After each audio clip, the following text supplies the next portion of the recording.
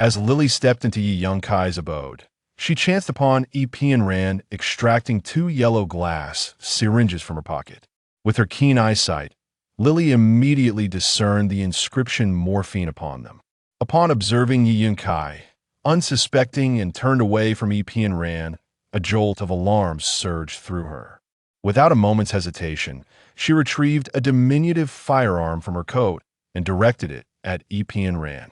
A flicker of confusion crossed Pian Ran's eyes as her body succumbed, collapsing limply. Hearing the commotion behind her, Yi Yunkai spun around, his face a mask of horror as he rushed to embrace her, exclaiming, "Pian Ran, what has happened to you?" "Do not worry. She has merely been sedated. She is not dead," Lily replied curtly, her mood marred by the unforeseen predicament she had encountered upon her arrival. "Lily, what on earth are you doing?" Yi Yunkai, cradling Pian Ran in his arms, cast a reproachful glance at his college acquaintance, Chu Li. Instead of fretting over her, "You should concern yourself with your own safety." Lily frowned as she approached them, deftly removing the tranquilizer from Pian Ran's neck. She then seized the 2 morphine syringes from Pian Ran's grasp, presenting them to Yi Yunkai. "Look at this." Yi Yunkai's gaze shifted to the objects in Lily's hands, and he recognized their significance. Yet he remained silent, choosing not to voice his thoughts. "Humph, just look at the kind of girlfriend you have chosen. Is she deranged? Clearly, her mind is not sound," Lily remarked disdainfully, casting a glance at Pian Ran nestled in Yi Yunkai's arms. "Lily, do not speak of her in such a manner," Yi Yunkai sighed. "Come inside, I have matters to discuss with you." Yi Yunkai gently carried Pian Ran into his bedroom and settled her down before inviting Lily to sit in the living room. "Isn't it best to let her go?" The woman was beyond any remedy. "You know that is impossible," Yi Yunkai replied with a bitter smile. "I am aware you possess other methods. Can we not attempt them?" He understood that Lily was conducting research on personality and genetics, one of her experiments involving the use of virtual space technology to alter fundamental traits. This particular experiment was named Huangliang Dream. He had heard her mention it before, noting its previous successes. "Are you referring to Huangliang Dream?" That experiment can indeed modify cognitive perceptions, but altering a personality caused by pathological genetics, such as Pian Ran's, is exceedingly challenging. "I do not wish to deny you assistance, but this experiment may not yield effective results for her. Having hope is better than having none. You must help me devise a plan," Yi Yunkai said, running his fingers through his hair, his usually composed demeanor now marred by a rare expression of defeat. "Do you truly trust me? If you do, then entrust Pian Ran to my care." Lily's eyes glimmered subtly, a thought stirring within her mind. Yi Yunkai looked up, his gaze wavering. It was not that he distrusted Lily, he simply could not bear the thought of Pian Ran being out of his sight, even for a moment. Yet, how could they resolve the issues between them? This dilemma had grown too significant for him to overlook. He must relinquish her, for he found himself utterly at a loss in bridging the distance between himself and Pian Ran. "Very well." After a prolonged silence, he finally spoke. Highly let out a sigh of relief and reassured, "Rest assured, I will make the most appropriate arrangements for her." Subsequently, Lily took Pian Ran away, and for a full 3 days, he refrained from making a single phone call to inquire. He was uncertain of what he feared. Could Lily truly succeed? On the 4th day, he could no longer contain himself and drove to Lily's small apartment in the city, only to receive an astonishing revelation in her laboratory. "You mean to say you have placed her in a virtual space?" Yi Yunkai was taken aback, unable to believe he was hearing such an implausible tale. "Lily, you must be joking. Who has the time to jest with you? Didn't you ask me to find a way to change her?" The Huangliang Dream experiment was not profound enough, and its efficacy was minimal. Thus, I decided to allow her to experience it in a tangible form in that hyper-realistic world. She will not feel as if she is merely dreaming, Lily explained, raising an eyebrow while seated on her swivel chair at the computer desk. Yi Yunkai gasped. Was this Lily not being overly audacious? What if Pian Ran encountered some unforeseen mishap within that realm? Moreover, How had she managed to facilitate Pian Ran's entry into that world? Do not regard me with such doubtful eyes. I shall not elaborate further, she asserted, embodying the integrity of a biological expert, refusing to divulge anything beyond what was necessary. Then, what kind of world is it? I wish to see her. This world is known as Jianghu. It embodies the essence of ancient Chinese traditional culture, with its humanities and lifestyle largely reminiscent of ancient China. The sole distinction is that this realm lacks imperial dynasties, and class stratification is not overtly pronounced. However, the inhabitants possess their own survival principles, and even I, as the creator, have no authority to intervene in the evolution of their history. It sounds rather enchanting, Yi Yunkai remarked, gazing in astonishment at the numerous documents being flipped through by Li. Enchanting? Perhaps. This is a highly simulated virtual space. When someone enters, their image data appears on my control screen, and the system automatically archives it, Lily explained while continuously switching between screens. And what about Qianran? Yi Yunkai inwitted. Lily cast him a sidelong glance, and, with a deft tap, brought up Qianran's data. It read, Qianran, female, 26 years old, origin, unknown. Unknown? Why is it marked as unknown? Yi Yunkai questioned, pointing at the screen in confusion. Because in that world, there is no place known as V-City in China, and the concept does not exist in their awareness. Hence, the system defaults to unknown. Oh, I see. Yi Yunkai murmured softly, feeling an inexplicable sense of discomfort. Yet, he could not pinpoint the source of his unease. He set aside this concern and continued to read. Journey, Flower Sea, Qianma City, Lu family, Qingshui Wharf that he watched intently as the screen unfolded like a cinematic reel, showcasing the myriad experiences of Pian Ran. However, with each passing moment, his furrowed brow deepened, and by the conclusion, his expression had darkened like murky water. It seems that the passage of time here differs from that of reality, he observed, the first question arising in his mind. Of course it does. This is a virtual realm, inherently possessing its own temporal dimensions, Lily replied, momentarily taken aback before continuing. Yes, that makes sense. Perhaps I'm simply accustomed to conventional flat games and momentarily struggling to adapt. Most ordinary games synchronize with real-world time for the convenience of players. This is no mere game, Lily stated with a hint of displeasure. Do you truly believe we operate on the same level as those game developers? Never mind. I understand that this may seem astonishing to you, but you must recognize that it is because of you that I am willing to present such results the average person would scarcely even have the opportunity to witness this. Yi Yunkai chuckled softly before refocusing on the screen, which was currently displaying a series of images of a character. He slightly knitted his brows. Lily, why do these individuals seem so familiar to me? Lily stole a glance at the key figures within that virtual space, feeling a twinge of guilt, and then endeavored to maintain her composure. It is because the character traits and genetic prototypes of these individuals are based on you. What? Yi Yunkai exclaimed, astonished. To be precise, it is the former version of yourself.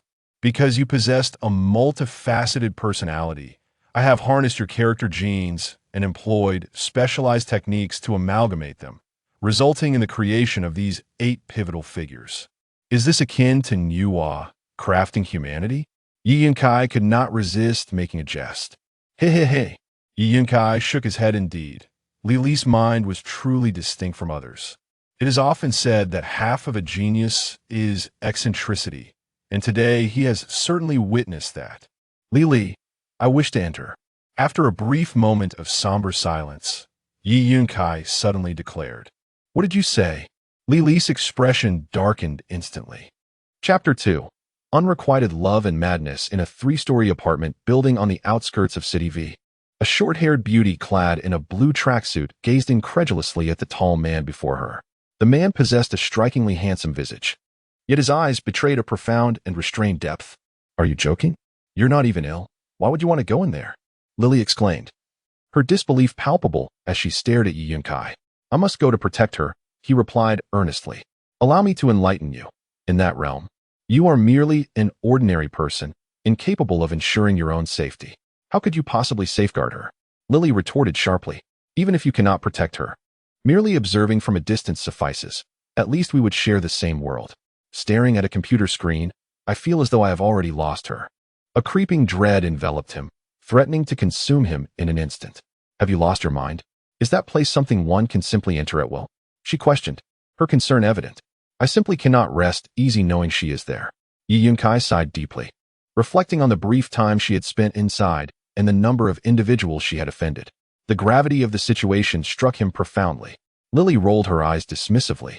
I'm not criticizing you, but how can you protect her so recklessly when she might not even appreciate it? A lengthy silence ensued before Yi Yunkai spoke again. Please, allow me to enter. Lily suppressed her exasperation, feeling helpless. So, what you're saying is, regardless of whether she is aware or understands, you are determined to act against all reason? Lily, I cannot let her go. He sighed once more, a bittersweet expression casting a shadow over his handsome features, evoking a sense of sympathy.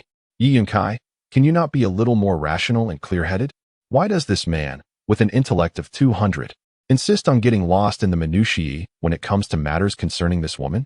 To be precise, he is stubbornly impervious to persuasion whenever her name is mentioned. Lily, I have been awake for 13 years, yet not a moment has passed in which I have not worried about her. If I had known that leaving her would result in such profound sorrow, I would have preferred to remain in my previous state of oblivion. The tall man known as Yi Yunkai sat down, a hint of desolation in his demeanor, his voice laden with an indescribable complexity of emotions. Would he truly rather revert to his former state of madness than experience the current estrangement from her? But have you ever considered that had it not been for your departure, she might not have evolved into the remarkable individual she is today? A person without motivation cannot grow. Had you not been adopted and left, the figure standing before others today would merely be a madman and a fool. Lily has always spoken with candor. However, Yi Yunkai understands that she does not intend to disparage them, but rather seeks to lay the facts bare. Perhaps it is due to their past association with the unconventional that their thoughts diverge from the norm.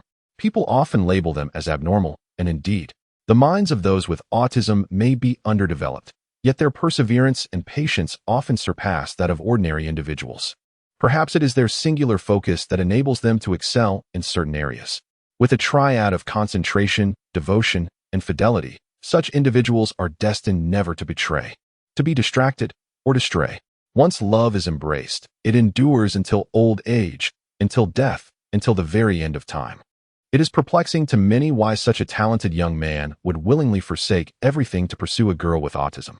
Clearly, he has better options, yet he chooses to remain oblivious.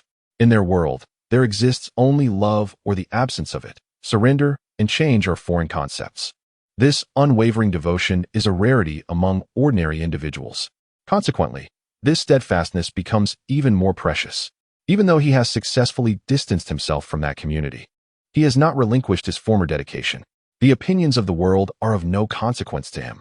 His only concern is the well-being of the most significant person in his life.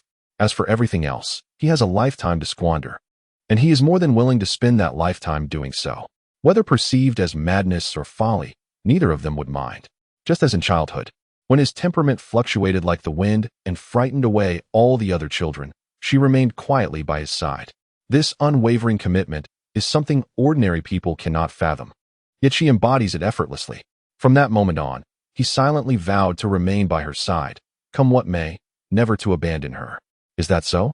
Then I must admit my ignorance. Is it what you call a normal life to be poisoned over a mere disagreement? Lily remarked with irony.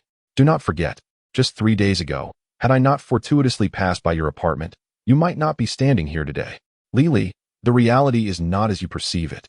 Yi Yunkai explained, somewhat exasperated. Perhaps due to her identity as a scientist, Lily has always favored empirical evidence and data. Her biased views towards Pian Ran have long been entrenched, as if they were deeply rooted within her. She would never contemplate harming me. Even if she did, she would seek my consent first. Humph, Lily scoffed. What murderer consults their victim before committing the act? Yi Yunkai, are you jesting with me? This encapsulates her thought process. While one might find it incredulous, I understand that her sole aim is to bridge the gap between us, in contrast to other couples who may sulk or express grievances during a quarrel. She remains oblivious to such displays, for she simply does not know how to articulate her feelings. Her other abilities are exceptional, yet her interpersonal skills and communication have remained stagnant for 13 years. What does this signify? It implies that throughout these years, there has only been one person in her world, him, her childhood companion. Even in his absence, she has preserved his place in her heart, a space that no one can occupy or erase. Her affection for him is profound. Others may be unaware, but how could he not understand? I apologize, but I truly cannot comprehend this. Is it possible for such a madly passionate love, which resorts to poison at the slightest disagreement, to endure? Lily harbors doubts. Does Yi Yunkai genuinely love such a Yipian Ran? Perhaps he loves no one at all, merely using this as a means to escape the advances of every woman pursuing him. Lily, I recognize your good intentions, yet I have firmly made my decision. Very well. I concede. I know I cannot sway you. After a prolonged silence, Lily let out a helpless sigh. However, that place was not easily accessible, nor was it devoid of peril. I am unafraid. It was precisely for this reason that he was determined to venture inside, for she was there. How could he simply stand by while she faced danger alone? You are unafraid? You are unafraid, but I am. Suddenly, Lily sprang to her feet, her agitation leaving others bewildered. Yi Yunkai gazed at her, momentarily at a loss for how to respond. What is wrong with her? Chapter 3. Entering they would not dare.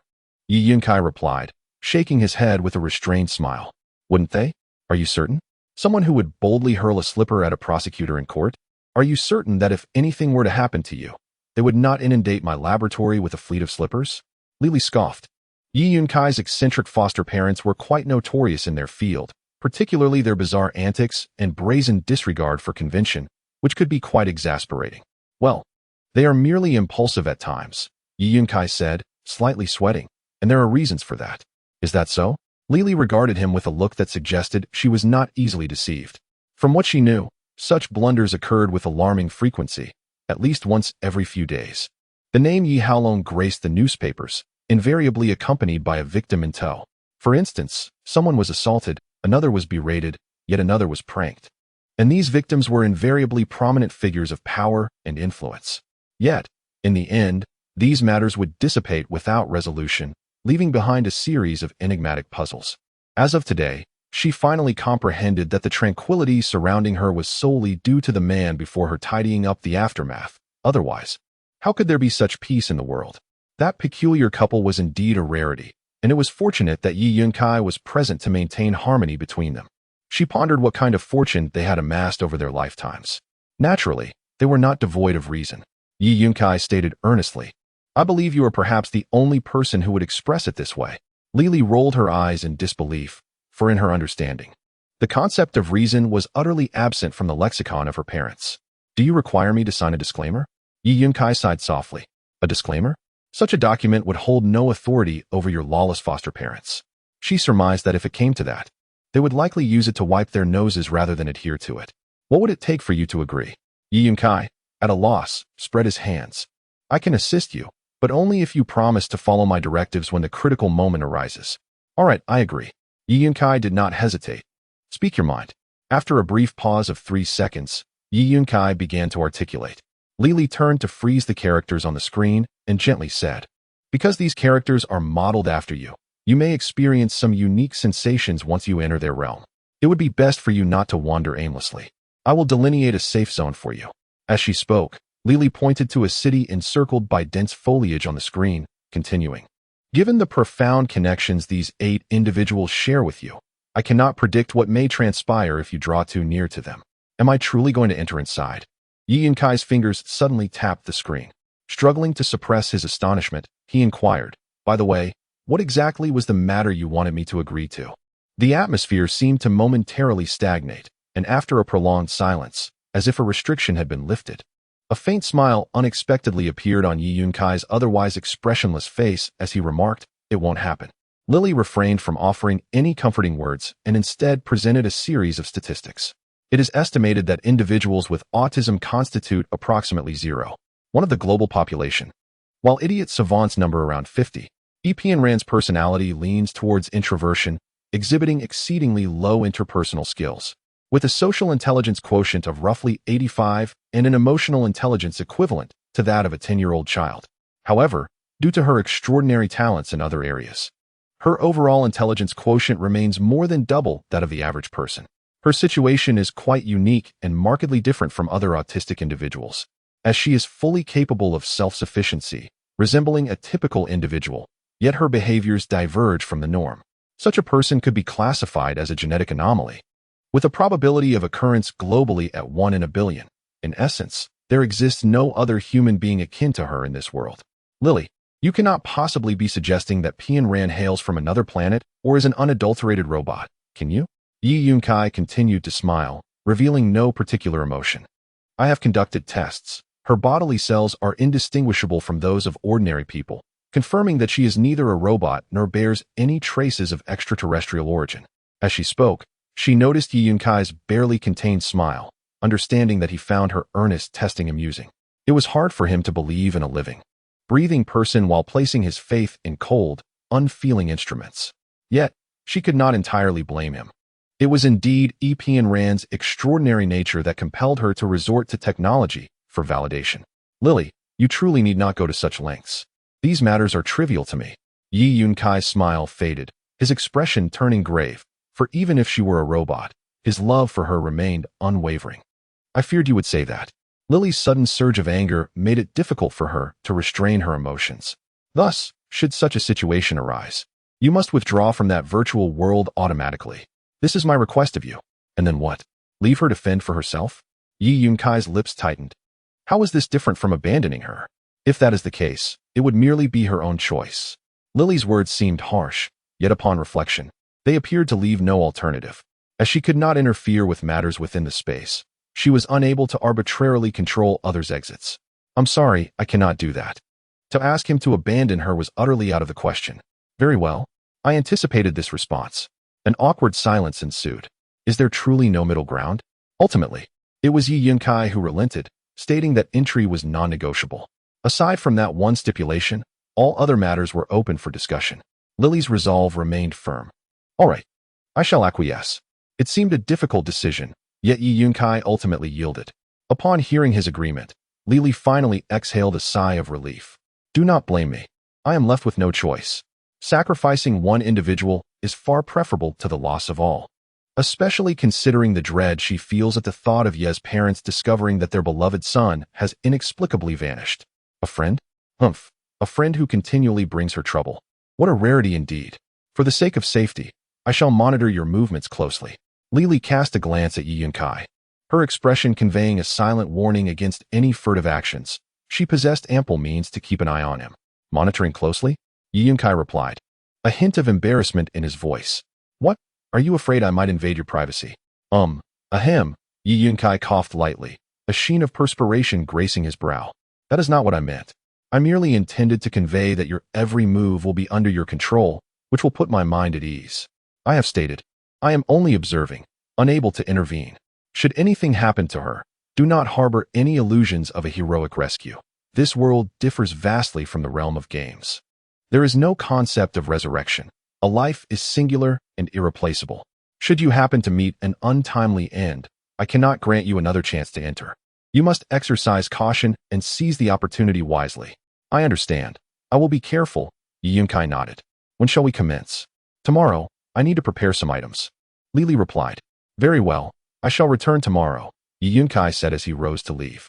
Lily watched his retreating figure, her expression gradually darkening.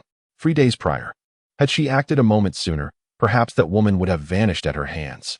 She curled her feet, drawing her entire body into a tight ball on the swivel chair, closing her eyes and burying her head deeply, as anxiety and confusion began to intertwine within her heart. Do not blame her, Pian Ran. Your existence poses a significant threat to Yi Yunkai, and her actions are for the greater good. Indeed, she is not in the wrong. She is merely assisting an old classmate in eliminating a danger. It cannot be mistaken. No, it is a mistake. Chapter 4. Awakening, it felt as though she had been ensnared in a dream. Rebirth? Had she truly perished? For reasons unknown, a sense of ease washed over her. Yet, rebirth? Perhaps it was better to forego that notion. After all, She might not belong in this world at all, feeling so out of place.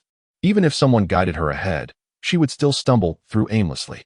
She did not desire rebirth, for without Yi Yunkai, her life was shrouded in darkness. She understood her inherent nature would remain unchanged. Even if she lived again, it would likely culminate in the same fate of abandonment. Do you wish to alter your destiny? The woman in white gazed at her, urging her to venture into another world, a realm where no one knows you, where you can become another person, start anew. You could change your name, your appearance, your character. Everything could be transformed. Everything could be transformed? She murmured to herself. The only thing she wished to change was the ending. Yes, as long as you desire it. She pondered for a long time, wavering in uncertainty. Do you know? Often, while you deliberate, the opportunity slips away. I shall grant you 3 seconds to contemplate. The woman in the white dress appeared to lack patience. She regarded her, yet could find no trace of familiarity. She was certain she did not know her. But why would she extend her assistance? Why are you helping me? Though enveloped in chaos, her mind remained unperturbed. You say, such a familiar demeanor, so serene, so indifferent, as if the sky could collapse and it would matter not. This disposition compelled the woman in white to furrow her brow. Is she a female version of Yi Yunkai?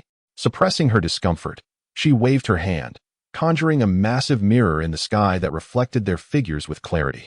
Do you believe you are more beautiful than I? Without a moment's hesitation, the response came. The woman in white gazed at her, as if observing a monster. If that is the case, then why would a man prefer you over me? That man must be blind, was the instantaneous reply. You are the one who is blind. The woman in white retorted angrily.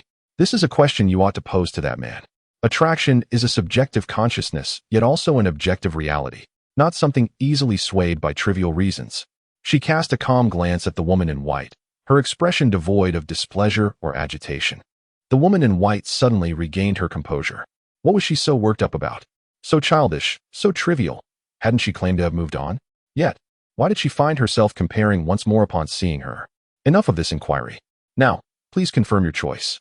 Shall we begin anew? A restart of life? Very well. Let us live once more, she murmured to herself, seemingly forgetting the presence of the woman in white. With one last glance, the woman in white waved her hand, and a dense fog enveloped the surroundings. Go forth, Epian ran. Your fate, whether fortune or misfortune, rests solely in your hands. A faint sound drifted through the dense mist, gradually fading away. Epian Ran was stirred from her slumber by a wave of intoxicating floral fragrance. As she opened her eyes, the first thing she beheld was the pristine blue of the sky. Momentarily taken aback, she found herself bewildered, unsure of her surroundings. Slowly sitting upright, she realized she was amidst an expansive sea of flowers. Blooms of all hues, clustered closely together, stretched for miles until they vanished from sight. The vibrant colors overwhelmed her senses, tempting her to lose herself within this enchanting landscape. Raising her hand to her forehead, the wide sleeves of her attire slid down, revealing her fair wrist. Stunned, she stood up, examining her garments with a sense of curiosity. Her attire consisted of flowing sleeves, a cinched waist, and a long skirt, which struck her as somewhat peculiar, though she could not pinpoint why. Her mind was a blank canvas, as if her memories had slipped away. She closed her eyes and inhaled deeply, the air rich with the earthy scent of damp soil. After a moment of contemplation, she lifted her foot to take a step forward, only to inadvertently tread upon the hem of her skirt. Oh, she gasped, tumbling into the sea of flowers and startling a flurry of butterflies into flight. Frowning, she scrambled to her feet, and just as she was about to brush the dirt from her clothes, she sensed a subtle presence nearby. Swiftly turning her head, she accurately located the source and was not surprised to find a figure clad in dark attire. It was a man, though his long hair was tied back. Epian Rand did not find it unusual. He bore an exceptionally handsome visage, adorned with a warm smile. Dressed in a flowing black robe with golden cloud patterns on the collar and cuffs, complemented by a matching belt, he stood tall and poised, accentuating his slender frame. Zhuang Sheng awakened from a dream. Lost in the enchanting world of butterflies, little did he expect to encounter a fairy of butterflies in broad daylight. The man spoke with a cheerful laugh, his voice clear and resonant, much like his character. Pian Ran cast a fleeting glance at him, showing no inclination to engage in conversation, and instead turned to walk in another direction. This time, however, she exercised caution, gently lifting the hem of her skirt to avoid further embarrassment. The man chuckled softly and inquired, "Where are you from, young lady? Why are you here alone?"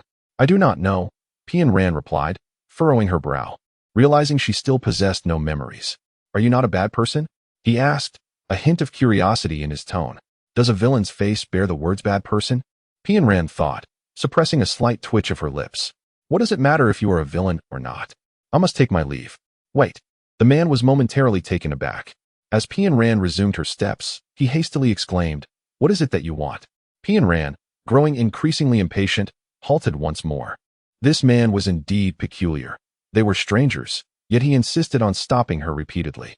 He regarded her silently for a moment, then approached her step by step until he stood before her, his face lighting up again with a radiant smile. "It's nothing. Merely wanted to inform you that your face is dirty." With that, he raised his hand and gently wiped the dirt off her face with his thumb. Yet, in the absence of Yi Yunkai, her life seemed to drift aimlessly. It mirrored the confusion she felt when she first saw him holding another girl's hand. A gnawing anguish that haunted her, robbing her of peace and rest. She spent 3 days and nights without food or sleep, staring intently at the photograph of the two of them, and then, as if possessed by some unseen force, procured 2 vials of deadly poison. What has become of him? If she were to perish, would that not imply his continued existence? She slowly blinked her eyes. In that case, it might be for the best. At least she would not have to witness his departure with her own eyes. Chapter 5. The dimming. "Remove your hand," Qianran said softly. She had always loathed the touch of others, regardless of gender, save for her former boyfriend. Yes, her former boyfriend. Before she entered this world, they had already parted ways. In her current state of distress, she had no desire to engage with anyone. She sought a quiet place to be alone. However, the man before her seemed to have transformed into a statue, immobile and gazing at her without a word. Don't you understand the propriety of distance between men and women? Losing her patience, Qianran brusquely swatted his hand away, liberating him from his frozen state. My apologies." The man's face flushed, yet an odd sensation rippled within him. "May I ask your name?" He felt a bead of sweat trickle down his forehead. What was happening? Did he appear so unappealing? Unable to suppress the urge, he rubbed his face, having just felt awake, yet now it seemed as though he were caught in a dream. Was it merely an illusion? "When do you plan to leave?" Qianran turned her gaze toward the distance, her expression tinged with impatience. "Are you departing?" "We were just about to invite her to join us," he began, only to be met with her serious countenance as she replied, "If you leave, I shall remain. If you do not depart, then I shall take my leave." The man was momentarily stunned, then he broke into a silent laugh. Was she engaging in a game of charades with him?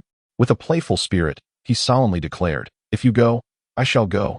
If you do not go, neither shall I. If you wish for my departure, I shall stubbornly remain. So, will you go or not? You are quite tedious." With a huff of indignation, she glared at him, as if her fierce gaze could compel him to leave. Alas, this man possessed an impenetrable demeanor, standing there leisurely, steadfast in his refusal to budge. Suddenly, an ungracious sound broke the air. "Are you hungry?" The man chuckled. "What business is it of yours?" she retorted, pressing a hand against her stomach. Ultimately conceding to their standoff and turning to walk towards the other side of the flower field. "Hey, you're going the wrong way. If you wish to satisfy your hunger, you must head into the city. Thiamo City lies in that direction." He raised a hand, pointing in jest to the opposite side. "Didn't I say not to follow me?" She shot him a glare. "But this is the only road into the city. Must you alone traverse it?" His face bore a hint of suppressed laughter, which only served to irritate her further. Why was he so insufferable? She had clearly expressed her desire to part ways. Yet he persisted like an unyielding shadow. "Have you made up your mind? Will you walk or not?"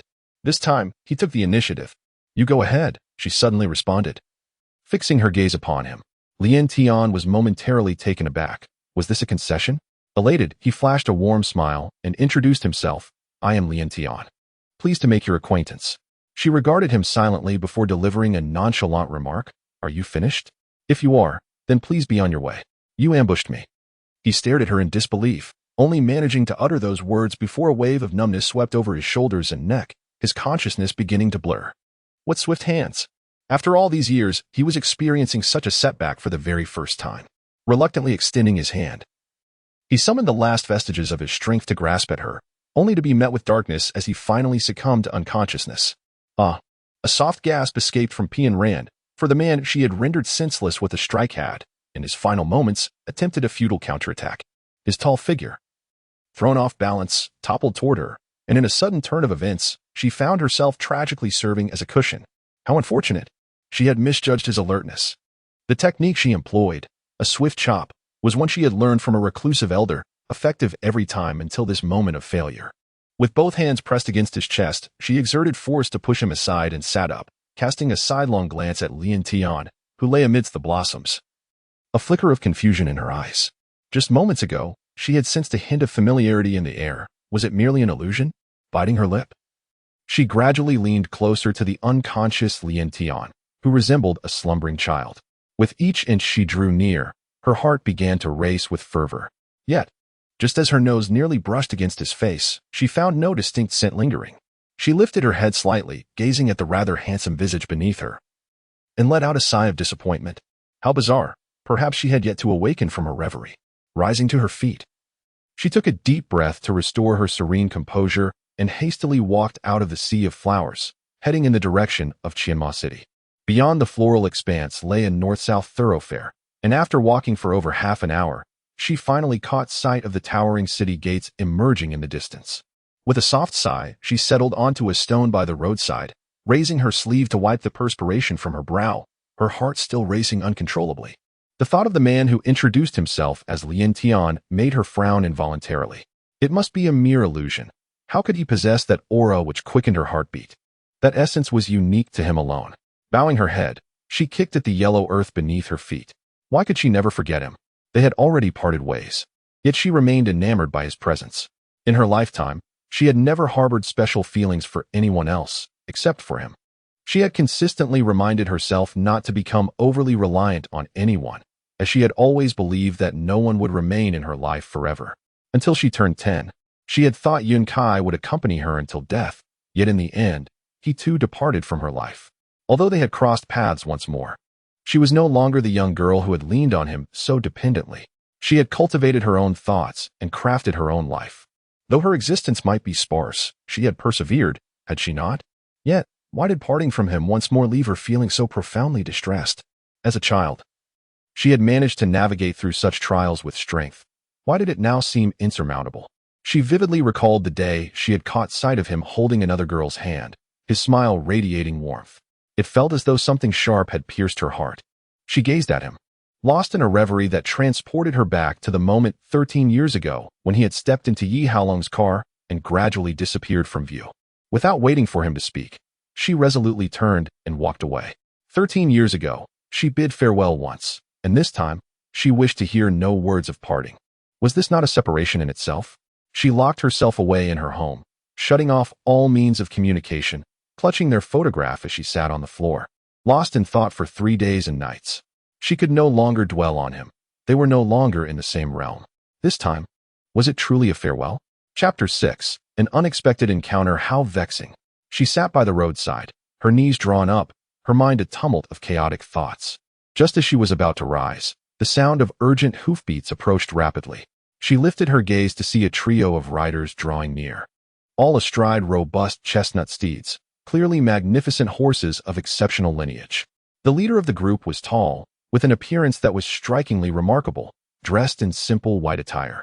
He radiated a handsome and valiant presence, undoubtedly a striking figure. However, this had little bearing on her. She was about to turn away when the leading man pulled the reins, and his horse came to a halt before her. With a gentle smile, he inquired, "My lady, why do you sit alone here? Have you encountered some troubling matter?" She glanced at him but remained seated, casually responding, "I am quite well, merely fatigued and resting for a moment." With that, she turned her gaze elsewhere, making it clear that she wished to end the conversation. A flicker of surprise and barely perceptible intrigue crossed the man's eyes. "Are you heading into the city?" he asked. She nodded, perplexed as to why he lingered. "We are also bound for the city. If you do not mind, may I offer you a ride?" No, he was indeed rather intrusive. Did he not perceive her disinterest? She glanced at him once more and shook her head, declining his offer. Before the man could utter a word, another individual behind him could no longer restrain himself. "How can you behave this way, miss? My young master is extending his goodwill to you, yet you fail to show any gratitude? It is noteworthy that no one dares to disregard him." not only due to his distinguished status, but also because of his remarkably handsome visage. What girl would not eagerly approach him, yearning for even a fleeting glance of favor? Li Hanqing? Very well, I shall remember that. With a graceful glance in his direction, her expression remained as serene as ever. A flicker of astonishment crossed Li Hanqing's eyes before swiftly dissipating. He retrieved a pale green jade token from his waist and extended it toward her, smiling as he explained. Take this. Should you need anything, you may seek me out. Slightly vexed, she rubbed her forehead, attempting to dismiss all distractions, when her stomach emitted a loud grumble. Alas, one must prioritize sustenance.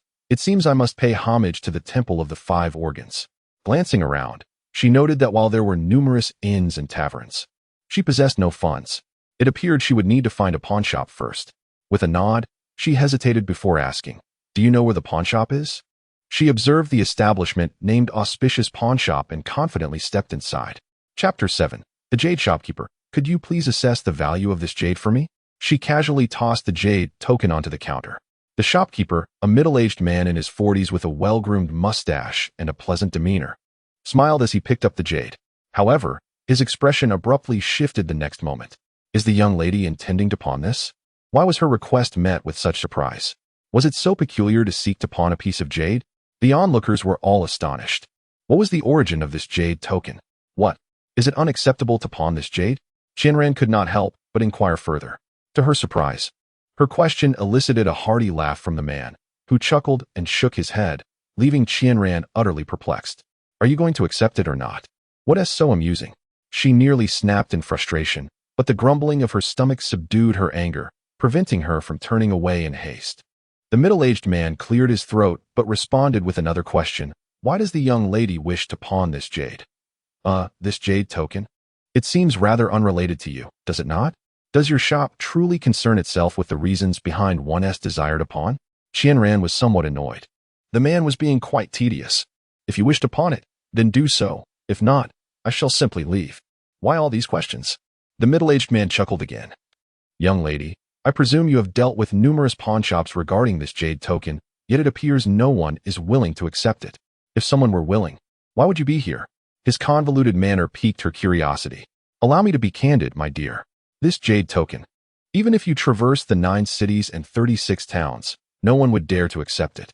The man's smile faded as he spoke earnestly. Indeed, it seemed to be a troublesome item. Qianran raised an eyebrow slightly. And what about your establishment? As for mine, naturally, we do not accept it either. The middle-aged man responded, his tone increasingly dubious. Qianran blinked and suddenly declared, Sir, may I borrow your long ladder? The middle-aged man was taken aback. What was this girl talking about? If you do not lend me the ladder, how shall I assist you in taking down the sign? Taking down the sign? What on earth does that mean? The shopkeeper was now utterly bewildered. Since you refuse to accept this jade token, how can it be fitting to hang the plaque that reads universal acceptance? Observing the splendid decor and grandeur of your establishment, one would assume it to be a venerable shop of considerable reputation. How could one engage in such contradictory actions? To preserve your esteemed reputation, I propose that I assist you in removing that plaque. These words, laced with both courtesy and assertiveness, left the middle-aged man with a wry smile. If the sign were to be taken down, what face would he have to present to his superior? My dear girl, your words are indeed formidable. I admire your audacity. However, even if you were to dismantle my sign, I could not accept this jade token. Yet, if you find yourself in a predicament, I am willing to extend my generosity. Upon hearing this, Qianran's brow furrowed once more. She had come to the pawn shop with the intention of not incurring any debts. Otherwise, she could have simply approached Li Hanqing, who appeared to be quite affluent. Never mind. Since you cannot accept it, I shall not press you further. Qianran carefully stored the jade token and turned to leave. Wait a moment, young lady. The shopkeeper, Jean, suddenly called out to her. After some contemplation, he added, If you are in urgent need of funds, I do have an alternative solution. While this jade token cannot be pawned, it can be temporarily pledged. Should you wish, I can draft a receipt on your behalf. Qianran pondered for a moment. This could indeed be a viable option. Thus, she nodded and replied, Very well. I appreciate your assistance. Upon receiving her consent, the proprietor of the establishment procured the 4 treasures of the scholar's desk. After a flurry of elegant strokes, he paused to sharpen his brush, then gently blew dry the ink on the paper before presenting it to her, saying, "My lady, please take a look. You may simply sign your name and the amount you wish to pledge on this document." Gracefully accepting the paper, she observed that it was inscribed in standard script. "Today, a woman from Qing Shui City pledges a jade token, the value of which is hereby certified." Both the name of the Qing Shui City woman and the value were left blank, seemingly reserved for her. As she lifted her brush, ready to write, a thought struck her. What about the brush? She furrowed her brow. "What troubles you, my lady?" The proprietor, noticing her hesitation, mused quietly. Could it be that this lady is illiterate? Epian ran. He read aloud her name, raising his gaze. "How much does Missy wish to pledge?" "Not too much." Pian Ran considered for a moment before replying. 500 taels? The proprietor ventured cautiously. 500 taels? How would I repay that? She shook her head and offered a more modest sum, 50 taels. 50 taels? The proprietor was taken aback once more. Is that insufficient? Pian Ran accepted the purse of coins, fastening it at her waist, then retrieved the jade token, handing it to the proprietor. "I shall return to redeem the jade in a month." The proprietor carefully cradled the jade token in his hands, as if it were a precious gem. He gazed after Pian Ran's figure, lost in contemplation for a moment, before securing the jade and the pledge document, instructing his subordinates briefly before hastily exiting.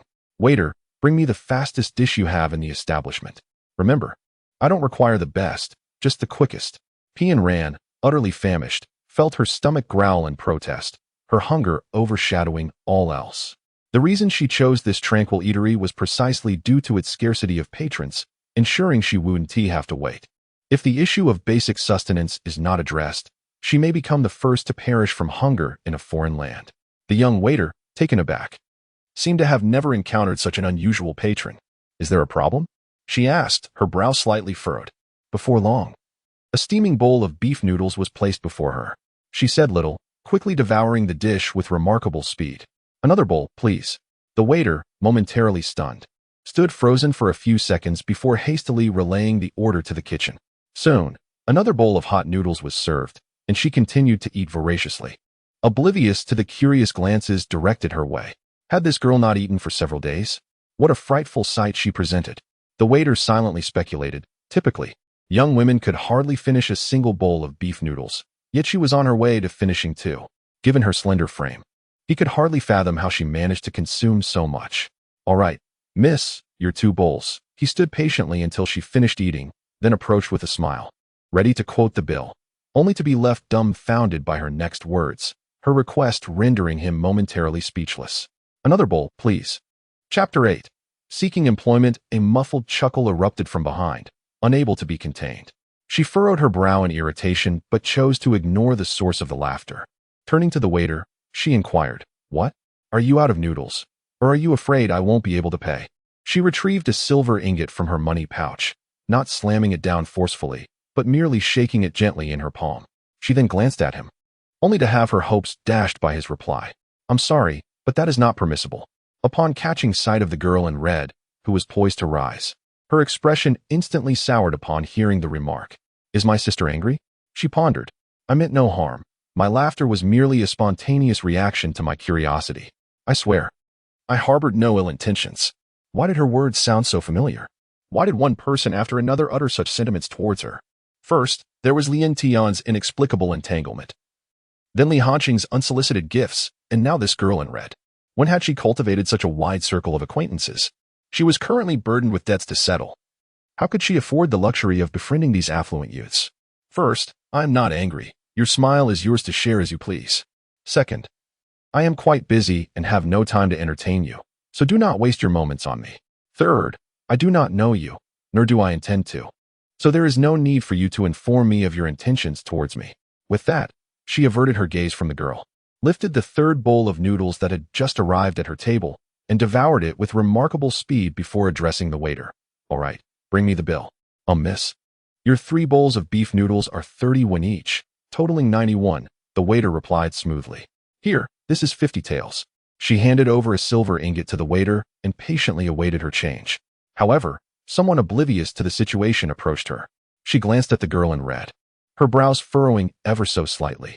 "Sister, do you have urgent matters to attend to? Speak up, perhaps I can assist you," the girl offered. "No need. she replied coolly, as she stood to meet the approaching waiter.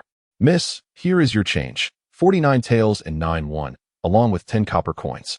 With a graceful motion, she accepted the silver and placed it into her pouch, gently pushing the 10 copper coins towards the young innkeeper.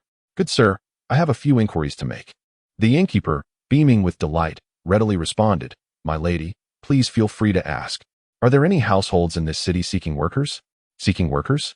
The innkeeper appeared slightly perplexed. Do you mean positions for general labor, maids, or servants? Oh, indeed. The Beast Carriage Company to the west of the city is currently hiring laborers, though I hear their standards are quite stringent. Additionally, the Liu and Wang families in the south are looking for attendants for their unmarried daughters. Furthermore, the Lord's Manor has also been recruiting lately, as they are expecting esteemed guests and find themselves short on maids and guards. Perhaps you might consider applying? The Lord's Manor? She inquired, raising an eyebrow. Indeed, that is the place coveted by everyone in our Clearwater city. I suspect the lines to apply will be exceedingly long in the coming days.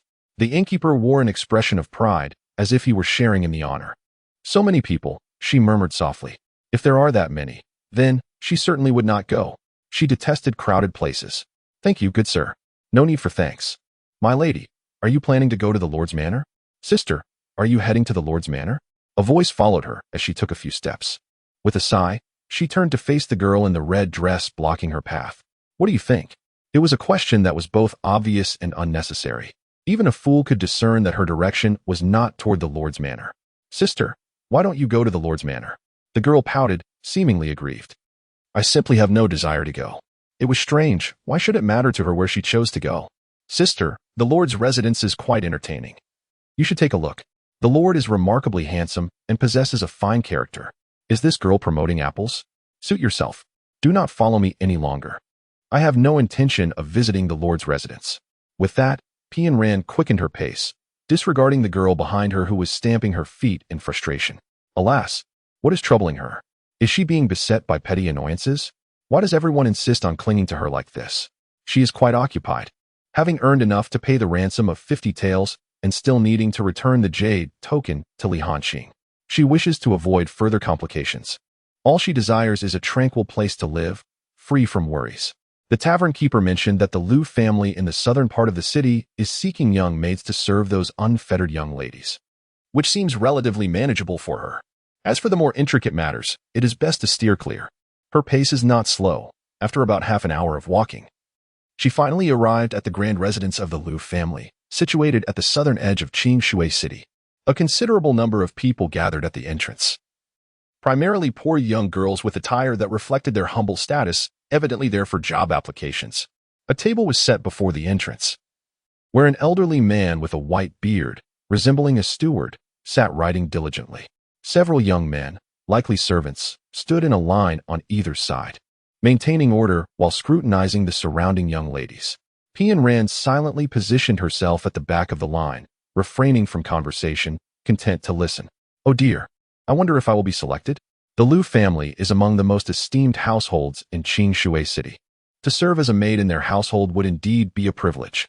A round-faced girl whispered nervously. Indeed, I have heard that Lord Liu is quite generous. While the maids of other households receive but a mere tael of silver each month, the Liu family bestows 3 taels upon theirs. Behind the round-faced maiden stood a slender girl, her large eyes twinkling with excitement. Yes, I too have heard that the Liu family treats their servants exceptionally well. Lord and Lady Liu are known for their kindness, which is why I have come to seek an opportunity here. Another voice timidly interjected. Oh, Yuding, is that you? The slender girl beamed with joy upon recognizing the owner of the timid voice. She gracefully lifted her gaze and reached out to grasp the hand of a remarkably beautiful young lady, her face alight with enthusiasm.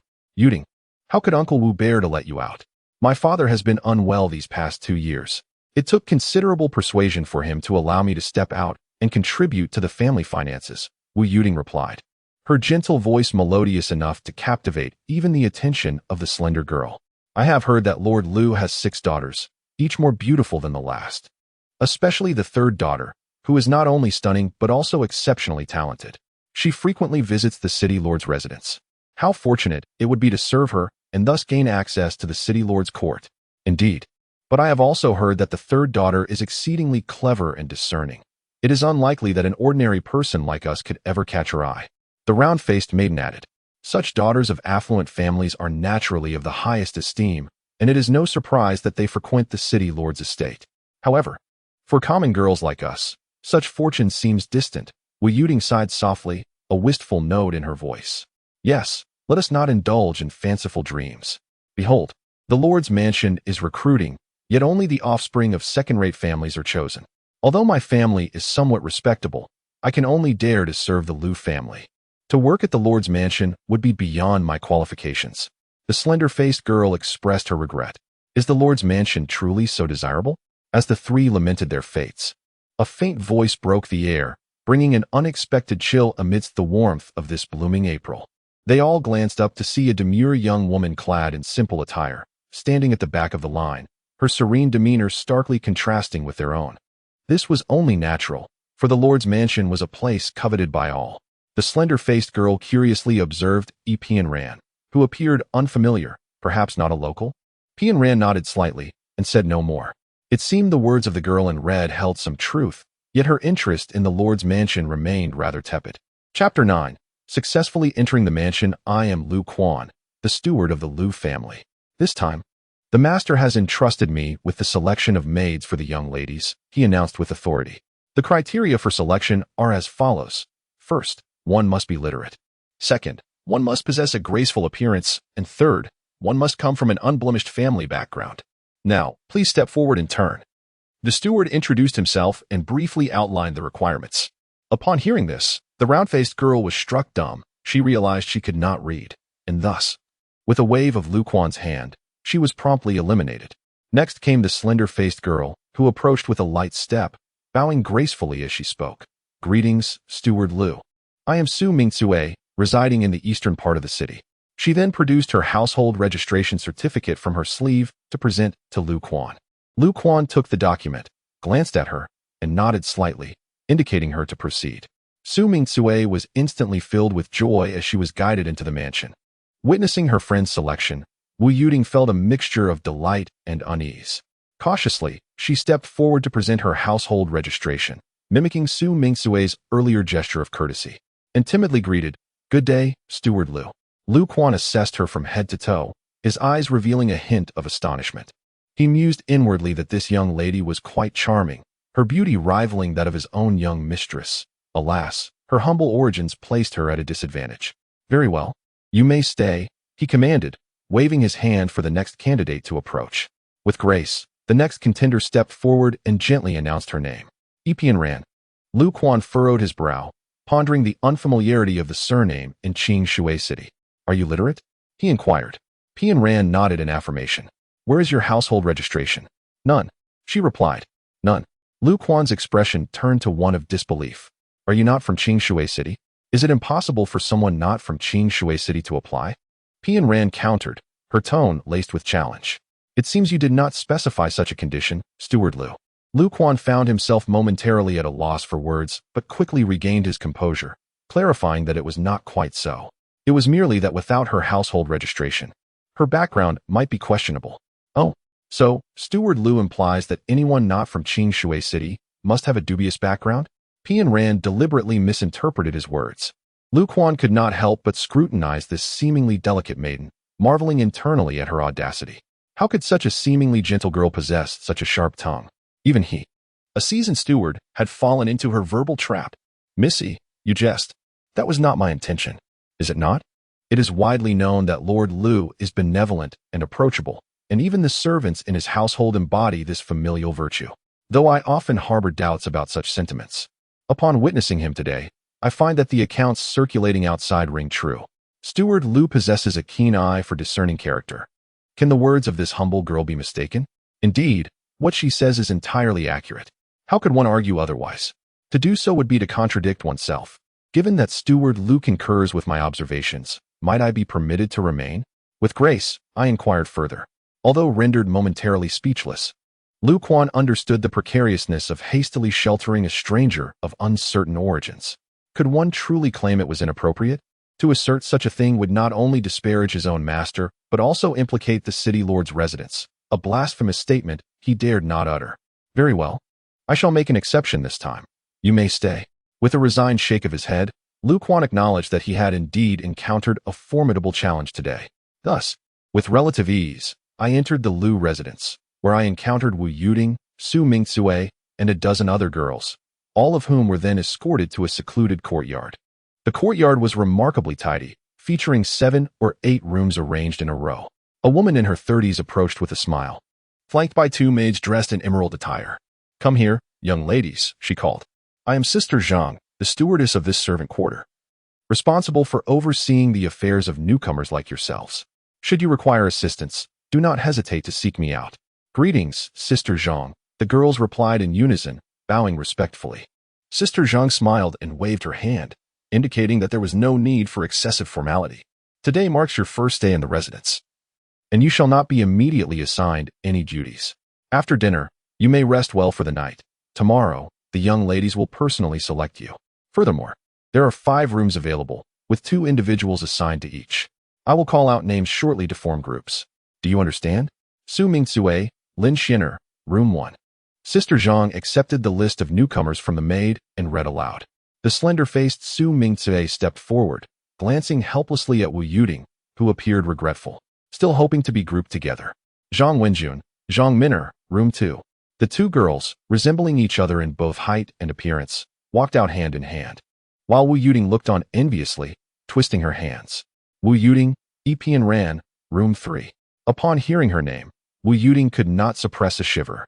When she realized she was grouped with Pian Ran, her expression brightened considerably. Pian Ran barely concealed a frown. Her ideal partner had been Su Mingcue, and she feared Wu Yuding would prove to be a considerable burden. Reluctantly, she approached the beaming Wu Yuding, sighing inwardly. "Hello, may I call you sistery? I am Wu Yuding, 16 years old. What about you?" Wu Yuding spoke softly, twisting her hands, seemingly wanting to reach out to her, but lacking the courage. "Here we go again." Pian Ran suppressed a sigh and replied coolly, "You may call me Pian Ran. Sister?" She ought to address her as such. She was 16, while she was 26. Yet, having had no siblings in her past life, she had no intention of having any in this one. She had grown accustomed to solitude and preferred to remain unencumbered. Thus, it was best to maintain a distance. Ah, the beauty of distance, how it renders an allure.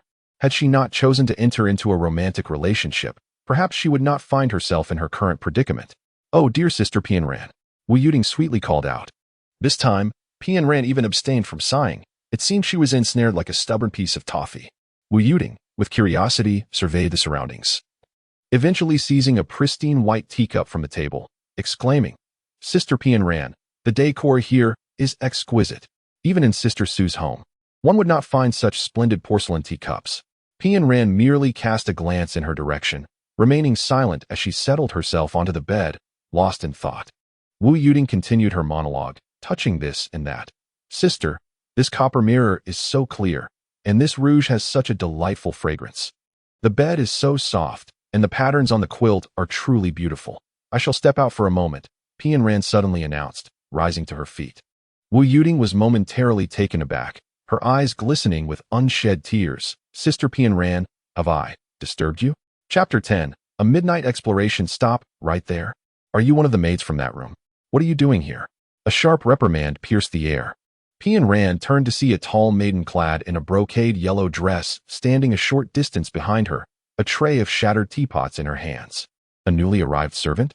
The girl in yellow narrowed her eyes suspiciously before impatiently continuing.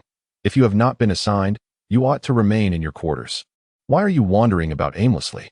"My apologies, I merely had an urgent need to find a restroom, and, not knowing the way, ended up here by mistake," Pian Ran replied, her expression remaining serene, unaffected by the yellow-clad maiden's demeanor. "The lavatory is located at the northeastern corner of Linghu." The girl in yellow extended her hand to indicate a direction, casting a disdainful glance in her direction. "And also, please dispose of this for me," she said, pushing the tray into her hands. "I am fine." Pian Ran gracefully picked up her chopsticks, absent-mindedly bringing morsels of food to her lips, while her thoughts continued to swirl tumultuously. This Lu residence is rather peculiar. She couldn't have unwittingly stepped into a den of intrigue, could she? Upon this realization, her appetite vanished entirely. She set down her bowl and chopsticks, moving to the window where the sky had darkened and night was swiftly approaching. "Pian Ran, elder sister, Sister Zhang has sent over 2 sets of clothing. This is for you. Wu Yuting presented a neatly folded light green dress. Pian Ran glanced at it and immediately recognized it as a work uniform, having noticed that all the maids wore similar green garments, save for the girl in yellow she had just encountered. Thank you. Pian Ran accepted the dress and placed it on the bedside. Pian Ran, elder sister. I've heard we are to meet the young ladies tomorrow. I feel a bit anxious. Wu Yuting suddenly leaned closer, sitting beside Pian Ran on the bed. There is nothing to fear, Pian Ran replied softly. But what if those wealthy young ladies have unpredictable tempers? Will they be difficult to please? Wu Yuting appeared quite troubled. Indeed, it is entirely natural for one so young to fear mistreatment from their masters. After all, she too had once traversed this path. Who had she had by her side back then? At least Wu Yuting had Su Mingsue in her, though she would not openly admit it. She harbored a peculiar fondness for this girl, perhaps because Wu Yuting's demeanor reminded her of her own fragile self in the past. In a world where relationships are dictated by circumstance, the notion of camaraderie is as fleeting as the wind. Wu Yuting's astonishment was palpable as she gazed with wide, cherry-red lips, utterly taken aback by Pian Ran's audacious perspective. Although her arrival at the Lu residence did not equate to servitude, loyalty had been the cornerstone of servitude since time immemorial. Pian Ran's audacity to contemplate a change of allegiance before even being chosen was indeed astonishing. As an outsider to Qianma City, Wu Yuting remained blissfully unaware of the intricacies at play. The Lu family held considerable sway in the city, even enjoying a cordial rapport with the city lord's estate. Surely there must be other prominent families in Qingshui City. Yet why is it that only the Lu family has managed to cultivate such a favorable relationship with the city lord? Wu Yuting pondered, shaking her head in confusion, oblivious to the underlying complexities. Recognizing the innocence of this naive girl, Pian Ran refrained from delving into the depths of such secrets, understanding that inquiry would yield no fruitful revelations. Instead, she gently suggested, rest early. Tomorrow promises to be filled with numerous tasks. Indeed, Sister Pian Ran, you too should retire early, Wu Yuting replied obediently, nodding her head before bidding farewell and ascending to her bed. Pian Ran, fully clothed, reclined upon her own bed, closing her eyes in a feigned slumber. Time slipped by unnoticed until the rhythmic sound of breathing from the adjacent bed stirred her awake. The moonlight poured through the window like liquid silver, illuminating the floor in a soft, ethereal glow. Quietly, Pian Ran rose, cautiously parting the door just enough to slip out of the room. Outside, all was serene, the only sound being the rustling of leaves as the wind whispered through the trees. She approached the edge of the corridor, gazing upward for a moment, before lifting her skirt and lightly tapping the railing with her toes. Utilizing the momentum, she leaped gracefully, her hands just managing to grasp the eaves. With a swift somersault, she landed on the rooftop, her movements silent and agile. After surveying her surroundings and confirming the absence of any onlookers, she cautiously rose to her feet and focused intently. From her elevated position, she clearly observed the architectural layout of the entire Lu residence. A shrine? She stared in astonishment at the main hall, where rows of spirit tablets were arranged. How could this be? By her estimation, this should be the most significant place within the Lu estate. If there were any secrets to be found, they would undoubtedly reside here, yet it was a shrine. She scanned the hall for any irregularities, but found none. She reached out to dust the offering table before the spirit tablets, which was impeccably clean. The table was adorned with an array of pastries and fruits, and the incense candles flickered, indicating that this place was regularly tended to. Yet, this only deepened the mystery. If valuable items were kept here, it would be prudent to minimize foot traffic, but this location appeared to be quite the opposite. Could she have misjudged? Perplexed, just as she was about to turn and leave, a sudden chill brushed against the nape of her neck. With instinctive agility, she sidestepped, feeling the rush of a palm wind graze her cheek. Though the force was not substantial, it startled her nonetheless. Someone was here. Oddly, why had she not sensed their presence? A shadow darted by like lightning, swiftly passing her and vanishing through a window. She hesitated for a moment, then promptly pursued the figure. Upon reaching the courtyard, she found the individual had leaped onto the rooftop, gazing down at her. With one hand leveraging against the structure, she too gracefully ascended to the rooftop. The figure in black seemed momentarily taken aback, then swiftly vanished from sight. Outside, the flicker of flames danced through the air, accompanied by faint murmurs of voices. Yet soon after, silence enveloped the surroundings once more. With a graceful flutter, she closed her eyes and gradually succumbed to the realm of dreams. Tomorrow may herald a day of unrest. Chapter 11. Chaos the following day. As the dawn broke and a beam of sunlight slipped through the window, she lazily opened her eyes, staring at the canopy above. It took her a full half-minute before she suddenly recalled her whereabouts.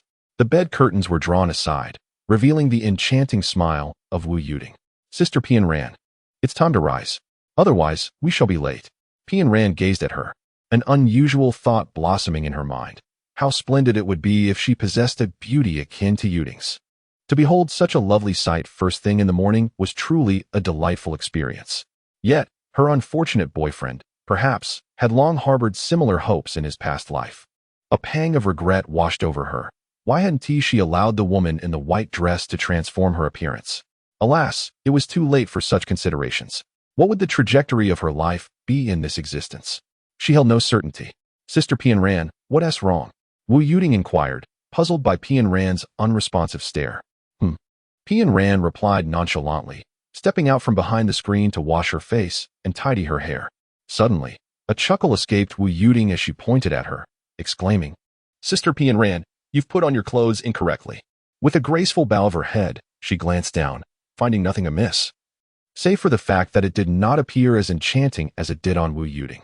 Allow me to assist you, Wu Yuting offered, approaching to deftly untie her belt, which she casually draped over the screen. She then meticulously retied the garment's buttons, smoothing the hem before retrieving the belt to fasten it with utmost care, completing the look with a charming bow at the waist. There, much better, wouldn't you agree?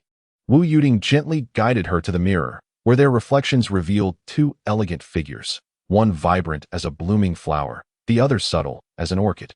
At that moment, her unkempt hair, though tousled, lent her an air of languor and allure. She stared at her reflection, taken aback by the unexpected femininity that adorned her. Typically, she exhibited a demeanor of aloof indifference, revealing little of her emotions, which rendered her enigmatic in the eyes of others. Yet, adorned in traditional attire, she seemed transformed. Was it the exterior that had changed, or the heart within? With a soft sigh, a wave of melancholy washed over her. Everything had altered, whether in people or in spirit. Nothing remained as it once was. The sudden stillness prompted confusion in Wu Yuting, who instinctively tugged at Pian Ran's sleeve. Sister Pian Ran, what troubles you?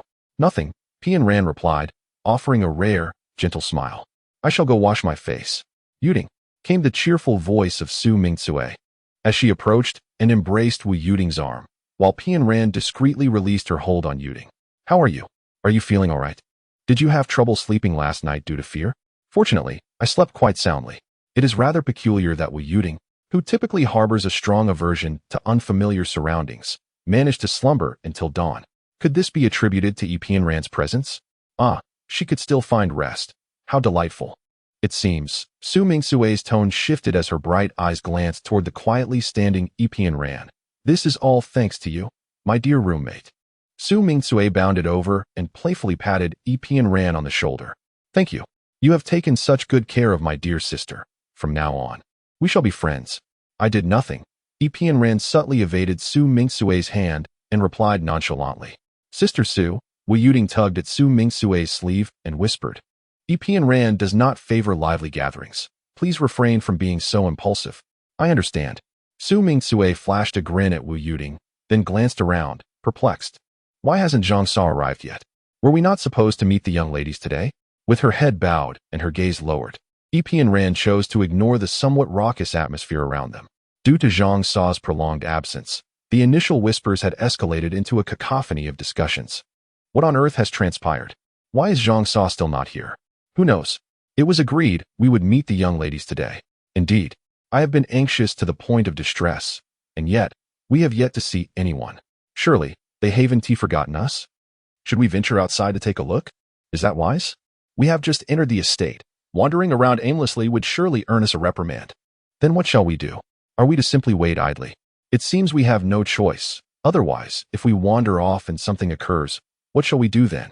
After a brief period of debate, the atmosphere gradually quieted. Although a few suggested venturing outside to investigate, they were ultimately restrained by Su Mingtsue.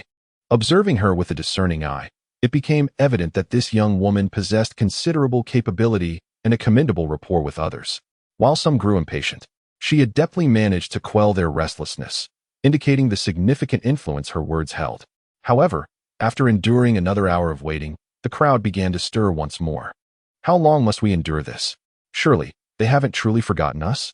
Indeed, how could they treat us in such a manner? Waiting in this fashion is hardly a solution. Perhaps we should step outside? Agreed. I shall join you. The crowd erupted in a clamor, and even Su Ming-Sue found herself unable to contain them. For she too felt a sense of urgency. Yuding, shall we also venture outside? Sister Pian Ran, do you wish to go out and take a look? There is nothing of interest to behold. Pian Ran took a sip of tea and replied softly. Then why not step outside? It is worth noting that, aside from the three of them, none of the newly arrived maids remained. Su Ming-Sue rolled her eyes, expressing her discontent. You seem quite at ease. Yet, are you truly not curious? There is nothing to be curious about. It is merely that something has occurred within the estate, and they are presently unable to attend to us. Something has happened within the estate. What transpired? How do you know this? Su Ming-Sue, now thoroughly captivated, was convinced that Pian Ran possessed knowledge of the situation. She moved closer, taking a seat beside Pian Ran, leaning in with great interest. Do you know something? Please, share with us. I know nothing at all. Once again, she uttered those very words. You truly are a peculiar individual, Su Ming-Sue remarked, grasping Wu Yuding's hand. Since you have no desire to venture outside, let us go together. Casting a glance at the desolate hall, Pian Ran silently calculated. 20 minutes. It would not exceed 20 minutes. Last night, the Lu residence had been visited by a thief, and surely the inhabitants would not let this matter rest lightly. If it were merely the loss of valuables, the plight of these maidens might be somewhat mitigated. However, given the thief's exceptional skills, it was likely that their motives extended beyond mere monetary gain. It appeared that misfortune awaited these young women. Chapter 12. Causing trouble as anticipated, a commotion soon erupted outside the courtyard. The door was thrust open with a resounding bang, and 7 or 8 maidens were unceremoniously shoved inside by several burly guards of the Lu household, some of whom, in their fright, fell to the ground and were unable to rise. Aunt Zhang, her face etched with anger, stepped inside and pointed an accusing finger at the group of maidens sprawled on the floor, exclaiming, "You unruly girls! Instead of obediently staying in your quarters, you chose to roam about heedlessly, and now look what you've done, ruining matters for the third miss. Now, all of you kneel here and await the third miss's judgment." With a wave of her hand, several guards exited, locking the door behind them. The maidens turned ashen, realizing that it was too late for regrets. Pian Ran, elder sister. We were wrong. We should not have ignored your advice. Now we have offended the third miss. What shall we do? Wu Yuding began to sob softly, her gaze toward Pian Ran resembling that of a lost child seeking solace from a kin. Must you truly add insult to injury? Su Ming-Sue shot her a resentful glare. Yet Pian Ran did not deign to cast her a single glance. Time passed slowly in this oppressive atmosphere until nearly noon, when the door creaked open, and Sister Zhang entered with a serious expression, instructing them, "You girls, come with me. The third miss wishes to see you." Upon hearing this, the group recoiled in fear, hesitant to step forward. Ultimately, as Su Ming-Sue steeled herself to take the lead, Pian Ran gracefully approached and calmly stated, "Please, Sister Zhang, lead the way." Sister Zhang regarded the demure yet unremarkable young woman with surprise, questioning her composed demeanor. Was she truly unafraid? It was known that the third miss instilled fear even in those accustomed to grand occasions, and Sister Zhang suspected this girl's tranquility was merely a facade. Very well. Follow me. Remember, when you meet the third miss, do not speak out of turn, otherwise, not even the deities can save you. Sister Zhang's tone softened, regaining a semblance of the amiable disposition she had shown at first. The group was led into a spacious flower hall, where they waited with bowed heads. Sister Zhang left a few guards behind and entered the inner chamber to report. Shortly thereafter, 2 maids clad in emerald garments guided forth a young woman dressed in a rose-red gauze skirt. She glided in gracefully, her long, jet-black hair cascading down to her waist. Her skin as smooth as jade, her face reminiscent of blooming peach blossoms, her brows like distant mountains imbued with emotion, and her lips like vermilion, strikingly beautiful. What a stunning beauty she was! However, she wore little in the way of extravagant adornments, save for a piece of warm, white jade tied around her slender waist, accented at the bottom with intricate 8 treasure tassels, a most exquisite detail. Upon her head, There were no ornaments such as hairpins. Only a phoenix hairpin elegantly inserted at an angle into her cloud-like coiffure. Wu Yuting was indeed beautiful, yet her delicacy paled in comparison to the grace and poise of this woman, whose extraordinary aura set her apart. In contrast, although Wu Yuting's appearance was not inferior, her demeanor fell woefully short. It is evident that the daughters of noble families are not to be compared with common folk. As the beautiful lady took her seat, Aunt Zhang hastily addressed the stunned onlookers, proclaiming, "This is the third miss. Do not hesitate to greet her. Surely, you are aware of Aunt Zhang's purpose in bringing you here." The third miss surveyed the crowd and spoke slowly. "Recently, our Lu family has been plagued by the incursions of bandits. Thus, at my father's behest, I have summoned Mr. Qianquan, an expert in tracking, to investigate this matter. Just as we were on the verge of uncovering the bandits' whereabouts, your reckless intrusion has thwarted our efforts. Although the Lu family is affluent and grand, we have never resorted to bullying others. However, without rules, chaos ensues. Since you have entered the Lu estate, you must adhere to our customs. Your unwarranted wandering has disrupted our leads, resulting in Mr. Qianquan's failure. Under normal circumstances, this might be overlooked, but this matter concerns the reputation of the Lu family. If we were to easily forgive you, what would become of our authority? Punishing you is a regrettable necessity. I wish to clarify this to prevent any misunderstandings or grievances towards the Lu family." "Very well, Aunt Zhang. Let us proceed according to the Lu family's customs." Upon her words, a chorus of sobs resonated throughout the hall. 30 strikes? For the robust servants, it was nothing of consequence, but for these delicate young ladies, it was indeed a severe punishment. After a round of caning, few would likely be able to rise again. Pian Ran furrowed her brow slightly. Although the third miss appeared amiable on the surface, her decisiveness was unexpected. It seemed the little girls had indeed caused quite a stir. Otherwise, why would they be subjected to such misplaced ire? It should be noted that they had only just entered the mansion and had yet to be assigned their duties. Strictly speaking, they were not yet official maids of the Lu family. Wu Yuting, pale as a ghost, had already collapsed in Su Mingsue's embrace, tears streaming down her cheeks. The others wore expressions of despondency, exchanging glances but not daring to speak. Ultimately, they all despondently lowered their heads. What? Is there anyone who dares to dissent? If anyone is dissatisfied, they may voice it. The third Mrs. Bright eyes sparkled with light as her delicate hand lifted a teacup from the table, bringing it gently to her lips for a sip. "Miss, you are overthinking. Your judgment is so fair that how could anyone possibly disagree?" Suddenly, a green-clad maid standing behind the third miss stepped forward, bending slightly with a smile. Yet the disdain and contempt in her sidelong glance betrayed her true feelings, along with a hint of barely perceptible smugness. Perhaps others had not noticed, but Pian Ran saw it all too clearly, recognizing this maid as the one who had ordered her to dispose of the trash that day. "Very well, take them away," the third miss said, raising her jade hand to dismiss them. Just then, a faint, trembling voice emerged from below, so soft that it was nearly inaudible in the hushed hall. "Miss San, Sister Pian Ran is innocent." The crowd gasped in unison, turning their gazes towards the speaker, who turned out to be Wu Yuting. This girl, who had been so frightened that she could barely stand, was now kneeling on the ground, straightening her back. Though her body continued to tremble, she no longer leaned on Su Mingxue. Su Mingxue stared at her in disbelief. "How dare you? How could you show such disrespect to the young lady?"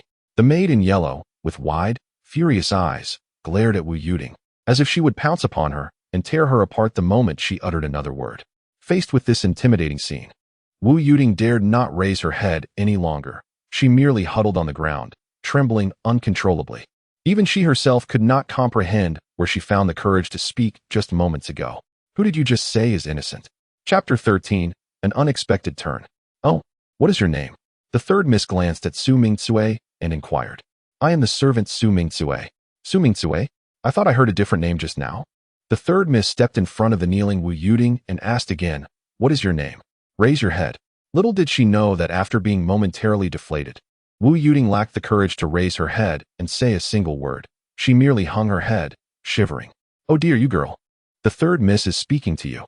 Seeing the situation escalate, Aunt Zhang hurried over to reprimand her and then smiled apologetically, saying, "Third miss, this girl is Wu Yuting. She is new to the household and does not understand the rules. Please do not hold it against her." The third miss gently lifted Wu Yuting's chin, and upon seeing her countenance, a flicker of light flashed in her eyes, only to be quickly concealed. With a faint smile, she remarked, "This girl is indeed pleasing in appearance, but alas, her temperament is too feeble to bear significant responsibilities. Miss Third, Yu Ting's constitution is frail. She may not withstand the 30 lashes. I implore you to show her mercy."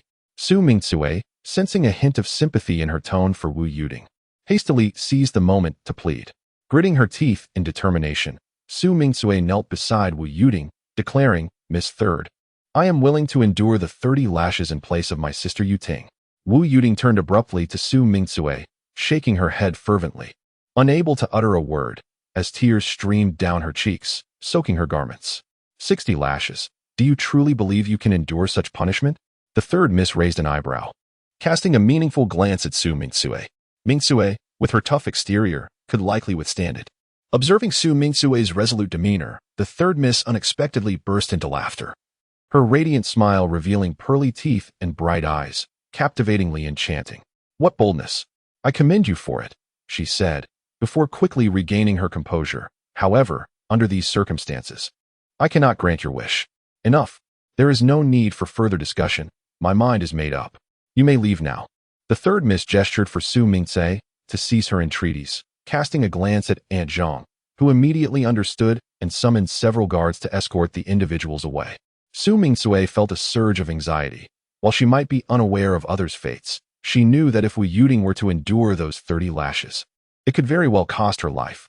In that moment, her concern for others was palpable, and the indifference etched on that other's face ignited a fury within her, causing her teeth to grind audibly. Su Mingcue's lethal glare was unmistakable, yet it seemed to go unnoticed. She hesitated, uncertain whether to wade through this murky water. Never did she expect Wu Yuting to speak on her behalf. To claim she was not surprised would be disingenuous, yet to say she felt moved seemed excessive, as she had not requested such intervention. However, Wu's actions left her feeling indebted, and she despised being in anyone's debt. "Miss San, please hold." A calm and serene voice suddenly rang out. Though soft, it reverberated in everyone's hearts. Yan Pianran's gaze flickered as she remarked, "Miss San is indeed astute. Alas, while wisdom abounds, tolerance is lacking. How dare you speak to Miss San in such a manner?" Shuang stepped forward once more, pointing an accusatory finger at Yan Pianran. Pianran glanced at her, unfazed, and replied, "Isn't it this elder sister who has overstepped? The master has yet to speak, yet you presume to reprimand others. Does this elder sister believe herself to be on par with the master? Oh, such an act is indeed a grave transgression, most disrespectful. Miss, do not listen to her nonsense. I absolutely mean no such thing." Shui Ying's countenance shifted dramatically upon hearing this, as she hurriedly sought to clarify to her mistress. "Enough. Shui Ying, you may step back." The response came, and Shui Ying hesitated before casting a fierce glare at Pianran and retreating to the side. The third miss appraised Pianran once more and inquired, "Earlier, when someone spoke on your behalf, you did not defend yourself. Now, what do you intend to do?" "Nothing much. Merely wishing to request Miss San to spare these individuals." At this proclamation, an array of peculiar gazes turned toward her, some astonished, others perplexed, some expectant, and yet others dismissive. To spare these individuals? Her words seemed rather flippant. Just moments ago, Su Mingcue knelt down, pleading for her to spare Wu Yuting. Yet it had not stirred her in the slightest. What grounds does she have to speak thus now? The third young lady smiled faintly. "Did you not hear what I just said? My mind is made up and will not change. If I can assist the young lady in uncovering the thief's whereabouts, would the third young lady still hold her position so firmly? Rest assured, since I dare to utter such words, I am fully aware of the consequences I may face." Yinran's expression remained placid, her demeanor exuding an air of undeniable authority. The third young lady scrutinized her for a long time, yet could discern nothing extraordinary about her. The only feature that drew attention was her perpetually calm countenance. Could she truly trust such an inconspicuous girl, lost among the crowd? "It seems the third young lady harbors significant doubts about me. Very well. Should I fail to aid the third young lady in locating the thief, I shall accept 300 strikes on behalf of the 10 present." Hiss! The room filled with gasps, mingled with incredulous murmurs. This included Aunt Zhang, the guards, a host of maidens, and the third young lady, whose complexion had already changed. "Have you lost your mind? How can you make such reckless statements? This could cost you your life." At that moment, Su Mingcue could hardly concern herself with anything else. stepping forward to grasp Yanran's arm.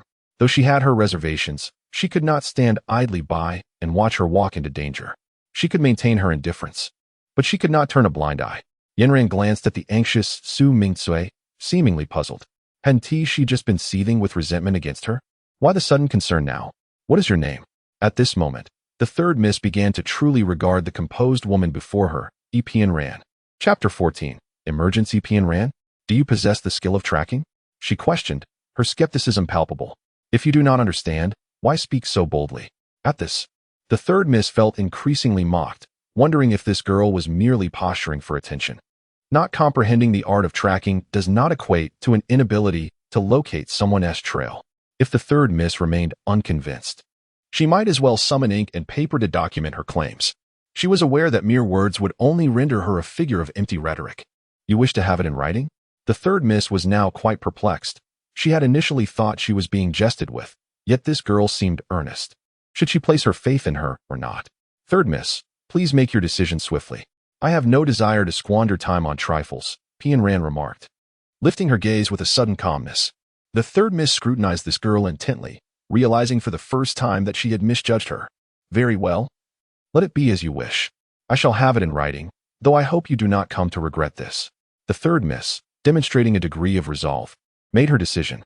It wasn't that she fully trusted the girl, but given that even Mr. Qianxuan had been at a loss, she was unwilling to forego any glimmer of hope, however faint it may be. Excellent. I am curious to see what you are capable of. Someone, fetch the 4 treasures of the study. With a wave of her hand, the third miss signaled, and immediately, Shuiying, who stood behind her, hurried to the study to retrieve the ink, brush, paper, and inkstone, placing them upon the table.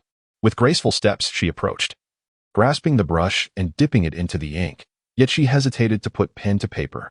Instead, she cast a sudden glance at the scornful Shuiying, then turned her gaze towards the third Mississippi. I have a condition, she stated. A condition? The third miss felt a flicker of intrigue. Indeed, if I can uncover the identity of the thief for you, I request that you allow these maidens to remain in the Lu residence, each to receive a reward of 50 taels of silver. Humph. As soon as the words fell, Shuiying scoffed disdainfully. Are you perhaps daydreaming?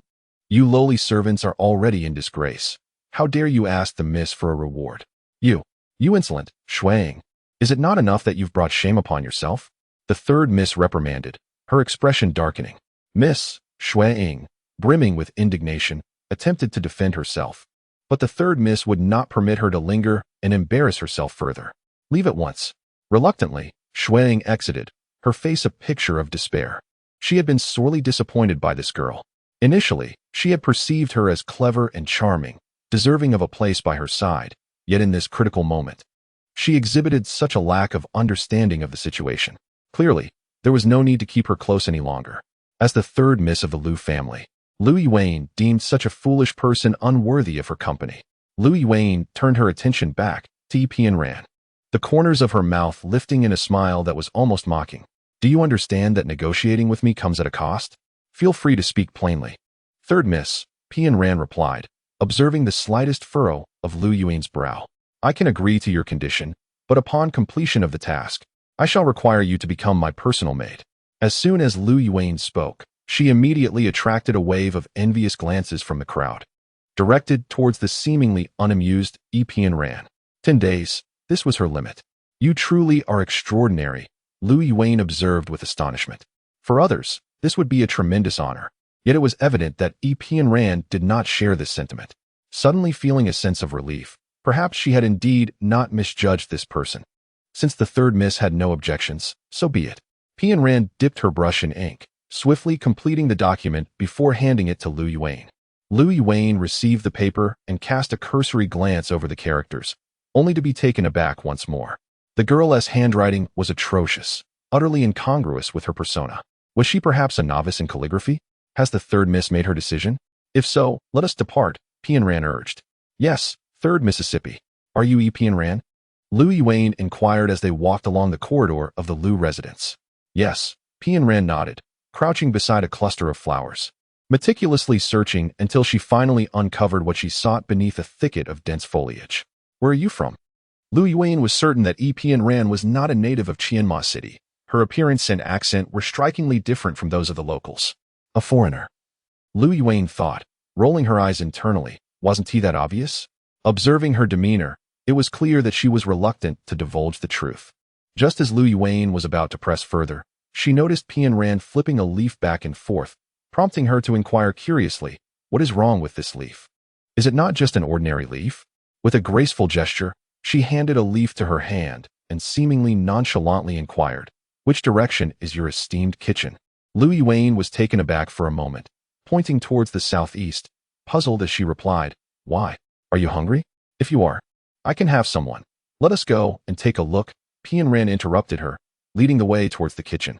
Lu Yuan stood momentarily stunned, a peculiar sensation stirring within her. Never had anyone spoken to her in such a manner. At the Lu residence, she was the most cherished daughter, the jewel in her parents' hands. Even at the Lord's mansion, she was treated as an honored guest. Yet now, facing this enigmatic maid, she found herself in such a subordinate position, a situation that was hardly pleasing. Were it not for the recent upheavals at home, she would never have acquiesced so readily. She contemplated that if this matter could be resolved smoothly, her relationship with the Lord's mansion would undoubtedly advance. Thus, she begrudgingly decided to endure this indignity for the time being. In the bustling kitchen of the Lu residence, the maids and servants were busy preparing lunch when they noticed the third miss had personally arrived, accompanied by a strange girl. They hurriedly bowed in unison. Lu Yuan raised her delicate hand and said, you may leave for now. Miss Pian Ran is assisting me in searching for clues, and too many people would only cause confusion. Yes, they all responded in unison. Just as they were about to exit when Pian Ran spoke, there is no need to leave. Simply remain where you are. The crowd exchanged glances, momentarily unsure of how to proceed. Lu Yuan furrowed her brow in displeasure. This girl seemed quite accustomed to giving orders, and having referred to her as Miss Pian Ran, did she truly consider herself the master? However, this was not the moment to dwell on such matters. She feigned indifference and said, Miss Pian Ran is attending to my affairs. You should heed her words. Yes, 3rd Mississippi. Where did you go last night? Pian Ran fixed her gaze on the dark-faced maid. This girl was crucial. Perhaps the 3rd Miss should inquire further. Without waiting for a response, Pian Ran stepped out of the kitchen and proceeded in another direction. Lu Yuan exchanged a glance with the accompanying servant and hurriedly followed her. Chapter 15. The Search. Pian Ran. What do you truly mean? Is the 3rd Miss still unable to see? That girl has had contact with the thief, Pian Ran asserted. How did you come to that conclusion? From the leaf I found along the corridor. What of that leaf? It is from the tree outside the kitchen. Lu Yuan was thoroughly baffled. How do you know? The trees in the various courtyards of the Lu residence were similar, so how could she discern that particular leaf belonged to the kitchen tree? That leaf carries the essence of the kitchen. The essence of the kitchen? How can that be? The kitchen is the most complex area due to the multitude of people entering and exiting. Even Mr. Qianxuan could not determine the unusual aura after extensive investigation. How could she?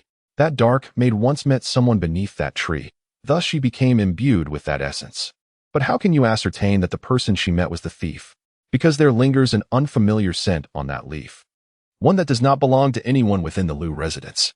It is significant that this breath aligns remarkably with that of the person she encountered last night. However, this cannot be divulged to Lu Yuan. How long have you been in the Lu residence that you can discern all its inhabitants? Lu Yuan could not help but question. Further verification is required, Pian Ran replied, as she and Lu Yuan arrived at a locked courtyard with a crimson door, which was indeed the ancestral hall of the Lu family. Can the door be opened? Lu Yuan glanced at Pian Ran and then waved her hand, prompting someone to approach and unlock the door. The heavy door creaked open, revealing a tidy courtyard with a surrounding corridor. Pian Ran swiftly entered, making her way straight into the main hall. Upon pushing the door open, a wave of fruit fragrance mingled with the scent of incense enveloped her. She paused momentarily, savoring the ethereal aromas. Lu Yuan stood beside her, observing with a serious expression. Throughout their journey, she had come to realize that this Pian Ran was indeed no ordinary individual, yet why had she never heard of such a figure in Qianma City? 3rd Miss, surely the items stolen from your esteemed household are not mere trifles? Pian Ran inquired suddenly. Lu Yuan replied, indeed, that is the case. According to the 3rd Miss, the thief has visited multiple times, suggesting they have yet to succeed. However, our family has undeniably lost valuable possessions. Has it not occurred to the 3rd Miss that the missing items might still be within the Lu residence? The thief's reluctance to depart must indicate that there are still valuables left behind. So, you mean that what my family has lost could still be here? Lu Yuan's voice trembled with excitement. Perhaps, Pian Ran mused. Pian Ran, with a calm demeanor, suddenly approached the altar and picked up a lotus-glazed teapot, presenting it to Lu Yuan. This teapot had always been displayed here, hadn't it? No, but how did you know? Lu Yuan was once again astonished. She could perceive such subtle details? How was she capable of this? Lost. Yes, it was shattered in a fit of rage by my father the night before last after that thief visited. And I instructed Shuiying to dispose of it. Shuiying? Pian Ran furrowed her brow, suddenly recalling her unexpected encounter with Shuiying the previous morning. A thought struck her. Could the dull gray orb nestled in her bosom be the lost treasure of the Lu family? Could the items lost by the Lu family truly be recovered? This was what weighed most heavily on Lu Yuan's mind. Wait. Lu Yuan hurried after her. What do you mean by that? Once you inquire with that black girl, you will understand. After lunch, Lu Yuan met with Granny One, the kitchen overseer, to interrogate the black girl. And only then did she grasp that the foolish girl had been deceived and used to infiltrate the ancestral hall for thievery. Had it not been for Pian Ran discovering the issue with the teapot, they might have remained oblivious. Realizing this, she abruptly stood up, as it dawned on her that the thief had clearly concealed the Lu family's treasure within the teapot and had planned to retrieve it, but unexpectedly. The original teapot had been lost by unfortunate circumstances, thwarting their attempt. In other words, the Lu family's treasure had been lost along with the teapot? With this thought, she urgently called out, "Bring Shuiying to me at once." The maid had never witnessed the third miss in such a state of anxiety and hurriedly rushed out. Moments later, Shuiying entered with a disheartened expression, and before Lu Yuan could utter a word, she collapsed to her knees. "Miss, I recognize my errors. I beseech you, do not cast me away." It turned out she had previously received orders forbidding her from serving the third miss any longer. "Shuiying, I inquire of you. Where did you dispose of the teapot I commanded you to discard the other day?" Shuiying was taken aback, instantly recalling how she had carelessly handed the refuse to someone else that day. Fearing that the miss would use this as a pretext to dismiss her, she resolved not to reveal the truth, merely stammering, "I discarded it into the pile of junk long ago. Yes, I shall fetch it at once." Confused by the miss's furious demeanor, Shuiying trembled as she rose and hurriedly took her leave. How could this be? How could it be missing? As Pian Ran had stated, the treasures of the Lu family must surely reside within that old teapot. Yet why could she not locate it?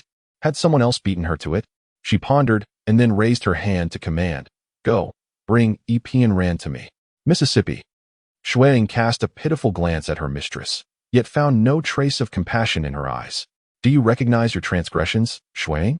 Lu Yuan gazed at her coldly. "I acknowledge my faults. I implore you, show mercy and do not expel me. Enough. You are no longer suitable to serve me. I shall not cast you out of the estate, but you may go to the laundry room and serve as a lowly maid." Mississippi. Tears immediately streamed down Shuiying's face, a woeful sight indeed. "Why haven't you left yet?" Lu Yuan's impatience was palpable, prompting Shuiying to retreat in tears. As she was lost in thought, a messenger reported from outside, "Third miss, Missy has arrived." "Come in," she replied, straightening her posture. The door was pushed open, and Pian Ran sauntered in leisurely. "Why the delay?" Lu Yuan's tone was tinged with displeasure. "Oh, I had a rather hearty lunch and decided to take a stroll." Pian Ran shrugged nonchalantly. "Haven't you found the items lost by the Lu family? Have they truly been stolen by that thief?" "That seems unlikely," Pian Ran replied. "Clearly, the thief was unaware that the teapot had shattered. Otherwise, they would not have attempted a robbery last night." "What shall we do now?" Lu Yuan asked, her urgency evident. "We wait. Since the thief failed, they will undoubtedly return." "Will they?" "The commotion last night was so great, they might think twice about coming back. Anyone knows the adage about startling the snake in the grass. Who would willingly walk into a trap at such a critical moment? They will certainly return," Pian Ran asserted confidently, lifting her chin slightly. Then, she shifted her tone. "However, whether we can capture them depends on your efforts, Third Mississippi. This evening, I will arrange 3 layers of guards at the Lu residence. If they dare to come, they will have no chance of escape." Lu Yuan spoke with conviction, pausing momentarily before expressing her concern. "But are you certain they will come?" "I am certain." Pian Ran's calm demeanor left Lu Yuan perplexed. From where did she derive such unwavering confidence? From the moment she uncovered a series of clues, an incredible sensation enveloped her. Who exactly was this Pian Ran? And from whence did she emerge? How could the renowned Mr. Qianxuan, celebrated throughout the martial realm, have fallen before her? Why were the flaws invisible to others so glaringly apparent to her? It was utterly unbelievable. However, Lu Yuan was no fool. She would not easily let such talent slip away. Though she had only 10 days to work with, she was confident she could sway her within that time. This individual was someone she simply had to retain. Chapter 16. The offering of elixirs that night. The moonlight was hazy. The Lu residence, shrouded in darkness, revealed only vague silhouettes, its interconnected buildings lying quietly like a beast poised to pounce. Truly relentless. Qianran gazed at the man before her, clad in a dark robe and veiled, and spoke softly. This matter does not concern you. It would be wise not to interfere. The man's voice was hoarse, as if deliberately so. Oh, unfortunately, that warning comes a bit late, he replied. Withdraw now, and I shall not trouble you. His tone bore an inexplicable tolerance. Can a thief's words be trusted? Those of the righteous path never speak falsely. The man's hands, hanging at his sides, involuntarily clenched.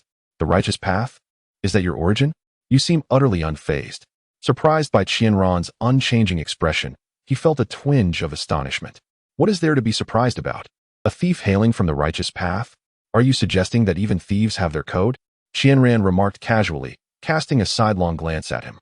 The man clad in black stared at her in silence, momentarily at a loss for words.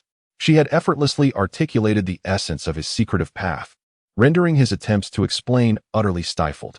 You cannot defeat me. Perhaps it would be wise to step aside, he said after a prolonged pause. Did I ever claim I would obstruct you? She replied with a serene tone. And you? A flicker of confusion crossed the man's eyes. The Lu residence has deployed triple layers of guards tonight, and the formations of the 5 elements and 8 trigrams have shifted. I fear that should you descend, you may never return. The man was taken aback, perplexed. Why do you share this with me? Are you not merely a servant of the Lu household? Despite his skepticism regarding her identity, he had never anticipated her assistance. Your martial prowess is commendable. Yet the array of the 5 elements and 8 trigrams cannot be traversed by sheer skill alone. She cast another glance at him. Thank you for the warning, my lady. The man's gaze deepened with contemplation before he resolutely declared, nevertheless, even if the Lu residence is fortified with an impenetrable web, I shall endeavor to break through. Such determination, she remarked, unhurriedly retrieving a rather unremarkable orb from her garment, feigning ignorance. I never expected this object to possess such allure. You, the man, who had already lifted his foot to depart, suddenly froze, turning to gaze at her in disbelief, or more accurately, at the orb in her hand. How could this be in your possession? Ah, it was merely a chance acquisition, she shrugged nonchalantly. The man's eyes flickered with uncertainty, as if wrestling with an internal conflict. After a brief moment, he gazed deeply at her and said, since the item is in your possession, I shall have to offend you. With that, he reached out towards her. Have you not offended me enough already? Qianran's eyes fixed steadily upon him, witnessing the force of his hand approaching and magnifying before her, until she gently uttered 2 words, Lian Tian.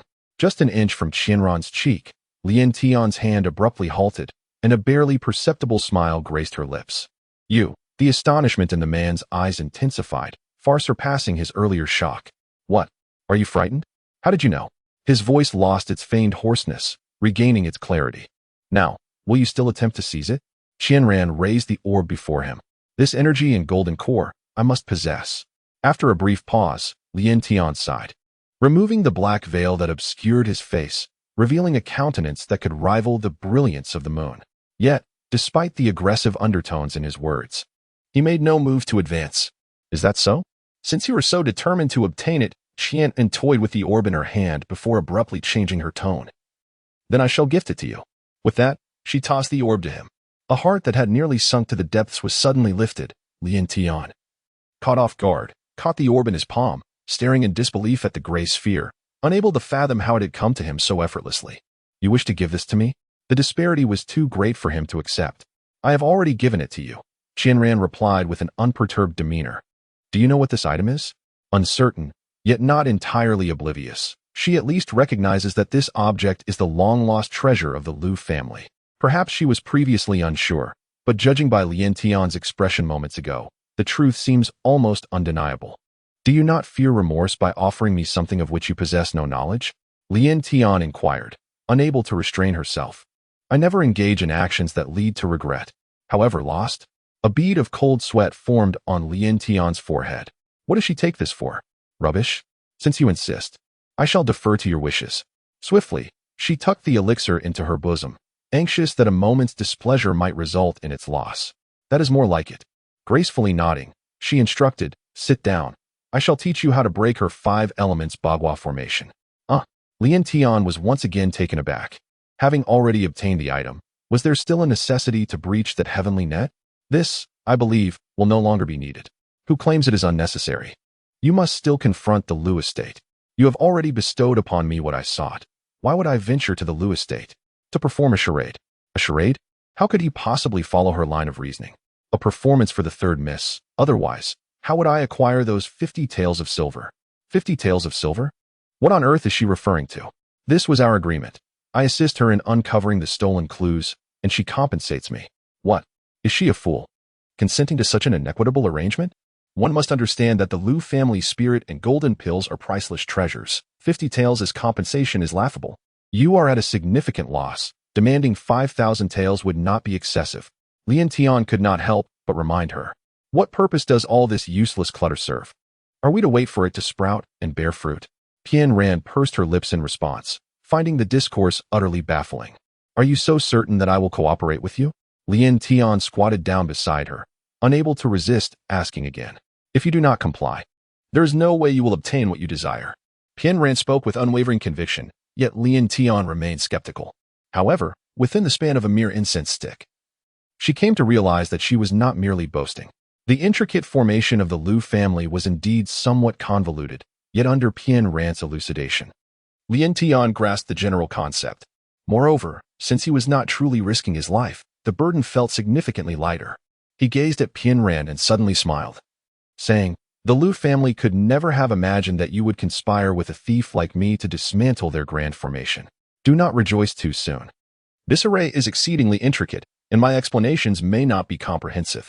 If you underestimate it, encountering a setback would not be surprising. Pian Ran glanced at him. Yes, I will exercise caution. Lien Tian nodded, but then inquired, why do you assist me so willingly? I am aiding myself. This implied a warning against self-deception. Lien Tian shrugged off the remark, declaring that he would set off now. Very well. Pian Ran nodded, watching as he took a couple of steps before halting, his brow furrowing slightly. If you are in dire need of money here, take this. He unexpectedly unfastened a pouch of coins from his waist and offered it to her. Pian Ran regarded him, and after observing his momentary awkwardness, she suddenly delivered a swift kick, sending him tumbling down. With an unguarded cry. A bitter smile crossed his heart.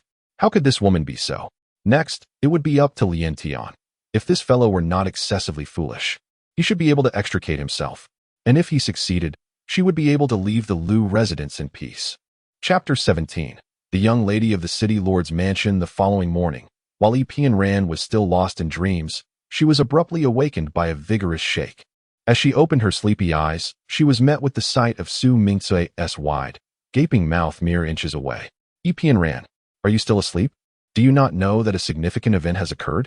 Pian Ran pushed her face away with one hand, while sluggishly sitting up to begin dressing. What does it matter to me? How can it not concern you? Miss Sun from the city lord's mansion has personally come to the Lu residence, specifically requesting to see you. The city lord's mansion? Pian Ran paused her motions of fastening her belt, a frown creasing her brow. Why does she wish to see me? Of course, it is because you assisted the third young lady in resolving the case of the thief. She has come to personally commend you. Beside them, Wu Yuding smiled brightly at Pian Ran. Sister Pian Ran, you are unaware, but you have become quite famous in the Lu residence. Not only are we, the new sisters in the household, grateful for your protection, but even the elders in the mansion hold you in great esteem. However, upon hearing this, Pian Ran's frown deepened. Did the third young lady capture that thief last night? No, Su Mingcui shook her head. However, the treasures stolen from the Lu family have all been returned. Therefore, the third young lady is quite pleased and sent someone to notify the city lord's mansion overnight. Hence, Miss Sun has come personally.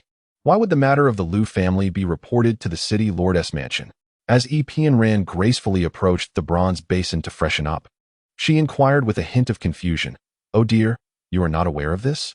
I have heard that the third miss is one of the predetermined candidates for the position of the city lord's wife, and since the Liu family has no sons, it is quite possible that their treasure will become the third miss's dowry. Do you think the city lord's residents would not be concerned? Su Mingcue looked at her as if she were a fool. Epian ran. Can't you be a bit more enthusiastic? Unable to contain herself, Su Mingcue rolled her eyes at Pian Ran's nonchalant demeanor. You must understand that several prominent figures in the hall are eagerly waiting to meet you. How can you not display even a hint of excitement? It is they who are anxious to see me. I have no desire to meet them.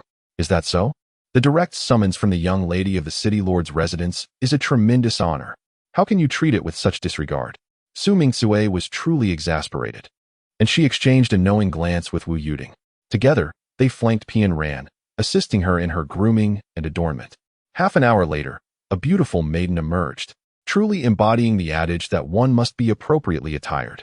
As Pian Ran gazed at her reflection in the mirror, she felt an overwhelming discomfort. Her lips were too crimson, her complexion too pale, and her brows arched like crescent moons. Was this truly her? Without hesitation, she seized a damp cloth and wiped away the entirety of her makeup. Oh, don't wipe it off. Oh no. Su Mingcue cried out in despair, lamenting the fruits of her labor. Subsequently, Pian Ran removed the ornamental hairpins and jewels, leaving her hair in a bare bun. Just as she was about to dismantle the bun, the voice of Aunt Zhang resonated from outside. Miss Pian Ran, are you ready? The third miss has sent me to urge you. Upon hearing Sister Zhang's voice, Su Mingcue and her companion immediately fell into a state of panic. They were tasked with preparing Pian Ran, and now, in her current state, how could they report back? Sister Zhang pushed the door open and was taken aback upon seeing Pian Ran's unadorned visage. She exclaimed, Miss, are you not ready yet? Miss San and Miss Sun have been waiting for quite some time. Her reproachful gaze fell upon Su and Wu, both of whom flushed in embarrassment. Just as they were about to defend themselves, Pian Ran calmly interjected, I am prepared. Sister Zhang, please lead the way. However, Sister Zhang noticed her utterly unembellished hairstyle and was about to say something when Pian Ran coldly remarked, if you are not concerned about neglecting your esteemed guests, feel free to linger here. I am in no haste. What? She is not in a hurry? Yet Miss San has been growing increasingly impatient. How is it that a mere maid receives such deference? After all, she merely resolved a theft case. It is remarkable how she has suddenly transformed into a person of high status. Truly, fortune can change in an instant. With this thought, Sister Zhang smiled and said, Miss, you jest. Shall we be on our way? Seeing that she was no longer insistent, Pian Ran stepped out first. As she walked, numerous maids and servants stood at a distance, bestowing upon her their attention and whispering among themselves. Just as Su Mingcue had mentioned, these individuals were filled with both envy and jealousy. It seemed that she had indeed made a name for herself in the Liu household. However, she felt no joy in this attention. She longed to depart as soon as possible. In her previous life, she had loathed being the center of attention.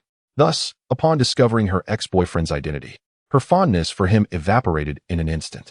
Had it not been for his gentle persuasion later, she might have ended their relationship at that time. It has become evident that their separation was fated. Had she chosen to part ways with him earlier, she would have at least been spared from witnessing his subsequent betrayal. Her nature destined her to dwell in shadows, while his brilliance could only scorch her. Dear sister, what occupies your thoughts? Wu Yuding inquired, observing Pian Ran's unusual silence as they walked side by side. Childhood? Miss Pian Ran, we've arrived at Lu Xiangju. Allow me to inform you. Pian Ran replied lightly, falling silent once more. Wu Yuding cautiously regarded Pian Ran's dreamy countenance, hesitant to utter a word, her small hands twisting the handkerchief nervously. Su Mingcue wore an expression of puzzlement, her curiosity stifled in the somewhat oppressive atmosphere. She could not shake the feeling that Pian Ran's unusual silence instilled a sense of fear within her. Chapter 18. Qi and Golden Elixir Zhang Sa soon emerged with a smile, announcing, the third miss requests your presence, young lady. Pian Ran nodded, leaving Su and Wu to enter alone. Upon stepping into the hall, she was greeted by an intoxicating floral fragrance. Glancing around at the newly arranged flower hall, she mused that the third miss indeed held the future sister-in-law in high regard. Having met the two young ladies, she did not raise her head but instead bowed in greeting. Regardless of who sat above her, it mattered little. She simply wished to conclude this tedious meeting expeditiously and enjoy a moment of solitude. Sister, what a surprise to see you here. A gasp of surprise escaped her lips as a crimson figure appeared before Pian Ran. She looked up and, to her nonchalance, recognized a face that was not entirely unfamiliar. It was the little girl with the candy who had laughed at her in the inn. How unfortunate. Why couldn't she just shake her off? Menger, do you know Pian Ran? Lu Yuan approached, her expression tinged with curiosity. The girl in red nodded, a playful smile illuminating her features. Indeed, we've known each other for quite some time.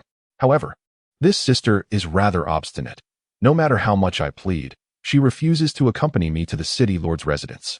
Instead, she has hidden herself away in the little temple of the Lu family. Is it truly preferable here than at the city lord's estate?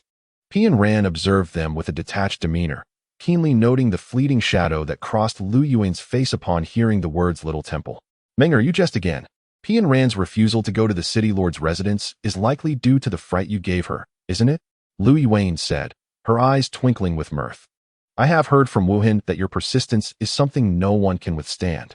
Sisterine, the girl in red blushed, stamping her foot in playful indignation.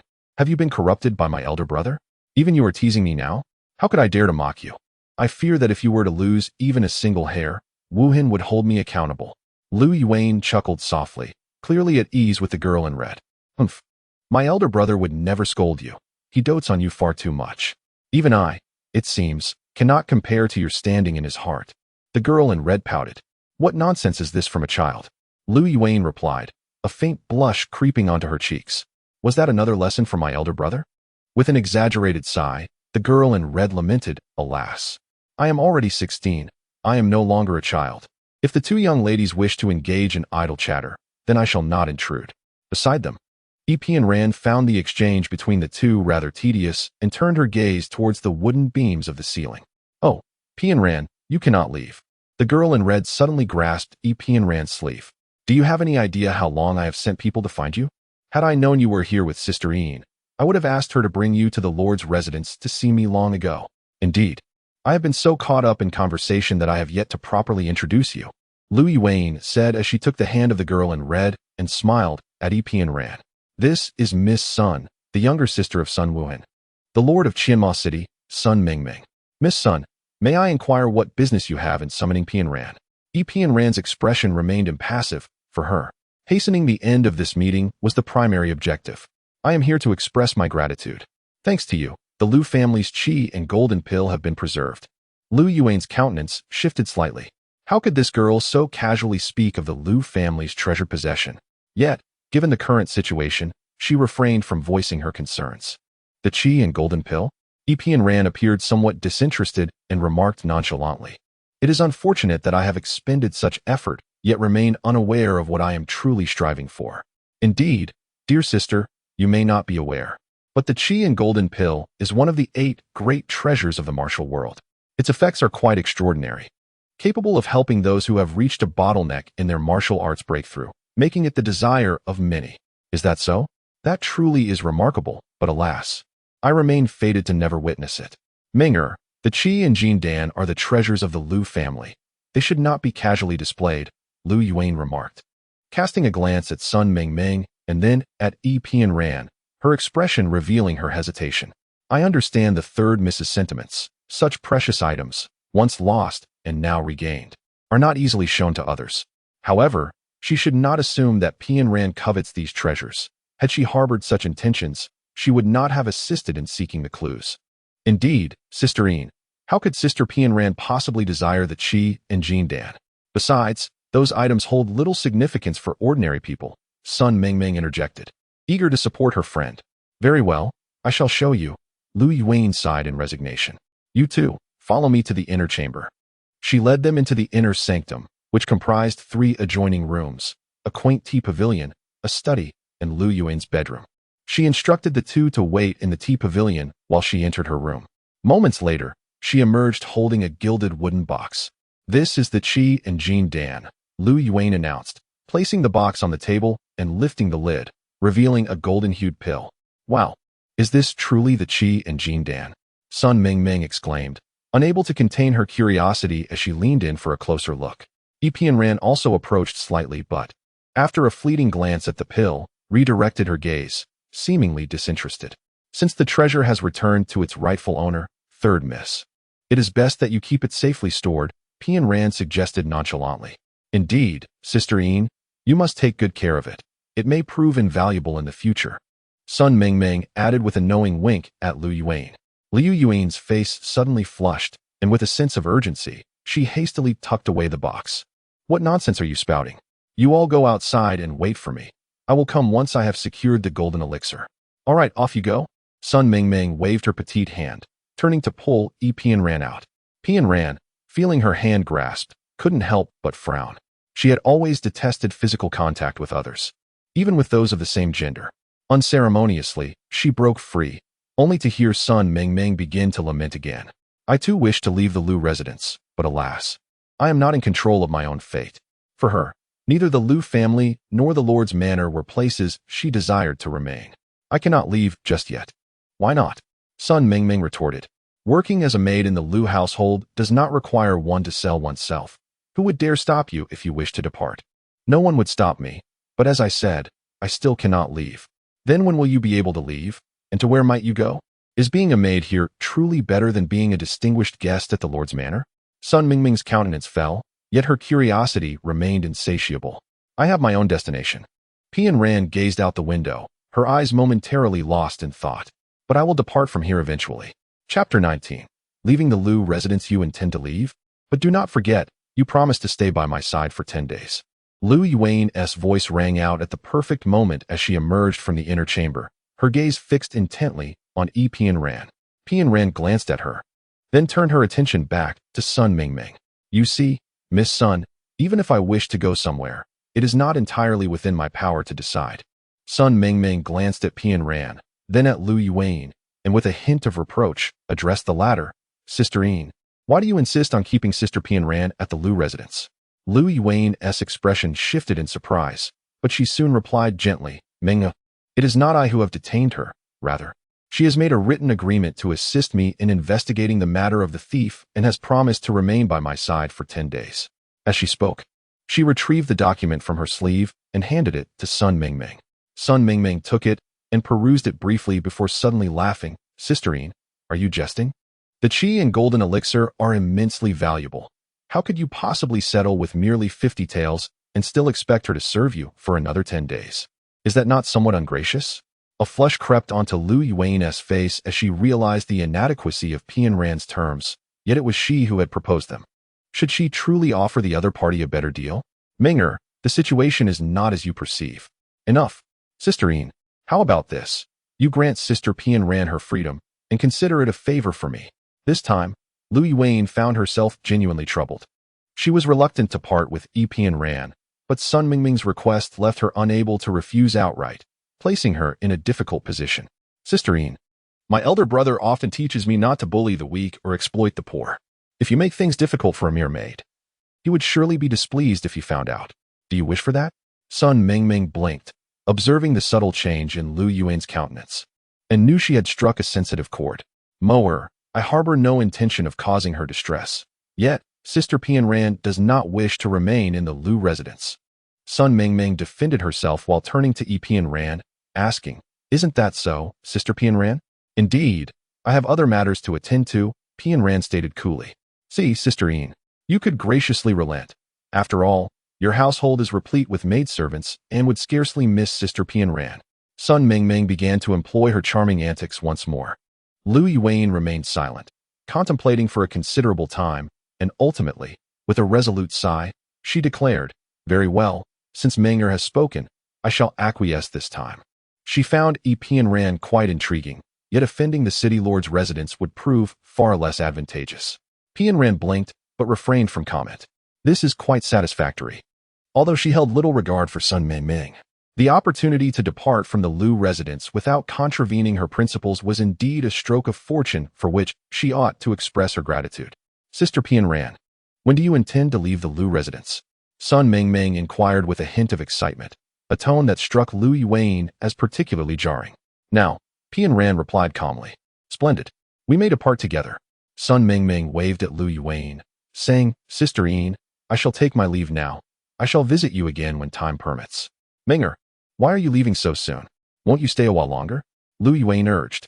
No, I wish to leave with Sister Pian Ran, Sun Mingming declared. Her large eyes fixed intently on Pian Ran, clearly taken with her. I understand. I am no longer a child. Sun Mingming pouted slightly. Third miss. Pian Ran must take her leave now. Sister Pian Ran, where shall we go now?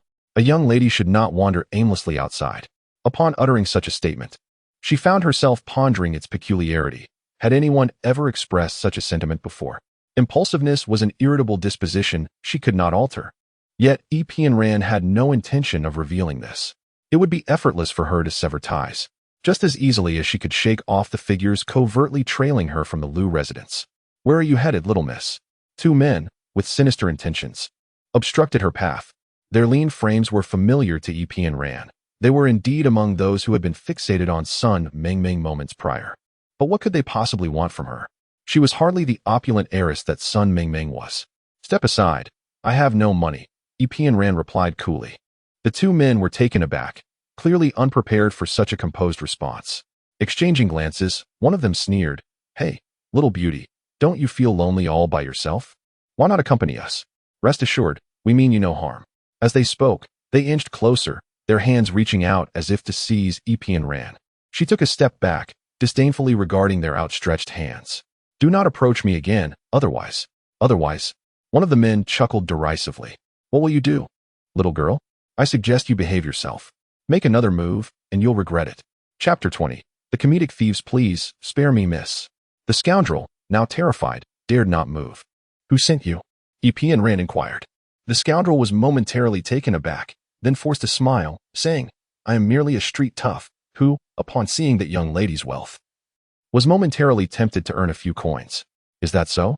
Pian Ran's gaze turned icy as she shot him a glance. If your intent was merely to seek riches, then why did you obstruct my path? Well, I thought you were with Miss Sun, so naturally, you must also be a daughter of a wealthy family.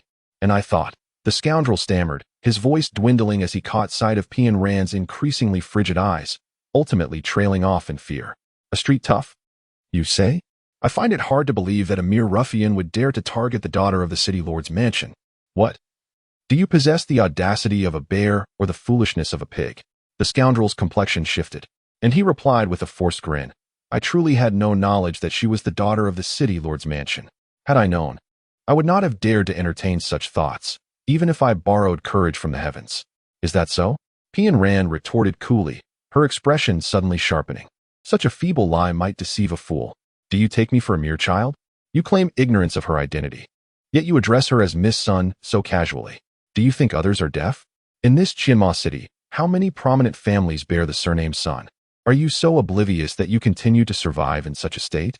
Your inability to recognize people will ultimately be your downfall. Perhaps it would be a kindness for me to expedite your journey to the afterlife. At that moment, the scoundrel was trembling, his face a mask of despair, cold sweat trickling down his brow. The icy blade pressed against his neck sent waves of terror coursing through him. Would this young lady truly come here? My heavens! He still wishes to live. Miss, no, not just a miss, but a heroine. Heroine, please show mercy. I still have elderly relatives and young ones to care for. Silence. Pian Ran coldly admonished him, demanding, Who sent you? I swear. It was merely my own greed that led me here. Pian Ran seized the scoundrel by the collar, pressing him against the wall, her gaze unwavering as she scrutinized his shifting eyes. Please, no? I will tell you everything. At this moment, the scoundrel's mental defenses crumbled entirely, surrendering with a white flag. It was boss you from the Qing Shui wharf. So, it follows that your capture of Sun Mingming was at Yu's behest, aiming to negotiate with Sun Wuan? Pian Ran had surmised much of this when the two had intercepted her. If it were merely for greed, there would be no need for such elaborate schemes to capture her. Clearly, they were concerned about leaks that might alert Sun Wuan. The scoundrel nodded, then asked, Heroine, I have answered all your questions. May I be released now? I am but a pawn in this game, acting under orders for payment. Where has Sun Mingming been taken? Pian Ran ignored his pleas and continued her inquiry. To the underground cargo hold at Qing Shui Wharf, but it is heavily guarded. Even if the heroine possesses martial prowess, it would be difficult for one alone to rescue her. However, you need not worry, for boss you likely wouldn't harm Miss Sun, as he knows he cannot provoke Sun Wuan. The scoundrel rubbed his neck, exhaling a sigh of relief. Suddenly, he leaned closer with a smile, asking, Heroine, would you like me to guide you? the infamous rogue of Qianma City, am known for my ability to handle various matters with fair pricing and unwavering honesty. Just a small sum of silver. You wish to share his bed? A cold, piercing glare shot forth like an arrow. I glanced at the still slumbering figure on the ground, momentarily taken aback, and quickly waved my hands with a forced smile. No, no. I shall take my leave at once. Wait. The elegant figure suddenly called out to me, dragging me away. She furrowed her brow as she surveyed the man sprawled on the ground. A jaguar? I pointed toward the other ruffian lying there. What? The usually composed figure could not help but twitch her lips at the absurdity of two scrawny fellows named Land Rover and Jaguar. She nearly inquired if there was also a fellow named Benz. Ah, he is called Jaguar, just like me, a rogue as well. As I spoke, I leaned down to grasp Jaguar's legs, but despite my efforts, he remained unresponsive. I switched to pulling his arms, yet he still did not budge. In exasperation, I delivered 2 sharp slaps to Jaguar's face, as if to rouse even the dead. Still unresponsive? Do you wish to perish here? Jaguar appeared disoriented, as if he had not yet awakened to his surroundings. Is it time to eat? He stared blankly at me, his rugged voice oddly mismatched with his physique. Time to eat. Off with you. It's all over. I yanked him upright, and, with a forced grin towards the elegant figure, dragged Jaguar toward the alley. As I glanced back at their retreating forms, I found myself inexplicably charmed by these rascals, who, contrary to their rough exterior, possessed a certain endearing quality. They had just abducted Sun Mingming, and at this moment, she found herself pondering, could she truly be so cold-hearted? In the past, her former boyfriend would often, in moments of exasperation, inquire, Chanqian, is your heart made of stone? She was acutely aware that her indifference to the world around her had left him with the impression of her as frigid and unfeeling. Yet, she was human, not devoid of emotion. She simply lacked the means to articulate her feelings. Moreover, some outcomes were predetermined. Even if she expressed herself, it would alter nothing. Thus, why engage in actions devoid of significance? To her, it would merely be a waste of time. However, at this moment, she was inexplicably compelled to witness, to personally experience, those very things she once deemed as squandering her existence. But why? She found herself at a loss for an answer. Chapter 21. Qingshui Wharf. The ordeal faced by Sun Mingming was destined to be nothing more than a false alarm. Even if she did not come to her aid, she would remain unharmed. Nevertheless, she found herself at Qingshui Wharf, in the underground warehouse where she was held captive.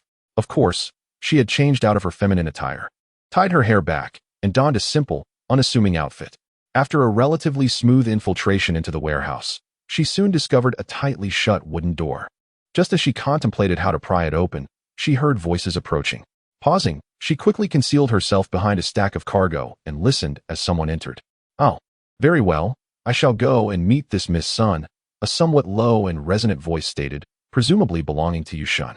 With a graceful stealth, she cautiously peered out, discovering 3 men entering the warehouse, all clad in simple garments of short shirts and long trousers. One of them had rolled his sleeves up to the elbows, revealing arms that bore the marks of sun exposure. The man in the lead was robustly built, yet his features were remarkably handsome. He approached the wooden door, opened it, and ushered the other 2 inside. She carefully emerged, tiptoeing to the door's edge, concealing herself while peering within. Indeed, Sun Mingming lay there, seemingly unconscious, sprawled upon a wooden plank bed. Monkey, awaken her, Yushin commanded. One of the shorter men approached the bed, placing a small porcelain vial near Sun Mingming's nose. Before long, she exhaled deeply and slowly opened her eyes. Where is this? What has happened to me? Who are you? Sun Mingming's awareness gradually returned, and a flicker of wariness ignited within her as she regarded the trio. She pressed her hand against her still dizzy forehead, attempting to recollect her thoughts. Eventually, she recalled her pleasant outing that had been abruptly interrupted by a swarm of beggars. In a moment of misplaced generosity, she had clutched her purse, ready to distribute her wealth, only to be struck by a wave of dizziness, after which she remembered nothing. What do you intend to do with me? Sun Mingming's eyes widened in fear as the realization dawned upon her that these men had indeed kidnapped her. Miss Sun, there is no need for alarm. We mean you no harm. However, you shall have to endure a brief stay here. Yushin reassured her once more. What? Sun Mingming sprang to her feet, surveying her surroundings before exclaiming angrily, I refuse to remain here. Release me at once. Otherwise, my elder brother will not spare you. A glimmer of cold light flashed in Yushin's eyes before it swiftly vanished. The man, whom they referred to as Monkey, stepped forward and forcefully shoved Sun Mingming to the ground, snarling, "Do you still think of yourself as a precious young lady? Spare me your spoiled antics here. I am not easily swayed. What do you intend to do?" Sun Mingming, with tears welling in her eyes, gingerly rubbed her injured backside and timidly inquired once more. "What do we intend to do? Why not ask your esteemed elder brother what he has done?" Monkey's gaze was fierce as he fixated on Sun Mingming, his expression one of barely contained aggression, as if he yearned to strike her. Sun Mingming, thoroughly terrified, curled into herself. She had never encountered such a situation. Raised in indulgence and accustomed to getting her way, she had always been doted upon by her elder brother, receiving anything she desired. Never had she faced such humiliation. And in her heart, fear eclipsed all other thoughts. Reports from the Land Rover and Jaguar teams indicate that the girl is too cunning. She has escaped. Another man, who had remained silent until now, spoke up. "Utterly useless. Can't even capture a mere girl. Elder brother, shall I gather more men to search for her?" "Forget it. That girl is of no consequence," Yushin replied, glancing at the cowering Sun Mingming. He continued, "As long as we have Miss Sun here, that suffices. But what if she alerts someone? We must act swiftly. Danlei, you go and make arrangements. We must devise a careful plan and ensure we do not raise any alarms." "Understood, boss," Danlei responded. "Monkey, your responsibility is to keep an eye on Miss Sun, but you must not be disrespectful to her. Do you understand?" Yushin turned to the monkey, reiterating his instructions. "Rest assured, boss, I will ensure she does not escape." The monkey clenched his fists, the muscles in his exposed arms bulging ominously. "Miss Sun, this predicament is truly beyond my control. I assure you, as long as you comply, no harm will come to you." Sun Mingming, filled with trepidation, cast a fearful glance at the monkey and timidly inquired, "When will you let me go?" "That depends on your brother," Yushin replied with a faint smile. He exchanged glances with the other two, and they all exited together. They swiftly vanished from sight, only revealing themselves after leaving the warehouse. As they approached the wooden door, muffled sobs echoed from within. She blinked and scanned her surroundings, finally spotting a slender piece of wire in a corner. Inserting the wire into the keyhole, she crouched low, pressing her ear against the lock, then closed her eyes. As her fingers gradually turned, a faint sound reached her ears. At a certain moment, she suddenly opened her eyes, and with a click, the lock sprang open. She discarded the wire and pushed the door open, only to see Sun Mingming, who resembled a frightened bird. "Yifan, is that you?" Sun Mingming's pale face bore remnants of tear stains as she stared in disbelief, taking a long moment to recognize Epian Ran. Epian Ran gestured for silence, guiding her to sit on the wooden bed, and spoke in a hushed tone, "Do not make a sound, nor cry any further. You are safe. Sister, have you come to rescue me?" Sun Mingming looked up at her with pitiful eyes. "I cannot take you away just yet." "Why?" "I do not wish to remain here. I am so frightened." "Sister Pian Ran, that person's gaze is utterly terrifying." Pian Ran gazed at Sun Mingming and sighed inwardly. This girl has been overly protected.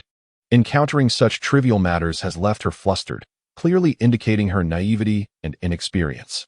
"Do not cry. Tell me, do you know who those individuals were?" Sun Mingming shook her head in confusion. "I do not recognize them." Indeed, Pian Ran's assumption was entirely accurate. Sun Wuhan had sheltered his sister so meticulously that she was oblivious to the dangers around her. However, this raised a perplexing question. How could the people from Qing Shui Wharf so effortlessly abduct Sun Mingming without revealing Sun Wuhan's supposed incompetence?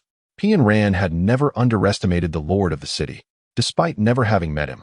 From the admiration of the Su sisters to Lu Yuan's heartfelt affection, as well as the reverence the citizens of Qianma City held for the lord's residence, she was convinced that Sun Wuhan was far from ordinary. If he could be so easily ensnared, how could he possibly hold the position of city lord? Thus, this situation was indeed suspect, until the truth emerged. It was prudent for her to observe the unfolding events. Yet just as Sun Mingming was about to voice her concerns, Pian Ran leaned in and whispered a few words into her ear. Upon hearing this, Sun Mingming furrowed her brow, puzzled. "Why must we do it this way? You need only heed my words. Do not cry or make a fuss. Just consider it as being in your own home." Pian Ran replied with a calm demeanor. "But will they release me if we do this?" Sun Mingming still harbored some apprehension. Yes, in truth, from the very beginning, this group had no intention of harming Sun Mingming. They merely intended to use her as a hostage to coerce Sun Wuhan. Well, Sun Mingming finally acquiesced, feeling a sense of relief wash over her. For reasons unknown, despite having known EP Ran for only a short while, her trust in her felt entirely natural. Perhaps it was Yi's composed demeanor that instilled a sense of security, alleviating much of her inner trepidation. All right, I must take my leave now. You should remain here for the time being. Pian Ran rose, only to be halted once more by Sun Mingming tugging at her sleeve. Sister, where are you going? I will not be departing from Qingshui Pier just yet. I simply need to ascertain a few matters. Sun Mingming gradually released her grip, her voice soft. The current version of herself was a stark contrast to her usually lively and energetic self. Perhaps some experiences would lead to her growth. Upon this thought, Pian Ran felt a sudden stir in her heart, her brows furrowing involuntarily. Sister Pian Ran, I will heed your advice, and you must return to fetch me soon. Very well. Pian Ran nodded, then added, You must remember, you are Sun Wuhan's sister, the daughter of the city lord's manor. They dare not harm you, especially that raucous fellow. You need not fear him. The louder he shouts, the more he fears your brother. I understand. Sun Mingming nodded, the last vestiges of fear dissipating entirely. Indeed, she was the daughter of the city lord's manor, and her brother was Sun Wuhan, a figure revered by all. How could she, a noble lady, be intimidated by these commoners?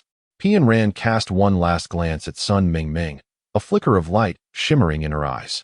Little girl, do not blame her. She merely seeks a trivial act of retribution. Chapter 22, Sun Wuhan, the city lord's mansion. As nightfall descends, two splendid crimson lanterns are hung high at the entrance of the city lord's mansion, casting a warm glow upon the threshold. Outside the gates, a small sedan chair carrying two individuals hastily approaches. The soft, yellow curtains adorned with tassels are lifted, and a breathtaking beauty descends with urgency before the chair has even come to a complete stop. It is none other than Lu Yuan. The four attendants clad in azure at the entrance merely bow in respect as Lu Yuan approaches, accustomed to the presence of the young lady of the Lu family. Perhaps in her haste, she stumbles over the threshold and nearly falls, but fortunately, Sun Wuhan swiftly turns and steadies her. Be careful. Yuan, are you all right? Sun Wuhan inquires. How could this happen? Wasn't there an attendant accompanying her? Those rascals. It is entirely my fault. I ought to have insisted she stay. Lu Yuan expresses her guilt. At the time, a maid left the household, and this girl insisted on departing as well. Had I known such an incident would occur, I should have forcibly kept her. Your household's maid? Sun Wuhan suddenly asks. Lu Yuan pauses, somewhat taken aback, yet responds, Yes, just an ordinary maid. She had only been in the household for 2 or 3 days before she insisted on leaving. Since she lacked a contract, I let her go. Mingming has grown increasingly willful. What fascination could a mere maid hold for her? Sun Wuhan furrows his brow, with a raised eyebrow and a subtle, enigmatic smile. Sun Wuhan remarks, You speak as if I were an outsider. What nonsense are you spouting? As the heat of embarrassment flushed her face, Lu Yuan hurriedly averted her gaze from Sun Wuhan's ambiguous stare. Suddenly, she pondered the inexplicable disappearance of Mingming. Surely, it couldn't be true? In this vast Qianma city, who would fail to recognize Miss Sun of the Lord's manor? Who would dare provoke the authority of the Lord's manor? This little girl often took advantage of my indulgence, acting recklessly. A lesson would not be unwarranted. Could you truly bear it? Sun Wuhan had only one sister, and his affection for her was unparalleled. Even she sometimes felt envious. If he could tolerate any harm befalling her, that would be unfathomable. As expected, Sun Wuhan replied with a faint smile, Of course, that must first be permitted by me. But what now? We have no idea where she is. Have we searched all the places she frequently visited? I have searched them all, yet found nothing. Sun Wuhan rested his chin in contemplation. What should we do now? Could it be that Ming'er is truly in danger? Lu Yuan felt a surge of anxiety. If we could locate that maid from your household, perhaps we could uncover some clues. Her? Lu Yuan's brows furrowed slightly. For reasons unbeknownst to her, she disliked Sun Wuhan's undue concern for Pian Ran, even though she understood it was merely for the sake of Sun Mingming. Indeed, that maid was likely the last person to have seen Mingming. She might possess some vital information. Of course, this is another reason I summoned you. You wish to find her? However, this maid is not even from Qianma City, and I have no idea where she has gone. From the moment Pian Ran assisted her in investigating the theft case, she had already inquired with the butler, Lu Quan, only to discover that Pian Ran was, in fact, an individual of uncertain origins. Lu Quan, with a wry smile, remarked on her entry into the household, claiming that although the girl appeared unremarkable, Her nature was as cunning as a fox. Is it true? It is indeed peculiar that the Liu family has taken in a maid of unknown background. Sun Wuhan smiled knowingly. Wasn't it Liu uncle who succumbed to her sweet words? Oh, is that so? Sun Wuhan chuckled, choosing not to pursue the topic further, and instead redirected his conversation to Liu Yuan, saying, "You should sketch that girl. It will aid in locating Ming Ming." Sketch her? To be honest, Liu Yuan was quite reluctant. As a distinguished daughter of the Liu family, how could she lower her status to draw a mere maid? Observing her hesitation, Sun Wuhan added, "The situation is urgent, and only you can assist me. Your artistic skills are commendable. I trust this task will not pose a challenge for you." "Very well. In the interest of swiftly finding Ming Ming, I shall acquiesce." Seeing her agreement, Sun Wuhan offered a faint smile and instructed her to sit at his writing desk to create the artwork, while he stood nearby, hands clasped behind him, patiently awaiting the outcome. Before long, a vivid sketch of a figure sprang to life on the paper. It must be said that Liu Yuan's artistic prowess, as Sun Wuhan had mentioned, was indeed remarkably expressive. As Sun Wuhan gazed into the serene and tranquil eyes of the woman depicted, an inexplicable feeling stirred within him. Why did she seem so familiar? The woman in the painting was not particularly striking, lacking even half the charm of Liu Yuan, yet for some inexplicable reason, he found it difficult to divert his gaze, as though he sought to uncover something from that face, which was plain to the point of indifference. He was certain he had never encountered this woman before, so where did this sense of familiarity stem from? Liu Yuan set down his brush and gently blew on the ink splotches on the paper. Just as he was about to speak, he noticed Sun Wuhan's unwavering stare fixed upon the woman in the painting, prompting him to furrow his brow. "Wuhan, what troubles you? I don't believe you should place your hopes on that maid. You know Ming still possesses the innocence of a child. Her attachment to that maid might merely be a fleeting whim. Moreover, that maid has an exceedingly peculiar temperament, and I doubt she possesses any knowledge. Perhaps the moment they leave the Liu residence, they will part ways." Liu Yuan hesitated for a moment before replying, "No need. The carriage is still waiting outside. You tend to your own matters." While she yearned for a moment of solitude with Sun Wuhan, the timing was not right. She could not afford to burden him any further. He was aware that someone was already waiting for him within the room. Chapter 23. The Man in the Golden Robe. "What? Have you sent away your precious fiancée?" A voice tinged with mockery echoed through the air. "Who said she was my fiancée?" Sun Wuhan, upon seeing the unexpectedly handsome man clad in gold robes appear in his study, showed little surprise. Few were privy to the secret passage within his study, and this man was one of them. Is that not the case? After all, she is prepared to bring along treasures such as Qi and Jindan as her dowry. Have you not always coveted such items? He teased. I suggest you just accept it.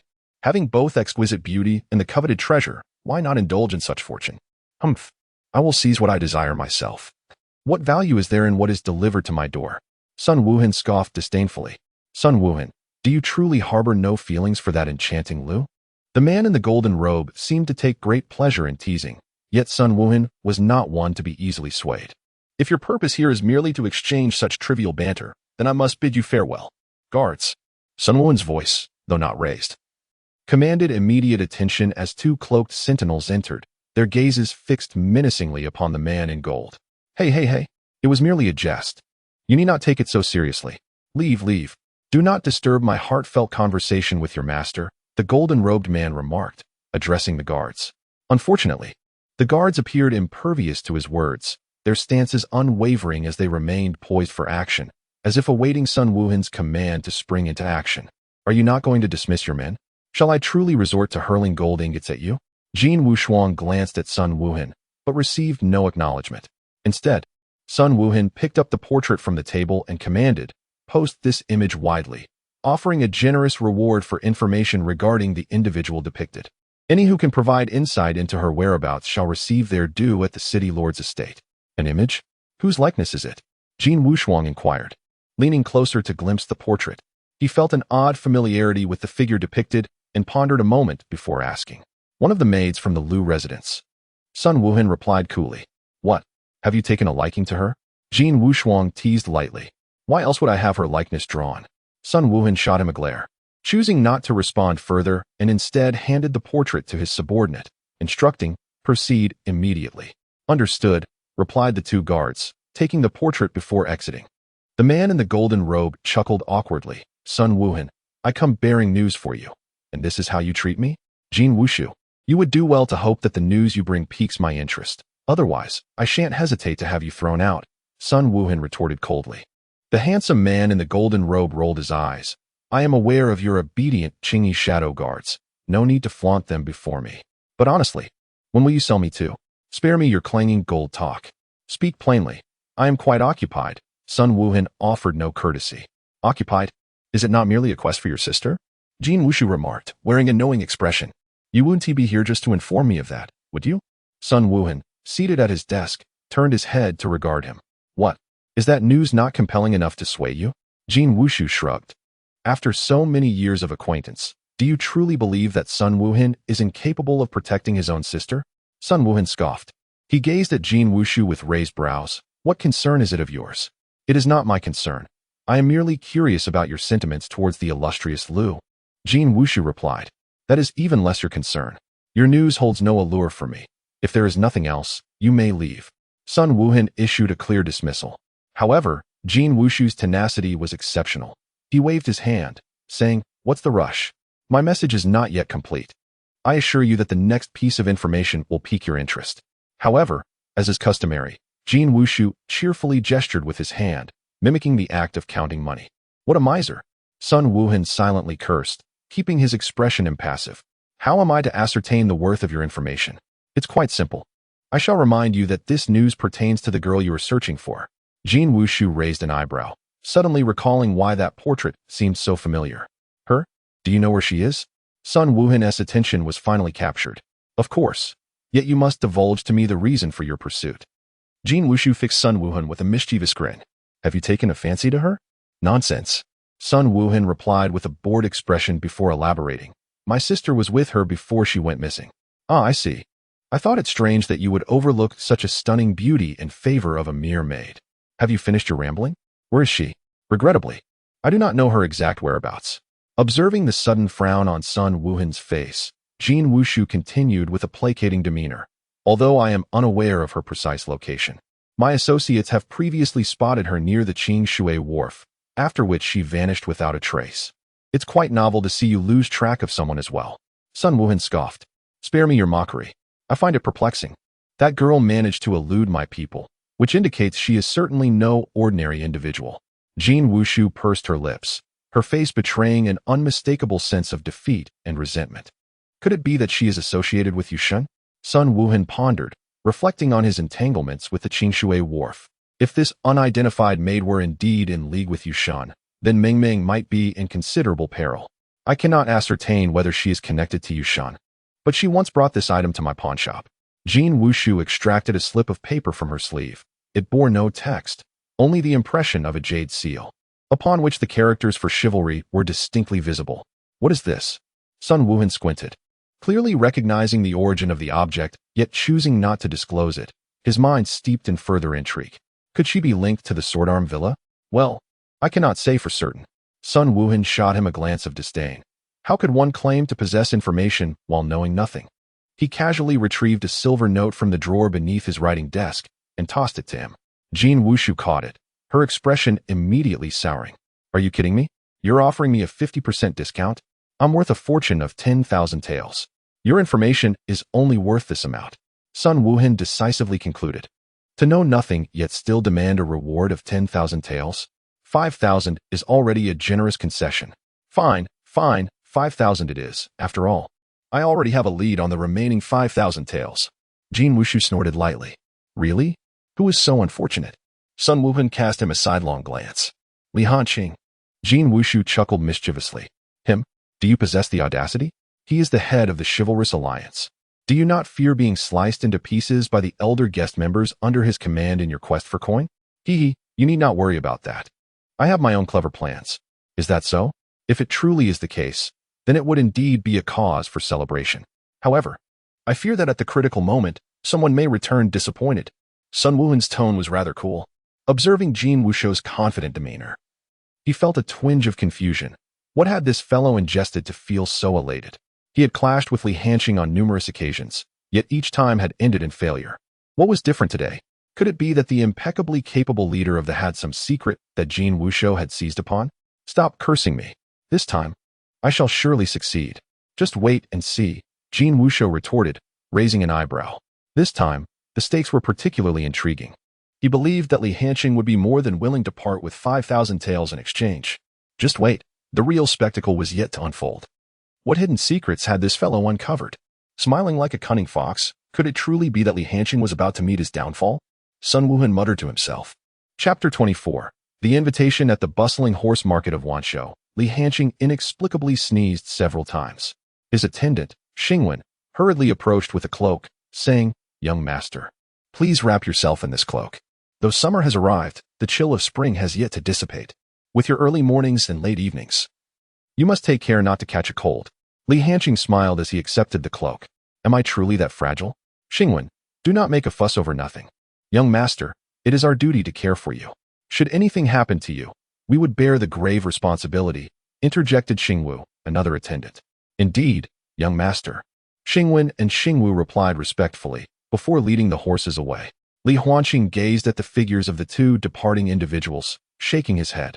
These two had shown him unwavering loyalty, yet he regarded them as brothers, while they could never become his confidants. It was a lamentable reality, yet one he could not alter. Though merely 27 years of age, he commanded the vast expanse of the Knights' Alliance, perhaps due to his lofty position, leading others to view him from a perspective of reverence. Unbidden, a visage both ordinary and almost aloof, yet strikingly refined, intruded upon his thoughts, causing him to halt abruptly in his return to his quarters. How many times had this occurred? He found himself perplexed, ever since their last encounter. He frequently recalled her for reasons unknown. An inexplicable sense of familiarity clung to him, despite having never previously laid eyes upon her. Yet, the moment he first beheld her, an uncontrollable urge to draw nearer and understand her enveloped him. But why? He could not fathom it, ultimately attributing it to the simple notion of fate. In truth, he had never been a believer in fate. From the moment of his birth, everything he possessed had been forged through his own relentless efforts. The position he held today was a testament to countless hardships endured. Yet, despite having attained mastery over his circumstances, he found himself devoid of the ease and tranquility he once envisioned. As the leader of the Knights' Alliance, this organization dictated the balance of righteousness and malevolence within the martial world, demanding his personal involvement in numerous matters. Initially, he bore no grievances. However, since meeting that young woman, an inexplicable desire to confide in her had arisen, despite their tenuous acquaintance. He chuckled softly, shaking his head, and resumed his stride. Though this time, his steps felt heavier than before. The following day, after completing his morning rituals, he stepped outside, where Xingwen and Xingwu had long been waiting. Upon seeing him rise, I approached to report. "The luggage has been meticulously arranged, and the horses have been settled. Might I inquire when the young master intends to set forth?" "Indeed, young master." The two responded, preparing to withdraw, when in the distance, Manager Su, with his rotund belly, hurried towards us, an unusual expression upon his face. Li Hanqing furrowed his brow slightly, but still greeted him with a smile. "Manager Su, I was just about to bid you farewell. I did not expect you to arrive first. Masterly, you flatter me. It is not that I possess foresight, rather. I received a letter early this morning, expressly addressed to you. I dared not delay, and came promptly to deliver it." As he spoke, he reverently presented a gleaming golden invitation, bowing deeply. "Is this from the Taozhu Guild?" Upon seeing the invitation crafted from gold leaf, Li Hanqing's frown deepened. Such ostentatious extravagance could only be attributed to that individual. But what could he possibly want this time? He accepted the invitation and opened it. Revealing the inscription, "We cordially invite the master of the sword-handling manor, Brother Li Hanqing, to gather at the feast pavilion to return an important item. We await your presence at noon. Absence is not an option." The signature read Jean Wuxia. Indeed, it was him. What more does this Jean Wuxia have in store? Even with his good temperament, there exists a limit. Is he intent on exhausting my patience until he has drained my coffers? Had I known this fellow was so obstinate, I would have simply acquiesced to his desires, saving him the trouble of repeatedly seeking me out and presenting unexpected surprises.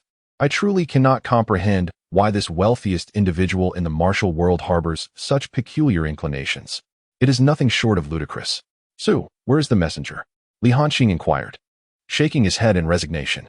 "It is a small beggar, still waiting at the door," came the response. Indeed, it was as he suspected. The man's manner of conduct was truly perplexing. He sighed and addressed Su. "Please, trouble yourself to give the little beggar 10 taels of silver. And instruct him to inform the employer that I, Li, shall certainly keep the appointment. Why instruct him? Is it necessary for Master Li to go to such lengths for a mere beggar? Su refrained from voicing his last thought. Understanding that Li Hanqing was known for his fairness and integrity, he treated all individuals equally, regardless of their status.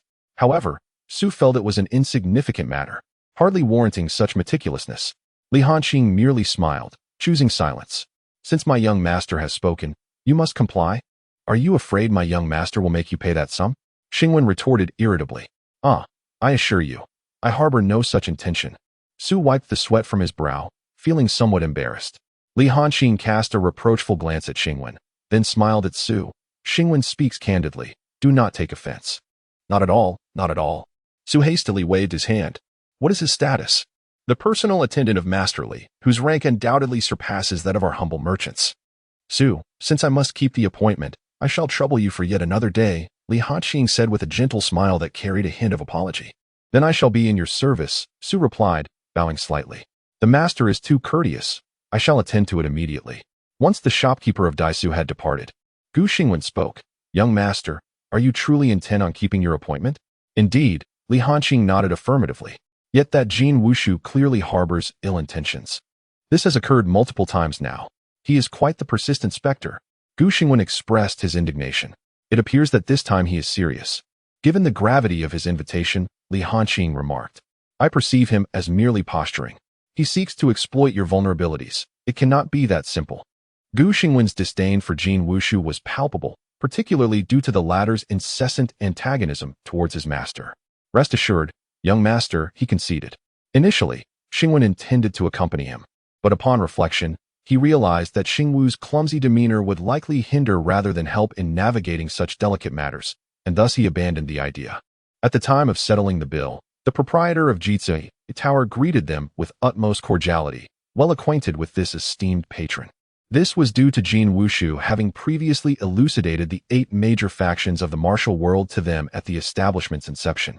Each of these formidable figures possessed the power to alter the course of fate and were individuals they sought to court while simultaneously avoiding offense. At the forefront stood the leader of the chivalrous alliance, Li Hanqing. Young master, Xingwu is perplexed by a matter and wonders if it is appropriate to voice it. During their brief respite at the tea house, Gu Xingwu could no longer contain himself. Li Hanqing raised an elegant brow and smiled. Speak freely. Why do you continue to patronize Jitsui Tower, given that Jin fellow has troubled you time and again? He seems oblivious to your goodwill. Your actions are wholly unwarranted. Gu Xingwu exclaimed, as if a long-held breath had finally escaped him. Is this a matter concerning Xingwen? Li Hanqing chuckled, shaking his head. Just before stepping out, he noticed Xingwen whispering in Xingwu's ear, and it all became clear. A flush crept across Xingwu's face, yet he stubbornly insisted, no. This is merely the heartfelt words of a subordinate. Heartfelt words? Li Hanqing couldn't help but chuckle inwardly again. These 2 brothers had followed him since their youth. One devoted to literature and the other to martial prowess. Yet their hearts seemed to beat as one. Xingwu had always been taciturn and inarticulate, struggling to express himself, while his elder brother, Xingwen, had been his unwavering pillar of support. Therefore, if Xingwu wished to convey something, it was most likely at the behest of Xingwen.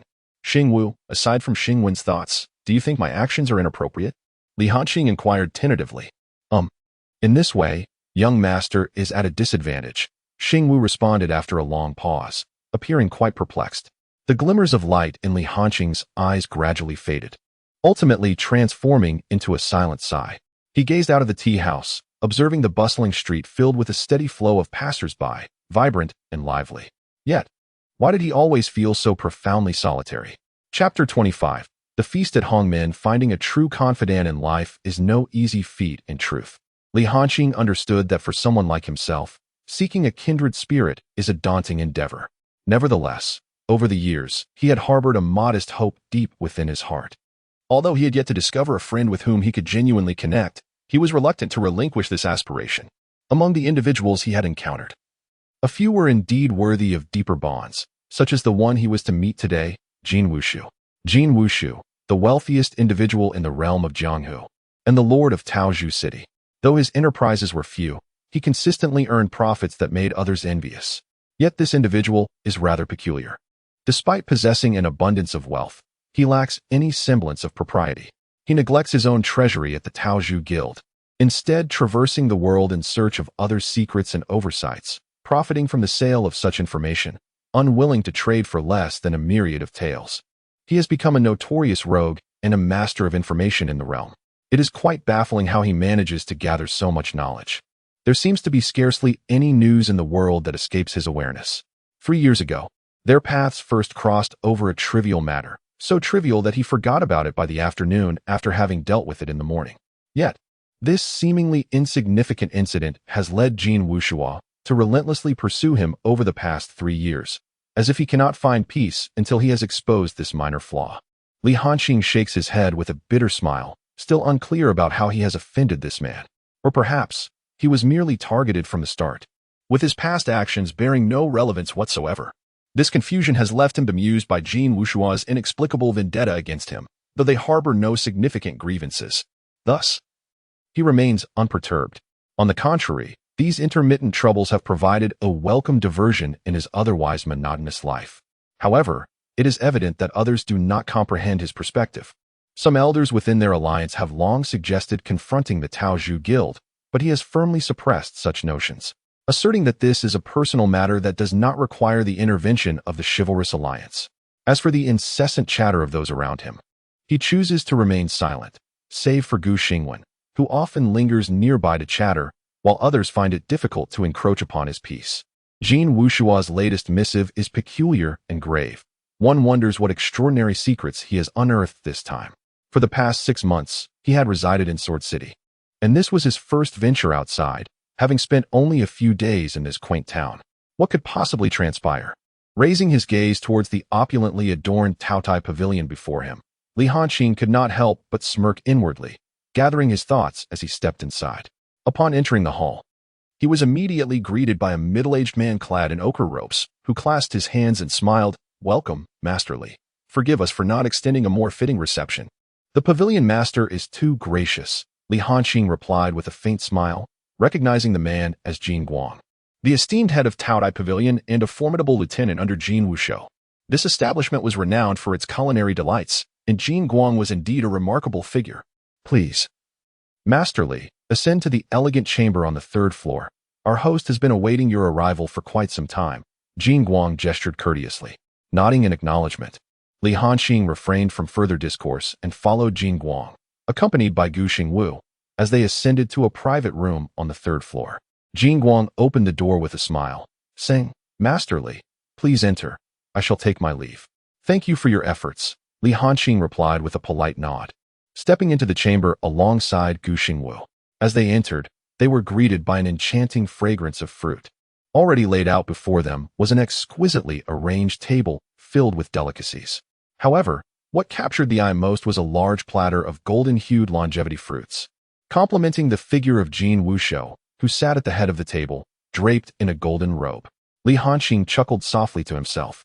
Noting Jin Wuxiao's profound affection for the color yellow, not only did he don golden attire, but even the utensils, fruits, beverages, and dishes served were predominantly yellow, almost dazzling to behold. Indeed, Brother Li is a man of his word. "Please, take a seat. I have been awaiting your arrival for quite some time." Jin Wuxiang welcomed Li Hanqing with warmth, his demeanor resembling that of old friends reuniting. Yet, who could fathom the hidden machinations behind his smiling facade? Gu Xingwu silently derided him in his heart. I wonder what pressing matter compels Brother Jin to extend such a formal invitation. Perhaps he might speak candidly.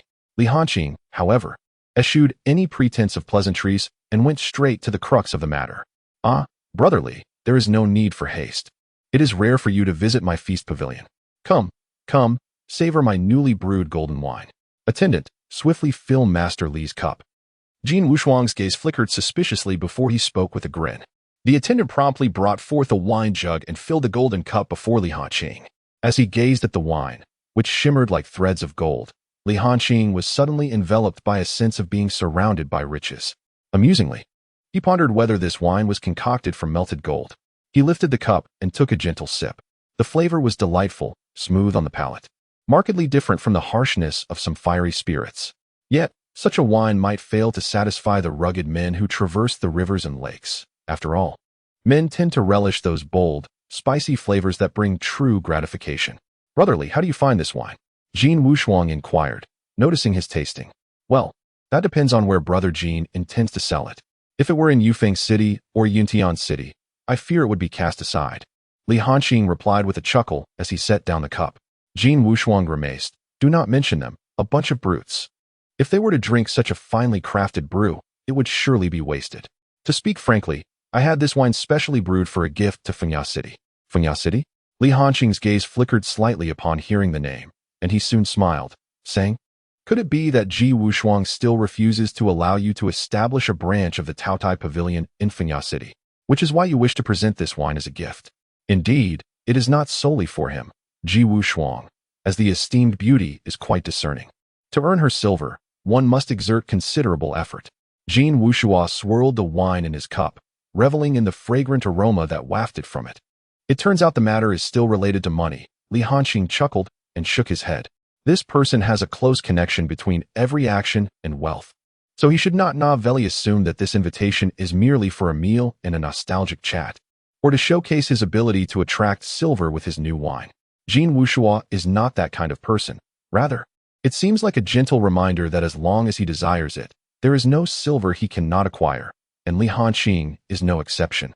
Having enjoyed the wine, Jean Wuxia should not meander any longer. What, pray tell, is the true purpose of your invitation this time? Li Hanqing inquired, gazing at Jean Wuxia, sensing an ominous premonition that he might indeed have to make some sacrifices this time. Jean Wuxia set down his cup, adjusted his posture, and suddenly spoke with utmost seriousness. Li Xiong, it is said that the Hero Alliance possesses two sacred artifacts, the Record of Chivalry and the Jade Order, which are seldom revealed to the public. Is there any truth to this? This matter is well known in the martial world. What is there to find astonishing about it? I have also heard that the Chronicles of Chivalry document the history of the Knights Alliance, but only the leader is permitted to peruse them. Moreover, the Jade Order of Chivalry is a treasured heirloom, said to exist in but 3 pieces, one of which you carry with you, while the remaining 2 are enshrined within the sword-bearing villa. Am I correct? It is well known that the influence of the Knights Alliance permeates the martial world. And these 2 sacred artifacts, emblematic of power, are of paramount importance to the Alliance, thus they are not displayed lightly, and naturally, the public remains unaware of their existence. At this juncture, Jean Wuxia paused, casting a glance at Li Hanqing, whose expression remained unperturbed, and continued, however, I consider myself fortunate, for I recently had the opportunity to behold the true visage of the Jade Order. The hand of Li Hanqing, resting at his side, quivered slightly and almost imperceptibly. The Jade Order? Could it be that that day of our initial encounter, she inexplicably bestowed upon me the Jade Order, though I later deemed it rash? I harbored no regrets. Yet, her incessant chatter in the days that followed has left me somewhat concerned. Could something have befallen that young lady? Contemplating this, his countenance suddenly darkened a shade. What do you mean by that, Brother Jean? Pray, speak plainly, Li Hanqing urged, a sense of foreboding stirring within him. Jean Wuxia's eyes sparkled with delight, a broad smile gracing his features. He waved his hand, and his attendants, understanding the cue, discreetly withdrew. Shortly thereafter, they presented a gilded wooden box, placing it carefully before the 2. Brotherly, might you assist me in unraveling this mystery? Jean Wuxia inquired with a cheerful demeanor, nudging the wooden box toward Li Hanqing.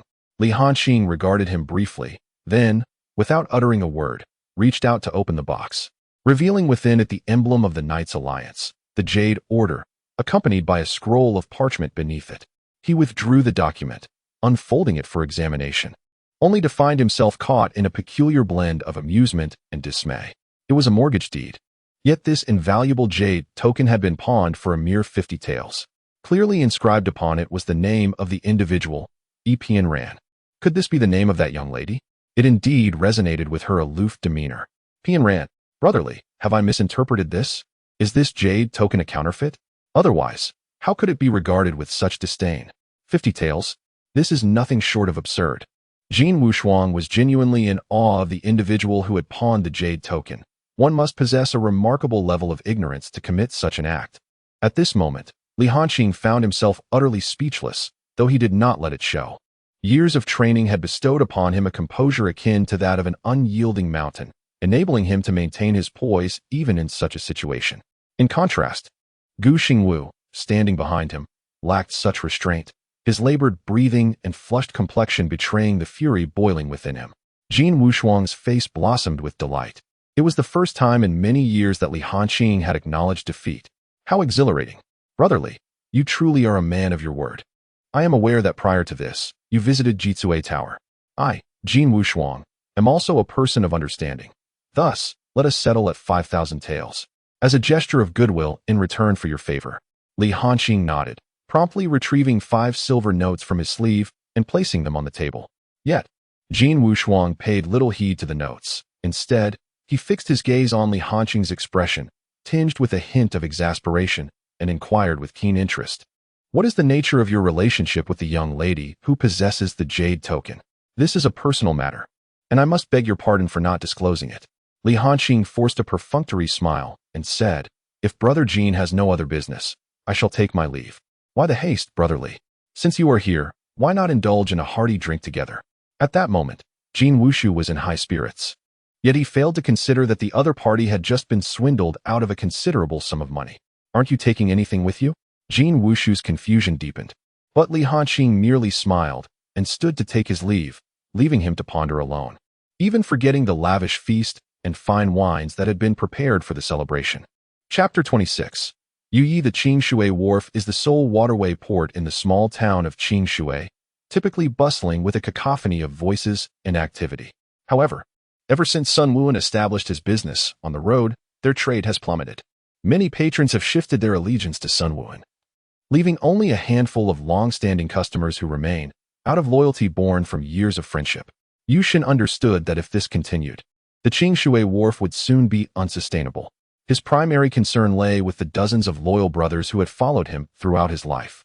If Sun Wuhan could overlook past grievances and employ them, he would not mind relinquishing the Qingshui Wharf.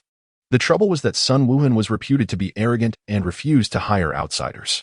He commanded a 100-member elite team of cloaked guardians, all of whom he had personally trained and promoted, each one well-disciplined.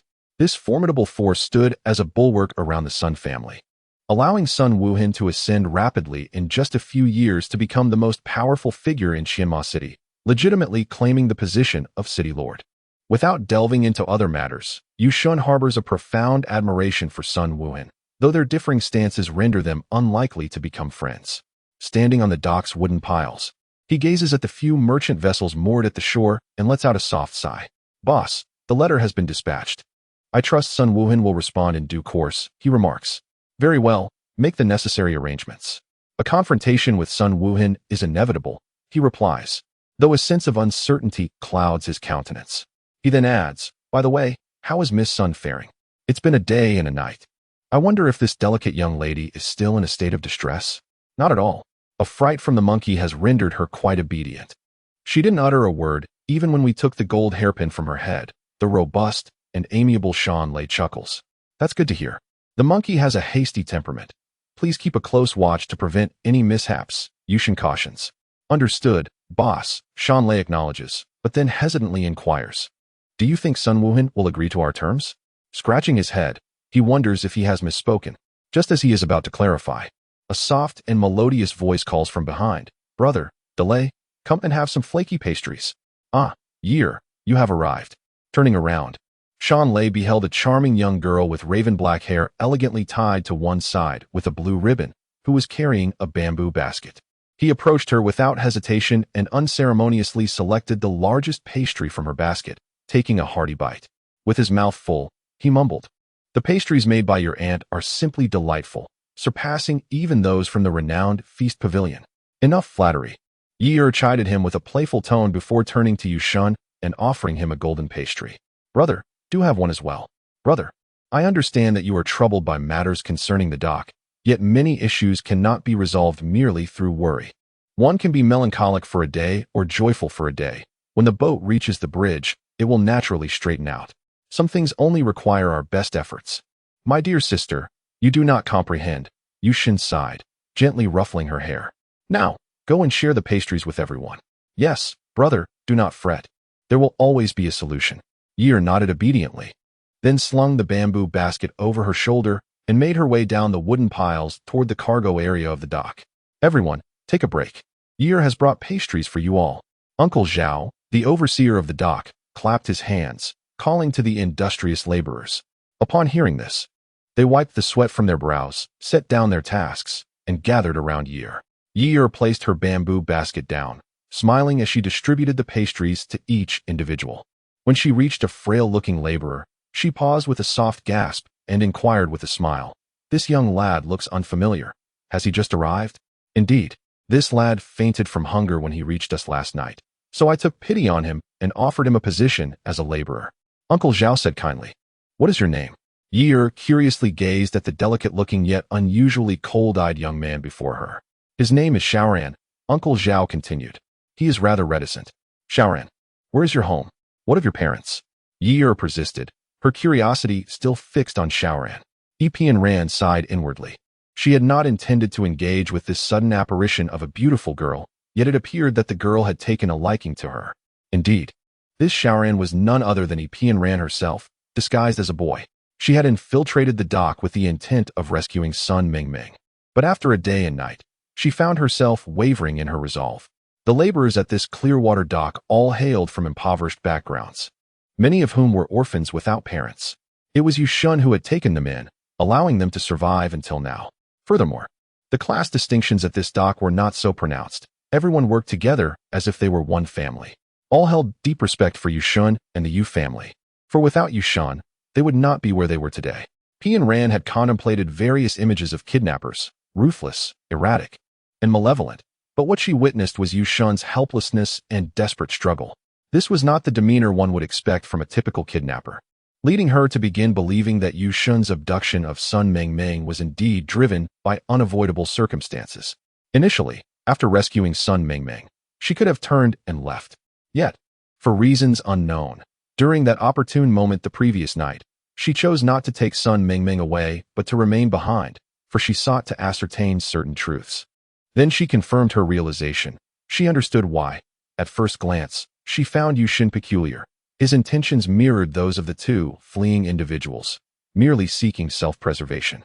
Yet, he remained oblivious to the fact that his meticulously crafted schemes had already been unraveled by others. Furthermore, that Sun Wuhan may have long orchestrated this opportunity to ensnare them all. But what did this have to do with her? By rescuing Sun Mingming, Yushun's plans would inevitably come to naught, and regardless of the circumstances, Sun Wuhan would not spare the Qingshui wharf.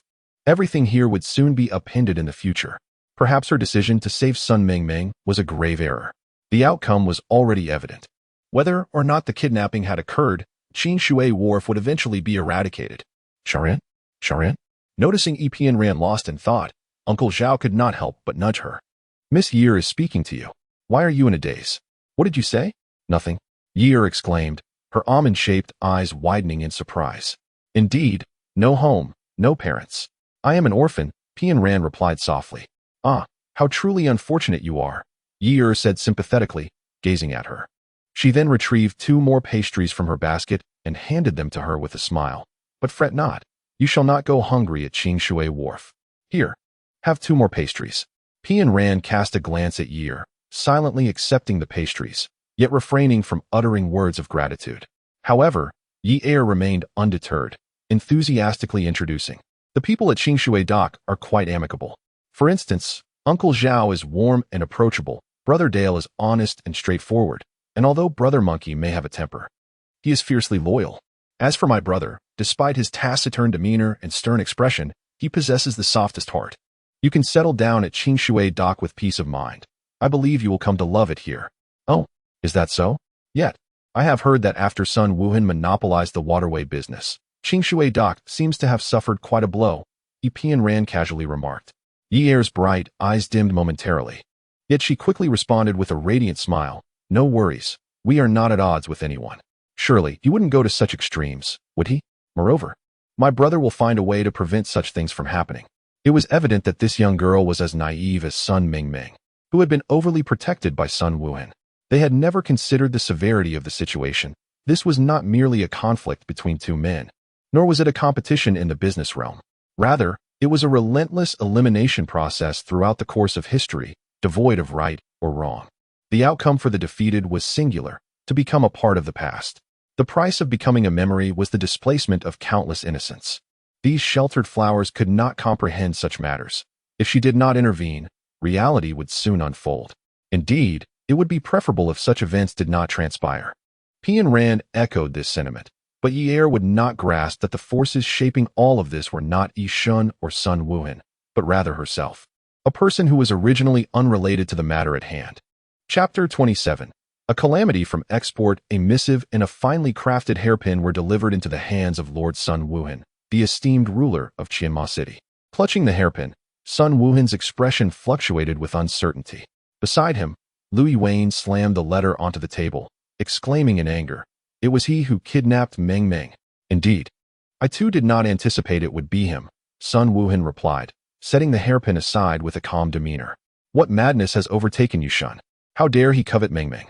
That trivial dock of his would not have survived to this day had it not been for your leniency. Now he repays kindness with malice. How utterly detestable. Perhaps he perceives me as overly amiable," Sun Wuhan remarked, a semblance of a smile gracing his lips. Yet a glint of coldness flickered in his eyes. "Wuhan, what shall we do now? Meng Meng is in his grasp. We must tread cautiously." Lu Yuan expressed her anxiety, her words tumbling forth without restraint. Upon hearing this, Lu Yuan felt a ripple of emotion stir within her heart as she gazed at him with tender eyes. Her voice softening. "With you by my side, what do I have to fear?" Sun Wuhan, however, offered a wry smile. "Yuan, you do not truly wish for me to be stretched thin, do you?" A blush crept upon Lu Yuan's face, and realizing that her persistence might become irksome, she acquiesced. "All right, I understand. I shall heed your counsel, but you must exercise caution." "Very well." As she departed, Sun Wuhan's expression reverted to its usual indifference. He called out, "Bring forth the others." 2 young guards entered promptly, bowing in readiness. A command was issued to select 20 elite guards to accompany me to Qingshui town. "Your orders have been received." With a proud smile, Sun Wuhan tightened his grip. "Miss Yi, could you come here for a moment?" Confused, Yue approached him, inquiring, "Is there something you need, Brother Shaoran?" Without uttering a word, Pian Ran glanced at her and turned towards a secluded area. Yi, perplexed, followed him. After a considerable time, Yi emerged with her head lowered. "Brother Monkey," she called out hesitantly, continuing to walk ahead. "What is wrong, Yi? Has someone been troubling you? Tell me, and I shall avenge you." Noticing the unusual expression on Yu Ye's face, Monkey grasped her arm, questioning her. "I." Yu Yi cast a complex glance at Monkey, ultimately shaking her head. "It's nothing. Yi, what is truly bothering you? Why are you so evasive? Is there something you can't share with me?" Monkey frowned deeply, refusing to let go of her, as Yi was not typically like this. "I really am fine." Is that drunken fragrant chicken? Who is it for?" Yi pushed his hand away, hastily pointing at the oil paper bag he held. "Oh, this. Well, I grew weary of the dog food, so I prepared a little something." Monkey finally released her, scratching his head in embarrassment. Watching her walk away, he weighed the oil paper bag in his hand before heading towards the dock's warehouse. "Your dinner, Mississippi." The monkey disdainfully tossed a drunken chicken towards Sun Meng Meng, then leaned against a pile of goods, sulking while drinking. Sun Meng Meng took small bites of the chicken leg, yet inside she was swallowing her own anxiety. Why did this scrawny fellow always gaze at her with such intensity? It was as if he wished to devour her whole. Terrified, her heart raced, making it impossible to eat. After a few bites, she discarded the chicken leg. However, as soon as she did, the monkey's fierce glare shot back at her. Flustered, she awkwardly raised the chicken leg and stammered, "Do you want some?" It would have been better had she not spoken at all. As soon as the words left her lips, the monkey sprang to his feet, flinging his right hand, and with a loud crash, smashed the wine flask to the ground, his eyes glaring at her with ferocity. "Stop showing me that condescending face." Sun Meng Meng gasped, retreating several steps. Her small hand pressed tightly against her chest as she timidly replied, "I meant well. I can't finish this chicken by myself, and besides, it's a renowned dish from the feast pavilion. Surely, you can't afford it regularly?" "Nonsense. Even if I couldn't afford it, I wouldn't eat your leftovers." The monkey's temper flared, steam practically rising from his head. How dare this insolent girl look down on him? "What are you trying to do?" Seeing his fist clenched, veins bulging, and his eyes filled with bloodshot fury, Sun Mingming's face turned pale. "What am I trying to do? I've long wanted to teach you a lesson. A foolish, ignorant young lady, born with a silver spoon. How could you ever comprehend the struggles of the world? It is one thing to be perplexed, but it is entirely another to flaunt one's bravado before him. He had never endured such indignity in his lifetime. His clenched fist rose high, poised to strike. Suddenly, he recalled Yu Shun's repeated admonitions. Sun Mingming must not be harmed. His chest heaved with agitation as he endeavored to quell the tempest of rage within. He must not act. He must not act. For if anything befell Sun Mingming, the entire Qing Shui dock would suffer the repercussions. You, refrain from acting recklessly. Should anything happen to me, my elder brother will ensure that Qing Shui dock pays a heavy price. The intoxicating effects of alcohol and fury were reignited by Sun Mingming's seemingly provocative utterance, flaring up with an insatiable intensity. Very well. I wonder who will arrive first. You or your demise. The monkey bellowed in fury, striding towards Sun Mingming. With a grip like iron, he seized her arm and flung her with force, sending her tumbling to the ground. The coarse surface scraped her elbow, leaving a significant bruise that glistened with traces of crimson. Sun Mingming, wincing in pain, clutched her elbow, attempting to rise. However, spotting the advancing monkey, she hurriedly rolled away to evade him, only to inadvertently strike her head against the bedpost. The splintered wood ensnared her hair, leaving her locks in disarray. Gritting her teeth, Sun Mingming's face drained of color. Was she not speaking the truth? Why did this individual, dubbed the monkey, transform into a fiend upon hearing his words? In that moment, a flash of insight darted through her mind, yet amidst the chaos, she could grasp nothing. Chapter 28. Confrontation at Falling Leaf Slope. A palm, resembling a large fan, was about to descend upon her, prompting her to shut her eyes in fright. Moments later, a sudden crack followed by a thud echoed in the air, yet the anticipated pain did not arrive. As she opened her eyes, she beheld a charming young girl, her raven hair secured by a blue ribbon on one side, standing before her, wielding a wooden stick as thick as an arm. The previously intimidating monkey now lay on the ground, unconscious. Who are you? Sun Mingming inquired, her voice laced with trepidation. Run. The girl uttered no further words. Swiftly grasping her hand and leading her away from the confines of the clear water wharf, moving with a sense of urgency.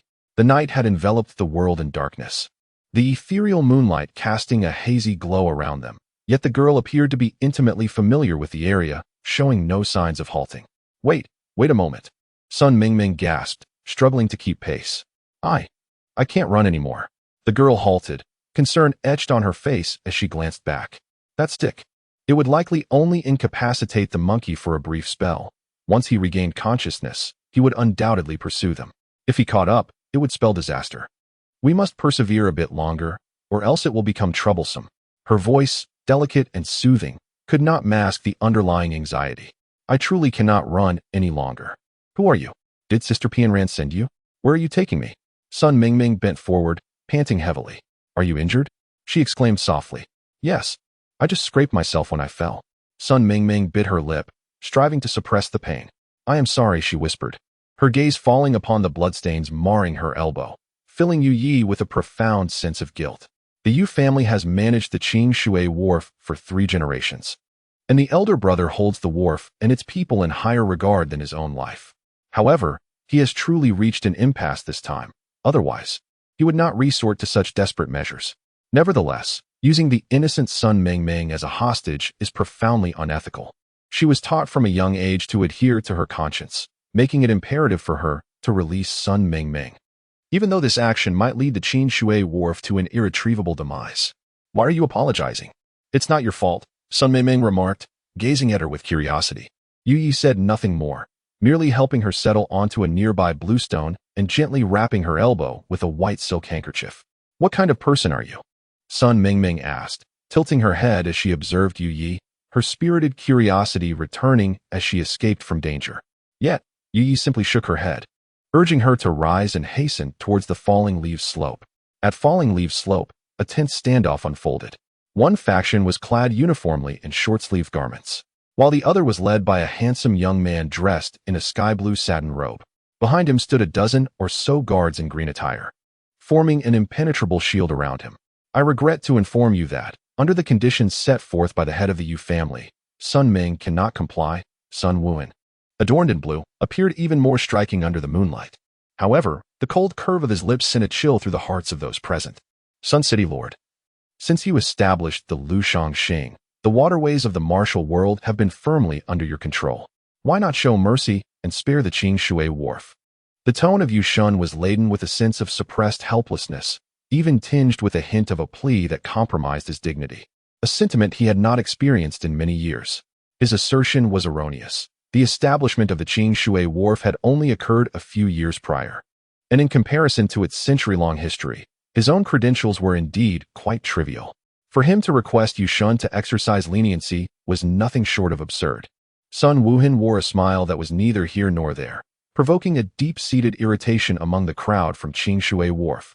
Yet they knew all too well that this was a man they could not afford to offend. It was not merely his exceptional intelligence that made him formidable. Even the 10 or so Qingyi guards at his back could easily subdue dozens of them. This, however, was not even the most formidable aspect of Sun Wuhan. Yet it sufficed to deal with their kind. Yu Shun furrowed his brow, recognizing that Sun Wuhan was clearly engaging in a game of taciturnity. Such insincere politeness was transparent to anyone. Yet, what kind of person was Sun Wuhan, to squander time without purpose? What was he truly contemplating? The more he pondered, the more uneasy he felt. Resolutely, he decided to speak plainly. Thus, he solemnly clasped his hands in greeting and stated, "Lord Sun, I, Yu Shun, apologize for my impertinence and implore you to reconsider my proposition, not only for the sake of Qing Shui wharf, but also in consideration of Miss Sunday." Oh, this remark is intriguing. Naturally, I shall attend to my sister's well-being. How could I trouble the head of the Yu family to concern himself on her behalf?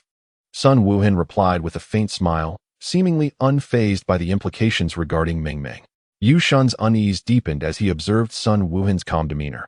Why was he not the slightest bit concerned for Sun Mingming's safety? Suddenly, an alarming thought struck him, and his expression shifted dramatically. Sun Wuhan had likely been aware of Sun Mingming's abduction for some time. His current nonchalance while engaging in light banter with him suggested he had already arranged for someone to rescue Sun Mingming, and perhaps they had even succeeded. Otherwise, how could he remain so composed? This situation had turned dire.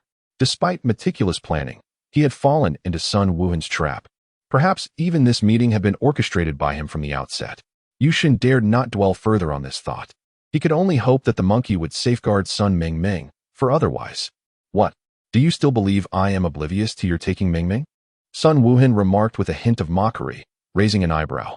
You knew all along. Yu Shun glared at him, filled with resentment. Then why? Sun Wuhan took a couple of leisurely steps closer. Let us consider Mingming's situation a mere interlude. I shan't take it to heart. However, now we ought to discuss the dissolution of the Qing Shui dock. You have indeed plotted this all along, seizing the opportunity to eliminate us in one fell swoop.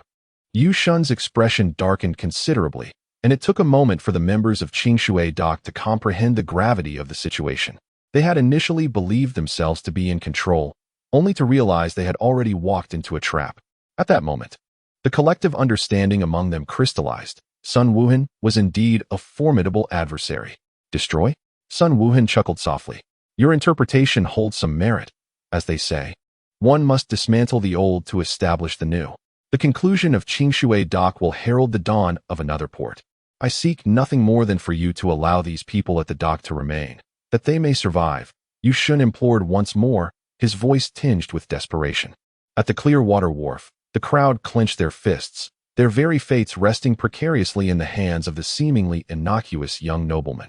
After a prolonged contemplation, Sun Wuhan ultimately shook his head. It was not that he harbored a desire for absolute destruction. Rather, he had his own schemes, and these individuals were not part of them. Chapter 29.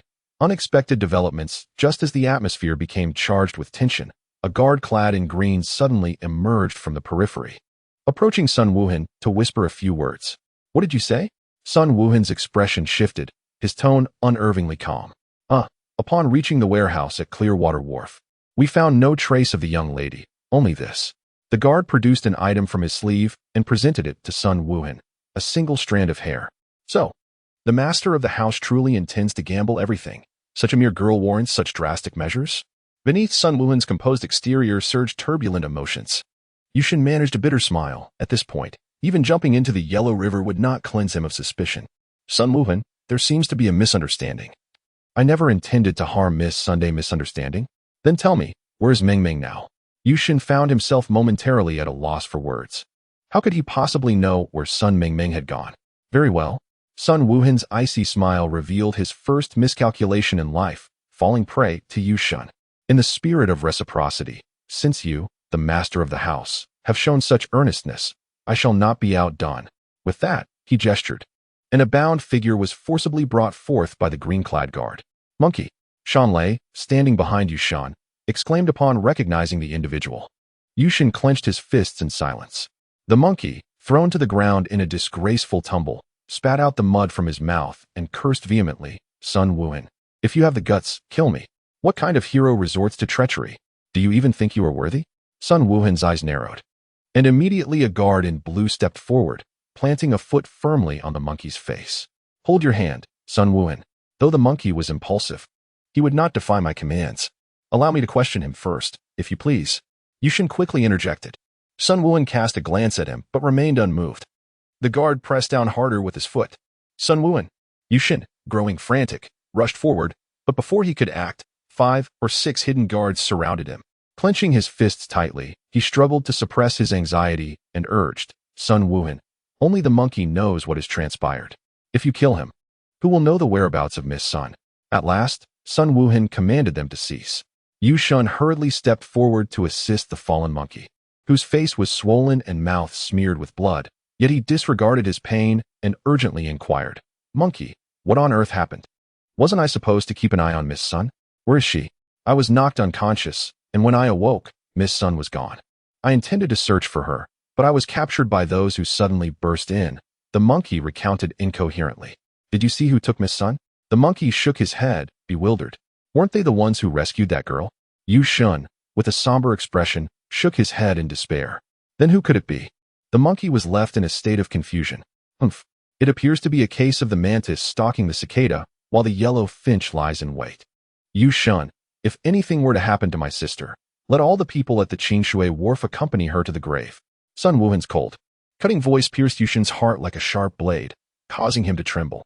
He wished to speak, yet found himself at a loss for words. Accompany to the grave? Accompany to the grave. The monkey suddenly murmured to himself, and suddenly, as if recalling something, exclaimed, No, it is a woman. In an instant, all eyes gathered upon the monkey. Yu Shun hurriedly inquired, What woman? Monkey, have you remembered something? A woman? Sun Wuhan echoed softly, yet inadvertently recalled a face from a painting. He remembered Jin Wushu mentioning that the suspicious girl had appeared at Qingshui Wharf. Could it be her? Monkey, what exactly are you saying? What sort of woman? Are you certain? Yu Shun asked anxiously. I do not know, boss. I have not seen her. It is merely an instinct that tells me she resembles a woman. The monkey shook his head in despair once more. It seems you have a backup plan, indeed. Sun Wuhan remarked coolly. Lord Sun, you must believe me. I am unaware of the woman that the monkey speaks of, and all this is beyond my anticipation. Yu Shun stated earnestly, fearful that Sun Wuhan would doubt him. Oh, is that so? Then where on earth has my sister gone? Sun Wuhan pressed further. This. Yu Shun found himself truly at a loss for words, as if he were a mute consuming bitter gall. The thought of Mengming's current whereabouts being unknown filled Sun Wuhan with rage. Just as he was about to unleash his fury upon Yu Shun and the others, a clear voice rang out, Brother. A petite figure suddenly darted through the crowd and plunged into Sun Wuhan's embrace. Mengming? Sun Wuhan exclaimed with delight, wrapping his arms around her shoulders before hastily pushing her away to scrutinize her from head to toe. It was a momentary glance, but it ignited a surge of anger within him. You are injured? His voice heavy with concern, he lifted her blood-stained right elbow, his eyes glinting with a chilling light as they turned towards Yu Shun. Who did this to you? Although the question appeared aimed at Sun Mengming, it was, in fact, a pointed inquiry directed at Yu Shun. Yu Shun, feeling helpless, was about to step forward when the monkey interjected, I did it. If there is any trouble, let it be directed at me. Monkey, Yu Shun thought to himself, realizing the peril as Sun Wuhan's sharp gaze shifted towards him. Indeed, Sun Wuhan let out a cold laugh and replied, You possess quite the audacity. However, I wonder if your life is resilient enough. Guards, untie him. A guard in blue stepped forward to release the ropes binding the monkey, bringing him before Sun Wuhan. Yu Shun intended to follow suit, but was restrained by 2 guards on either side. Life? By seizing the Qingshui dock, you've effectively taken our lives. Now that we have lost everything, what worth does my life hold? The monkey suddenly erupted into laughter, his mirth laced with sorrow and despair.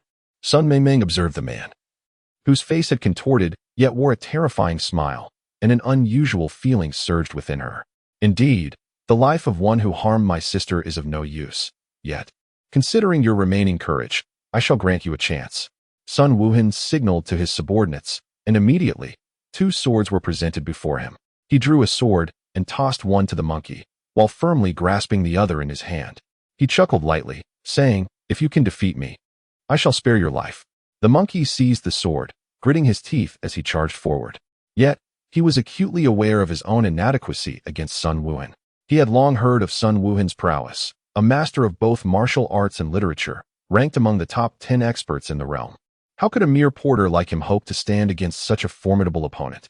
Nevertheless, to retreat without a fight would strip him of all dignity. He would rather embrace a noble death than live in disgrace. Sun Wuhan's sword danced with the agility of a living creature, and within moments, he had the monkey on the defensive. Despite the unwillingness in his heart, the monkey ultimately recognized that he was no match for Sun Wuhan's skill or intellect. After exchanging blows for a mere 10 moves, he resolutely tossed aside his sword, closed his eyes, and stood silently, awaiting his fate. A glimmer of intrigue flickered in Sun Wuhan's eyes as he maintained the pressure of his sword, aiming directly at the monkey's chest. He was curious to see if the monkey truly felt no fear. Chapter 30. Defeat Lord Sun, please show mercy. A cry erupted, followed by a piercing scream. Sun Wuhan furrowed his brow and halted his assault, the tip of his sword barely grazing the monkey's clothing, threatening to pierce the skin. He observed the monkey tremble violently, cold sweat trickling down his forehead. So it was merely this. Ignoring the monkey, he turned to glance at Sun Mingming, who was shielding her face. "Mingming, what troubles you?" Peering through her fingers, Sun Mingming timidly replied, "Please don't kill him. I fear the sight of blood. Just close your eyes. He has harmed you. It would be too lenient to let him go so easily. Then let us employ another method to punish him," Sun Mingming hastily suggested. For reasons unbeknownst to her, she simply could not bear to witness her elder brother resorting to violence on her behalf. "Another method?" Sun Wuhan mused, lowering his head in contemplation before inquiring. "What do you propose?" Sun Mingming glanced around, realizing that her words were merely a fleeting thought. She could not conjure an alternative at that moment. Yet, fearing her brother might retract, a sudden inspiration struck her. "Let him buy me some drunken fragrant chicken." Sun Wuhan, bemused, found it amusing that this girl was still preoccupied with food. However, since Mingming had spoken, he felt no compulsion to take the man's life. With a deft twist of his wrist, he sheathed his sword. "Consider yourself fortunate. Mingming has interceded on your behalf, and for now, I shall spare your life." As Sun Wuhan turned to face the monkey, his voice regained its icy, merciless tone. "I refuse." The monkey protested vehemently. "If you wish to kill, then do so. I, a man of honor, shall not be commanded by a mere girl." His face flushed with indignation.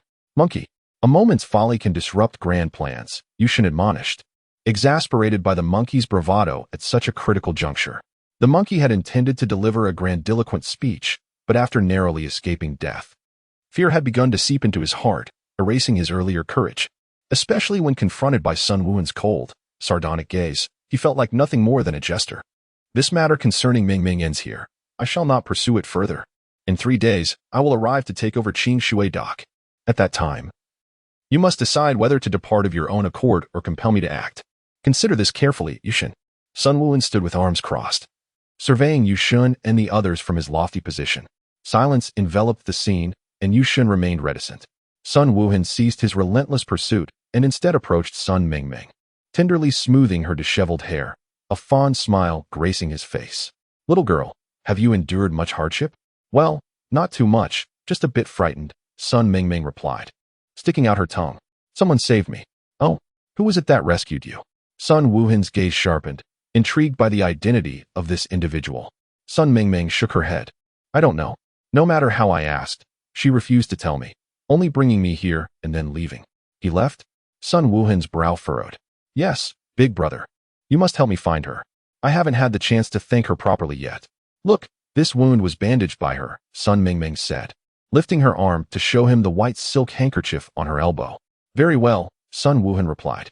Sun Mingming, unusually obedient, nodded and followed him as he turned away. "Lord Sun," Yushin called out. "Lord Sun, can you not reconsider my proposal?" Yushin attempted one final plea. Sun Wuhan responded with a cool smile, slowly walking past him with Sun Mingming at his side. You Shun, you have truly disappointed me. I once thought you possessed potential, but your actions have led me to believe I overestimated you. The reason Qingshui Dock has reached such a state is not due to my monopoly over the waterways, but rather because you Shun, lack the capability to manage it. Thus, even without me, Sun Wuhan, Qingshui Dock would inevitably fade from the world of Jianghu. With that, he retrieved several sheets of paper from his sleeve and handed them to Yu Shun. Upon examining them, Yu Shun's face drained of color. Sun Wuhan cast one last glance at him before turning to leave. 3 days hence, I hope you will have the fortitude to remove the plaque from the Qingshui Wharf yourself. This, I suppose, serves as my final gesture of respect towards you. This is, surprisingly, the deed of transfer for the Qingshui Wharf. It appears that everything has long been under Sun Wuhan's control. Ironically, he believes he possesses leverage for negotiation, unaware that all has been meticulously calculated in advance. Foolish. Truly, he is utterly naive. Sun Wuhan is correct. Even if the Qingshui Wharf is not wrested from him, it will inevitably be disassociated, as Yushin no longer possesses the capability to sustain it. Brother Lei and Brother Monkey. Yi appeared outside the room at some point, and both Dan Lei and Monkey stared at her in astonishment. Yi, what brings you here? Indeed, it's quite late. What are you doing here? Monkey nodded, about to speak. When Yi interjected, Brother Monkey, are you all right? After taking a blow and sustaining an injury, is it serious? It's nothing, just a minor scrape. Monkey replied, his face still somewhat swollen. He scratched his head and chuckled. Compared to those 2 kicks from Sun Wuhan's lackeys, that blow was child's play. Monkey, do you not find Yi rather peculiar? Dan Lei pondered, rubbing his chin. What is peculiar about her? I fail to see it. Monkey looked at Dan Lei, puzzled. Is there anyone besides us who knows you were knocked unconscious? No, why? Monkey replied, this event just transpired. No one has spread the word yet. Who would know? Then how is it that Yi is aware? In the dimly lit room, Yushin sat alone beneath the flickering oil lamp, lost in contemplation. His brother, Yi, approached softly, calling out to him. Startled, Yushin looked up, his expression one of surprise. Yi, why are you still here at this late hour? Suddenly, Yi knelt before him, her voice trembling with emotion. Brother, I have done wrong. I have betrayed you. Yushin immediately rose, bewildered. Yi, what are you talking about? Brother, it was I who released Sun Mingming, who knocked out Brother Monkey. And I was the one who brought Sun Mingming to Lia Slope to hand her over to Lord Sun. You may scold me, strike me.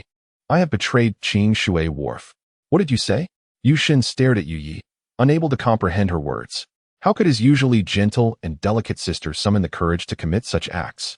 It is all my fault, brother. Please, punish me. Yi cried, her heart heavy with guilt and sorrow. I did not foresee that my actions would provoke Lord Sun against Qingshui Wharf. I cannot face the people at the wharf. I am a sinner of Qingshui Wharf. Overwhelmed by her sense of betrayal and the consequences it wrought upon her family, she wept inconsolably. Yi, Yushin sighed softly, lifting her up and tenderly wiping away her tears. It is not your fault, it is mine. I have failed to protect Qingshui Wharf and all of you. Brother, it is I who have betrayed you. You must hate me, she lamented, but I only wish to spare you from committing acts against your conscience, unaware that it would incite Lord Sun's wrath. Enough, do not weep. Yushin gently assisted her into a chair, offering words of comfort. This is not your fault. Do not allow guilt to consume you. In truth, Sun Wuhan was right. My actions in coercing his sister were inherently unjust. Releasing Sun Mingming was the correct course of action. I should never have entangled her in this matter. In the realm of business, when one faces defeat, one must only blame oneself for lacking skill. One cannot afford to lose both dignity and spirit, for that would truly signify utter ruin. But what of the Qingshui Dock? Yi, her eyes brimming with tears, gazed up at her brother. In her efforts to save lives, she had acted with such resolve, yet she had never anticipated that the dock would face such catastrophic disaster. Were the livelihoods of the 70 or 80 individuals there to be extinguished just like that? The thought deepened her sense of remorse. Brother, may I implore Miss Sun for assistance? Do not go. This is the best outcome we could hope for. We must not beg her. Our family has but this shred of dignity left to uphold. Sun Wuhan has given us a 3-day deadline. We should begin preparations tomorrow. Yushin gently caressed Yuye's small face, sighing softly. His sister was still too naive. Brother. Yi choked on her words, but eventually nodded obediently. Chapter 31. A swift advance in the Lord's mansion, a shadow glided silently across the rooftops. The flickering lights between the palace halls were deftly evaded by her nimble movements. In less than a moment, she arrived at her destination, the study of Lord Sun Wuhan, known as Crane Ming Pavilion. The shadow glanced at the scroll in her hand, where the words doc design plans were inscribed in ancient script, and her brow furrowed as she instinctively reached out to seize the scroll. A slender figure moved with remarkable speed, evading her grasp in a swift motion, and then darted through the window. The shadow closely pursued, only to witness the figure ascend to the rooftop, where it playfully brandished a scroll before hastily gliding southward. The shadow, resolute in its pursuit, could not afford to lag behind. The coveted item was in the figure's possession. The chase unfolded, one fleeing and the other in relentless pursuit, for nearly half an hour. Yet, the shadow began to show signs of fatigue, and soon they had ventured beyond the outskirts of the city, entering a vast sea of flowers. In the darkness, wafts of fragrant scents enveloped the air, and the flower field felt profoundly familiar. Lien Tian, come out, the shadow called, pausing amidst the blooms, brow furrowed. You finally spoke, Pian ran. A tall figure emerged gracefully from the floral expanse, standing opposite the shadow, which was notably shorter. Hand over the scroll, Pian Ran stated, cutting straight to the point. Lien Tian, I now know your name. The tall figure, Lien Tian, replied with a smug smile, clearly sidestepping the question. Where's the scroll? Pian Ran pressed on. Pian Ran, it has been so long since we last met. Not even a single greeting? We are, after all, friends. Lien Tian lamented with a tone that was half a complaint, half a playful pout, eliciting a peculiar response from Pian Ran. The scroll. She attempted to continue, but was swiftly interrupted by Lien Tian. I will give you the scroll, but before that, would you indulge me for a moment? He said, advancing towards her. Boring, Pian Ran frowned, turning to leave, only to be caught off guard as he deftly seized her wrist. Let go. She jerked her hand away in displeasure, only to find his grip unyielding, leaving her momentarily unable to break free. Just wait a moment. After all, you have nowhere to go. Come on. I will take you to enjoy the night view. Lien Tian, undeterred, maintained his hold while cheerfully attempting to persuade her. I don't like watching the night scenery, Pian Ran exclaimed, somewhat vexed, having exerted considerable effort yet still failing to escape his grasp. I do, if you enjoy it. Then go by yourself. Why drag me along? Struggling against him, she felt a strong aversion to this physical contact. Yet, she had to concede that this fellow named Lien Tian possessed a mischievous nature and impressive skills. His lightness of foot was far beyond what an ordinary person like her could rival. She merely relied on her agility, but compared to such a master, she was indeed lacking. Isn't it dull to go alone? Hush, be quiet, we will arrive shortly. Ignoring her struggles, Lien Tian continued to soar forward, leaving a sea of flowers behind. The air gradually became infused with a myriad of scents. Initially, it was the fragrance of blossoms, followed by the aroma of grass. Then the damp scent of earth and stones, and finally, even the essence of insects grew more pronounced, while she could already hear the gentle murmur of the flowing river. Pian Ran furrowed her brow once more. At times, she felt quite helpless about her acute sense of smell, as many inexplicable aromas invaded her nostrils without her consent. She was a creature of simple habits, most detesting intricate entanglements. In such moments, she yearned for a pure fragrance to replace the complexity, if only to soothe her restless heart. Instinctively leaning closer to Lien Tian, she initially sought to evade the bothersome scent that irritated her. However, she suddenly became aware of a unique, refreshing fragrance emanating from him, subtle yet exceedingly pleasant. Consequently, she forgot her earlier distaste and edged closer once more. Indeed, the aroma intensified significantly. She closed her eyes and took a deep breath, sensing a vague familiarity and comfort conveyed by that scent. Why did Lien Tian possess such a familiar fragrance? This sensation struck her as peculiar. Noticing that Pian Ran had ceased her struggles, Lien Tian wore a reassuring smile. He too found it strange that he felt compelled to pursue her.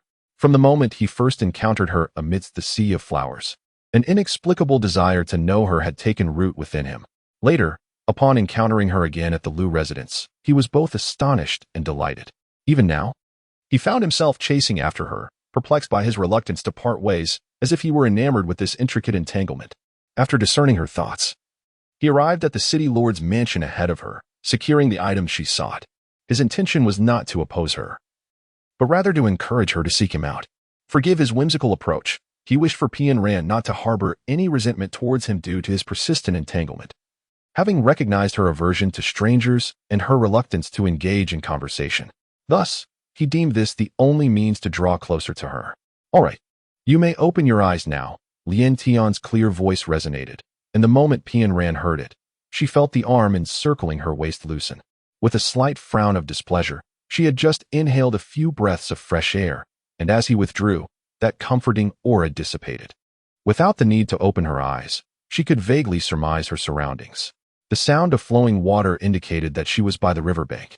The earthy scent of grass suggested the banks were lush with verdant foliage. The aroma of insects was particularly pronounced, hinting at a swarm of fireflies dancing in the air.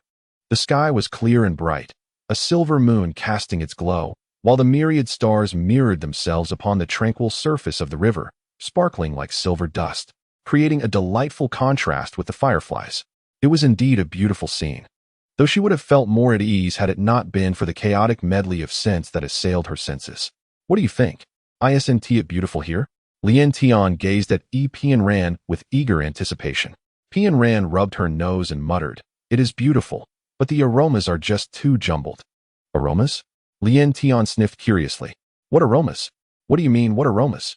The scent of the wind, the water, the grass, the insects. There are so many. Pian Ran enumerated emphatically. The scent of the wind? The scent of insects? Lien Tian was taken aback. Can you really smell all of that? Can't you? Pian Ran countered. Who can? It seemed she was somewhat disappointed. Your sense of smell seems quite acute? Lien Tian inquired cautiously. I suppose so. Pian Ran tilted her head in contemplation. It appeared her senses had become exceptionally heightened since she turned 10. She had always thought it was the same for everyone until she met Yu Kai, who informed her otherwise. Her sensory perception surpasses that of an ordinary person by several folds. She perceives sights, sounds, and sensations far beyond what is typical. Thus, you can track my presence merely by scent, and despite having met that dark girl from the Lu residence only once, you can effortlessly detect my aura emanating from her. Discerning that I am indeed the individual you encountered amidst the sea of flowers? Lien Tian gazes at her intently, circling around her, his expression peculiarly inquisitive. What are you staring at? Pian Ran furrows her brow, regarding him with irritation. Is this what they refer to as exceptional talent? Lien Tian muses, stroking his chin thoughtfully. So, you have never practiced martial arts at all? Pian Ran nods, growing somewhat impatient. Will you give me the scroll, or not? Why all the questions? Yes, yes. Of course. Lien Tian hastily assures her. I intended to assist you all along. By the way, are you planning to show this to Yushin? Indeed. Do you hope that after Yushin sees it, he will willingly relinquish the dock? Lien Tian inquires, speculating on her intentions. It seems she merely wishes to alleviate her own feelings. Why assist the Qing Shui dock? Your character hardly suggests an inclination to meddle in others' affairs. They remind me of the orphanage. Pian Ran candidly replies, if the Qing Shui dock ceases to exist, I will lose that particular sensation. Orphanage. Lien Tian is bewildered. It is the place where I grew up, Pian Ran states, casting a glance at him. Is it your hometown?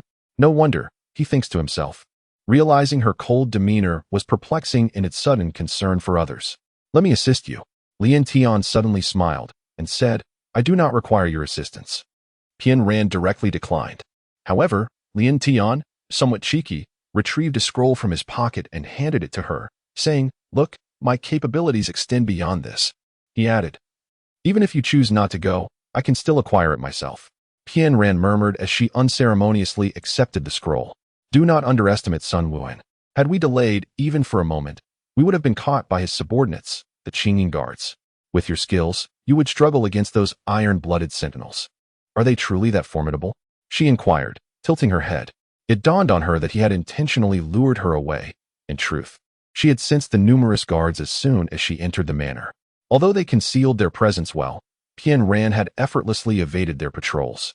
Yet, perhaps Lien Tian was correct. While evasion was simple for her, confrontation posed a greater challenge. After all, she could not compare to those who had honed their martial prowess from a young age over countless years. Who is Sun Wuhan, after all? Those who dominate cities are certainly no ordinary individuals. Lien Tian scoffed, his tone seemingly betraying a hint of unease. Are you afraid of him? Pian Ran clearly sensed this. If I were afraid of him, Would I be assisting you? Lian Tian raised an eyebrow. Sun Wuhan is quite stingy and particular. I have no desire to engage with him. To be honest, were it not for Pian Ran, I would be disinterested in visiting that so-called Lord's manor. Pian Ran glanced at him, but chose not to respond further. She lowered her gaze to the scroll and began to examine it with great care. Chapter 32. Taking action. The scroll revealed an exquisitely detailed design of a dock, meticulously illustrating even the minutest elements. Though referred to as a dock, the grandeur of the design rivaled that of a major port. Light and heavy vessels, cargo and passenger services were all organized with remarkable precision. Even the positioning and spacing of the mooring posts had been carefully planned and measured. Lian Tian approached and stood beside her, both of them gazing down at the scroll in awe. This individual, no wonder they had become a shipping magnate. Even a modest dock like the Qing Shui port had been given such thoughtful attention. Alas, one cannot remain complacent in comfort, as it cannot compare to the grand ambitions of someone like Sun Wuhan. This design could be put to excellent use.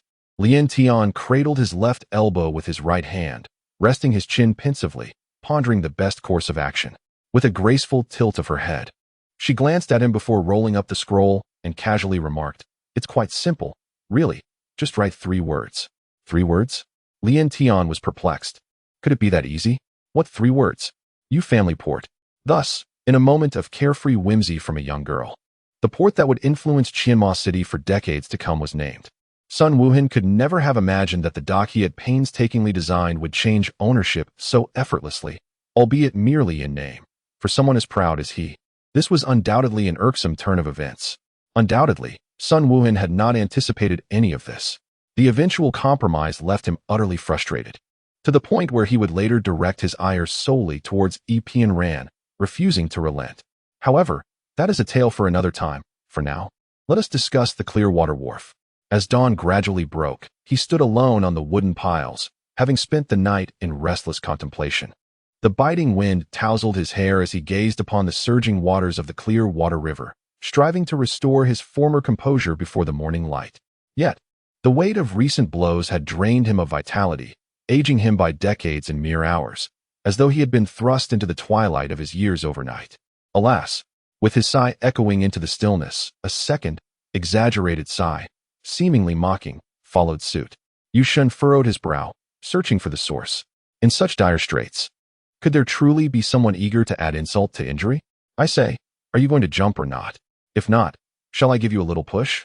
A dapper young man clad in black appeared at the riverbank, arms crossed, casually leaning against the wooden railing. Upon catching Yu Shun's glance, the man's dark brows lifted slightly, a playful smirk gracing his lips. Who are you? Yu Shun inquired, perplexed by the presence of this striking figure. This individual was entirely unfamiliar, and Yu Shun was certain he bore no prior acquaintance, let alone any offense. Yet, the tone suggested a deliberate mockery. What? Does the head of the Yu family still possess awareness? It seems Sun Wuhan's methods were not sufficiently severe, at the very least. The head of the Yu family remains remarkably composed, unlike a stray dog bereft of its home. The man clad in black smiled, his words flowing with a light-heartedness that belied an unsettling undertone. Your presence here, uninvited, is it a deliberate jest at my expense? If so, I must apologize. Though my current standing is diminished, I have not yet fallen to the depths of being subjected to ridicule. Yu Shun's displeasure was evident, despite the lingering thoughts of despair. The scorn from this seemingly younger man reignited the remnants of his already fragile pride. What audacity! The man in black clapped his hands, his bright eyes shimmering with an inexplicable brilliance. It seems you still possess some fighting spirit, Yu. It is not in vain that I have come. With that, he produced a silver silk-rolled scroll from his bosom and tossed it towards Yu Shun. Naturally, this man in black was Lian Tian, and he had subtly altered the scroll in collaboration with Pian Ran. Yu Shun, skeptical yet intrigued, caught the scroll and unfurled it, his eyes widening in astonishment. This is the Qing Shui dock. His heart raced with excitement and disbelief. Good heavens! Was he imagining things? The meticulous design, the grand embellishments. To be precise, this was a vision of the future Qing Shui dock. Indeed, this architectural blueprint was the masterpiece of Sun Wuhan. Lian Tian shrugged nonchalantly. Did he send you with this? To make me feel inadequate? Yu Shun had long accepted that he could not measure up to Sun Wuhan and was aware of Sun Wuhan's unwavering ambition for Qing Shui dock. Yet he was still taken aback. He had never envisioned that Qing Shui dock could be rendered in such a magnificent manner on paper. With his years of experience, this design is executed with remarkable precision, something even he, a man who grew up by the docks, could not have achieved. Yet, Sun Wuhan has accomplished it, leaving him feeling a sense of shame. Sun Wuhan does not possess the ability to command me. Lien Tian smirked, adding, moreover, do not dwell on the trivialities. There are 3 characters in the lower right corner. Recognize them?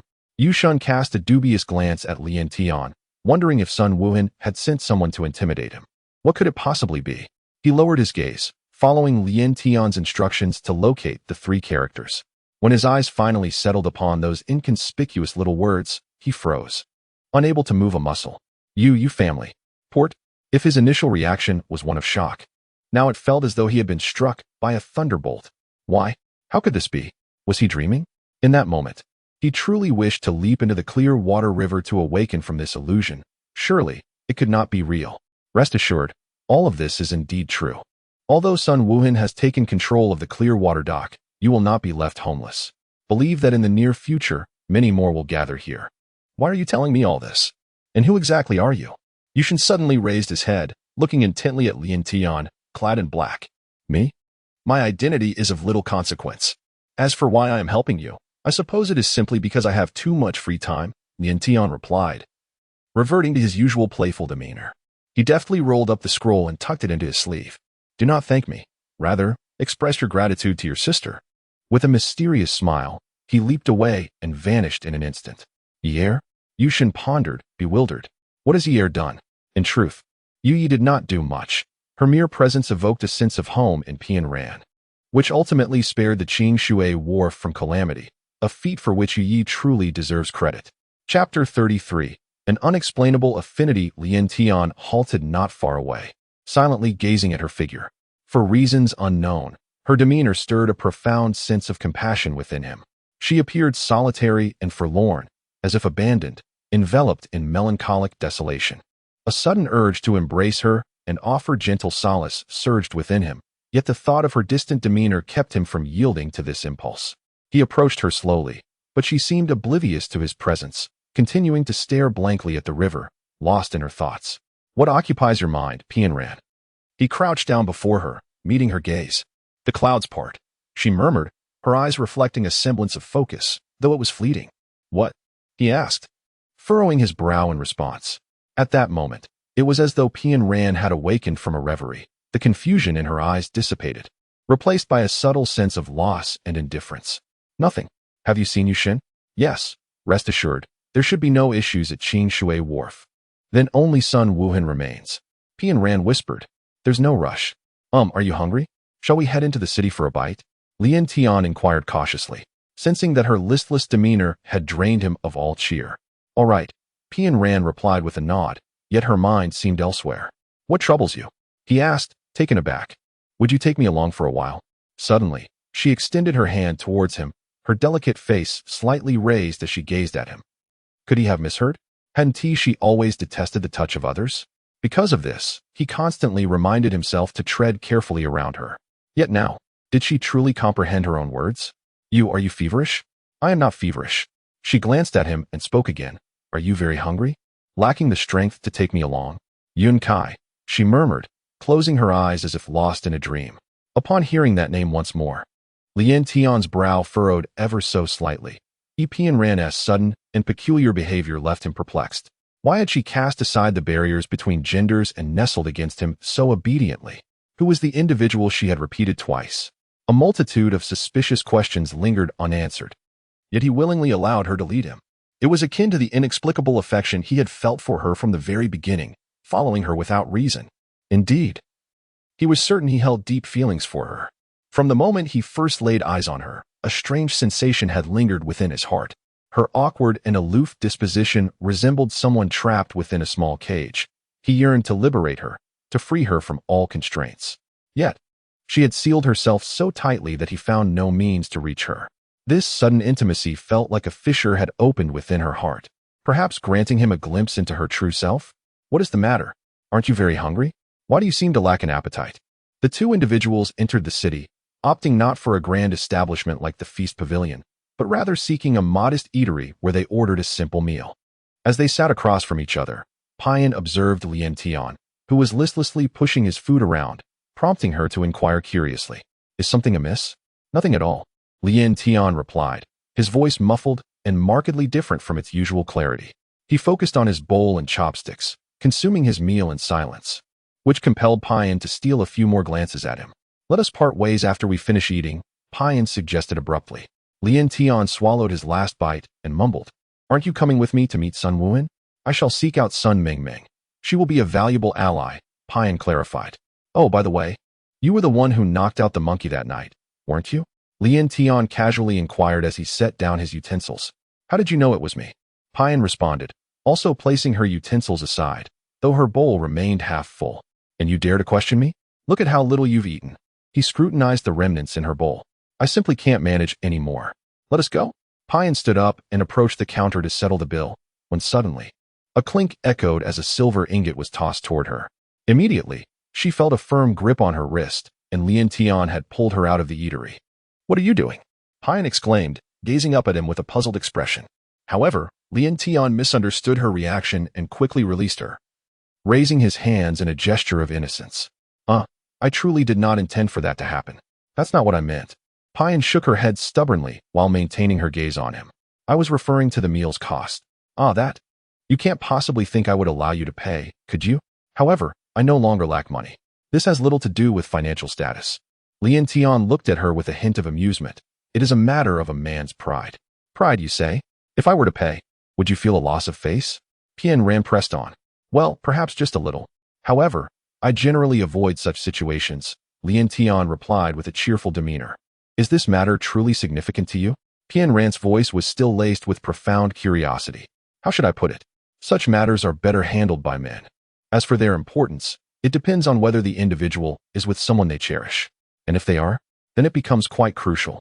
For it is a means for that man to protect his beloved, and being able to do something for the one he adores brings immense satisfaction and happiness." "Is that so?" Pian Ran lowered her gaze, her expression gradually clouding with melancholy. "What troubles you?" Lien Tian inquired, puzzled by her demeanor. "Nothing. Let us go." Pian Ran responded, choosing silence as she turned to walk ahead, her hands hanging limply by her sides, her fragile frame evoking concern. Lien Tian bit his lip. Observing her retreating figure, had she once again recalled that man? Chapter 34. Epiphany. Often, individuals are blind to their own selves. It is only when witnessing another's extreme reactions that one can momentarily glimpse their own nature. She had never contemplated this before, having lived so self-absorbed that she chose to disregard the feelings of others. During her 3 years with Yi Yunkai, she had behaved in precisely this manner. She remained oblivious to the extent of Yunkai's tolerance towards her, yet she was acutely aware that she had never inquired about his desires. Perhaps she had never truly engaged in a romantic relationship with Yi Yunkai. Instead, she was merely enamored with her own feelings, and he was but an instrument she wielded. She had persistently followed her own whims, never considering his emotions. She despised the touch of others. Hence her love life lacked intimacy, a fact he accepted.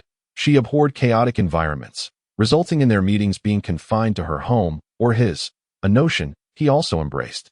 Perhaps the most significant aspect was that, regardless of her actions, he accepted her entirely. Thus, she had never been able to see herself clearly, until today when she suddenly realized that she had been utterly mistaken. During their 3 years together, although she experienced a sense of fulfillment, true happiness eluded her. She had never truly comprehended what love was, and ironically, it was only at the moment of their separation that she recognized her genuine affection for him. If Yi Yunkai had not been so compliant to her every whim, would she have discerned her own self sooner? If she had not been so obstinately protective of her own domain, preventing anyone from crossing her boundaries, would he not have been compelled to constantly navigate the perilous edges, risking the wrath of her disapproval? Why did it take her so long to come to this realization? Why did it require the loss of him for her to finally see herself clearly? Could this be a form of divine retribution? A punishment for possessing extraordinary abilities while perpetually viewing the world through a lens of cold indifference, treating those around her with apathy?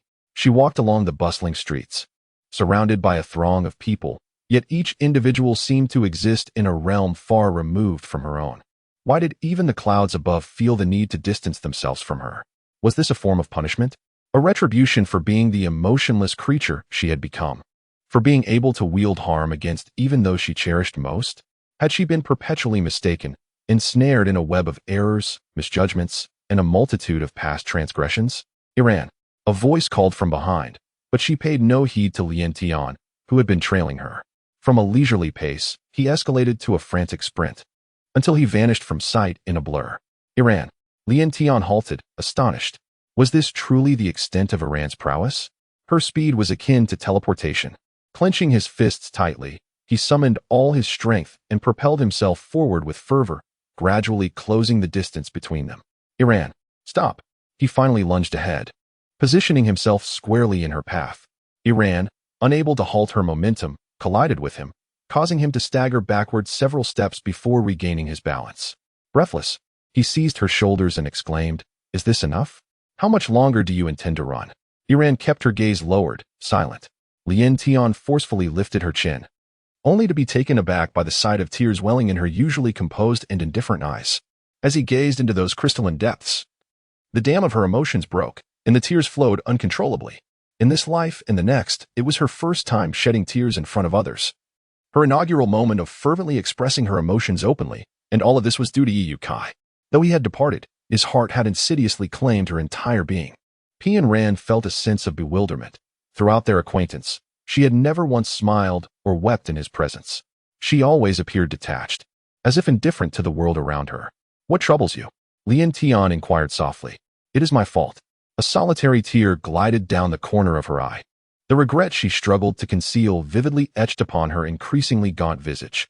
Pian Ran, what nonsensical words are you uttering? Lien Tian gazed at her in confusion, utterly perplexed by her statement. "It is my fault," she reiterated, her gaze suddenly imbued with clarity.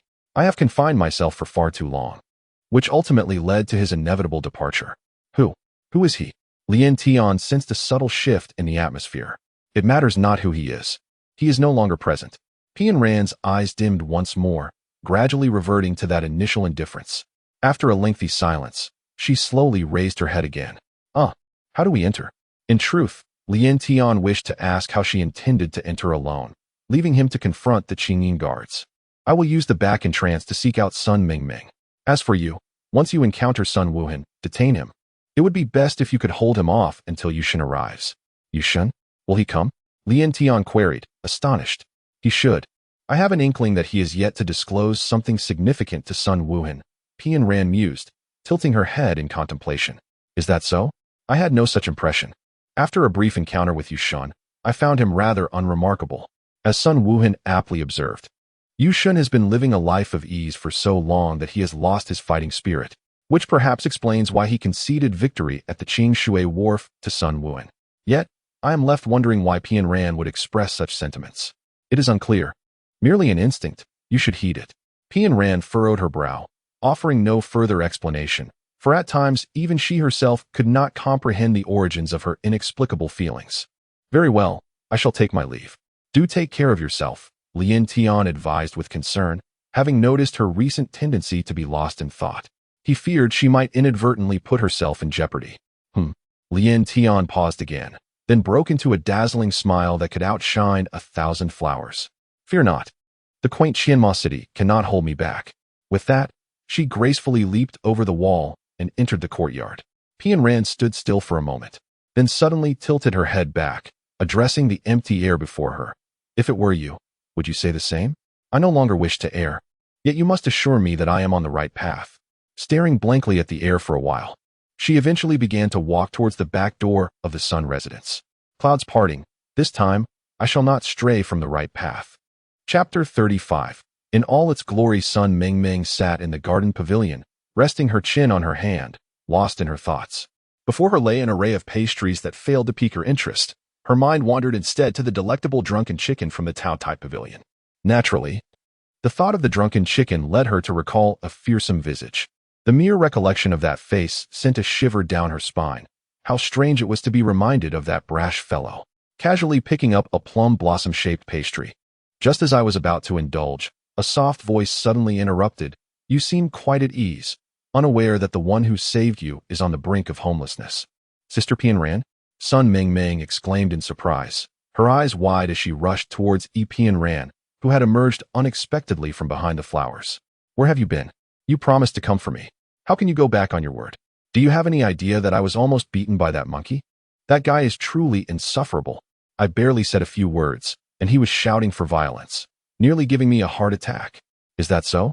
But do you realize that because of you, Yushin has completely turned against your brother? Your brother has ordered the closure of the Qing Shui dock, leaving everyone there without a home. Sun Mingming paused, her fingers fidgeting as a hint of guilt washed over her. I know this. I understand that my brother is furious because of me, and in his anger, he has targeted the Qing Shui dock, putting everyone there in peril. Indeed, thus, some innocent souls are destined to be sacrificed, such as your savior, Yu Yi. What did you say? Who saved me? Sun Mingming spun around. Disbelief etched across her face as she gazed at Epian Ran. The one who rescued you from the Qing Shui dock is none other than Yushin's sister, Yu Yi. Epian Ran delivered this shocking revelation with deliberate weight. Impossible. Sun Mingming's eyes widened in astonishment. If she is Yushin's sister, why would she save me? Thus, I maintain that she is innocent. She was entirely unaware of Yushin's abduction of you. However, upon learning of it, her immediate response was to release you. What she did not foresee was how her elder brother would retaliate against the Qing Shui Wharf. The inhabitants of Qing Shui Wharf, numbering 107, including the elderly, women, and children, are now destined to lead a life of turmoil and homelessness. One must ponder, what thoughts must be tormenting Yu Yi? It is inconceivable. How could this transpire? Sun Mingming's complexion drained of color as she retrieved from her sleeve a pristine white silk handkerchief, which indeed bore a minuscule embroidered character U at one corner. She stared at it, her heart surging with tumultuous emotions. She never anticipated that events would escalate to such a dire extent. One is her kin, the other her savior. How is she to decide? After a prolonged silence, Sun Mingming suddenly lifted her head, as if having arrived at a momentous decision, gripping the handkerchief tightly. I shall seek out my elder brother. Epian Ran gazed at her hurried, retreating figure, slowly blinking in contemplation. At the He Ming Pavilion, Sun Wuhan, clad in a moon-white satin robe, glared with a grim expression at the four kneeling guards in dark attire. Has your vigilance been devoured by dogs? The He Ming Pavilion was visited by intruders, and yet you remained utterly oblivious? Is this the renowned Qinian guard of the city lord's residence? You have brought disgrace upon my family. Last night, the He Ming Pavilion suffered a theft, unnoticed until this morning, when Sun Wuhan discovered that the intricate designs he had painstakingly devised over 3 months had vanished without a trace. How could this fail to incite his wrath? How could these inept individuals possibly guard the Crane Ming Pavilion? When did the elite Qinian guards, whom I personally nurtured, diminish to such a degree? Enough. Each shall receive 100 strokes. Sun Wuhan, suppressing his fury, waved his hand dismissively. Ah, Master Sun, your ire is quite formidable. Allow me to guess who possesses such remarkable ability to provoke such wrath from you.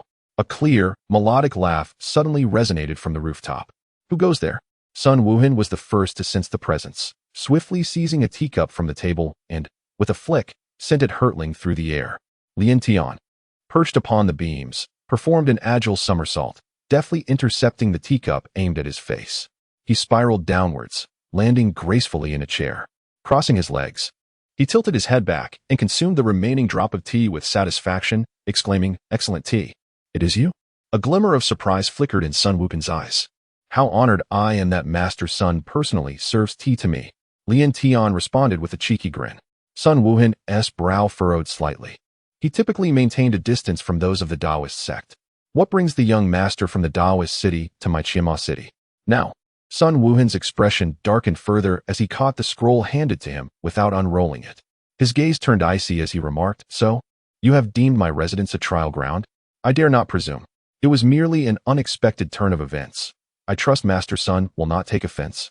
Lien Tian's audacity was palpable. Sun Wuhan's eyes flickered with indecision, but after a moment, he broke into a smile and said, "Since you find yourself in a predicament, I shall, of course, be lenient." As he spoke, he noticed Lien Tian casting a skeptical glance in his direction. A cold smirk crept into his heart as he continued. "However, my rather inept subordinates hold great admiration for you, Master Lien. They have repeatedly expressed a desire to seek your guidance. Due to your presence, they are now to be punished, but I trust you wouldn't mind bestowing your wisdom upon them before their reprimand." Upon hearing these words, Cold sweat nearly cascaded down Lien Tian's brow.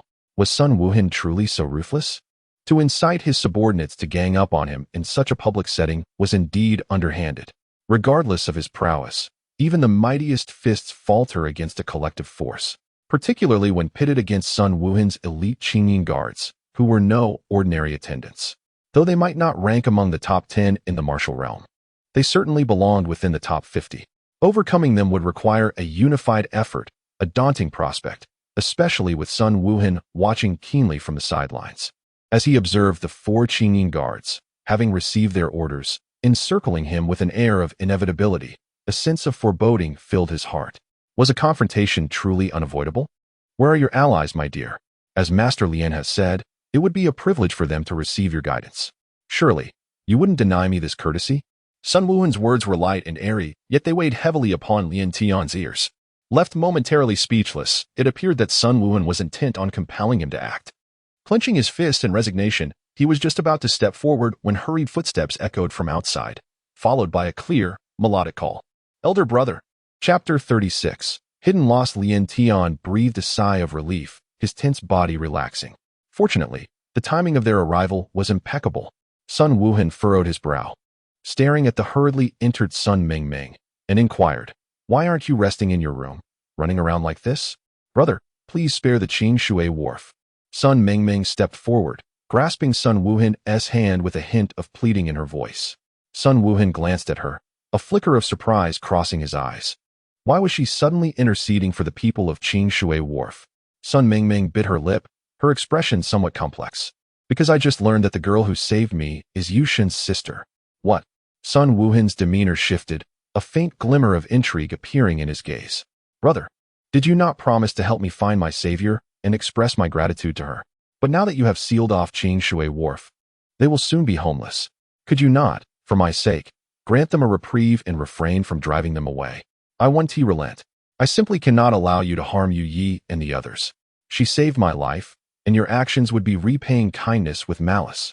You foolish girl. Do you not realize you are being manipulated? Sun Wuhan withdrew his hand and flicked Sun Mingming's forehead with his finger. Manipulated? Sun Mingming was perplexed. Yu Shen sent people to capture you, then dispatched his sister to rescue you. Is this not a calculated ploy? He merely seeks to exploit you to plead on their behalf. Did he not initially capture you to use you as leverage against me? However, I believe that Yu Yi is not a bad person, and besides, she is completely unaware of Yu Shen's actions against me. Sun Mingming protested. Unaware? How can you be so certain of her ignorance? Did she confide in you? Sun Wuhan replied coldly. No, Yu Yi said nothing. It was Sister Pian Ran who informed me. Sun Mingming explained. Sister Pian Ran? Sun Wuhan was taken aback. Yes, the amusing sister I mentioned before, who devoured 3 bowls of beef noodles in one sitting. Sun Mingming clarified. Is it her? Sun Wuhan suddenly recalled that Sun Mingming had mentioned such a person a few days prior, though he had paid little attention at the time. How did you come across her? He remembered her mentioning that Sister Pian Ran had left long ago, at the Lu residence. Afterward, when I was captured by Yushan, she even came to visit me. Sun Wuhan gazed thoughtfully at his innocent sister for a moment, then turned his attention to Lien Tian, who had been watching the unfolding drama. With a cold snort, he remarked, "It seems this entire affair has been orchestrated by you." Lord Sun, you jest. This matter does not concern us, Lien Tian replied. Be obedient. My elder brother has matters to attend to. We shall converse further once they are resolved. Sun Wuhan signaled to his subordinates, and 4 guards who had been surrounding Lien Tian promptly approached. Yes, the guards bowed in compliance. Miss, please. Elder brother. Sun Mingming exclaimed in frustration, stamping her foot, but Sun Wuhan feigned ignorance. Come forth. If you wish to negotiate with me, then demonstrate some sincerity. One cannot achieve results while lurking in the shadows. Sun Wuhan cast a casual glance outside the window. The Lord has given his orders. Naturally, Pian Ran would not dare to disobey. A fleeting silhouette appeared outside the window, and a woman clad in simple attire entered, her demeanor composed, exhibiting no hint of the awkwardness typically associated with intruding upon another's abode. 2 skilled individuals have entered my son's residence as though it were an unguarded realm, leaving me, the master of this estate, feeling utterly humiliated. Sun Wuhan let out a cold snort, raising his gaze, which deepened in intensity upon encountering Pian Ran. Lien Tian felt a bead of sweat form. Were it not for Pian Ran, He would have preferred to avoid a direct confrontation with Sun Wuhan. Though this fellow outwardly presented an air of humility, the latent sharpness in his eyes was indeed daunting. Uncertain of Pian Ran's forthcoming actions, he did not presume that Sun Wuhan would allow himself to be so easily outmaneuvered. He had already resolved that, should any unforeseen circumstances arise, he would seize her and depart. Yet, regardless of any grand designs Pian Ran might harbor, her safety remained paramount. If she were to fall into the hands of Sun Wuhan, the consequences were too unpredictable to contemplate. Would the Lord of Sun not understand the necessity of such actions? Pian Ran furrowed her brow slightly. That would depend on the circumstances. If someone were to use this pretext to harm my sister, do you believe I could simply overlook it? Sun Wuhan cast a cool glance at Pian Ran. Yet, you were well aware that Yushun had sent individuals to abduct Miss Sun and remained unperturbed. Did you not consider that Miss Sun might be harmed as a result? Had you not appeared unexpectedly, Mingming would likely have been startled but unharmed. Sun Wuhan's greatest concern was, in truth, the unanticipated injury sustained by Sun Mingming. Though merely superficial wounds, for him, failing to protect his sister represented his most significant shortcoming. For one as proud as he, any minor failure was intolerable. With a graceful gaze fixed upon Sun Wuhan, Pian Ran suddenly broke into an unprecedented, albeit fleeting, smile. Though the smile was faint and tinged with a hint of disdain, it imbued her delicate features with an enchanting vibrance. Yin Tianxia, taken aback, pondered, is Pian Ran truly smiling? In all the time he had known her, he had never witnessed her smile, not even the slightest trace of a cold smirk. What has transpired today? Has he, perhaps, experienced her first tears and now her first laughter? What provokes your amusement? Sun Wuhan's expression darkened, clearly sensing the sarcasm woven into Pian Ran's smile. You mock the desire to let go, yet hesitate to release your grasp. Pian Ran, without any pretense, incisively pierced through his thoughts. My actions are my own concern. It is not for others to meddle in the affairs of Sun Wuhan. Sun Wuhan pressed his lips together, a flicker of displeasure evident. Yet, your actions lack substance. To nurture a fragile flower into a towering tree, mere fright will yield little benefit. Only through experience can one grow. Profound encounters are essential for the transformation from cocoon to butterfly. Pian Ran spoke with a serene composure, devoid of fear. Of course, the former her would have been incapable of articulating such wisdom. For reasons unbeknownst to her, after a moment of clarity that morning, she felt as though she had awakened to new understanding. Many of the things she had previously overlooked suddenly crystallized in her mind. After much contemplation, she recalled that these insights had been tirelessly imparted to her by Yi Yunkai, yet at that time, she had absorbed not a single word. Sun Wuhan stood in stunned silence. How long has it been? It had been far too long since anyone had dared to speak to him in such a tone, and he found himself somewhat unaccustomed to it. He gazed intently at Pian Ran, his focused eyes resembling those of a connoisseur admiring a priceless gem. Thanks to Lu Yuan's exquisite artistry, he recognized her at first glance. Pian Ran, the sister whose voracious appetite was both astonishing and amusing, and Lu Yuan, the servant of the Lu household who had helped her unravel a complicated case, yet was belittled to the status of a mere maid, served as the unseen hand that frequently disrupted his plans. Even now, this audacious woman unabashedly reproached and corrected his methods without a hint of fear. Suddenly, he realized that rather than feeling repulsion, he was stirred by a semblance of intrigue towards her. You speak wisely, Sun Wuhan remarked as he stepped down from the writing desk and sauntered over to Pian Ran, his gaze imbued with an enigmatic significance. But what does this have to do with you? It has nothing to do with me, so consider it a modest compensation for my intrusion, Pian Ran replied. Unfazed by his ambiguous tone, she held her head high and met his gaze, her voice remaining calm and composed. Yet Sun Wuhan's expression shifted. What exactly had this Pian Ran done? What do you mean by that? Sun Wuhan inquired, directing a piercing look at her. Indeed, he was almost glaring. Could this woman, so unnaturally calm, have more to say? The scroll, you haven't seen it yet, have you? Pian Ran lifted her gaze, her delicate eyebrows arched slightly. When he unrolled the scroll and discovered the 3 additional characters, his countenance darkened as though a storm cloud had gathered overhead. How dare this insufferable woman so brazenly alter his designs? Have you altered the most crucial aspects? Excellent. Truly splendid. Sun Wuhan gritted his teeth and uttered. Moreover, Pian Ran continued. Moreover? Sun Wuhan gradually tilted his head to gaze at her, his tone unexpectedly soft. Yu Shun had already perused this scroll. Sun Wuhan's expression was impassive at this moment. He found himself at a loss for words. He fixated on Yippee Yanran, his eyes unblinking, as though the mere act of blinking might cause her to vanish into thin air. Unbeknownst to him, Lien Tian had quietly positioned himself behind Yippee Yanran. Sun Wuhan's gaze was unsettling. He needed to be thoroughly prepared. Yippee Yanran, after a lengthy silence. Sun Wuhan suddenly declared, Yippee Yanran, I believe I shall never forget you in this lifetime.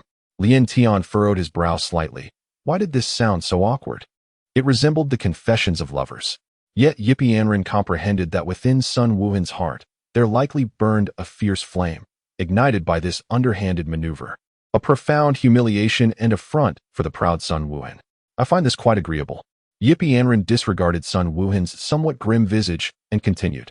Agreeable? Exceedingly so. Sun Wuhan coldly regarded Yippee Yanran.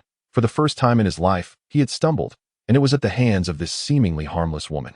The entirety of Sun Wuhan's brilliance had been obliterated by her, and he was on the verge of a furious yet ironic laugh. Since you also concur, might as well inscribe the words you family poured on that blueprint in an above-board manner. Yippee Yanran appeared unfazed by Sun Wuhan's agitation, seamlessly interjecting. On what grounds do you presume I would acquiesce to your perspective? Sun Wuhan cast a cold glance at her. Regardless of your agreement or disagreement, this has become an established fact. Yippee Yanran understood that although Sun Wuhan was infuriated, he would never alter the name on this design. For Yu Shun had already seen it. He would never contradict himself in front of Yu Shun. Otherwise, he might as well relinquish his position as the lord of this city. What is your true intention behind this? I only act in ways that I believe are beneficial to both parties. Beneficial to both parties? I fail to see how your actions serve any advantage to me. What a jest. If she were indeed Yu Shun's intermediary, he would not doubt it for a moment. However, if her involvement had any merit for him, he regrettably could not discern it. This is precisely what I wish to discuss with you next. Yanran cast a faint glance at him, but before we proceed, I must ask you to inscribe a name on this design. Unless you clarify, I shall not comply with your wishes. Even if he would not change the name, he would not permit himself to be manipulated in such a muddled manner. Sun Wuhan, do you know why I have only inscribed a small note in the lower right corner of this design? Yanran furrowed her brow. This man was even more difficult than she had anticipated. Fortunately, she was merely asserting her presence, not usurping her position. Otherwise, this matter could become even more entangled. Sun Wuhan gazed at her, yet remained silent. Because you are the true owner of this design. Although I have taken the liberty to make modifications, I cannot unilaterally decide and brazenly inscribe that name. Retaining this space is a gesture of hope that you will personally name it, which is also my way of showing you respect.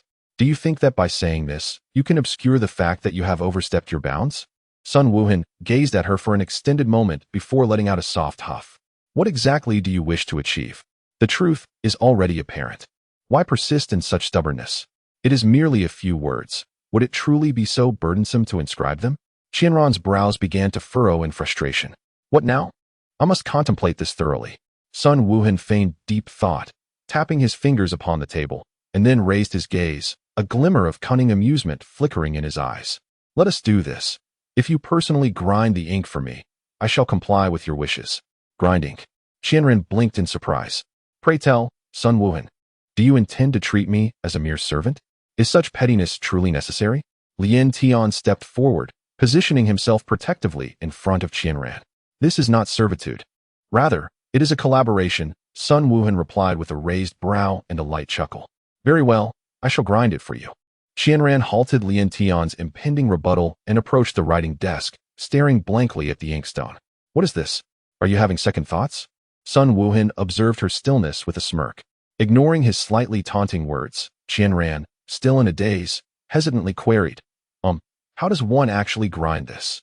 Both Sun Wuhan and Lien Tian were taken aback, realizing her hesitation stemmed from unfamiliarity with the task. Lien Tian could not help but wipe the sweat from his brow, pondering what manner of enigma Qianran truly was. At times astute like a prodigy, and at others, bewilderingly naive. What was her authentic self? Sun Wuhan could barely contain his amusement as he approached her, rising to his feet and moving beside her. He poured a small amount of water from the cup on the table into the inkstone, then gently encircled Qianran's right hand with his own. guiding her to lift the grinding stone and softly begin the process on the inkstone. Oh, is it truly that simple? Pian Ran gazed at the rapidly revealing, rich black ink on the inkstone. Do you think it is overly complex? Sun Wuhan chuckled lightly. Lord Sun, now that the ink is prepared, may I request that you release Pian Ran? Lien Tian observed Sun Wuhan's grasp on Pian Ran's hand, pondering silently. Did she not despise being touched by others? Why then? Was she not resisting now? For reasons unknown, he felt a peculiar discomfort within. No rush. Since this is a collaboration, why not see it through to the end? Sun Wuhan, with a languid smile, let go of Pian Ran's hand from the inkstone, and then picked up a brush. What are you doing? Pian Ran stared blankly at the brush suspended in the air. Naturally, as you wish. Sun Wuhan, what are you doing? Release Pian Ran. Lien Tian could no longer contain himself and stepped forward, unceremoniously shoving Sun Wuhan aside. What exactly does this fellow intend? To hold Pian Ran in such an ambiguous manner? Is he brazenly bullying her? Even more infuriating was that Pian Ran appeared to have lost her senses again, showing no signs of resistance. If she would not resist, he could not allow her to be bullied. He pulled her behind him, glaring fiercely at Sun Wuhan. Sun Wuhan, however, chose not to persist, retreating gracefully, hands tucked behind him, strolling casually to the tea table below, where he took a sip from the teacup. Why must you be so anxious, young Master Lien? Sun Wuhan remarked with a slight tilt of his head and a faint smile. Lien Tian glared at him, his face wrought with anger. How could you, as the lord of a city, so shamelessly bully a delicate woman? Sun Wuhan, I have truly misjudged you. A delicate woman? I cannot fathom how someone capable of altering another's destiny with but a mere gesture could possibly be deemed weak. Wouldn't you agree, Missy Pian Ran? Sun Wuhan's seemingly gentle gaze shifted towards the obediently poised Pian Ran, who stood with her head slightly bowed behind Lien Tian, a sharp glint flashing momentarily in his eyes. Is it true that your secret to overcoming adversaries lies in mere trickery, Sun Wuhan? Lien Tian remarked with a hint of sarcasm. In that case, there is no need for you, the young master of the Lien sect, to concern yourself. Sun Wuhan countered with a dismissive retort. Have you two finished your quarrel? Pian Ran suddenly lifted her head, frowning as she regarded the incessantly bickering pair. Let us put aside what transpired earlier, she gestured to Lien Tian, indicating for him to cease further commentary. Lien Tian glanced at her, uncertain if it was out of defiance, but he indeed fell silent. Since we have reached a consensus, might you now elucidate your intentions, Miss Pian Ran? Sun Wuhan set down his teacup and turned to face Pian Ran, only to discover she had regained her composure from the earlier bewilderment, her expression as ever tranquil and composed. He narrowed his eyes, pondering the myriad facets of Pian Ran. Could it be that her previous foolish demeanor was but a fade? I have stated before that my actions are beneficial for both parties involved. I have also indicated that I see no advantage for myself in this. If it is merely for the sake of reputation, then you are indeed wasting your efforts. I, Sun Wuhan, have never considered myself a benevolent individual, nor do I concern myself with the opinions of others. Is that so? How fortuitous. For I too harbor no inclination towards charitable deeds. The notion that no profit can be made without a transaction suggests that my actions will yield the desired outcome for me, while simultaneously providing you with something of value. There are indeed few things that can satisfy me. However, if you are willing to involve yourself, I may consider it. Pian Ran cast a fleeting glance at him, disregarding his increasingly ambiguous statements. If I am not mistaken, Yu Xin will soon pay a visit. Chapter 38. Speaking of Yu Xin, what could he possibly want? I am uncertain. However, she continued, I believe Yu Xin will bring something for you. Are you implying that Yu Xin intends to bribe me? No, not a bribe. It should be an expression of gratitude. Or perhaps not. I cannot ascertain what it truly is, but it should be something you require. Pian Ran tilted her head, pondering before speaking. Her vague words only deepened Sun Wuhan's confusion. What exactly did she mean? He had already mastered the entirety of the Qingshui dock. What could Yu Xin possibly possess that he needed? Do you truly believe you have fully seized control of the Qingshui dock? The Yu family has endured over a century of trials to achieve their current standing. Do you not find it peculiar that you could claim it so effortlessly? If that were the case, would it not tarnish the century-long reputation of the Qingshui dock? Upon hearing this, Sun Wuhan felt a sudden chill. His ambition for the Qingshui dock was palpable, yet his excessive confidence seemed to have blinded him to many issues. How do you come to possess this knowledge? I cannot ascertain the reason, yet I sense a profound and concealed oppression emanating from Yu Xin. Upon witnessing the design sketches presented by Lien Tian, that latent pressure was released. This is no mere coincidence, and my intuition shall not be mistaken. Oppression feeling? Sun Wuhan gazed at her in astonishment, perplexed by the abstraction of her words, which resembled a haze, visible yet intangible. If it is solely based on feeling, I believe it prudent to remain cautious. Sun Wuhan pondered for a moment before articulating his thoughts. Fear not, let us await the outcome. Epian Rand's demeanor remained composed, devoid of any inflated confidence or irritation at the skepticism directed towards her. Sun Wuhan regarded her with a faint gaze, yet internally, he was in turmoil. This woman was indeed extraordinary. Her unique background, her distinctive character, and Lien Tian, the singular protector of her bloom. From where did her serenity arise? Did she possess genuine capability? Or was it merely a fade? He had never placed faith in feelings or instincts, always considering them to be mere fabrications. Yet this time, he found himself wavering, captivated by the tranquility that adorned Pian Rand's face, akin to a placid river under the night sky, serene yet profoundly convincing. Just as his thoughts ebbed and flowed, a sudden voice broke through from outside the door. Report to the city lord. Yu Shun requests an audience. Instinctively, Sun Wuhan turned his gaze towards Epian Ran. Her expression remained unchanged. However, Lien Tian, seated comfortably with his legs crossed, offered him a knowing glance that seemed to say, see? After a moment of contemplation, Sun Wuhan finally instructed, let him in. Lien Tian stood up and approached Pian Ran, softly inquiring, shall we depart? Indeed, it is time to leave. It is perhaps best that we do not meet Yu Shun. Pian Ran replied with a slight nod. Just as she turned to leave, she was halted by Sun Wuhan. Wait a moment. You two cannot leave just yet. Pian Ran lifted her gaze to the figure blocking her path, stating coolly, it seems you still do not trust me. I, Sun Wuhan, never engage in transactions that yield no profit until the matter reaches its conclusion. No one can ascertain the outcome. I require your presence to validate that my choice was not in vain. Are you attempting to force us to stay, Sun Wuhan? Lien Tian remarked, his smile fading as he spoke solemnly. Not at all. It is merely a matter of prolonging our time together, Sun Wuhan replied. In my eyes, the outcome is already predetermined, and you are destined to be the greatest victor. Pian Ran slightly lifted her chin, her clear gaze penetrating into Sun Wuhan's profound black eyes. Sun Wuhan gradually approached her, raising his hand as if to caress her hair, but instead, his fingers glided over her head and landed upon a cylindrical pen holder on the desk behind her.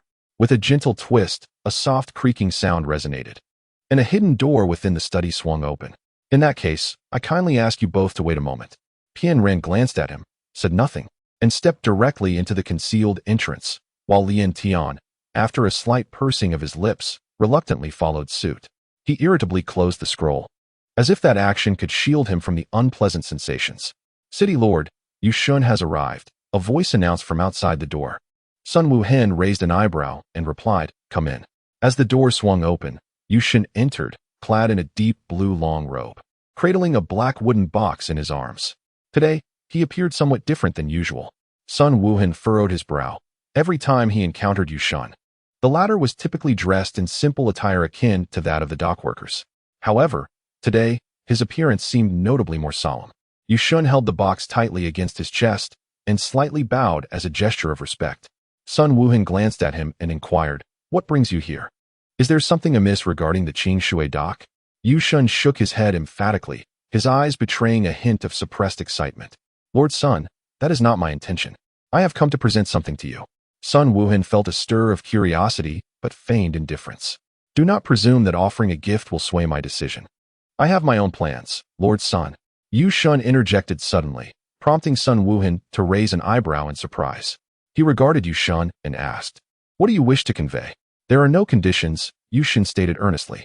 This gift is not from me, Yu Shun, to Lord Sun, but rather a token from my ancestors to the future steward of Qing Shui Dock.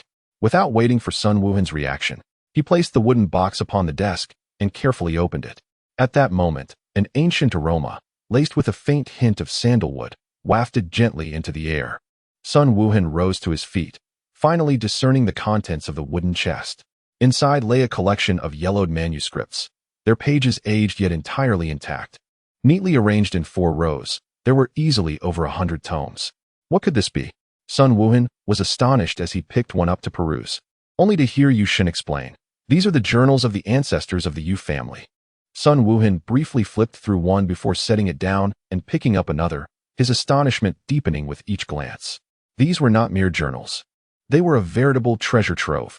The texts chronicled a century's worth of historical developments at the Qing Shui Wharf, detailing everything from personnel changes and labor shifts to the momentous reforms of the wharf's administrative system that had stirred the entire city. Every minute detail was meticulously recorded, serving as an invaluable resource for him as he prepared to take charge of the Qing Shui Wharf. Sun Wuhan's expression grew grave. Given the Yu family's possession of such a treasure, how could there be any doubt about revitalizing the Qing Shui Wharf? Yet, it was perplexing that Yu Shen had failed to preserve their ancestral legacy. Noting Sun Wuhan's skepticism, Yu Shen offered a wry smile. I am not particularly talented, he admitted, and I have not fully examined these manuscripts. Yu Shen paused for a moment, observing the expression of disbelief on Sun Wuhan's face, and once again offered a bitter smile. It is indeed true. When my father passed away, he sighed deeply several times, lamenting that in a century, the Qing Shui Wharf would no longer endure. At that time, filled with youthful vigor and arrogance, I resented him for forbidding me to touch these manuscripts. It was only before his death that he revealed a portion of his manuscripts to me, establishing a pact for 10 years. Should the ownership of Qing Shui Wharf remain unchanged after a decade, I would be permitted to peruse all the manuscripts of our ancestors. However, if I failed to preserve our legacy within that time, I would have to relinquish these manuscripts to the future steward of Qing Shui Wharf. For many years, I struggled to comprehend this, but only now do I realize it was due to my lack of ability and qualification. The manuscripts of our forebears are invaluable treasures. My father feared that my mediocre talents would be incapable of mastering them, which is why he never allowed me to peruse them. With a look of shame, Yu Shen continued, in truth, I know that even with the aid of our ancestors, sustaining Qing Shui Wharf in the long term is far from guaranteed. Yet, as a man of honor, how could I easily concede defeat? Alas, I must now acknowledge my surrender. For you, Sun Wuhan, I concede with utmost respect. Yu Shen let out a heavy sigh, his face reflecting both the relief of unburdening himself and the regret of unfulfilled ambitions. He pushed the wooden box toward Sun Wuhan and solemnly stated, This year marks the 10th anniversary of my stewardship of Qing Shui Wharf, yet it is no longer under my name. Therefore, I present this gift on behalf of the Yu family ancestors, hoping you will elevate Qing Shui Wharf and not betray the trust bestowed upon you by my forebears. Sun Wuhan gazed at Yu Shen, his eyes resting on the yellowed manuscripts within the wooden chest, yet his heart remained tumultuous. Yu Shen, if you seek my compliance with the conditions you previously articulated, I find it difficult to refuse. At this moment, Yu Shen smiled calmly, declaring, there is no need for that. It is no longer significant. Initially, I feared that the entrusted task concerning the Qing Shui Wharf would be mishandled. However, seeing your decision to rename it Yuja Port reflects your profound respect for my family, thus rendering all else inconsequential. Is this the reason you resolved to present the manuscripts? Sun Wuhan's gaze flickered slightly. My late father taught me that those who aspire to greatness must possess the capacity to accommodate others. Since you have demonstrated this, how could I lag behind? I entrust the Qing Shui Wharf to you with utmost confidence. Yu Shen nodded earnestly in approval. Sun Wuhan cast another glance at Yu Shen before allowing his gaze to linger once more on the pile of manuscripts, enveloped in silence for a considerable time. Everything she articulated resonated within him. Rarely did anything capture his interest, yet this grand gesture from Yu Shen profoundly touched his heart. He had not anticipated such an unexpected revelation from the Yu family. For a moment, he found himself at a loss for words. Chapter 39. A violent conclusion. Yu Shen's actions had effectively safeguarded the livelihoods of everyone at the Qing Shui Wharf. Within the confines of the secret chamber, Epian Ran suddenly murmured, Are you so certain? Sun Wuhan is known for his vengefulness. Can a mere few tattered manuscripts truly alter his initial intentions? Lien Tian's tone carried a hint of skepticism, accompanied by a peculiar huff. His original intention was not to destroy the Qing Shui Wharf, but rather to accept it. Moreover, Yu Shen had already relinquished the most significant aspect of the Qing Shui Wharf. If he were to persist in his relentless pursuit, he would undoubtedly lose the support of the people, leading to dire consequences. Sun Wuhan was not so foolish. He would certainly provide Yu Shen with an explanation. Do you truly understand him? You've only met him once. She questioned, her brow furrowed. What is wrong with me? I am perfectly fine. I simply wish to stand up for someone. Yet that person remains ungrateful. What are you angry about? Pian Ran finally sensed a hint of discord. What is there for me to be angry about? It is not him who is being bullied. However, the thought of Sun Wuhan's recent brazen actions ignited a simmering rage within him. Is that so? Then why does it feel as if the blood coursing through your veins is flowing twice as fast as usual? Pian Ran suddenly grasped his wrist, lifting his hand before him. You despise being touched by others, do you not? Lien Tian cautiously pointed at her hand holding his. Then why? Lien Tian was perplexed. Why? Pian Ran pondered, her expression momentarily turning vacant and dazed. She wished to comprehend. Perhaps it was because he resembled Yi Yunkai in some way, and subconsciously, she had accepted him. Pian Ran. Lien Tian observed her drifting into a trance once more and could not help but step forward, shaking her shoulder gently. I am fine. Pian Ran pushed his hand away and replied coolly, Let us go. Yu Shun has departed. With a creaking sound, the door to the secret chamber swung open once again, and the two emerged to find Sun Wuhan's intense, peculiar gaze directed at them. It is correct. It has fallen upon Pian Ran. Does Master Sun now believe my words? Pian Ran inquired lightly, though it was evident even to a fool. Congratulations, Sun Wuhan, with this box of treasures. Your journey in the martial world will surely allow you to stride with confidence. Sun Wuhan paid no heed to Lien Tian's somewhat mocking congratulations. His gaze unwaveringly fixed on Pian Ran. She was indeed an unforgettable maiden. After a long pause, he merely smiled and uttered a single phrase. Lien Tian's expression darkened slightly as he swiftly approached Pian Ran, urging, Let us depart. The matter has concluded, and there is no need to linger. Pian Ran nodded in agreement. It was indeed time to leave. Please, stay for a moment. Sun Wuhan raised a hand to halt them. What more do you intend to do, Sun Wuhan? Lien Tian's face grew stern. Sun Wuhan glanced at Lien Tian before returning his gaze to Pian Ran. Do you not wish to know what I will do next regarding Qingshui Wharf? Complete liberation. The choice to stay or leave is yours, Pian Ran replied calmly, her expression resolute. You seem to understand me well. For that very reason, I cannot allow you to depart, Sun Wuhan replied with a gentle smile, suddenly calling out. Bring them in. Two guards clad in green promptly entered, speaking in unison. What orders does the Lord have? Standing tall, Sun Wuhan declared, Relay my command. Effective immediately. Qingshui Wharf is to be liberated, and all individuals there shall have the freedom to choose their fate. Understood. The guards retreated. Yet Pian Ran furrowed her brow as she gazed at him. Why did you say that? Never has anyone been able to decipher my thoughts. Nor has anyone possessed the power to sway my decisions, let alone assume control over my choices. Sun Wuhan approached Pian Ran step by step, his piercing gaze akin to that of a hawk stalking its prey. Yet, you have shattered all my taboos. Do you believe I would allow you to depart so easily? His intentions seemed to suggest either the desire to possess her or the need to silence her permanently. Perhaps the former was more likely, yet she harbored no interest whatsoever. Much like the initial attempts of Lu Yuan to keep her close, Pian Ran was not someone to be so easily ensnared. Let us depart. She did not cast a single glance at Sun Wuhan, instead addressing Lien Tiandao behind her. Are you truly so unwilling to stay?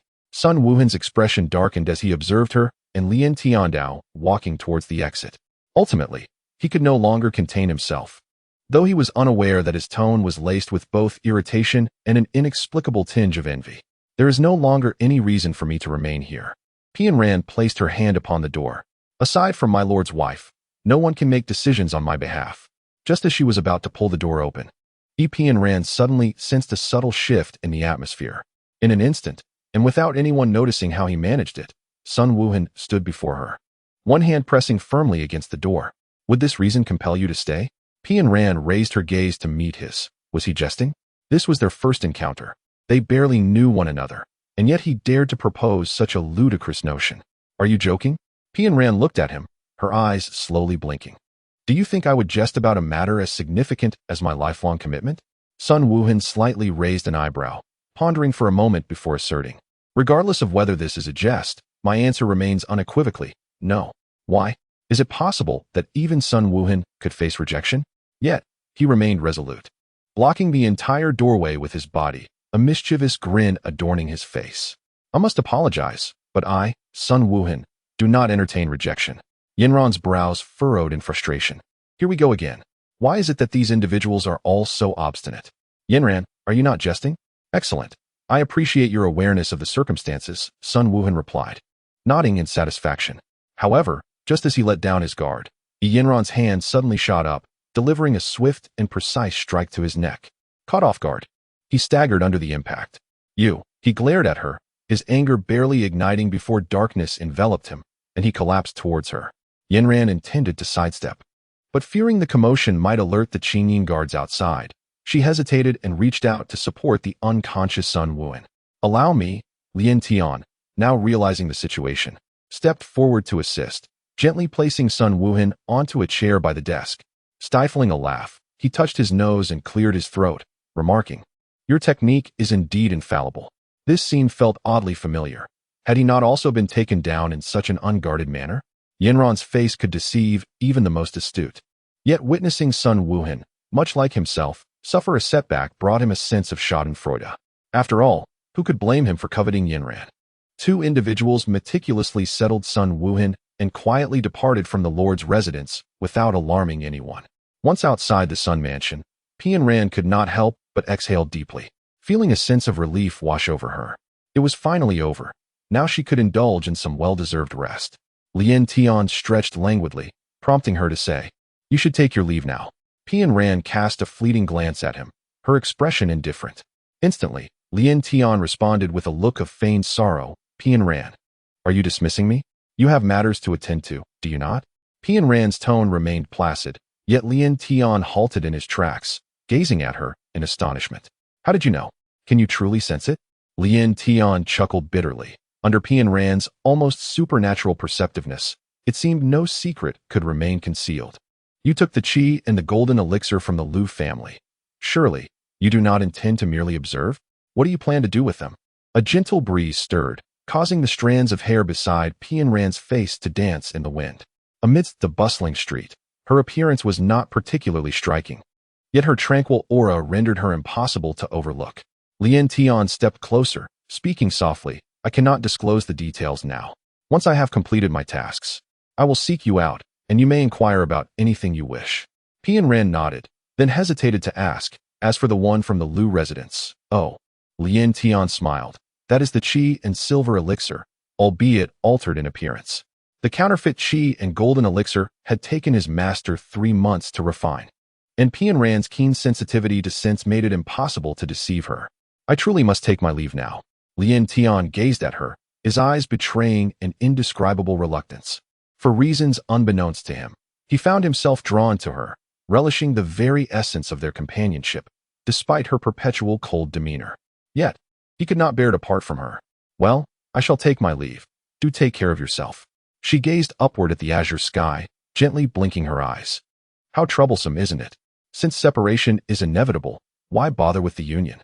You have a penchant for inviting complications into your life. Do you not grow weary of it? Lowering her head, she retrieved the pale green jade pendant from her waist, letting out a soft sigh. The troubles have yet to come to an end. Chapter 40. Redemption of the Jade. Standing at the entrance of the pawn shop, she cast a glance at the newly hung sign proclaiming flourishing business.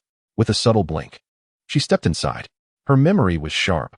Although the auspicious pawnshop had changed its name, the amiable and warm-hearted proprietor, Master Jean, remained a memorable figure. Is that Missy?" The proprietor, Jean Shan, immediately recognized Yinran. There was no escaping the impression she had left on him, though her beauty was unremarkable. The calm aura she exuded was a rarity not possessed by just anyone. "Master Jean, I have come to redeem the jade."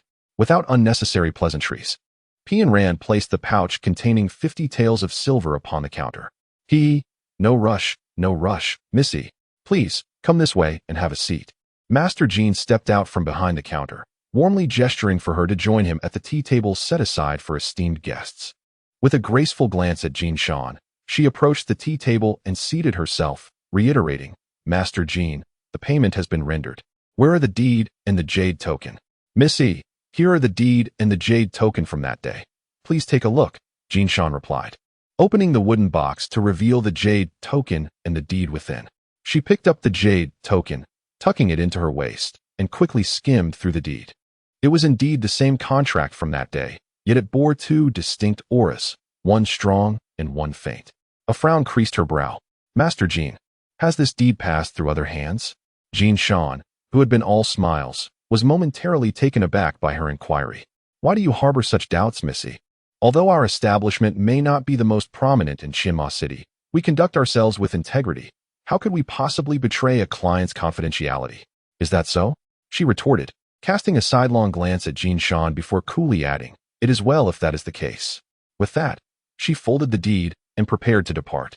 Missy, please stay a moment, Jean Shan implored as he noticed her intent to leave. Is there something else?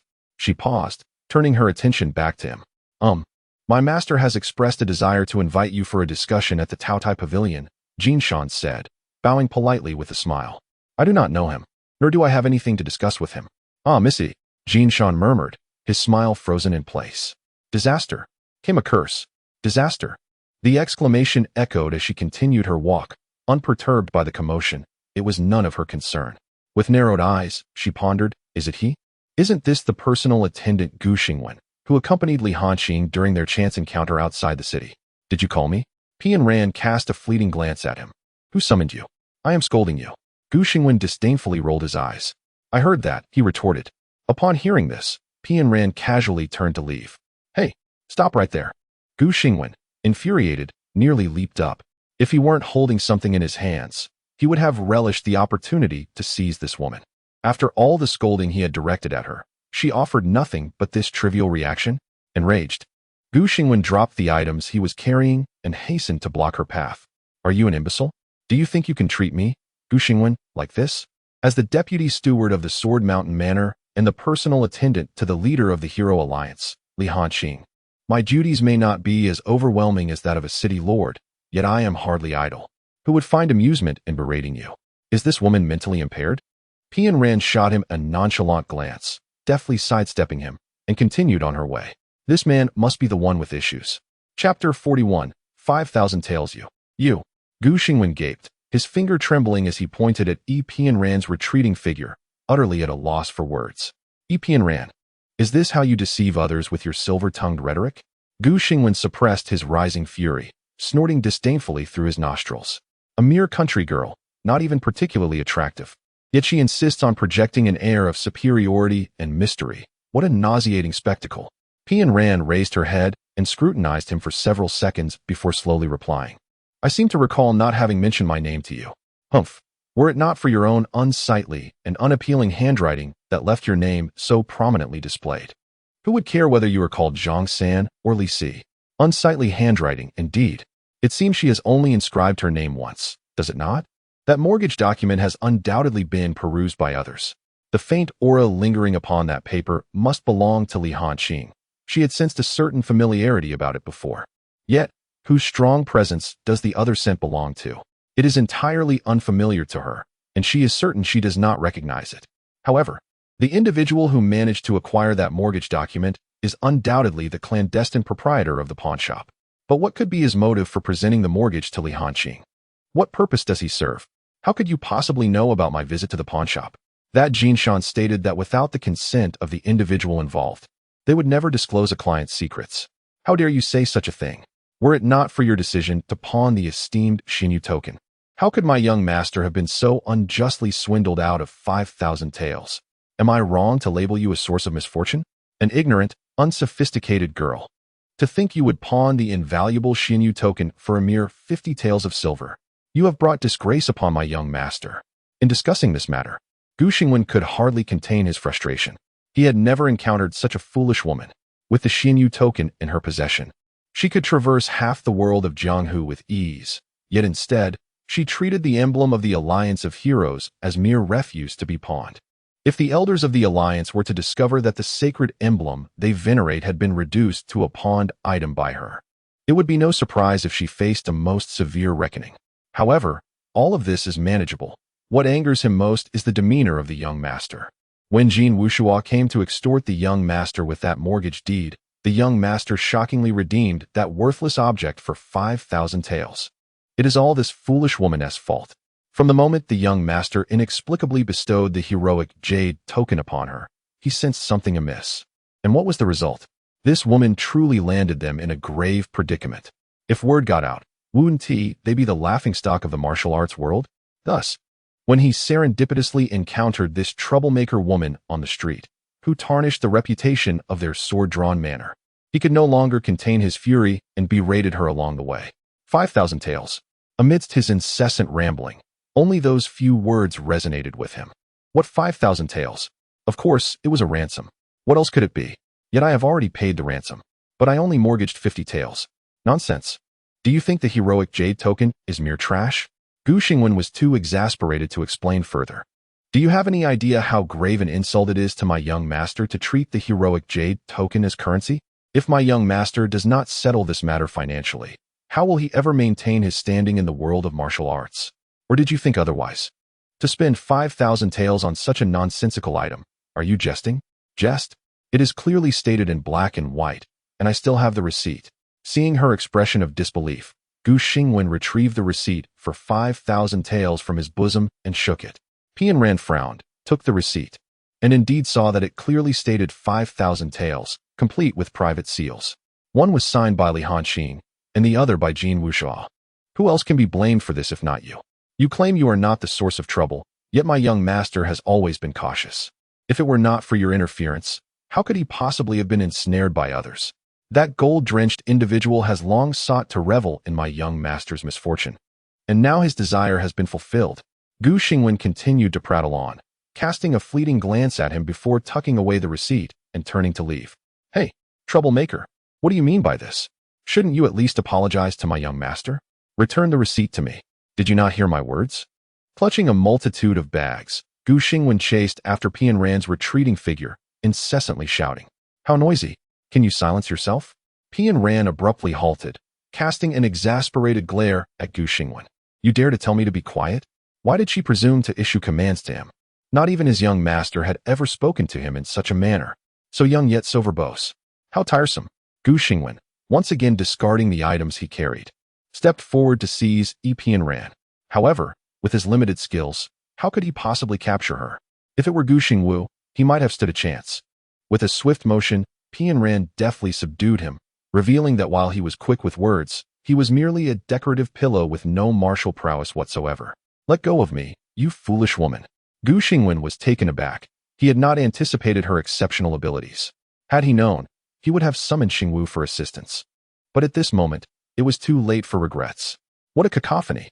With a graceful motion, Qian Ran rummaged through the heap of bags to find a length of rope, binding Gu Xingwen's hands behind his back before securing his feet as well.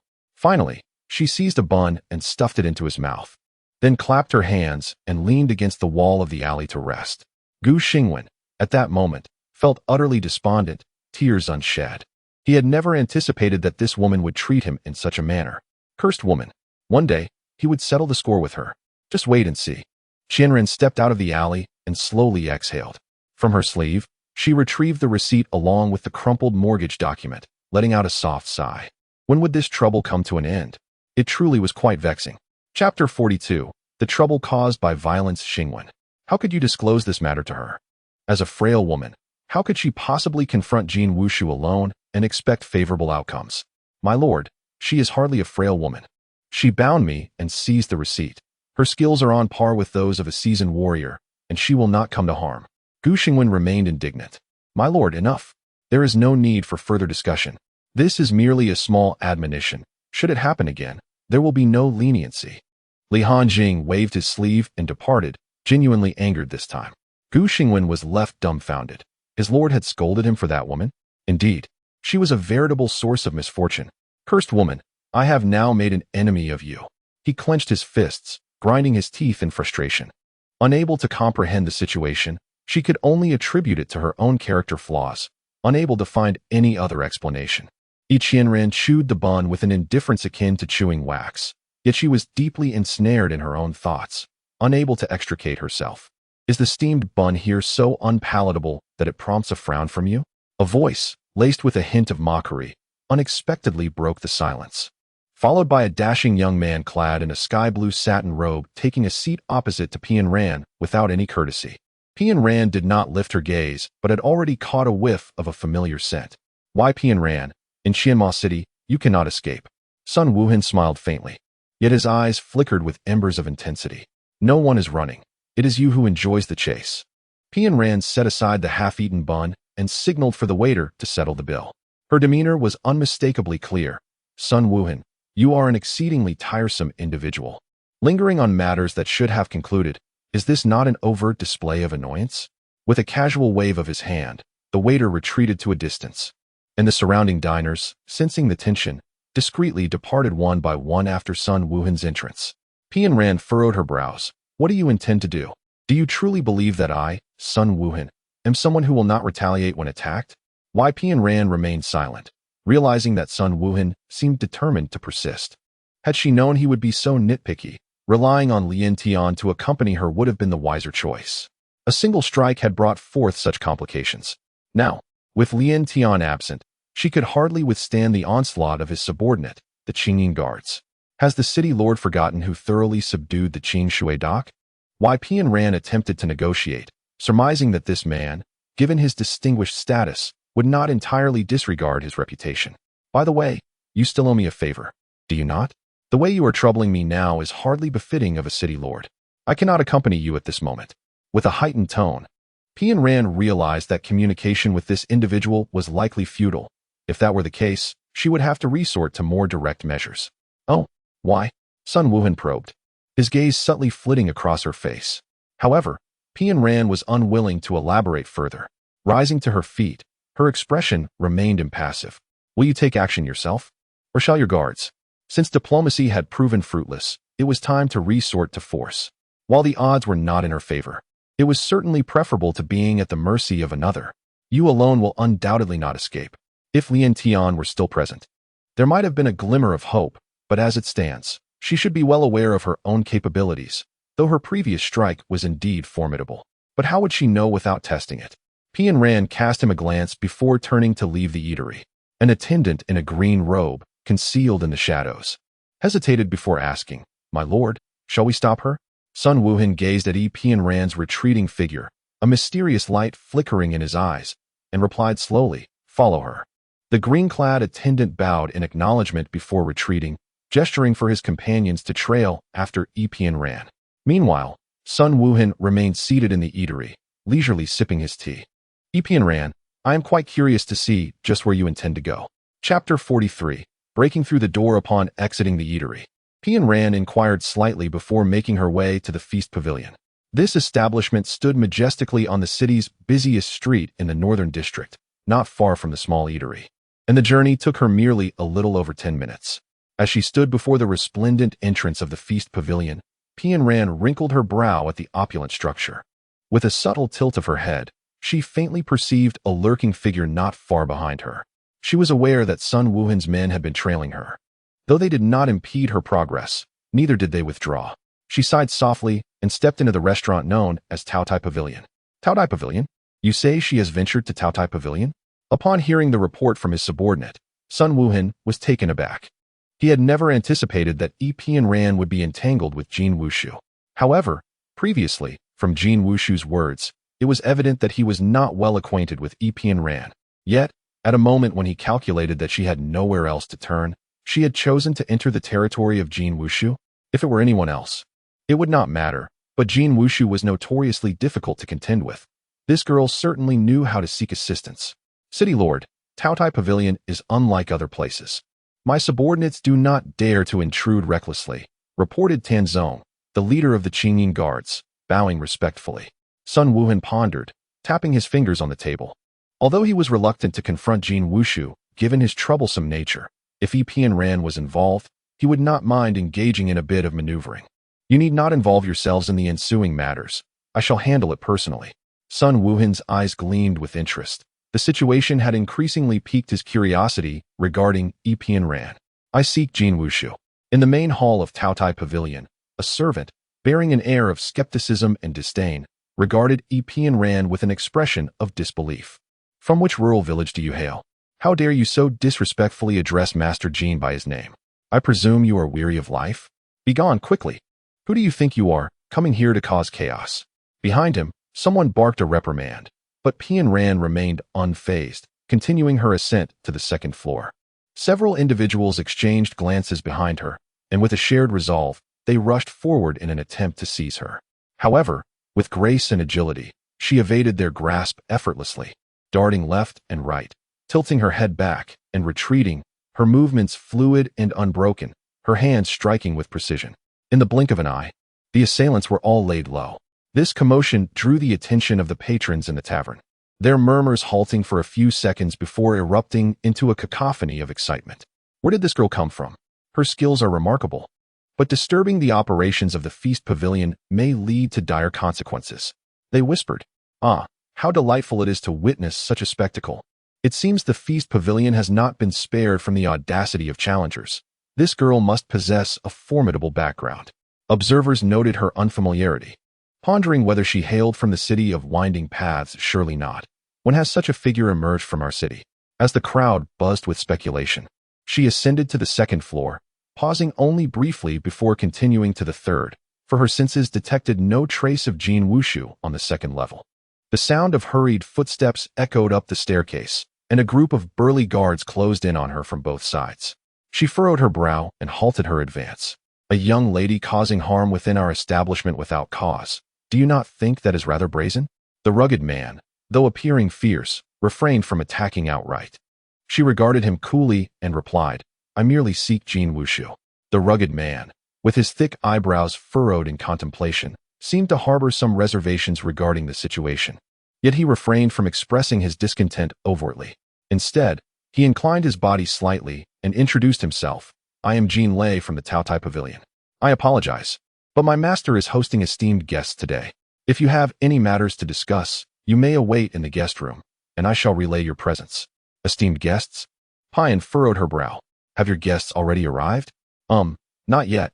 Jin Lei hesitated before responding. "Since he is not entertaining anyone, then step aside and allow me to see him first," Payan asserted, as if it were a matter of course. "I'm afraid that cannot be done." Jin Lei thought to himself, perplexed by the audacity of this woman. Despite her remarkable skills, she appeared utterly ignorant of the subtleties of social etiquette. Who was his master? After all, surely, one could not simply demand an audience at will. Why? If he is not hosting, then why must I be denied the opportunity to meet him? Without my master's explicit command, no one is permitted to disturb him lightly. "My lady, please follow me downstairs," Jin Lei stated firmly, gesturing for her to comply without further ado. "Must I obey such absurd rules?" Payan's expression darkened. "What if I insist on seeing him today?" Jin Wuxia was merely on the third floor, and with each step she took, she felt an increasingly familiar presence drawing near. Yet, just as she approached, a formidable obstacle loomed before her. Jin Lei's demeanor shifted to one of stern resolve, as he declared, "Then do not blame me for being impolite." With his words, the 10 or so guards surrounding her fixed their piercing gazes upon her, ready for confrontation. Unbeknownst to her, after arriving here, Qianran found herself engaging in physical altercations more frequently than ever before, a stark contrast to her previous life in her hometown, where such occurrences were rare. Just as she hesitated over whether to take action, a somewhat familiar voice abruptly broke the silence. "What is happening here? Jin Lei, what on earth has transpired?" "Brother Jin Shan." Upon seeing the newcomer, Jin Lei promptly descended from the third floor, inquiring, "What is the matter? Has a distinguished guest arrived for the master?" We can discuss that later. What is going on here?" Jin Shan stammered, quickly shifting the topic. "Oh, it's merely a trivial matter. Rest assured, Brother Jin Shan. It won't interfere with the master's affairs. Please wait a moment. Once I resolve this issue, I shall escort you to meet the master."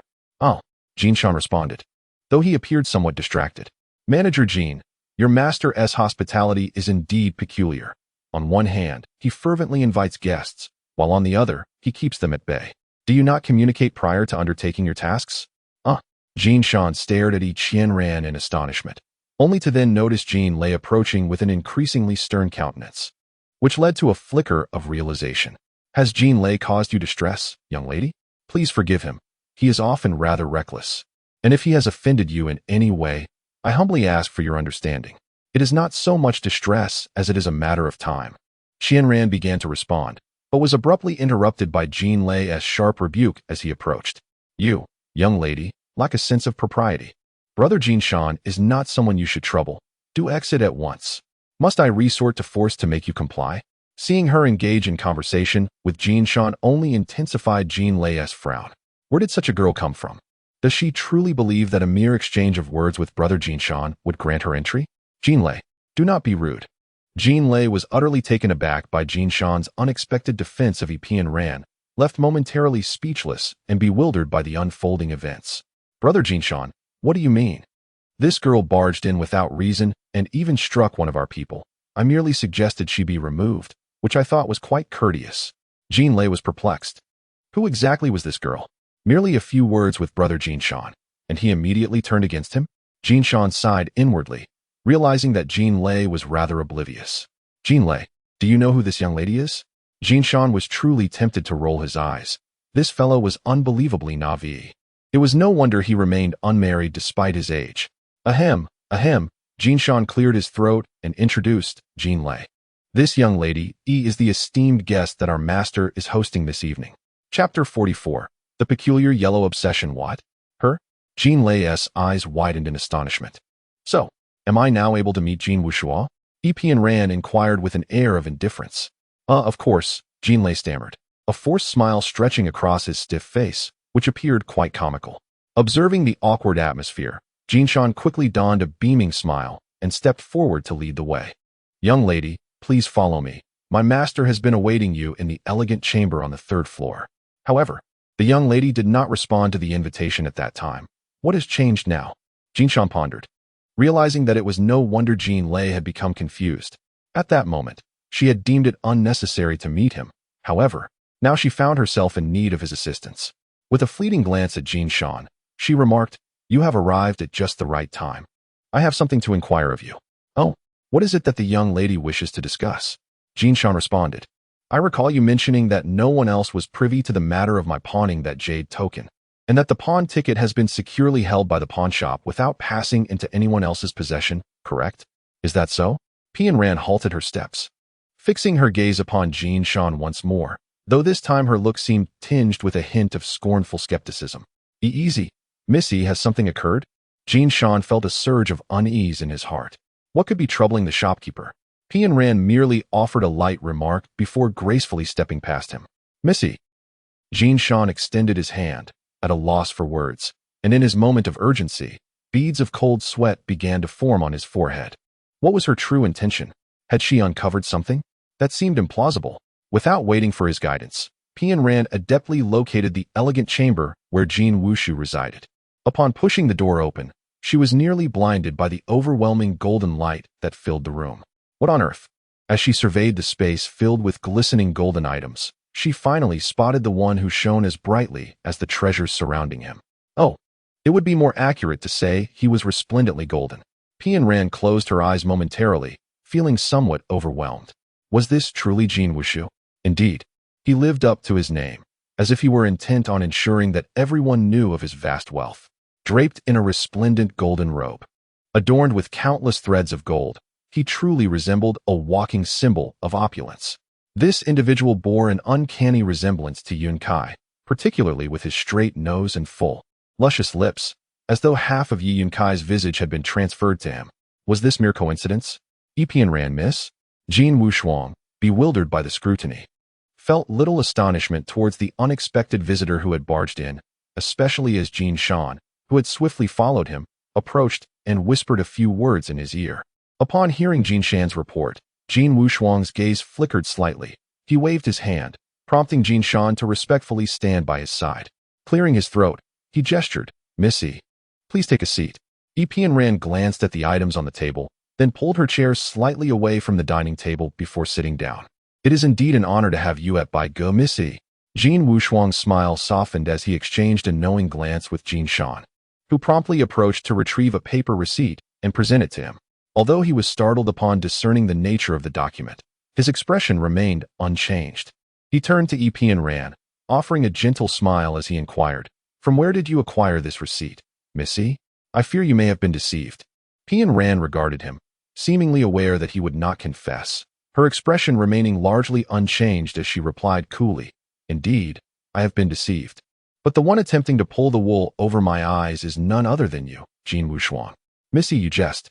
I, Jean Wuxia, hold a respectable reputation in the martial world.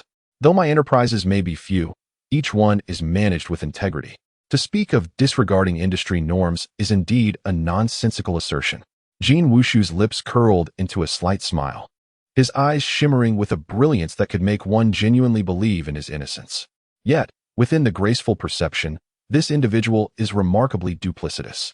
Observing his current serious demeanor, one might suspect that he has already devised a scheme in his mind. With a cunning akin to that of a fox, yet misapplied, such a person is truly exasperating.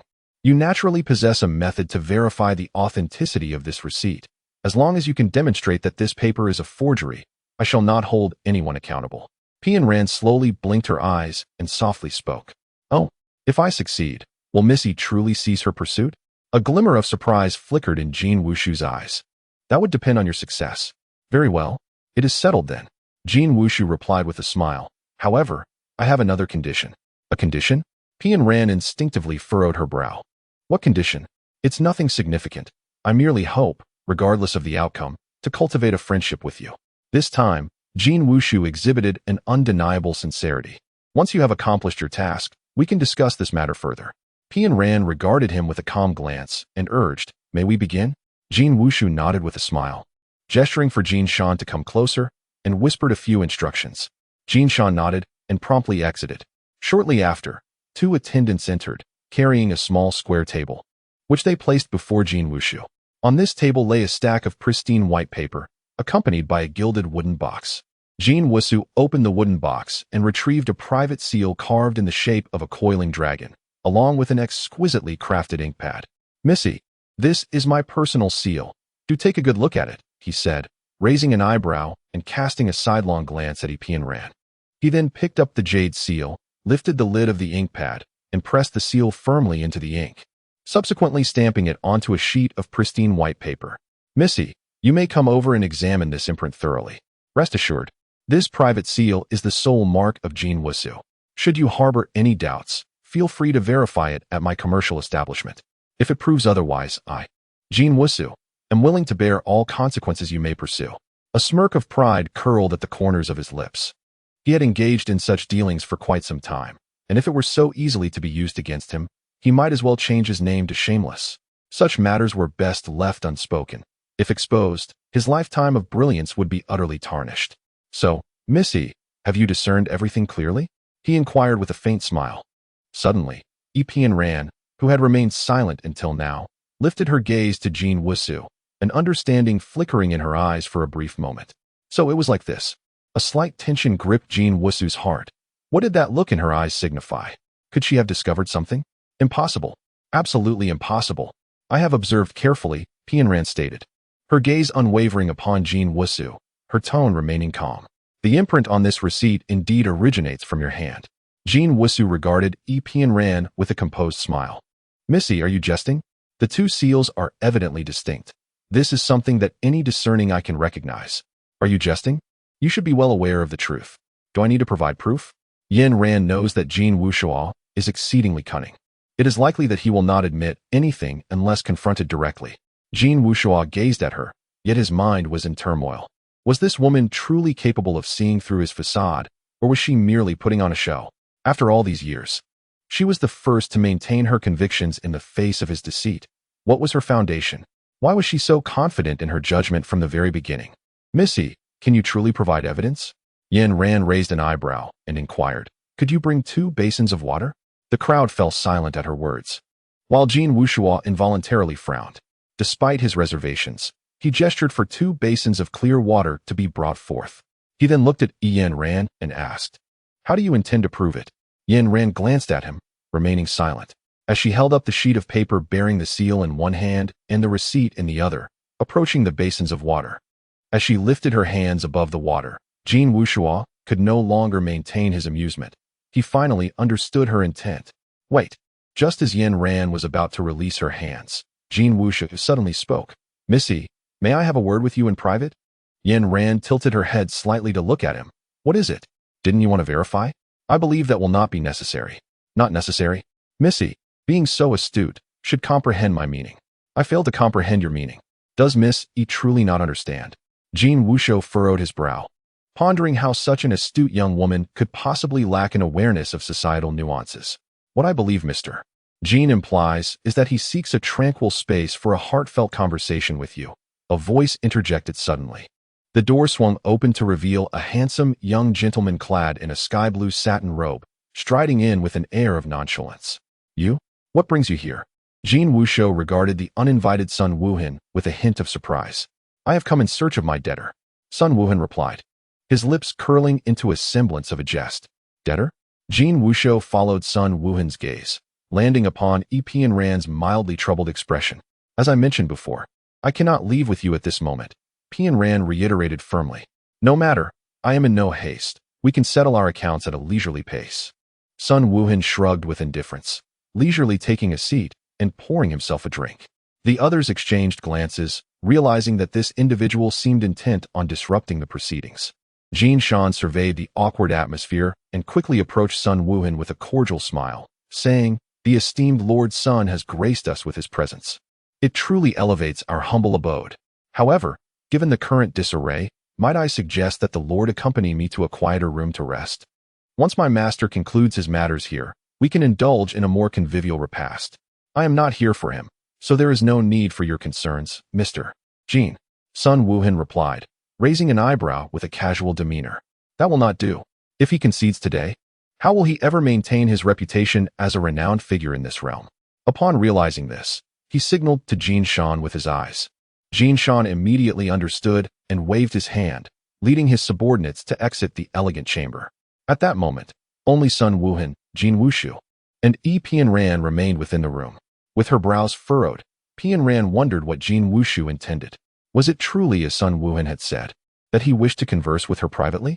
What exactly do you mean to do? She inquired, voicing her inner confusion. Miss E, I sincerely wish to befriend you. Jin Wuxiu replied, casting a glance at Sun Wuhan, who was still savoring his wine and showed no inclination to intervene. This sight offered him a slight sense of relief. What do you mean by that? How does it relate to what transpired earlier? Pian Ran questioned, somewhat perplexed. Jin Wuxiu paused momentarily before responding with a smile. Of course it is related. I am aware that Miss E seems to be in a bit of a bind.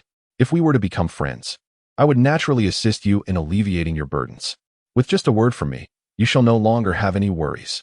And then, Pian Ran pressed. If we are to be friends, we must look out for one another. Therefore, regarding this seal matter, I would kindly ask you to keep it to yourself. Jin Wuxiu continued. So, you propose to exchange conditions with me? Pian Ran finally began to comprehend the situation. In that case, should I not be the one to present the terms? What? Is my offer not sufficiently generous? He was taken aback by Pian Ran's apparent lack of contentment. No need for anything else. 5,000 taels will suffice, Pian Ran stated boldly, meeting his gaze. 5,000 taels, in gold? Jin Wuxiu looked at Pian Ran with skepticism, his uncertainty evident in his voice. Is it gold or silver? She gracefully raised the receipt in her hand. Naturally, it was silver. Then it shall be silver. Are you certain? Jin Wuxiang never anticipated he would one day fall victim to deceit. Yet such conditions were indeed a profound affront to him. 5,000 taels of silver were utterly inconsequential to him. Would this young lady engage in negotiations? This was far beneath the price he had offered. I am quite certain, she replied with serene composure. Jin Wuxiang gazed at her, rendered speechless for a time. Inviting her had left him with 3 unexpected realizations. First, he had not anticipated her refusal. Jin Shan had privately informed him that she had initially no intention of coming. Yet for some unknown reason, she did. Second, he had not expected her arrival was to confront him. Third, he was utterly astounded by how effortlessly she saw through his facade. The others were manageable, but this last point left him bewildered. How had she accomplished it? Sun Wuhan, this girl you are fond of is indeed extraordinary. After a prolonged silence, he finally managed to utter this remark. Cough. Sun Wuhan nearly spat out his drink, casting a sidelong glance at Jin Wuxiang. Spare me your wild conjectures, will you? Who told you I had any affection for this girl? Though in a moment of impulse at the Lord's manor he had declared he wanted her to be his lady, it was merely a fleeting whim.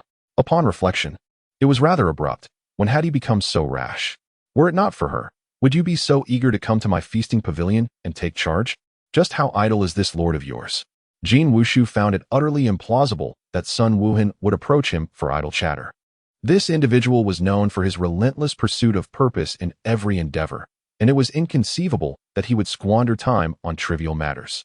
Observing Sun Wuhan's expression of schadenfreude, Jin Wushu felt a pang of resentment, wishing fervently that he would not allow Sun Wuhan the opportunity to exploit the situation. Little did he know that Sun Wuhan entered with a heart full of trepidation, wishing to avoid a confrontation with the tenacious Jin Wushu unless absolutely necessary. However, upon witnessing the current circumstances, he realized that his apprehensions were unfounded, for the young lady, Epian Ran, was far from easy to dismiss. No, she was disturbingly easy to dismiss, to the extent that not only was Jin Wushu struggling to adapt, but even he felt inexplicably bemused. As if he were being played for a fool. Where on earth did this girl emerge from? She appeared exceptionally intelligent, yet when it came to real matters, her foolishness was staggering, leaving one in disbelief. Jin Wushu, will you give it or not? Pian Ran inquired, her patience wearing thin. She loathed the garish yellow room, and had it not been for pressing business, she would not have lingered there for even a minute. Could Miss Yi's words be trusted? She certainly hoped that once he handed over the money, she would not be met with a sudden change of heart. After all, women were notoriously capricious, and yet others seemed powerless to contend with them.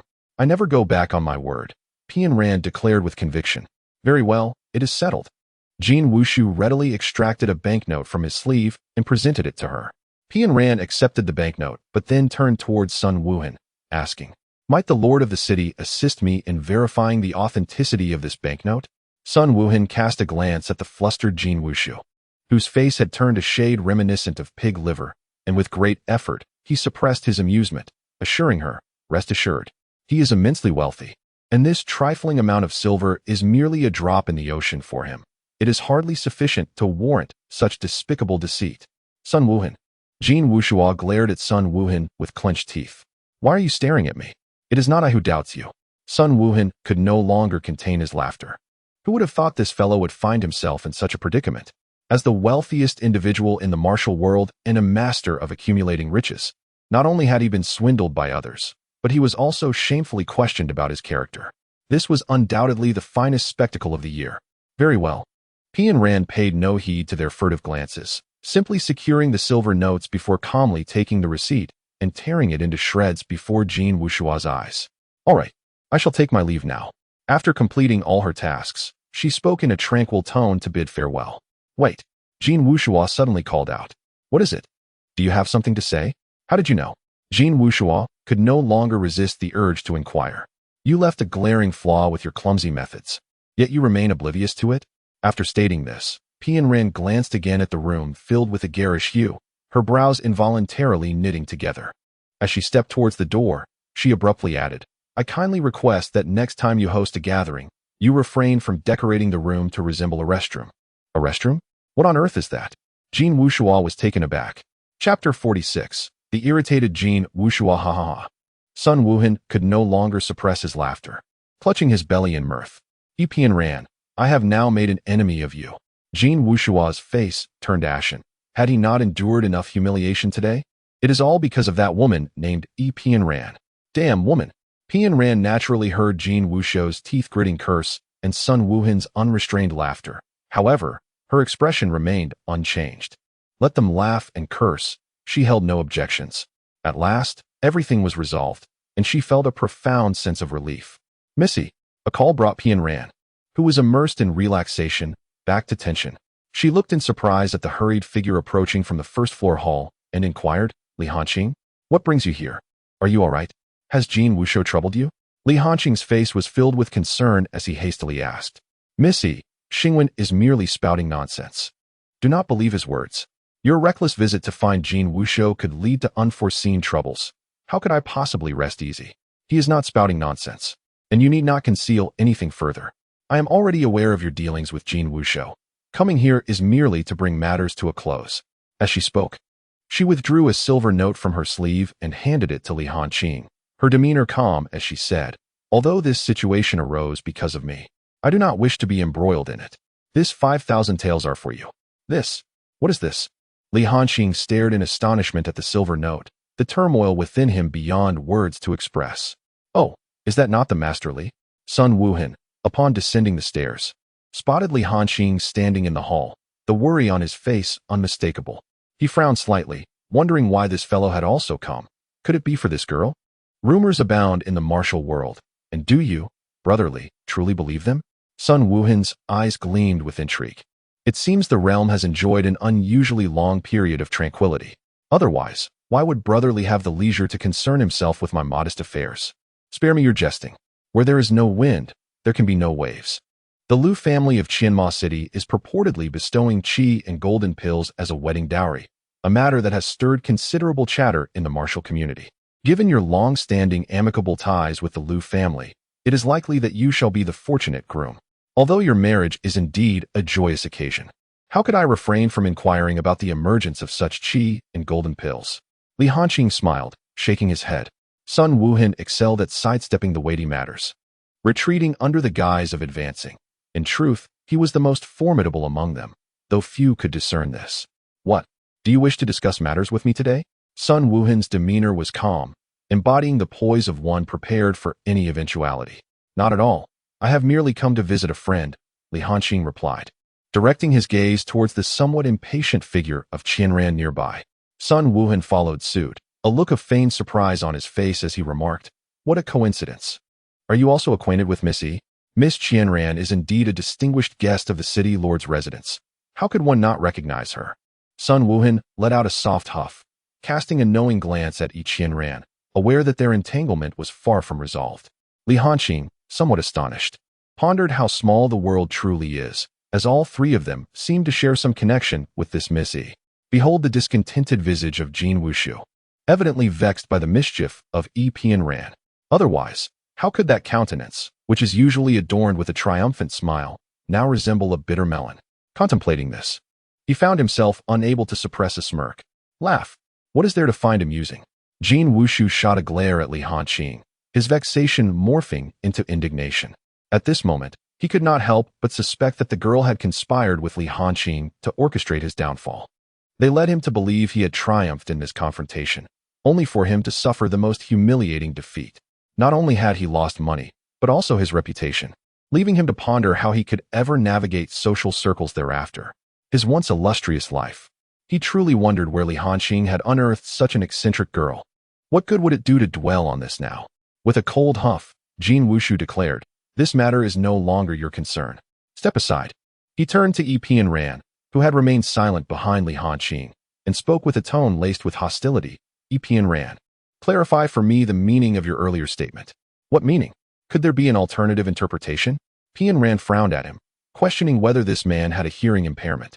Her words had been crystal clear. What further explanation could she provide? You dare compare my meticulously arranged, elegant chamber to that place? It is an affront to my refined taste. Jin Wuxia exclaimed, his finger trembling as he pointed at Yi Qianran, his handsome features contorting in outrage. Taste.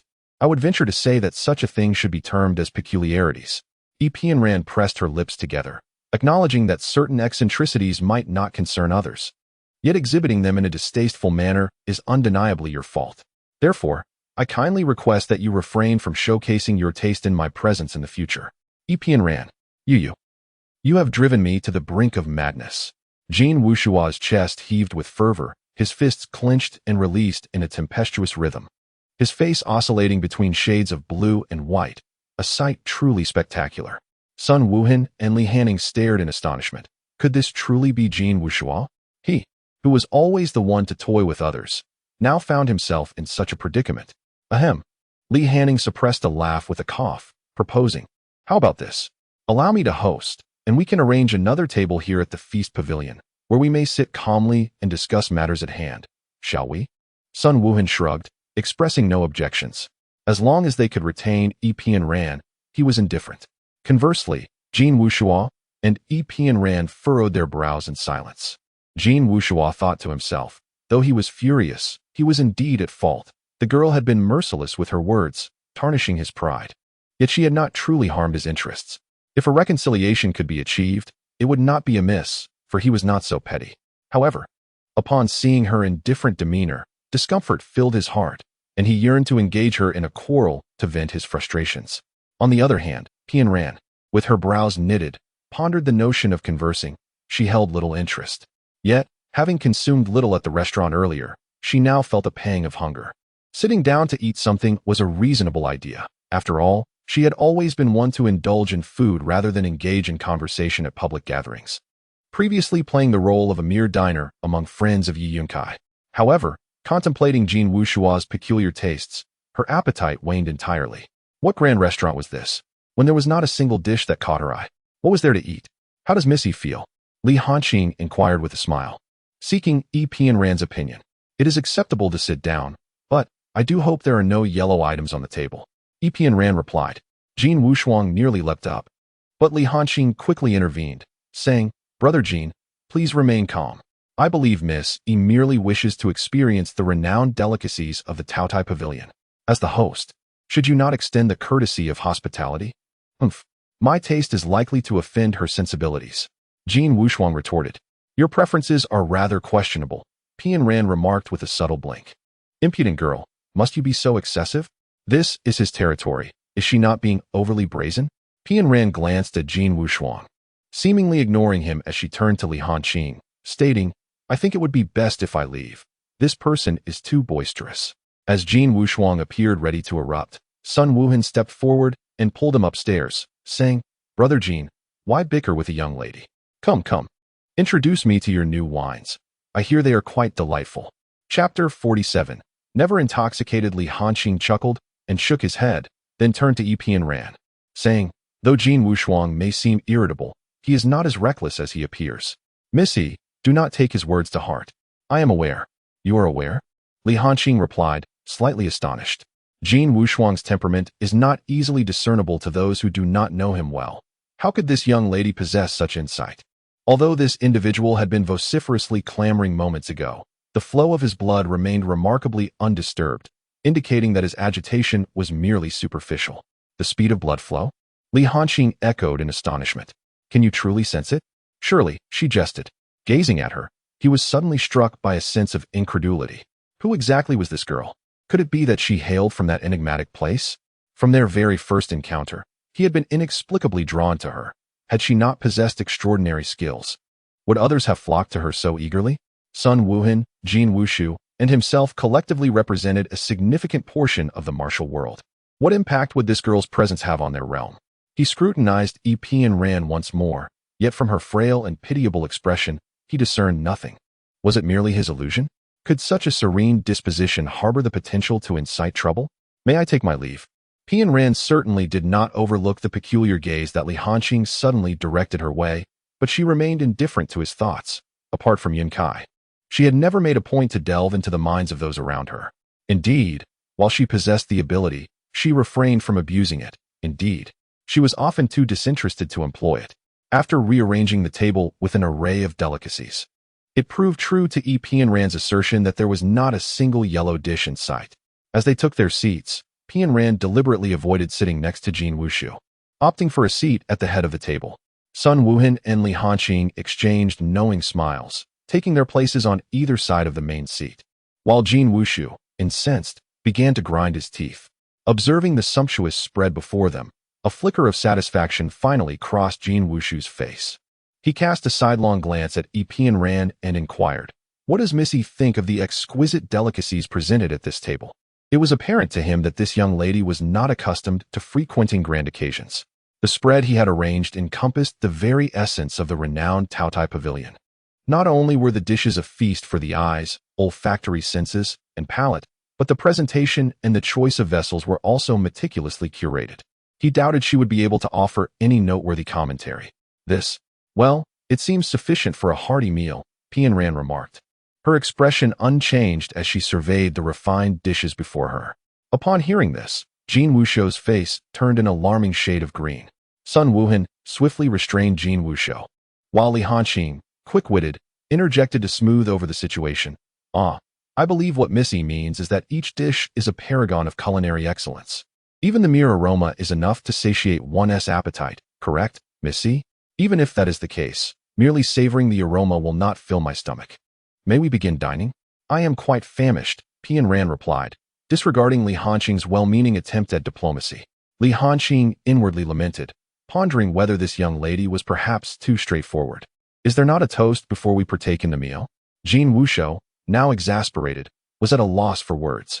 Was this girl truly reincarnated from a starving ghost? Was her sole intention in sitting down merely to eat? Of course, if he had known that Pian Ran's purpose aligned precisely with his assumptions, he might have fainted on the spot. He raised his wine glass, signaling to Sun Wuhan and Li Hanqing, and upon seeing them both lift their glasses, he turned to Pian Ran, saying, "This is my newly brewed exquisite golden wine. Would you not care to sample it?" Golden wine. With a graceful furrow of her brow, she lifted her gaze towards the transparent crystal goblet, within which the liquid known as golden wine exhibited a delicate hue of rosy red. An alluring fragrance wafted forth, enveloping her senses in a soothing embrace. Intrigued, she pondered the rarity of what could capture her interest. This golden wine was the first to truly move her. A sense of bewilderment washed over her.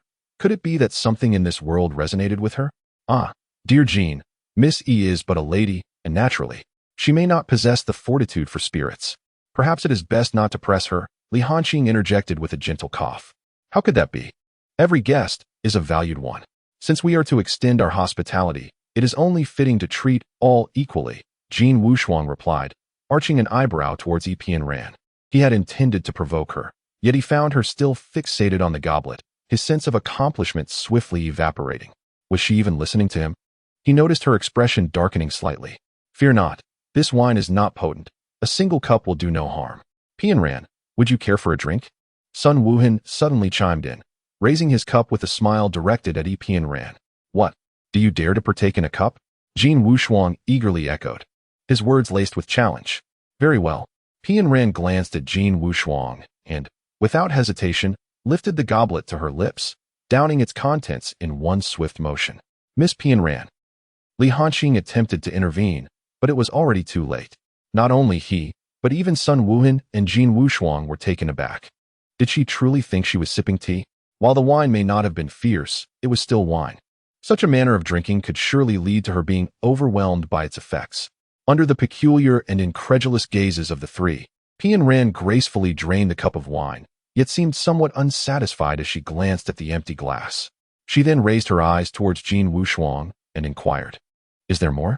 Another cup, please. You wish to drink again?" Jean Wuxiang stared at her, utterly astonished. With a singular thought in his mind, this girl must possess a remarkable tolerance for alcohol. It seems that inebriating her will not be an easy task. How so? Are you not the one advocating for harmony and gracious hospitality? Is it truly such a burden to part with just one cup? Pian Ran replied indifferently, her expression remaining unchanged. Jean Wuxiang was now more convinced than ever that this girl was indeed extraordinary. He said nothing further but took the wine jug and personally filled her cup to the brim. It was not an illusion. It truly was not an illusion. In her past life, this was the flavor she cherished most. It was it. She opened her eyes, her gaze fervently fixed upon Jean Wuxiang. No, rather, upon the wine jug in his hand. Might I have that? Are you all right? Jean Wuxiang was completely bewildered. The initial intention to embarrass her by means of alcohol had evaporated in that moment. Hesitantly, he extended the jug towards her, and without a moment's hesitation, she filled her cup once more. Sun Wuhan gazed at her with profound intensity, while Li Hanqing could no longer remain passive. He reached out to grasp the wine jug, gently advising, "Miss Pian Ran, though this wine is not particularly strong, such consumption can be detrimental to your health." However, Pian Ran brushed aside Li Hanqing's hand with indifference, replying, "It matters not, I fear nothing." After speaking, she unexpectedly smiled lightly at Li Hanqing, leaving everyone astonished by her fleeting smile. Meanwhile, the third cup of wine had already been consumed. Was this the renowned drunken fragrant chicken? A signature delicacy of the Gluttony Pavilion that she had heard Sun Mengmeng mention before. She gracefully picked up her chopsticks and savored a few bites, finding it truly to her liking. "Aren't you all hungry?" She looked at the three men, who had nearly turned into statues, puzzled by their inaction. "I'm full from your fright," Jean Wuxiang murmured softly. "To drink 3 cups in a row, truly impressive." "What? Nothing, just eat. We'll manage with the wine." Sun Wuhan remained relatively composed, yet his gaze was fixed on Li Hanqing, who was watching Pian Ran with evident concern, stirring a hint of discomfort within him. Pian Ran seemed genuinely hungry, choosing to indulge in her meal without further interaction with the three men, relishing her food with delight. Before long, a whole pot of golden wine had been consumed without her realizing it. How many cups was that?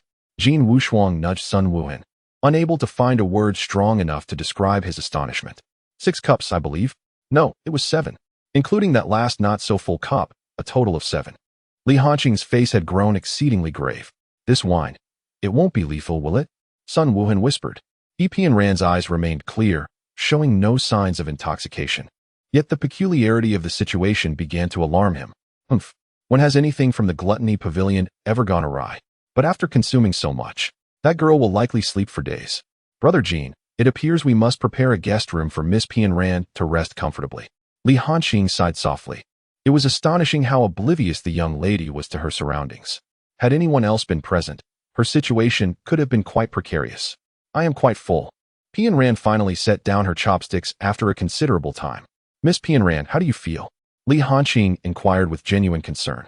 I feel splendid, she replied, remarkably unaffected by the considerable amount of wine she had consumed, a feat that left everyone incredulous. My dear, where has all the wine gone? Jin Wushu expressed his astonishment, having long since abandoned any initial vengeful intentions. What? You remain sober after 1,000 cups? Truly, you are an extraordinary young lady. Jin Wushu found himself greatly intrigued by her. Miss Sun, perhaps it is time to pay her a visit, Epian Ran murmured with a playful blink. Hey, Sun Wuhan, are you so brazen as to poach my guest right here on my territory? That is a misinterpretation. Miss Pian Ran and I had arranged this prior, and besides, my sister is a close friend of hers. You heard it just now. She intends to visit my sister, Sun Wuhan stated matter-of-factly, leaving Jin Wushu momentarily speechless. Brother Sun, I wish to discuss the matters of qi and golden elixir with you. I fear I may impose on you for the next few days, Li Hanqing said. Though his intentions remained concealed, it sufficed that he did not side with Jin Wushu. Have you two conspired together? Jin Wushu could not help but scoff. Nevertheless, shouldn't we at least consult Miss Pian Ran on this matter? The girl fell into slumber quite swiftly, leaving Jin Wushu in astonishment. The carriage of the city lord awaited just outside. Since Pian Ran required rest, we shall take our leave. Sun Wuhan smiled faintly, approaching Pian Ran and bending down. What are you about to do? Li Hanning inquired with a furrowed brow. Naturally, I intend to carry her to the carriage. It seems no one else is fit for this task, Sun Wuhan responded with a teasing smile, gazing at Li Hanning. What of it? Do you wish to take on the task yourself? As long as you are unperturbed by the prospect of your elders compelling you to wed the Alliance Lord's wife come tomorrow, you may proceed. Brother Sun, you misunderstand. That is not my intention. I merely believe that there exists a distinction between the sexes, and such actions are ultimately improper, Li Hanning clarified. With a barely perceptible sigh, he also bid farewell to Jin Wushu and followed suit. The girl, perhaps due to her intoxication, remained oblivious, and his concern was palpable. Hey, you're not truly departing, are you? Jin Wushu muttered. A band of fair-weather friends. How could they abandon him thus? Truly tiresome. Yet, there will be ample time ahead. Epian Ran shall not escape his grasp so easily. Chapter 48. The escape upon awakening from her dreams. Pian Ran's first sight was of Sun Mingming, who rested her chin in her hands at the head of her bed, her large eyes roving over Pian Ran as if to scrutinize her. Even for someone as composed as Pian Ran, this unexpected encounter was rather startling. How did you come to be here? She asked, bewildered. Sister Pian Ran, surely you haven't yet recovered from your inebriation? Sun Mingming queried, scratching her head in confusion. But my brother said there was no need for a hangover remedy. Although the scent of alcohol clung to you, making it evident to any discerning observer that you were intoxicated, my elder brother insisted you were merely asleep and not inebriated. Thus there was no need for a sobering remedy. Sister Pian Ran, are you truly all right? Does your head ache? If not, I shall instruct the kitchen. Wait. Pian Ran abruptly interrupted Sun Mingming's rambling, her surprise palpable as she exclaimed, Am I in the Lord's residence? Sun Mingming nodded, giggling. Of course. Where else would you think you are? Pian Ran cast a skeptical glance around the tidy room, realizing this was Sun Wuhan's chamber. In truth, she had sensed it even before Sun Mingming's words. The entire space was imbued with his unique essence, leaving no doubt that it belonged to him. Yet, it was peculiar that this room bore no trace of external chaos, indicating that Sun Wuhan must not have favored the intrusion of others into his sanctuary. But why then had he permitted her to reside here? She lifted the covers and descended from the bed, feeling refreshingly clear-headed without the burden of a hangover. Nevertheless, a weight lingered in her heart, as if she had dreamt of something significant, yet the details eluded her completely. Sister Ran, once you have finished your morning routine, please join us in the hall for a meal. My brother and the others are eagerly awaiting your presence. They? Ran paused her washing, furrowing her brow in query. Indeed. Sun Mingming nodded earnestly, counting on her fingers. My brother, the estate lord, brother Jean, and sister Yuan. Oh, it has been quite some time since we had such a lively gathering. Are they all here? Ran felt a twinge of surprise. How could it be that after just a brief slumber, all these individuals had gathered together? Indeed, the master had conversed with her elder brother until late the previous night. And as for Jean, he had arrived bright and early to knock at the door. As for Sister Yuan, she had only just arrived, seemingly with matters to discuss with her elder brother.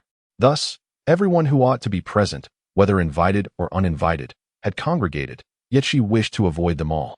What to do? Ran wiped her face with a towel, her mind racing with thoughts on how to evade these people. Suddenly, an idea struck her. There was one individual whom Sun Mingming would surely miss. Miss Sun, would you care to sneak out with me? Ran began to entice the young girl, knowing her insatiable curiosity would pique her interest. Sneak out? Why would we sneak out? As anticipated, Sun Mingming approached with a look of intrigue. Because they are far too noisy, and I wish to avoid their company. Shall we find a tranquil place to dine? Absolutely. Ran, I will accompany you. Sun Mingming clapped her hands in a mix of excitement and nervousness, then lowered her voice, as if fearing others might overhear. When shall we leave? Right now? Ran winked and, with her hands pressed tightly to her sides, tiptoed to the door. Cautiously, she opened it a crack, ensuring the coast was clear before beckoning to Sun Mingming. The two of them swiftly slipped out of the room. Ran, this is the kitchen. Following Ran's lead, Sun Mingming turned left and right, surprisingly encountering neither guard nor maidservant, and just as she was pondering the absence of anyone, the kitchen came into view. Indeed, with a graceful nod, Ran expressed her agreement. But aren't we supposed to sneak out? How did we end up in the kitchen? I'm quite hungry. However, I would prefer not to dine with so many people, so let us take breakfast to go. Are you hungry? I'm fine. Sun Mingming stared blankly at Ran. But Sister Ran, there are so many people in the kitchen. How can we take something without permission? Who said we were going to steal? Ran cast a glance at Sun Mingming. Didn't you say we should take it elsewhere to eat? Sun Mingming responded in confusion, realizing that she often struggled to keep up with Ran's line of thought. Do you really need to steal food from your own home? Ran looked at her quizzically, wondering why the girl's mind was not quick to grasp things. Just go in and ask them to pack it up for you. Do you think they will care where you eat? That's true. Sun Mingming finally understood, but immediately thought of another concern. If we do that, won't we be discovered? Do you think we can hide from your brother for long? He will find out sooner or later, but by then, we will have already left the estate. Ran replied with confidence. All right, let us do it. Sun Mingming clapped her hands, praising her sister for her cleverness. Let us just let our brother and the others wait. Just as Ran anticipated, they successfully packed their meals and exited the estate. When Sun Wuhan discovered the situation had changed and brought a group to the kitchen, Ran and Sun Mingming had already been gone for nearly half an hour. Sister Ran, where are we headed? Do you remember Yi? Ran asked, casting a casual glance at Sun Mingming. Of course, I remember. Since our last parting, I have not seen her again. I wonder how she is faring. However, my elder brother has lifted the ban on the Qingshui dock, so I believe they must be doing well now. Would you care to visit her? Certainly. At first, Sun Mingming was elated, but then her expression shifted to one of concern. I wonder if they will welcome me? In truth, she misses Yi dearly. Yet the recent turmoil leaves her feeling somewhat awkward, particularly regarding that brutish fellow named Monkey. Nevertheless, with Sister Qianran by her side, she feels a surge of confidence. Qianran always exudes such calm composure, as if she has everything under control. If only she were truly her sister. Rest assured, when you speak on their behalf, they will only be grateful to you. At this moment, Qianran suddenly felt a violent jolt to her chest, letting out a soft gasp as her fist clenched against her heart, her eyes darting anxiously around. Yet, all she could see was the bustling crowd, devoid of any familiar face, nothing at all. All right, let us go and see. Sister Qianran, what troubles you? Sun Mingming, filled with joy, was about to respond when she noticed Qianran's unusual expression and hurriedly grasped her sleeve. Sister Qianran, what is it? Was it merely an illusion? Qianran gasped softly, the turmoil within her chest having subsided. Yet that feeling lingered deeply imprinted in her heart. Is it him? Is it truly him? Such a vivid sensation could not be a mere fabrication. She paid no heed to Sun Mingming, who had fallen to the ground. Instead, she gazed vacantly into the distance. Her expression a perplexing tapestry of emotions that eluded understanding. Umph. Ha. Suddenly, she covered her face, gently laughing with a sorrowful air. Sister Yippee Anren. Sun Mingming had risen to her feet. Although a sense of worry lingered, she found herself too intimidated to approach. The sight of Yippee Anren in such a state filled her with a peculiar dread. After a prolonged silence, Yippee Anren lowered her hands and turned her gaze towards the visibly startled Sun Mingming, her tone icy. Are you afraid? Being with someone like me will often subject you to such frights. Do you still dare to call me sister? Yippee Anren. Sun Mingming stared into the indifferent depths of Yippee Anren's eyes. The word sister stuck in her throat, refusing to be uttered. Was the usual aloofness merely a facade of kindness? Was this frigid demeanor the true essence of her being? Sun Mingming looked at her, yearning to speak, yet words failed to materialize. Chapter 49. Fire Dragon Seal in the Lord's Manor. The kitchen was a cacophony of activity, with a multitude of maids and servants kneeling on the floor. Sun Wuhan wore a grim expression as he surveyed the remnants of breakfast, now significantly diminished. Lin Saw, the kitchen steward, wept profusely, her face a mess of tears and mucus. Forgive us, my lord. We never anticipated that the young lady would abscond with the food. Hence our delay in reporting the matter. I am deserving of death. I beseech you to spare us. Brother Sun, do not be too harsh on these servants. If they had truly intended to conceal her whereabouts, would they have dared to question her? Li Hanqing stood quietly to one side, shaking his head inwardly at the scene before him. These two young ladies were indeed rather mischievous. Sun Wuhan was well aware of this. Previously, Mingming had slipped out merely out of playfulness, and he had always turned a blind eye. However, this time, it was evident that that woman, Yippee Anren, had orchestrated it deliberately. She had declined his invitation to dinner, only to sneak away and leave him in the lurch. Did she believe that Sun Wuhan's patience was boundless? He had yet to settle the score from their last encounter, and now she had added another offense. Did she think he would not take action? It was utterly absurd. Everyone leave. He waved his hand, granting them clemency, yet his expression remained grim. Wuhan, Ming'er is simply being playful. There is no need for you to be upset. Lu Yuan hastily stepped forward to soothe him. However, as she observed Sun Wuhan's demeanor, she found it rather perplexing. He was no stranger to Mengming's temperament, so why was he so displeased? Having come to the estate early that morning to discuss matters with Sun Wuhan, she had not anticipated that both the lords of Taozhou City and Sword Edge City would be present, leaving her with little opportunity to converse. Fortunately, Wuhan had invited her to dine with him, yet she had not expected such a predicament to arise. Initially, she attributed Mingming's behavior to mere mischief. But after hearing Jin Wushu's words, she suddenly realized that the situation was far more complicated. Who had Mingming slipped out with that could provoke such anger in Sun Wuhan? Who had incited her to escape? Lu Yuan could not help but voice her curiosity. Jin Wushu scoffed. Who else could it be? Besides that audacious girl, Yippee Anren, who would dare? Yippee Anren, Lu Yuan exclaimed in shock. How could she be here? Has she not already departed? Sun Wuhan furrowed his brow and inquired. It seems you are in a great hurry, Yuan. Is there something of significance you wish to discuss with me? Lu Yuan bit her lip, glancing at Jin Wushu and Li Hanqing, yet chose to remain silent. The two men, aware of the private nature of the conversation, respectfully excused themselves. Brother Sun, Jin and I shall go for a drink. You two take your time to chat, Li Hanqing remarked with a smile, pulling Jin Wushu along as they exited. Sun Wuhan nodded, recognizing that their presence was merely a pretext to lighten the mood, and thus, he allowed them to leave.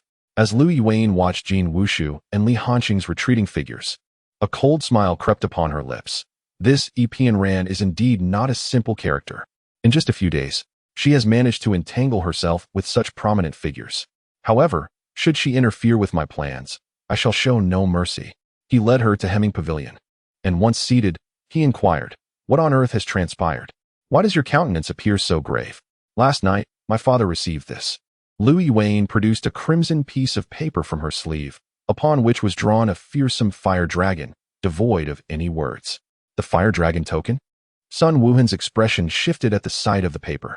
Has the cold domain finally decided to act? Indeed, what shall we do? If the assassins from Yufeng City are mobilized, How can our Lu family withstand them? Lu Yuan's father was exceedingly worried, and as she spoke, tears welled in her eyes, her throat choking on the unsaid fears. Rest assured, although the inhabitants of the cold domain behave recklessly in Wind City, this is Qianma City. I am eager to observe whether they dare to act with such impunity here. Sun Wuhan scoffed, believing that if they sought to wreak havoc in Qianma City, it would depend on their capabilities. Oh, is that so? Sun Wuhan pondered briefly before continuing. Then it is of no consequence. You may move in, though it may require some temporary compromise on your part. Upon hearing his acquiescence, Lu Yuan felt a surge of joy. After all, Wuhan still held affection for her. And although he had not yet reacted to the matters concerning the Qi and Golden Dan from her family, she thought that since no one could resist the allure of Qi and Golden Dan, Sun Wuhan would be no exception. Sun Wuhan observed Lu Yuan's departing figure, a cold smirk appearing at the corner of his mouth. He approached the writing desk and twisted the pen holder, causing the secret door of the study to creak open. Hey, what on earth are you two up to? Jin Wushu was the first to dash out, bombarding them with questions. Calm down, Brother Jin, we will explain everything shortly. Li Hanjing followed, emerging with a beaming smile directed at Sun Wuhan. What is the matter? Have you figured it out? The Fire Dragon note? Upon seeing the slip of paper, Li Hanjing's expression shifted. Does the Cold Domain intend to send someone? Is it Cold Yutian? The Cold Domain, the most formidable assassin organization in the martial world, and the Lord of Wind City, Cold Yutian, is the master of this lethal faction. It remains to be seen who their target truly is. Sun Wuhan's gaze flickered. If anyone dared to use this as a springboard for their schemes, he would show them no mercy. His meaning was clear. Li Hanqing gazed at him, and without the need for words, both understood the unspoken thoughts between them. Hey, what on earth are you two discussing? I can't comprehend a single word. Jin Wushou suddenly interjected himself between the two, waving the Fire Dragon invitation and inquiring. And where did this come from? Hasn't Lung Yutian renounced the world of Jianghu? How could this item still resurface? The two exchanged a glance, and then, almost in unison, turned their eyes toward Jin Wushou. It was then that Sun Wuhan seized the invitation from Jin Wushou's grasp and remarked coolly, Are you vying for the title of Jianghu's all-knowing sage, my friend? Get out of here. Don't think I'm oblivious. Your feelings for Lu Yuan are non-existent. Merely a matter of a promise. Jin Wushou retorted, his frustration causing him to speak indiscreetly. Yet, as the words left his lips, he regretted it, realizing this was a matter he had intended to keep to himself. How did you come by this information? Sun Wuhan's countenance shifted, surprised that Jin Wushou was aware of such details. Why should I disclose my sources? Let me caution you. This woman is the most fearsome creature in existence. If you do not clarify matters with her soon, beware of her wrath when she discovers the truth. She may come for you with a blade. As Jin Wushou spoke, he playfully poked Sun Wuhan, his antics perfectly mimicking a woman's capriciousness. Sun Wuhan, visibly displeased, evaded his hand, while Li Hanqing chuckled and shook his head. Brother Sun, it seems this matter indeed has some connection to the third miss of the Lu family. Leave the Fire Dragon invitation to me, and I shall entrust the Lu family affairs to you. Nature shall not disappoint you. Sun Wuhan gazed at Li Hanning. This individual was solely concerned with the equilibrium of righteousness and wickedness within the martial world. Should it involve this principle, he would likely sacrifice his own life without a moment's hesitation. But why? Is his unwavering adherence to this burden solely attributable to his position as the master of the sword-wielding manor? The Li family of the sword-wielding manor has upheld the peace of the martial world for centuries. The former master, Li Chun, was once a renowned swordsman who later established the manor, passing this weighty responsibility down through generations. Yet, ever since Ji Wushuang approached him 2 years ago, everyone became aware of his true identity, yet he willingly continued to bear this heavy load. Lost in contemplation, he was suddenly interrupted by a commotion outside. Frowning, before he could inquire about the disturbance, the door was thrust open with a loud bang. Sun Mengmeng rushed in, her face streaked with tears, and buried herself in his embrace, weeping uncontrollably. Brother, Wu, what happened? What is going on? Sun Wuhan gently pushed her away, grasped her shoulders, and urgently questioned. Pian Ran, she, Wu. Sun Mengmeng managed to utter a few words before her lips quivered, and she burst into tears once more, causing everyone to become increasingly anxious. I say, little Menger, could you perhaps finish your words before crying? Jin Wushu could not help but roll his eyes. Mengmeng, What exactly happened to Pian Ran? Sun Wuhan sought to comfort his sister while patiently probing for answers, though his mind raced with the worst possible outcomes. Pian Ran, she. Sun Mingming struggled to contain her tears, glancing from her brother to the others, yet found herself unable to articulate the words. What on earth is happening? This time, even Li Hanxin could not help but inquire. Sister Pian Ran has lost her mind. Chapter 50. Coincidentally, Sister Pian Ran has gone mad. Upon uttering these words, Sun Mingming plunged once more into Sun Wuhan's embrace, sobbing uncontrollably, refusing to respond to anyone's calls. Pian Ran has gone insane? Jin Wushu could not help but scoff at the notion. Pian Ran, that epitome of composure. If she were to lose her sanity, even a sow would ascend a tree. Little Ming, could it be that you are the one who has lost your mind? You're the one gone mad. Brother Jin, why don't you believe me? The tearful Sun Mingming sprang to her feet, glaring at Jin Wushu, her face still dotted with tears. Sun Wuhan could only sigh, bemused by his little sister's dramatic temperament. Sit down, let us clarify this matter, he urged. Only then did Sun Mingming pout and obediently take a seat, tilting her head in contemplation before saying, originally, I intended to go to Sister Pian Ran's room. Oh no. To elder brother's room, to call Sister Pian Ran for breakfast. Wait a moment. Sun Mingming had barely finished her sentence when she was interrupted. Jin Wushu, who had been sitting upright, jumped up, pointing at Sun Wuhan. You actually allowed her to sleep in your room. Sun Wuhan, what do you mean by that? It means nothing. We simply ran out of rooms. Does this concern you in any way? Sun Mingming looked at her elder brother and Jin Wushu, shrugged her shoulders in curiosity, and continued. Later, Sister Pian Ran woke up, but she didn't seem very happy. When she discovered that you all were here, she decided to sneak me out. Excuse me, little Ming. What do you mean by you all? Jin Wushu couldn't help but inquire further. Well, there's you, elder brother, the master of the manor, and Jin Gij, of course. Oh, and Sister Yuan too. When Sister Pian Ran heard that all of you were present, she lost her appetite and couldn't bear to eat. Wait a moment. Little Ming, do you really know how to speak? What do you mean by she lost her appetite because you all were here? Jin Wushu began to roll his eyes again. That's exactly it. Sister Pian Ran said you all were too noisy and didn't want to eat with you, so we decided to take the food outside. Sun Mingming exclaimed cheerfully, oblivious to the increasingly grim expressions of the three men. While Sun Wuhan and Li Hanxin managed to maintain their composure, Jin Wushu could hardly sit still. Did that impudent girl regard us as ferocious beasts? I believe she treats us like air, which is entirely in line with her usual demeanor, Sun Wuhan scoffed softly. Li Hanxin, however, exemplified restraint, merely offering a wry smile and shaking his head. Miss Sun, what happened next? Sun Mingming furrowed her brow and pouted, murmuring, then. Sister Pian Ran's expression suddenly changed, and she pushed me to the ground, glaring at me with icy eyes, asking if I was very frightened. Of course I was scared, but I didn't dare to voice it. She then shouted towards the sky, alternating between laughter and tears. I was so frightened that I dared not look at her. And eventually, I lost track of when she left. Xiaominger, you aren't fabricating a tale to deceive us, are you? Pian Ran could not possibly be laughing and crying in madness. How could that be? That girl rarely even furrows her brow. To believe this would be as absurd as claiming the sun is square. I speak only the truth. Sun Mingming glared at Jin Wushu, and I too was perplexed. Sister Pian Ran is not typically like that. How could I possibly know why she suddenly lost her mind? She must have been subjected to some form of distress. Sun Wuhan and Li Hanxin exchanged a glance, each gaining a glimmer of understanding. Yet, what could possibly provoke such a drastic change in someone so composed and serene? Regardless, it is imperative that we locate her first.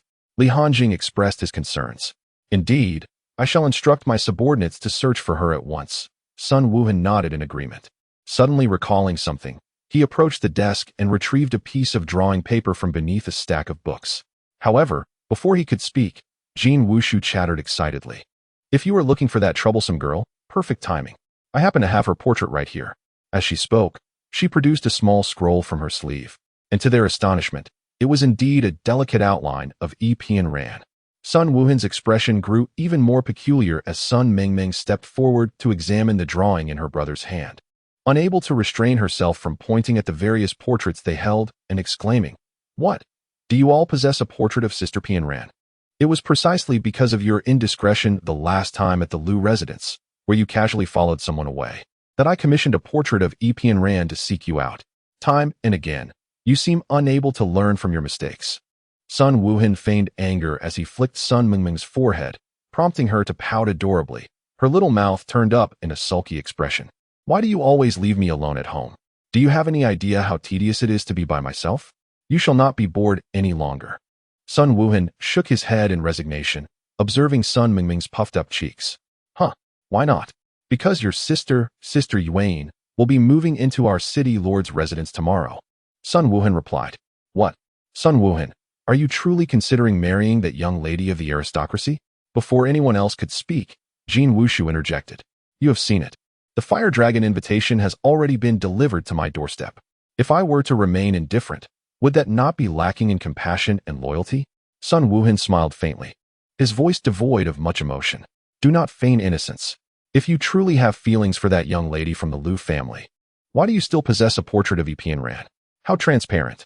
Jin Wushu boldly exposed his pretense. Are you not also hiding something? Sun Wuhan deftly tossed the remark back to him. Go. I keep it to ensure I remember her well. She is the first person in my life to have so thoroughly swindled my money.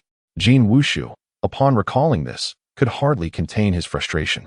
Sun Wuhan cast a glance at him, opting not to respond further, and instead walked directly to Li Hanqing, gently saying, Brotherly, you do not intend to tell me that you simply wish to remember that girl with great fervor, do you? Li Hanqing merely smiled faintly and shook his head. Why? Even he was uncertain. Perhaps it is simply one of those inexplicable things. Very well, leave the matter of locating Epian Rand to me. As long as she remains within the bounds of my Qianma city, I shall undoubtedly find her. I sincerely hope she has not ventured too far. Li Hanqing let out a gentle sigh. Why does this young lady always occupy his thoughts? It is evident that their encounter was merely fortuitous. He is fully aware of her indifference towards others. Logically, he ought not to be so concerned about her. Perhaps he is the one being overly meddlesome. I will accompany you, Sun Wuhan nodded, casting a glance at him before abruptly turning to Jin Wushuang, saying, Brother Jin, feel free. I will see Brotherly off. Go on, no need to mind me. I will have a chat with Xiaoming. Jin Wushuang waved his hand casually. Brother Jin, what do you wish to discuss with me? Sun Mingming inquired, her eyes widening in curiosity as she regarded Jin Wushuang. Let us talk about that troublesome girl. Sun Wuhan replied. I wonder, Xiaoming, how did you come to know her?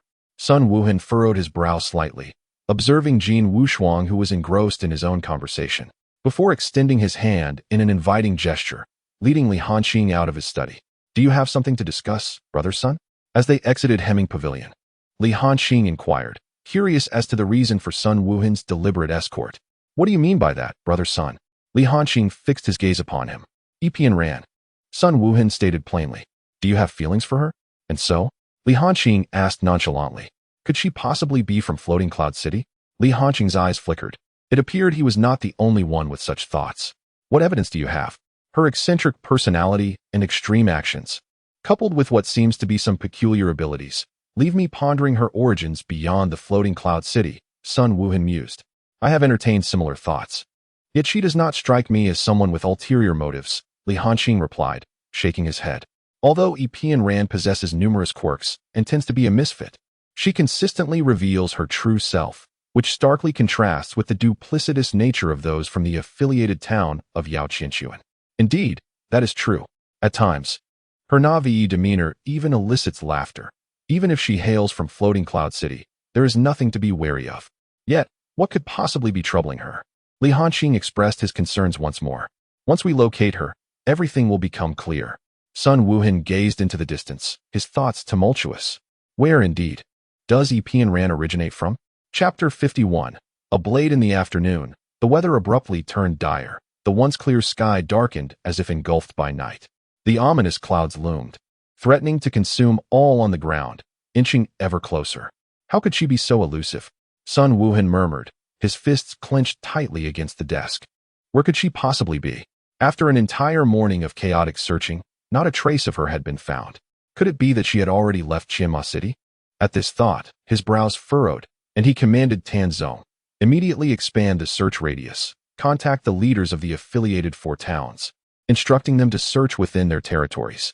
You shall lead a team to the banks of the Clearwater River. A torrential downpour is imminent. We must find her without delay. Yes, Your subordinate will obey.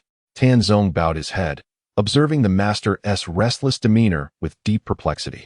What charm did this young lady possess that could so profoundly unsettle one usually so composed? Over the years, the master had never truly held any woman in regard. Not even the third miss of the Liu family, whose superficial connections he knew did not translate into genuine affection. Yet, what was it about this Epian Ran, whom he had known for merely a few days, that captivated the master? However, he could not afford to dwell on such thoughts. Locating Epian Ran was of utmost urgency. Should no news surface, he wondered if the master would venture out personally in search of her. The torrential rain poured down relentlessly. By the banks of the Flower Sea River, a figure clothed in white stumbled forward, utterly indifferent to the raindrops pelting against her. Why? The tumultuous emotions surged within her once more. Epian Ran pressed her hand against her chest, biting her lower lip fiercely, her heart screaming in agony.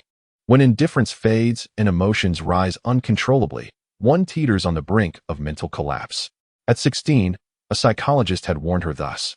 For years, she had managed her emotions with remarkable composure, but since encountering Yi Yunkai again, she realized everything had spiraled beyond her control. The resentment that had long festered within her shattered in an instant at the thought of his departure. Was she truly so fragile? Her trembling hands reached up to her eyes. Were those tears? Or rain? Surely rain, for she was Epian Ran, devoid of tears. Wiping the moisture from her face, she dashed frantically through the Flower Sea, but it was not long before her steps came to an abrupt halt. Not far away, a dark figure stood silently, one hand gripping an umbrella, the other wielding a sword, his expression profoundly indifferent. Staring blankly at the silhouette just a few steps away, her world seemed to freeze in that moment. The clouds parting? In an instant, she felt neither laughter nor tears, nor pain. She simply gazed at him, as if this moment had become eternal. The man in black coldly regarded the drenched woman before him, instinctively tightening his grip on the sword. She appeared disheveled, as if bereft of spirit, yet upon seeing him, her halted form evoked a flicker of wariness within him.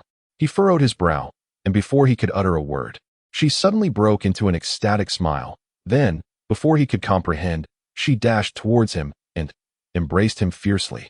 The umbrella in the man's hand fell to the ground with a soft thud. I knew my instincts were not mistaken, she murmured dreamily in his embrace. The clouds parted. Hearing her murmur again, he felt a jolt in his heart and, without hesitation, pushed her away with force. Then, he slowly drew his long sword. Step back, he coldly commanded. Yet she seemed not to hear, gently grasping the hem of his garment. Disregarding the blade pressed against her throat, gazing up at him and saying, I am not angry anymore. I am not angry anymore. Please do not be angry. Do not come any closer, or, he spoke indifferently, his voice chilling. Or what? Her eyes suddenly filled with profound sorrow, and she slowly rose. Step by step approaching him, allowing the sharp blade to pierce her heart. He stared at her in disbelief, questioning her sanity. Are you really going to kill me? Then go ahead. Epian Ran gazed directly into his eyes, her expression more lucid than ever. If you kill me, I will be closer to you. Why do you hesitate? He was taken aback, his throat constricting as an inexplicable pang of sorrow rose within him. Sorrow? Could a killer truly feel such anguish? As he spiraled into his thoughts, Epian Ran suddenly grasped the sword's hilt with both hands, the razor-sharp blade slicing into her flesh, leaving her hands a bloody mess. The mingling of her blood and the rain dripped onto the flowers, staining her surroundings a vivid crimson. Yet, it was not over. She forced a sorrowful smile, fixing her gaze on his indifferent face. If my death would ease your burden, then I shall embrace it. Before her words could fully settle, she lunged forward, aiming directly at the blade.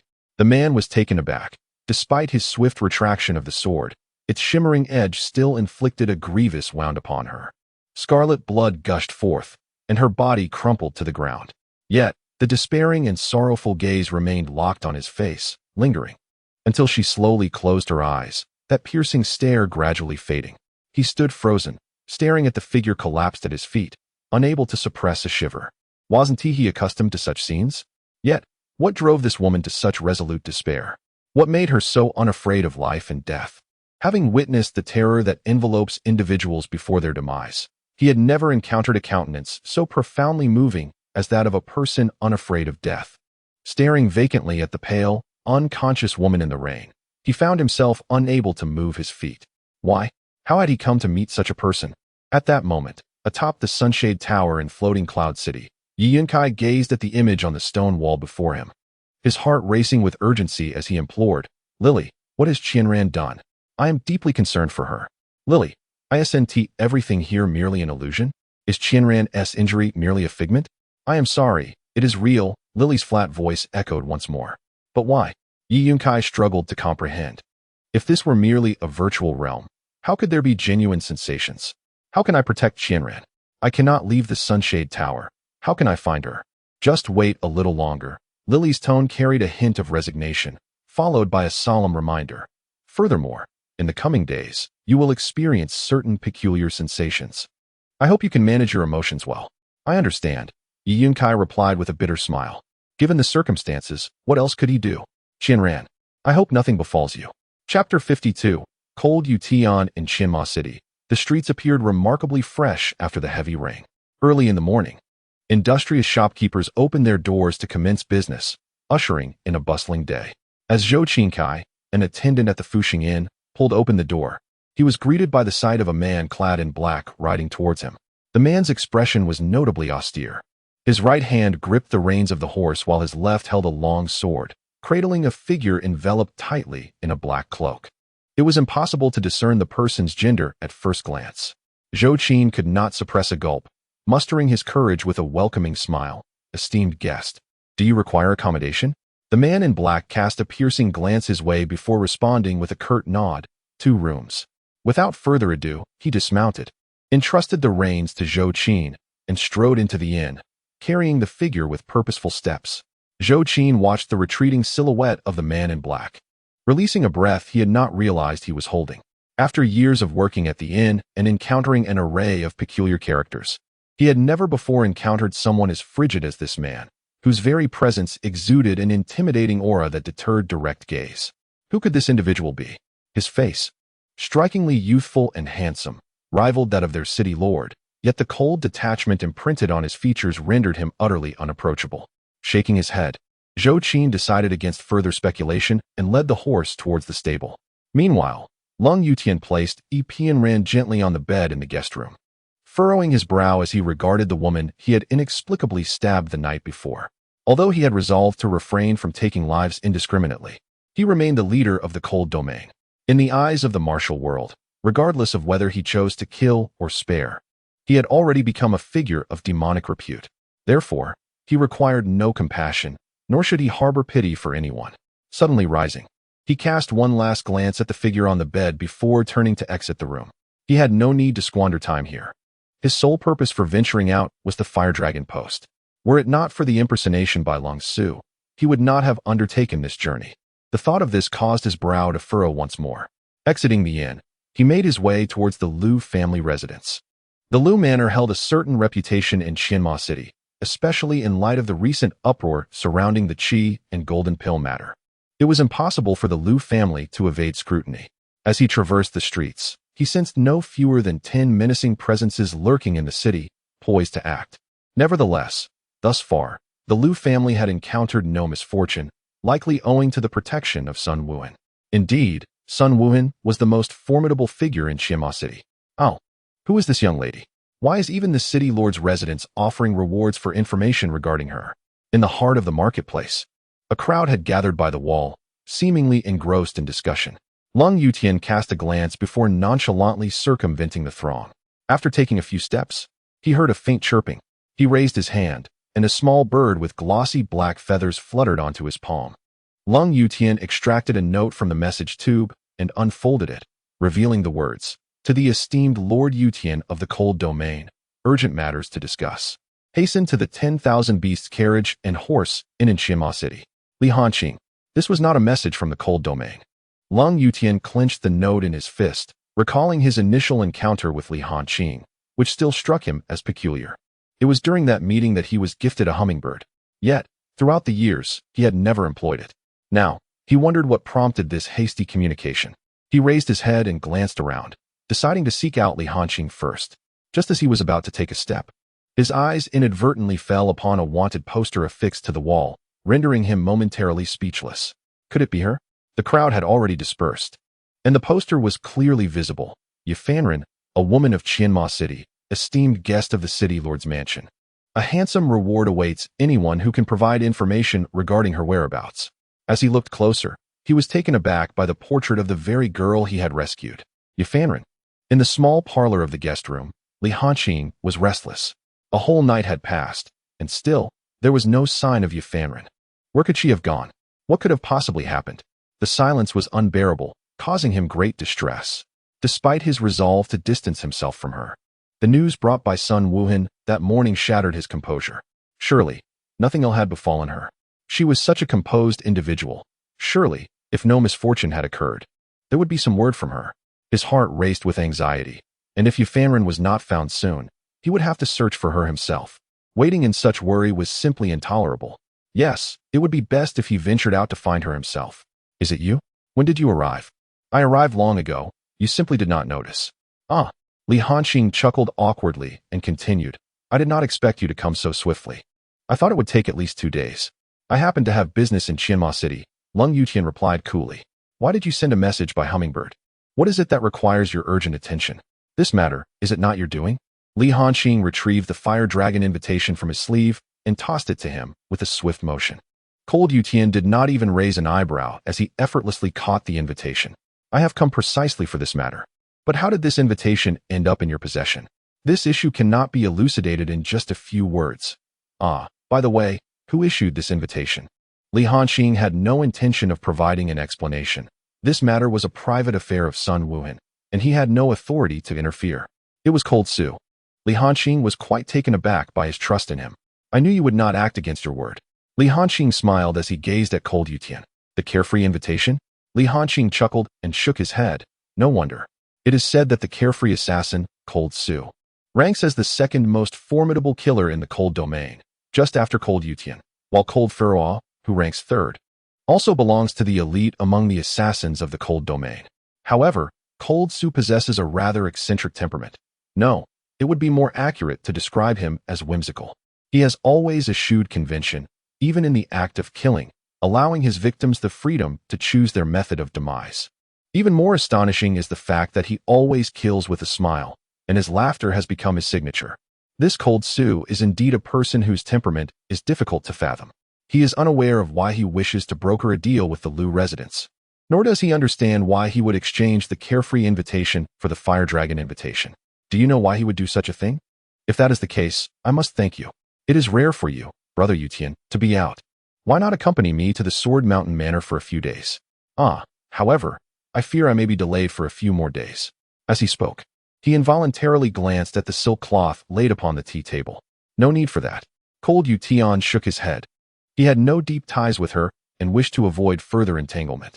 However, just as he was about to depart, his gaze abruptly fixed upon the piece of silk that Li Hanqing had just picked up. It was her again. A flicker of confusion crossed Cold Yutian's mind as he could not help but exclaim, Are you searching for someone as well?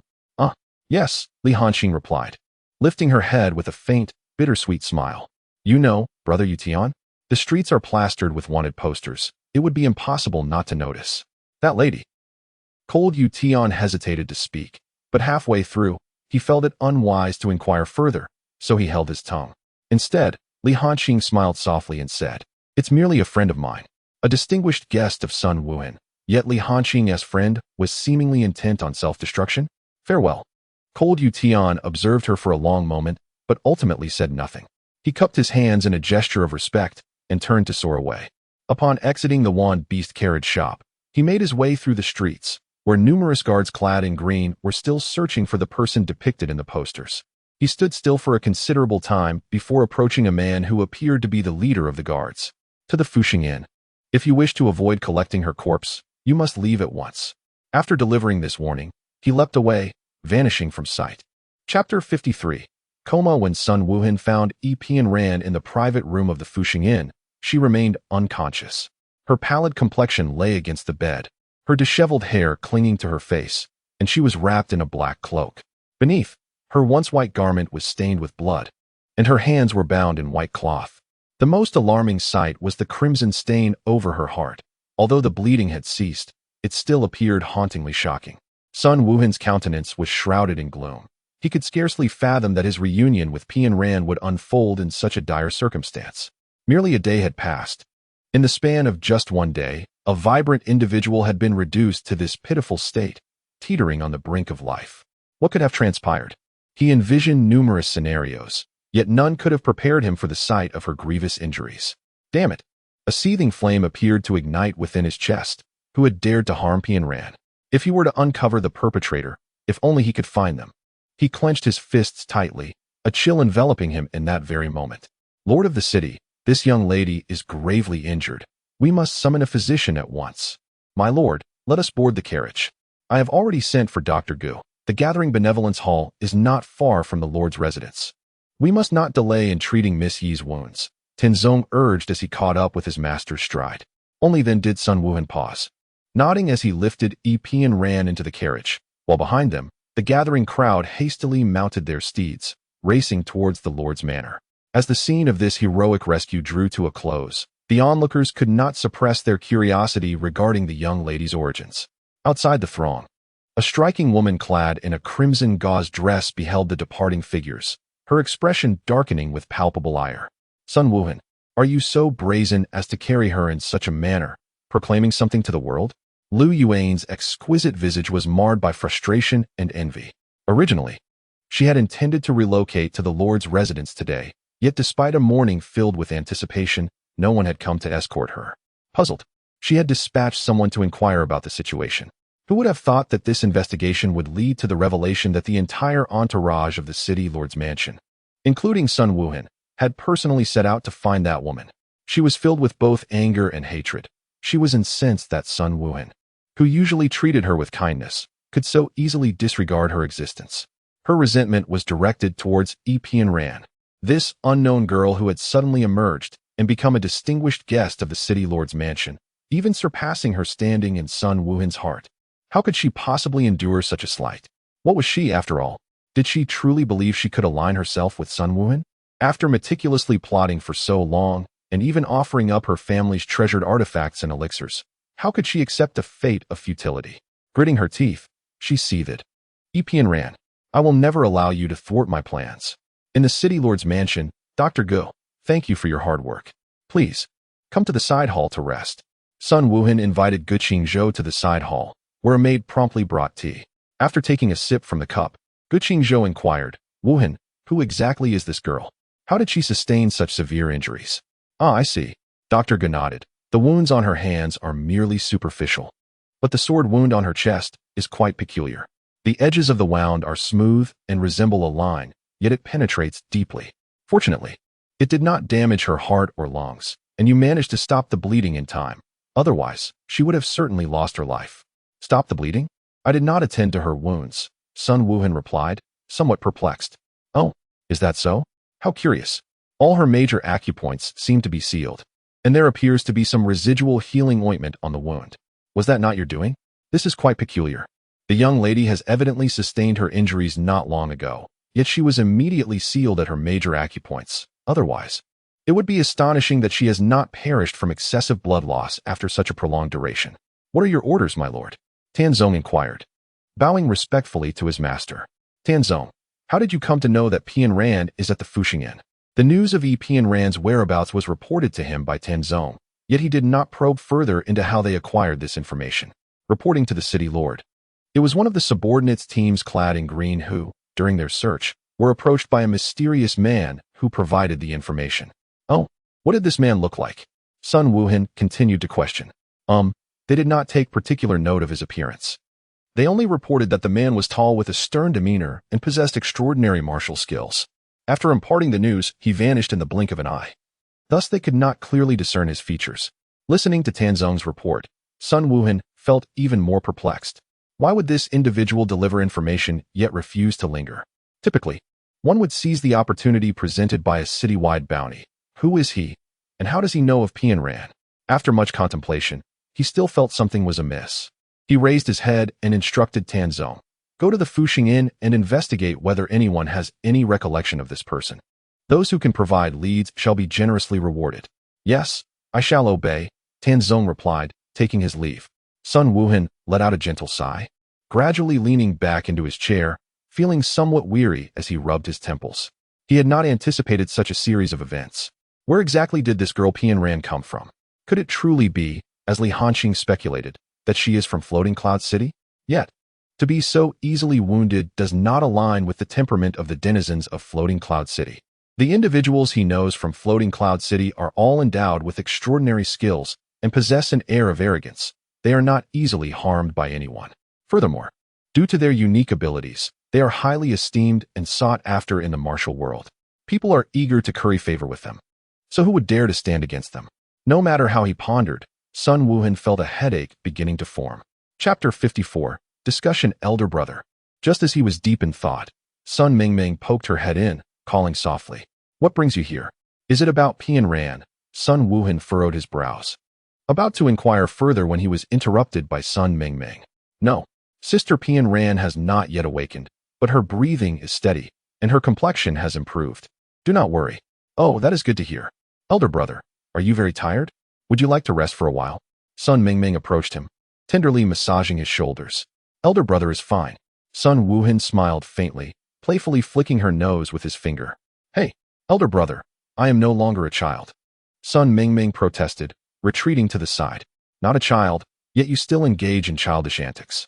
I do not. Sun Mingming pouted defiantly, but suddenly leaned closer, cautiously saying, Elder brother, have you forgotten something? Forgotten something? What do you mean? Sun Wuhan was momentarily bewildered. About Sister Yuan. Her? What about her? He still could not recall. Elder brother, you cannot have truly forgotten. It was you who said you would have Sister Yuan move into the Lord's residence. Oh, by the way, has she arrived?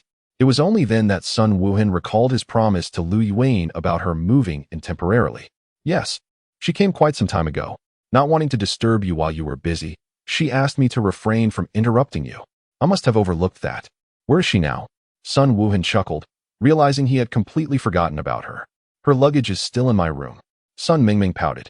Let us send someone to tidy up Ilan Pavilion for her. Yes, that sounds good. I shall inform Sister Yuan right away. Sun Mingming nodded obediently and walked out, leaving Sun Wuhan alone. It was unintentional, yet he had so effortlessly forgotten a person. Perhaps Lu Yuan was far less significant to him than he had imagined, or perhaps, as Jin Wushu had stated, his kindness towards her was merely in service of a promise.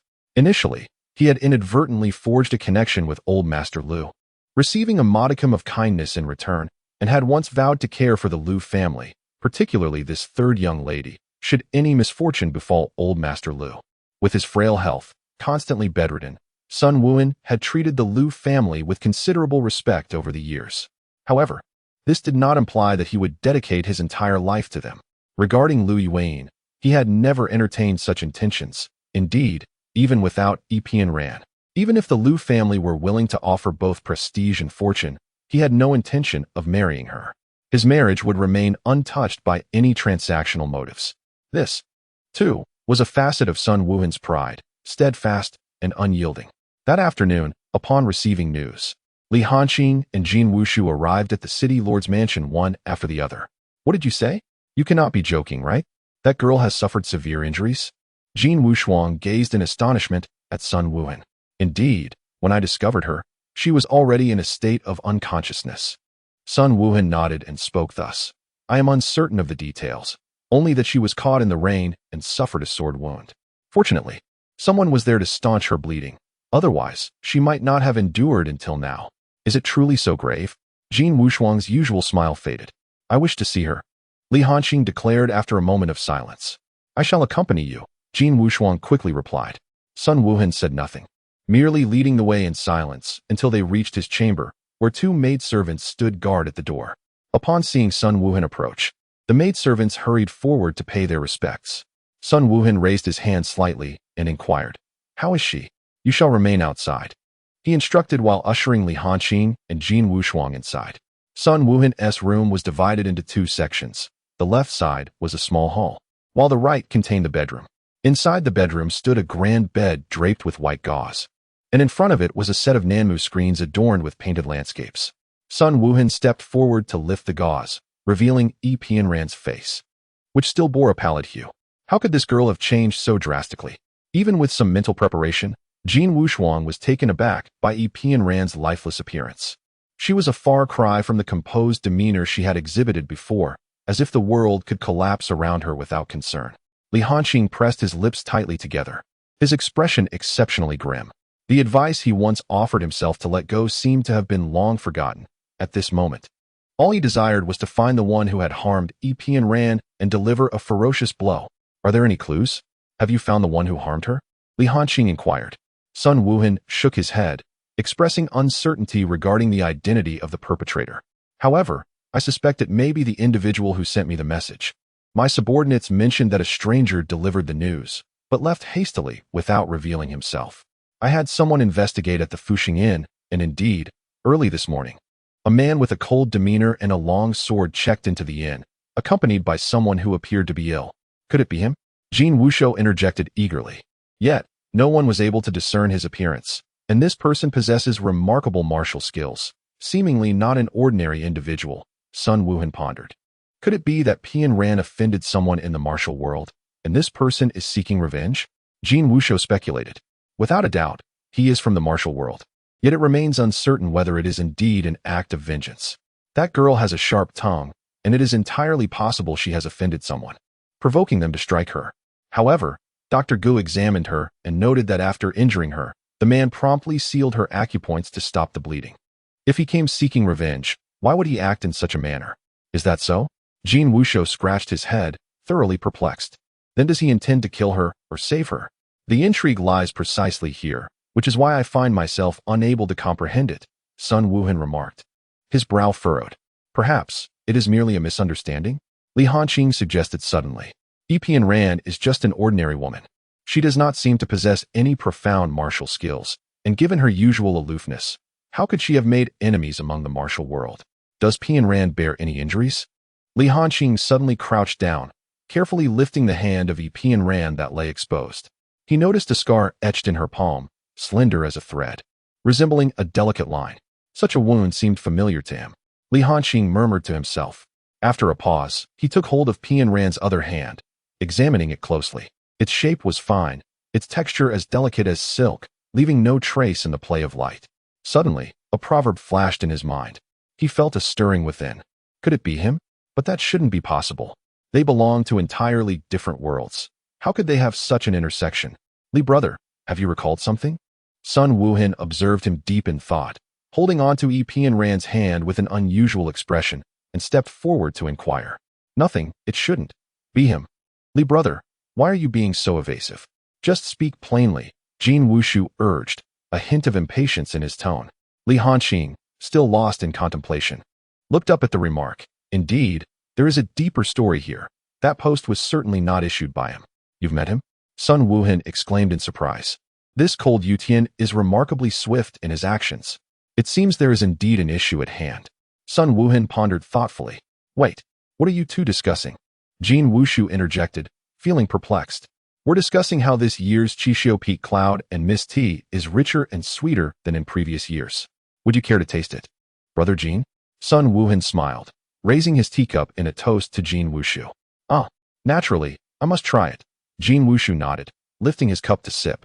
He then praised, not bad at all. However, this tea pales in comparison to my wind, flower, snow, and moon. My tea costs 100 taels of silver per pot.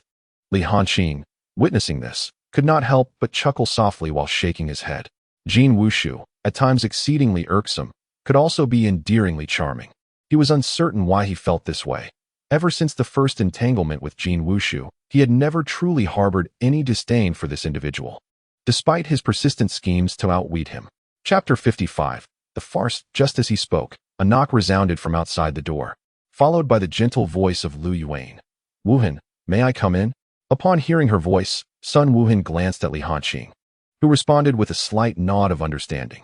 He then replied, come in. Subsequently, Lu Yuan entered, bearing a selection of pastries, and smiled, saying, Wuhan, I made some snacks for you to taste. Sun Wuhan furrowed his brow at Lu Yuan, gently admonishing, isn't it better to have the servants prepare these things? Jin Wuxiu exchanged a glance with Li Hanqing, silently acknowledging that Miss Lu seemed to regard herself as the mistress of the estate. Jin Wuxiu chuckled and remarked, Miss Lu, you are too kind. It is indeed our privilege to sample your culinary skills. Lu Yuan beamed, responding lightly, The lawn pavilion is splendid, and I have settled in quite comfortably. However, you are busy. There is no need for such formality. I used to stay here with Menger, after all. That girl is rather noisy, while you may not mind. I fear she might overwhelm our guests. Yuan, as long as you are comfortable, do not hesitate to let me know if you require anything. Sun Wuhan gazed at her and remarked casually, "There's nothing more to discuss. I'm doing perfectly well." Lu Yuan, suddenly shifting her tone, inquired, "By the way, how is that Missy faring?" The cold domain has remained relatively inactive in recent years. Their sudden involvement regarding Qi and the Golden Core has genuinely taken me by surprise, Li Hanqing observed quietly, casting a glance at Lu Yuan. The people from the cold domain are indeed quite arrogant. It seems we ought to devise a strategy to properly deal with them. Jin Wushuang popped a golden-hued pastry into his mouth, savoring the rich, sweet flavor as it melted on his tongue. Miss Lu's culinary skills are commendable. What strategy do you have in mind? Jin brother, are you not aware that in Yufeng City, strength determines authority? Not to mention the esteemed elder Yufeng. Even his 3 top assassins all rank above you. Do you truly believe you can crush them with your gold? Sun Wuhan raised an eyebrow at Jin Wushuang, his tone laced with mockery. Can I not bury the cold domain in gold? Jin Wushuang retorted with an eye roll. I refuse to believe that as a city lord, you would be rendered helpless. You too are a city lord. Pray tell, aside from burying the cold domain in gold, do you possess any more ingenious methods? Sun Wuhan countered sharply. Well, Jin Wushuang faltered, realizing that he had never bested Sun Wuhan in their banter. Nonetheless, he acknowledged that he was correct. It truly seemed there were currently no alternative strategies to confront the cold domain. However, it is not that he, as the lord of the city, is particularly weak. Rather, it is a matter of differing areas of expertise. While others revere martial prowess, he places his faith in wealth. How can one compare the two? If it were a matter of the heroic alliance taking the field, there might be some possibility. Yet, at this juncture, he found himself perplexed. Wasn't Li Hanqing the one most concerned with the peace of the martial world? Why, then, had he fallen silent? He glanced at Sun Wuhan, then at Li Hanqing, and suddenly perceived that the two were exchanging glances. Were they conspiring about something? Wuhan, have I troubled you by moving to the Lord's mansion? Lu Yuan suddenly fidgeted with her hands, her expression tinged with guilt as she addressed Sun Wuhan. Not at all. Do not overthink it. Sun Wuhan replied with a sidelong glance. I understand that the assassins from the cold domain are exceedingly difficult to contend with, yet I have no other recourse. Apart from you, I cannot conceive of anyone else who might assist me. My father's health is precarious, as a frail woman. I cannot safeguard the Qi and Golden Core on my own. She paused, biting her lip before continuing. Thus, after discussing it with my father, I have decided to entrust the Qi and Golden Core to your care. With that, she produced a delicate brocade box from her sleeve and presented it before Sun Wuhan in the presence of Li Hanqing and Jin Wushu. Sun Wuhan regarded her without reaching out to take it. Instead, he candidly stated, Yuan, there is no need for you to do this. As long as you are within the Lord's mansion, I will undoubtedly ensure your safety. The Qi and Golden Core are treasures of the Lu family. I cannot accept them. However, rest assured, as long as I, Sun Wuhan, am here, the Qi and Golden Core shall never fall into the hands of others. Miss Lu, rest assured. With Brother Sun and the leader of the Night Alliance stationed here, those from the cold domain would not dare to act recklessly. Jin Wushu interjected with a sudden smile. Once she departed, Jin Wushu could no longer contain his curiosity and exclaimed, What on earth are you two up to? Your conversations have been rather peculiar these past few days. What is our peculiarity to you? It is you who spoke correctly in your final remark. Sun Wuhan shot him a helpless glance. Enough. What exactly do you intend to do? Is there something amiss with Miss Lu of the Lu family? Jin Wushu pressed again. Of course there is. Sun Wuhan replied. Have you not heard the saying? He mused to himself, relieved that this person was not entirely hopeless after all. What saying? Jin Wushu inquired. Flattery with no purpose is either a scheme or a theft. What does that mean? Sun Wuhan rolled his eyes, having just praised him in his thoughts, only to find him confused once more. Brother Sun, do not tease him further. Just tell him the truth, as he will inevitably get involved, Li Hanqing remarked with amusement. Observing the two, Qi and Jin Dan are exceedingly precious. How could one so easily bestow them without ulterior motives? Sun Wuhan turned to Li Hanqing and, in a serious tone, continued, the Lu family has long cherished such a treasured possession, yet they choose to unveil it at this moment. What could their purpose be? I know. Jin Wushu interjected suddenly. What do you know? Sun Wuhan asked, taken aback. The Lu family wishes to recruit you as a son-in-law, he declared. This piece of information was common knowledge, though he was aware that Sun Wuhan had no such intentions. That is merely a pretext, Li Hanqing remarked coolly. A pretext? Indeed. Sun Wuhan continued. What do you think it is? Does the Lu family genuinely wish to establish a connection with the city lord's residence? Jin Wushu scratched his head, realizing that Miss Lu clearly harbored affections for Sun Wuhan. Given the circumstances, she was practically presenting herself on a silver platter. How else could one interpret it? Sun Wuhan shook his head once more. First, the Lu family had always kept their qi and golden elixir a closely guarded secret, never disclosing it publicly. This sudden revelation was indeed suspicious. Second, if their intent was merely to cozy up to the city lord's residence, there would be no need to part with such a precious item. The Lu family's standing in Qianma City was already respectable, and an alliance with the city lord's residence hardly constituted an elevation. Third, the inexplicable involvement of the cold domain only added to the suspicion. Does this not seem quite logical? The Lu family desires a son-in-law of your caliber, thus offering such treasures as betrothal gifts, which would not only foster relations with the city lord's residence, but also ensure a splendid marriage for Miss Lu. Why would they not pursue this? Sun Wuhan glared at Jin Wushu, wishing he could give him a piece of his mind. Could he truly be the astute businessman known for his wealth? How could he fail to grasp such a simple concept? Brother Li's implication was that the Lu family sought to leverage the city lord's residence for the protection of their qi and golden elixir. Furthermore, since Miss Lu already harbored feelings for brother Sun, a union born from this situation would be quite advantageous. Li Hanqing could no longer remain silent and stepped forward to clarify. What? Is that really their intention? So, Miss Lu was eager to move to the city lord's residence. Ah, I understand now. It must be that the cold domain issued a dragon fire edict intending to forcefully seize the qi and golden elixir, prompting Miss Lu to seek assistance from the city lord's residence in her desperation. The sequence of these two events is indeed reversed. Long before the Lu family publicly divulged the matters concerning the qi and the golden dan, there were already individuals privy to this information, contemplating seizing it for themselves. It is evident that old Master Lu could not afford to provoke such a person, which is why he orchestrated a series of intricate schemes to divert attention towards Brother Sunday. On one hand, Brother Sun had previously benefited from the Lu family, and should they seek his assistance, he would undoubtedly not stand idly by, thereby providing an additional layer of protection for the qi and the golden dan. On the other hand, shifting all scrutiny towards the city lord's manor would grant the Lu family considerable safety.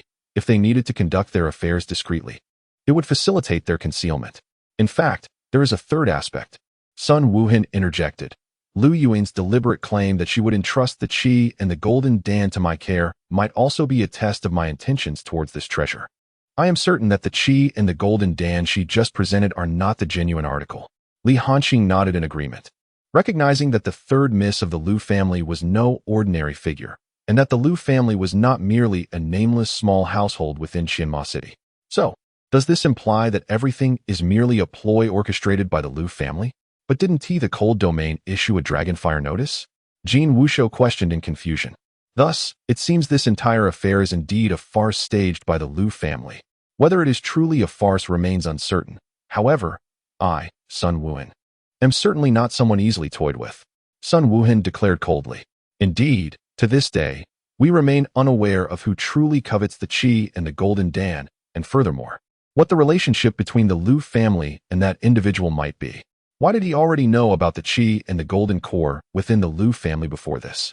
All mysteries remain to be unraveled, yet one cannot discern Sun Wuhan's intentions. What shall we do next? To devise a scheme that lures the serpent from its lair. Oh, I am eager to hear more. Li Han smiled faintly and leaned closer, declaring, I wish to partake as well. Although Jin Wushu lacked understanding, he was never one to shy away from amusement. Chapter 56. Awakening. Epian Ran had been in slumber for several days. When she finally awakened, it was already evening 3 days later. As she gradually opened her eyes, she felt a myriad of pains coursing through her body, particularly a sharp, stabbing ache in her chest that made her furrow her brows involuntarily. What had happened to her? Her body felt weak and devoid of strength. Fortunately, her mind remained relatively clear. She closed her eyes to gather her strength while attempting to piece together her thoughts, and the fragmented memories. It seemed that her escapade with Sun Mingming, sneaking out of the city lord's mansion, was the catalyst for everything. However, midway through their escape, she suddenly felt an unusual sensation, followed by an uncontrollable surge of emotion. What transpired next?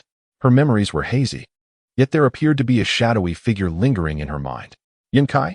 She abruptly opened her eyes. There he was, Yi Yunkai, without a doubt. Although she had not been fully conscious at the time, she would never forget his visage. It was imprinted in her mind eternally. But why was he here? The peculiar feeling she had sensed earlier, coupled with Yunkai's presence overwhelming her senses, had triggered her sudden emotional outburst. She vividly recalled the moment she coldly dismissed Sun Mingming, who seemed utterly stunned. Indeed, who is not fearful? Confronted by such a capricious individual. A sudden pang of pain surged through her chest, causing her to involuntarily shrink back. It was then that she recalled the origin of her wound. Yi Yunkai had thrust a sword into her. No. It would be more accurate to say that she had inflicted the injury upon herself with the very sword that Yi Yunkai wielded. Faced with that frigid visage, she was engulfed in agony, despair, and disbelief.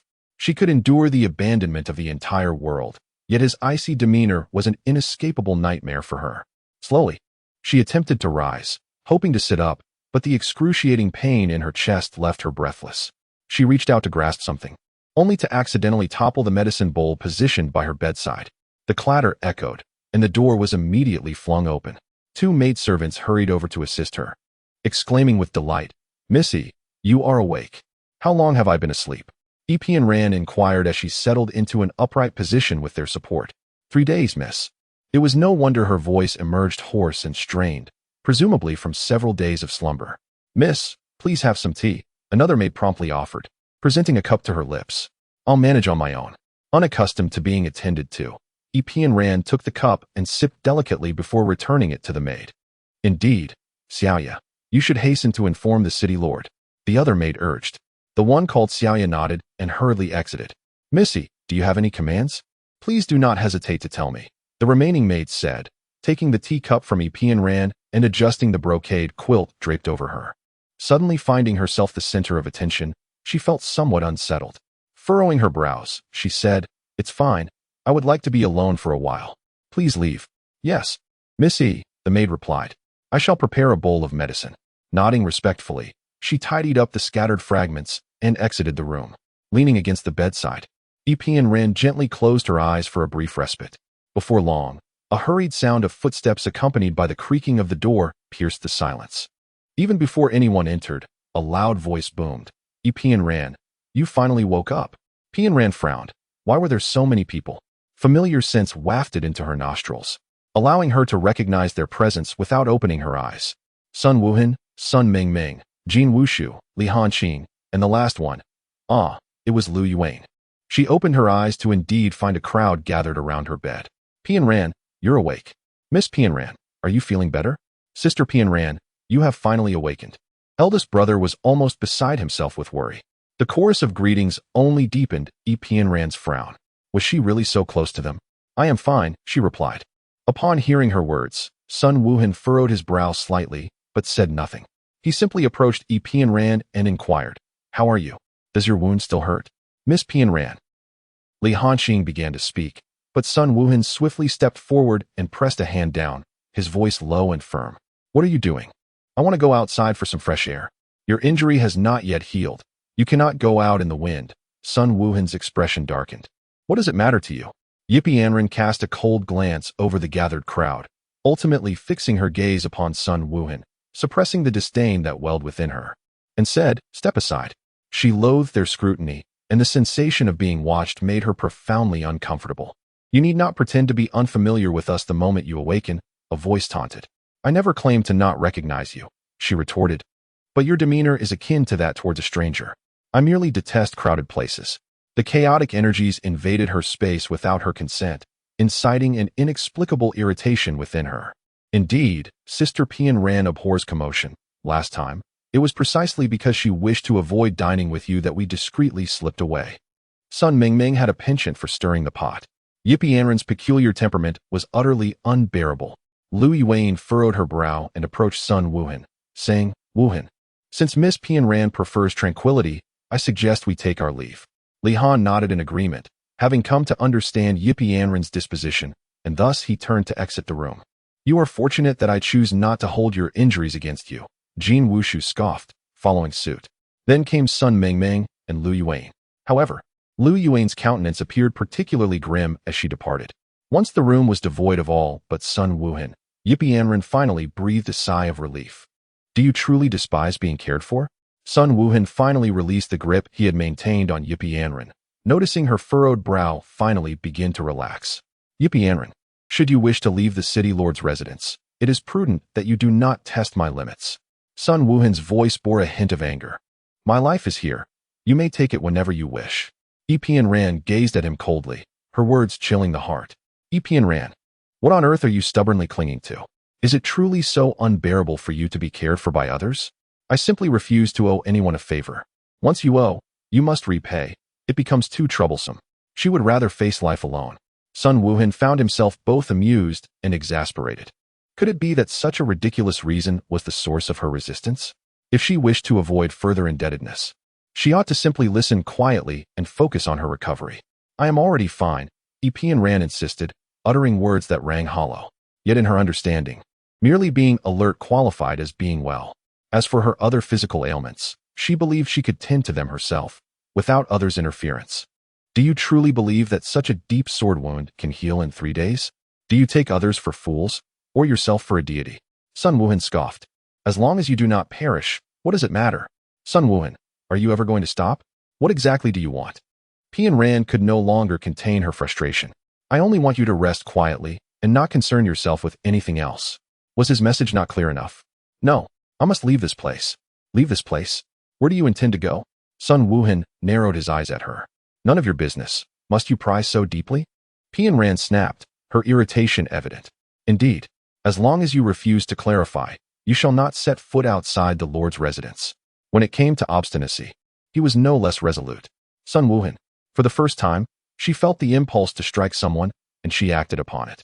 However, to her surprise, as soon as she lifted her hand, a sharp pain surged through her chest, causing her complexion to pale instantly.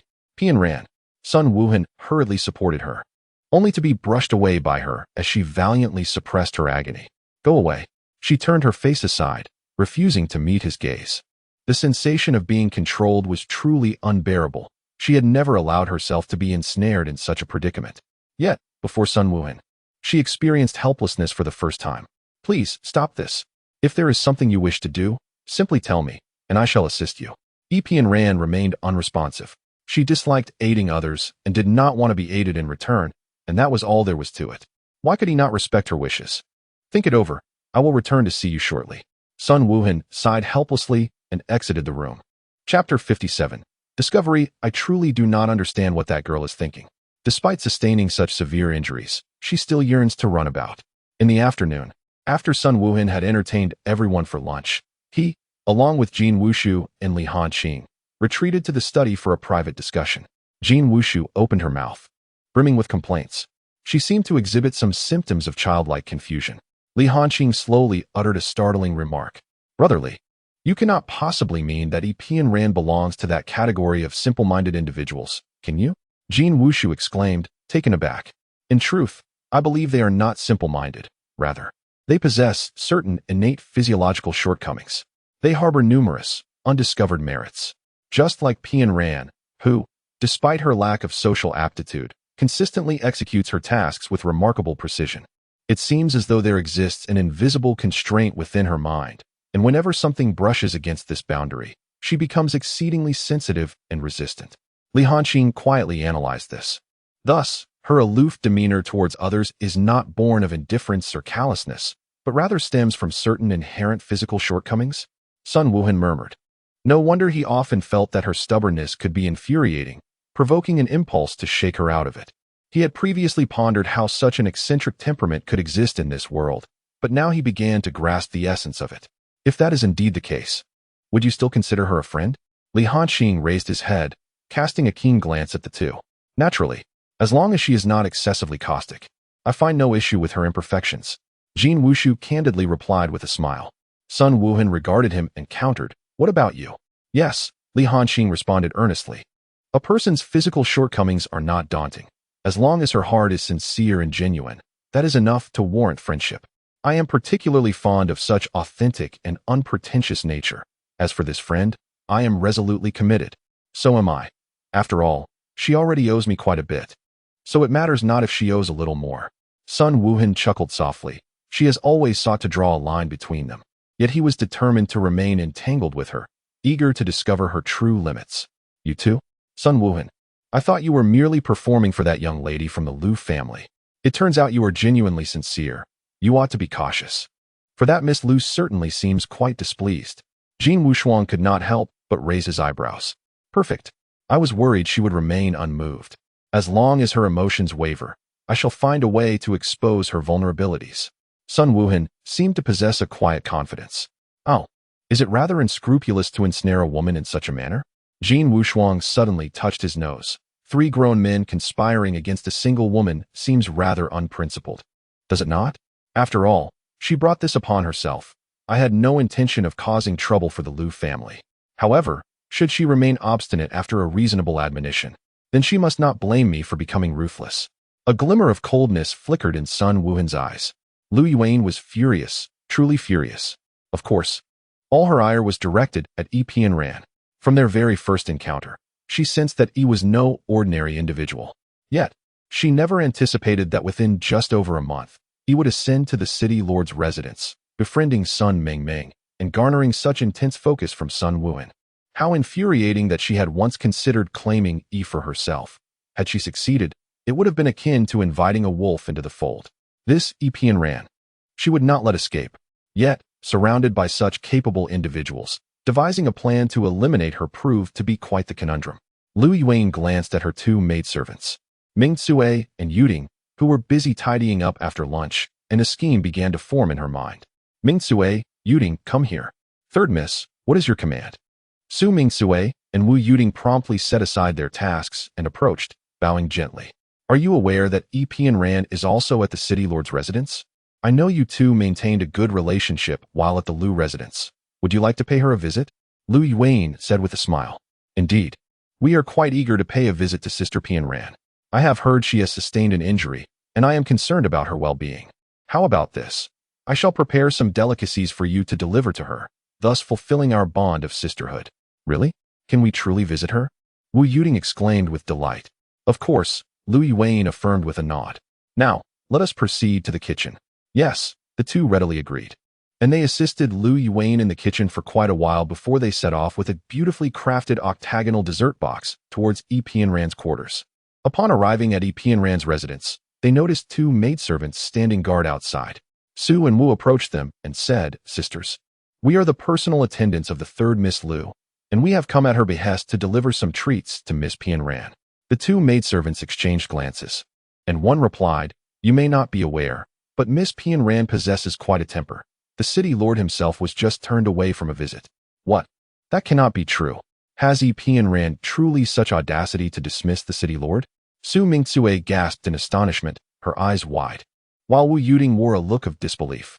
Although Yi Ran was known for her aloofness, could she truly be so lacking in decorum? Sisters, we are old acquaintances of Miss Ran. I kindly ask you to grant us a favor. I will simply knock on her door, and if she refuses to see us, we shall leave immediately. Would that be acceptable? After a moment of hesitation, the maidservants nodded in agreement, saying, Very well, but do be cautious not to provoke her. Even a blind person can discern that the lord of the city treats this young lady in a most exceptional manner. Anyone who offends her will undoubtedly face dire consequences. Understood. Thank you, my 2 elder sisters. Wu Yuding expressed her gratitude to the 2 maidservants and stepped forward to gently knock on the door, saying, Sister Ran. It is Wu Yuding. May I enter? Inside, Yi Ran was sulking and did not lift her head at the sound of the knock. However, upon hearing Wu Yuding's voice, she looked out in surprise. Wu Yuding? What brings her here? It had been quite some time since she had thought of this delicate young girl, and now she appeared to have matured considerably. Otherwise, she would not have been appointed as a close attendant, following Liu Yuan. Sister Ran. Upon entering, Wu Yuding warmly called out and hurried to the bedside. Sister, what has happened to you? How did you sustain such injuries? Oh, Yi Ran. Could you not be so frigid? Su Mingtsue, somewhat dissatisfied, approached the bedside and complained. Do you have any idea how much effort it took for us to persuade the third miss to allow us to visit you? You. Su Mingsue glared at Pian Ran, rolling her eyes in frustration. Pian Ran, you are like a dog biting El Dongbin, utterly oblivious to good intentions. We are aware of your injuries, which is why we came to see you. However, looking at your lifeless state, I truly question whether you are even hurt. Look at her. Look at her. What kind of attitude is that? Unable to contain herself, Su Mingsue emphatically placed the box of pastries onto the table beside the bed. I ask you, can you not show some semblance of human emotion occasionally? It is said that you have managed to drive our lord of the city away. Initially, I found it hard to believe, but now I am convinced. Pian Ran, you truly possess this ability. Sister Su, please do not be this way. Pian Ran has always had such a temperament. Do not let it anger you. Wu Yuding hastily intervened to soothe Su Mingsue. Am I not allowed to be angry? How can I not be? After all, we have shared hardships together. Look at her, with that expression as if we are strangers, as though we are desperately clinging to her. Indeed, she is now a distinguished guest of the Lord's mansion, far above us, the lowly maids. Yuding, let us leave. We should not linger here to vex her. Very well, just be sure to close the door behind you. This time, Pian Ran nodded in agreement. Yet her words were enough to drive one to the brink of madness. Even if you were to infuriate me to death, I would not find joy in it. You. Su Mingsue stammered, pointing an incredulous finger at Pian Ran, utterly at a loss for how to react. Is Pian Ran even human? Chapter 58. Pastries. So, it would be best if you all disregarded me, for I am currently in no mood to engage with anyone. Is Pian Ran still a normal person? As Su Mingsue pondered this, Pian Ran continued to express her thoughts, seemingly oblivious to her surroundings, and, upon finishing, she sighed softly. Her expression dim. Su Mingsue was taken aback. Was Pian Ran actually troubled? How peculiar. Does she too experience worries? The earlier anger had completely dissipated, and she leaned closer to scrutinize Pian Ran. Hey, what troubles you? I wish to leave the mansion. She did not want to remain here. But you are injured. Why would you want to go? Su Mingsue shot her a glance. I want to find someone. Find someone. Who does Sister Pian Ran wish to seek? Wu Yuding, having barely transitioned from the recent tumultuous scene, was bewildered by Su Mingsue's sudden calmness after her previous indignation. Find the one who pierced me with a sword. Pian Ran replied after a brief hesitation. What? Su Mingsue sprang to her feet. Pian Ran, has your mind gone awry? Are you addicted to injury now? My injury is not entirely his fault. If it weren't for his striking resemblance. Pian Ran pondered aloud, furrowing her brow. Could it truly be just my illusion? Yet, how could the feeling be so intense? She recalled her emotional turmoil at the time, which led to such drastic self-harm. She resolved that it would not happen again. What on earth are you babbling about? Have you come down with a fever? Su Mingsue stared at her in astonishment, suddenly stepping forward to press her palm against Pian Ran's forehead. All right. Let us go. I concede defeat to you. Su Mingsue pouted, glancing at the delicacies on the table before continuing. Those treats were personally crafted by the third miss. Do remember to indulge. Indeed, Sister Pian Ran. Do partake in a piece. Wu Yuding smiled as she opened the box and offered a delicate yellow pastry to Pian Ran. Pian Ran turned her face in distaste, about to retort when a joyful exclamation wafted in from outside the door. Oh, what a delightful aroma. Is that chestnut cake? Sun Mingming bounced in, making a beeline for the dessert box, her eyes sparkling at the sight of the array of pastries within. Wow, so many. Sister Pian Ran, who has sent over such an abundance of pastries. Oh, it turns out to be the exquisite handiwork of Sister Yin. No wonder they are so delicate. Sister Pian Ran, do come and sample them. Sister Yin's culinary skills are beyond reproach. Sun Mingming, unable to contain her eagerness, seized 2 pieces, one for herself and the other for Pian Ran. I don't particularly enjoy these. Pian Ran shook her head, yet her gaze lingered thoughtfully on the pastries in Sun Mingming's hands. How could you not enjoy them? Sister Pian Ran, look. This is almond crisp, sweet yet not cloying. And this is beef puff, crunchy and savory, simply delightful. With her mouth full of delicacies, Sun Mingming mumbled her enthusiastic descriptions. You should eat less, Pian Ran remarked, unable to resist as Sun Mingming continued to indulge. Wu Yuding stifled a laugh nearby, finding Miss Sun's innocence endearingly amusing. Even though the pastries were not intended for her, she was relishing them with unabashed delight. Realizing her own impudence, Sun Mingming swallowed her bite and giggled. I'm just a bit greedy. Sister Pian Ran, you won't laugh at me, will you? Aren't you afraid of me? Pian Ran, observing the naive and charming Sun Mingming, recalled the frightened expression she wore that day. Why should I be afraid of you? Sister Pian Ran, you are overthinking it. I understand that you were just upset, and I want to hold it against you. My elder brother sometimes loses his temper when he is in a bad mood, yet I have never feared him. Sun Mingming picked up a piece of chestnut cake and popped it into her mouth, her expression of satisfaction eliciting laughter from those around. Pian Ran glanced at Sun Mingming and then at the pastries, ultimately choosing to remain silent. Indeed, this is the right approach, dear Sister Pian Ran. You should not always wear a stern expression. Otherwise, how can others dare to approach you? I have never been fond of close relationships. How can that be? My brother mentioned that girls are destined to marry in the future. If you remain so aloof, how will your future husband ever draw near to you? At this moment, Miss Sun Mingming appeared surprisingly mature. How to approach? Pian Ran murmured to herself. Perhaps the reason she and Yun Kai had reached this impasse was precisely because of their inability to connect. Miss Sun was correct.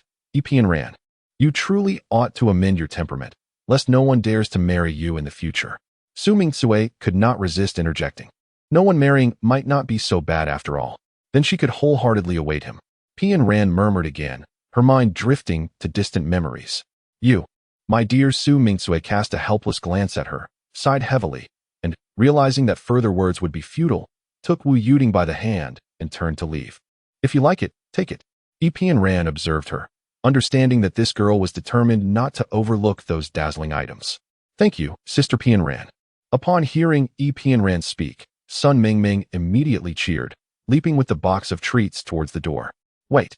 However, just as she stepped over the threshold, she heard Pian Ran's admonition. Clutching the box tightly, she grimaced and said, Sister Pian Ran, you are not having second thoughts, are you? No. It's just do not indulge too much.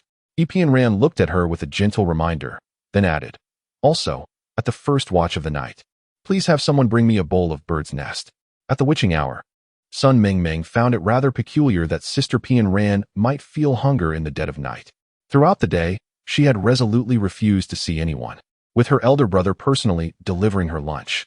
Yet, it seemed that Sister Pian Ran was still in a sulk, having expelled her brother and barely touched her meal before sending it back. Originally sent to gather news, Sun Mingming had inadvertently taken some of Sister Pian Ran's snacks, which explained her craving for a midnight feast. However, the very act of eating indicated a thaw in her anger, a fortuitous sign, as it also meant she could bring good tidings to her elder brother. With this thought in mind, she nodded obediently, assuring, I understand. Rest assured, I will deliver it to you punctually. With that, she stepped outside, though the furrowed brow of Pian Ran remained unchanged. One could only hope this little girl would exercise some caution. Chapter 59. The witching hour. That night, at the stroke of midnight, Sun Mingming had arranged for a late-night snack in advance, instructing her two personal maids to deliver it to Pian Ran when the time was right. As the clock struck midnight, one maid held a lantern while the other carried the food, making their way to Pian Ran's chamber. Sister, it's quite absurd that Miss E is so troublesome. What could she possibly want for a midnight meal? It's keeping us from our sleep, complained the maid with the lantern, stifling yawns as she spoke. Xiaoyu, refrain from such foolishness. Miss E is a distinguished guest of the city lord's residence. If she hears your words, it would only invite trouble, admonished the elder maid, who seemed more seasoned and wise. I truly cannot comprehend what is so special about her. How could our esteemed lord of the city inexplicably take a liking to such a woman? The young lady of the Liu family is both gentle and gracious, surpassing that Pian Ran by 100-fold, yet the lord seems singularly enamored with her. It is indeed perplexing. How can we possibly fathom the Lord's intentions? Xiaoyu, as humble maidens, we should merely attend to our own duties. Sometimes, speaking too much leads only to our own misfortunes. Do you understand? I understand. Sister Ningxin, I was merely expressing a fleeting curiosity and venting my frustrations. I would not spread rumors indiscriminately. With that thought, they approached Pian Ran's chamber, where the light shone brightly. Yet no night watch maid was stationed outside. Ningxin and Xiaoyu exchanged glances, and Xiaoyu stepped forward to knock on the door. Missy, your supper has arrived. Come in. Missy, please enjoy it while it is hot. The bird's nest porridge loses its flavor when it cools. Ningxin placed the meal on the table, smiling gently. Pian Ran glanced up at her, seemingly casually inquiring, Has your lady retired? Yes, the maidservants will take their leave. Missy, do rest early after your supper. The two maidens exchanged bewildered looks, momentarily perplexed. I do not care for this. Please take it to your mistress instead. Hate. This Miss E is clearly trying to boss us around. Humph. What is she? Just because she has attached herself to the lord of the city. Does she truly believe herself to be the master of this residence? Stepping out of the room, Xiao Yu seethed with indignation. Shoo, lower your voice. Don't let Miss E overhear, Ning Xin urgently cautioned. So what if she hears? This late at night. Creating such a disturbance is something even the lord of the city has never done, Xiao Yu grumbled indignantly. Enough of this. Let us leave quickly. Ning Xin, perplexed, pondered why Miss E, who seemed to be a person of little concern, would indulge in such trivial antics to amuse herself at the expense of her subordinates. It was truly baffling. As their voices faded, although the sound was clear to her, Pian Ran displayed no signs of displeasure, merely blinking slowly. 10 minutes. It wouldn't exceed 10 minutes. After 10 minutes, the entire lord's residence began to stir. The cause was that Sun Mingming unexpectedly suffered from severe abdominal pain, shortly followed by bouts of vomiting and diarrhea. The maidservants were terrified and promptly reported to Sun Wuhan. Without delay, Sun Wuhan sent for Dr. Gu Qingzhou. Dr. Gu immediately performed acupuncture on Sun Mingming, then checked her pulse and prescribed medicine, which finally brought her some relief. Watching over her gradually slumbering sister, Sun Wuhan furrowed his brow. Wuhan, do not worry too much. Ming girl has merely upset her stomach and is not in serious danger.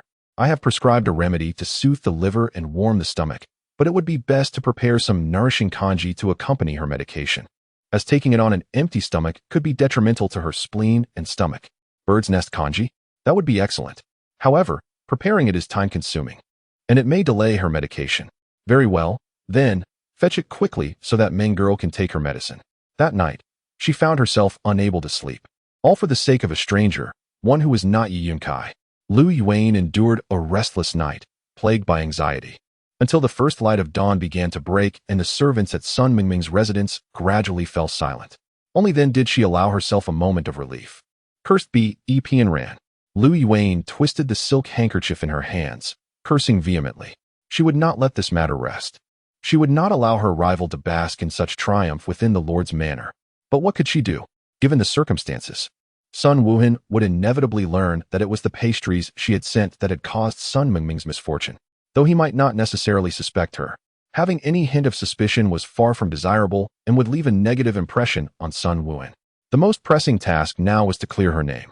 Her gaze fell upon a package of ingredients on the dressing table, remnants from her pastry-making endeavors, which she had originally intended to dispose of discreetly. However, given the current predicament, gritting her teeth, she resolved that there was no other choice. This was the only way to convincingly portray her complete innocence. She seized the package and hastily stuffed the contents into her mouth, almost choking in her haste. Rushing to the tea table, she poured herself a cup and gulped it down, nearly choking once more, leading to a fit of relentless coughing that brought tears to her eyes. Having completed this desperate act, she slumped despondently over the table, gritting her teeth as she cursed. Pian Ran. The suffering I endure today shall be repaid to you 100-fold in the future. Chapter 60. Settling accounts. As dawn broke, Ning Xin observed Sun Wuhan, who had kept vigil over Sun Mingming throughout the night without a moment's rest. Unable to contain herself, she urged him gently.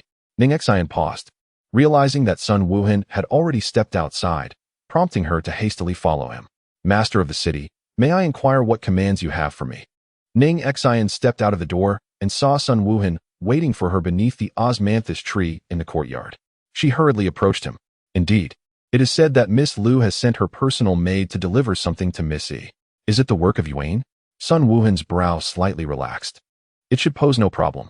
She has never been one to engage with others, and her lack of appetite is hardly unusual. Sun Wuhan discerned the subtle doubt in Ning Xion's tone, but he merely cast a brief, indifferent glance at her and offered a casual explanation. But how could she possibly know?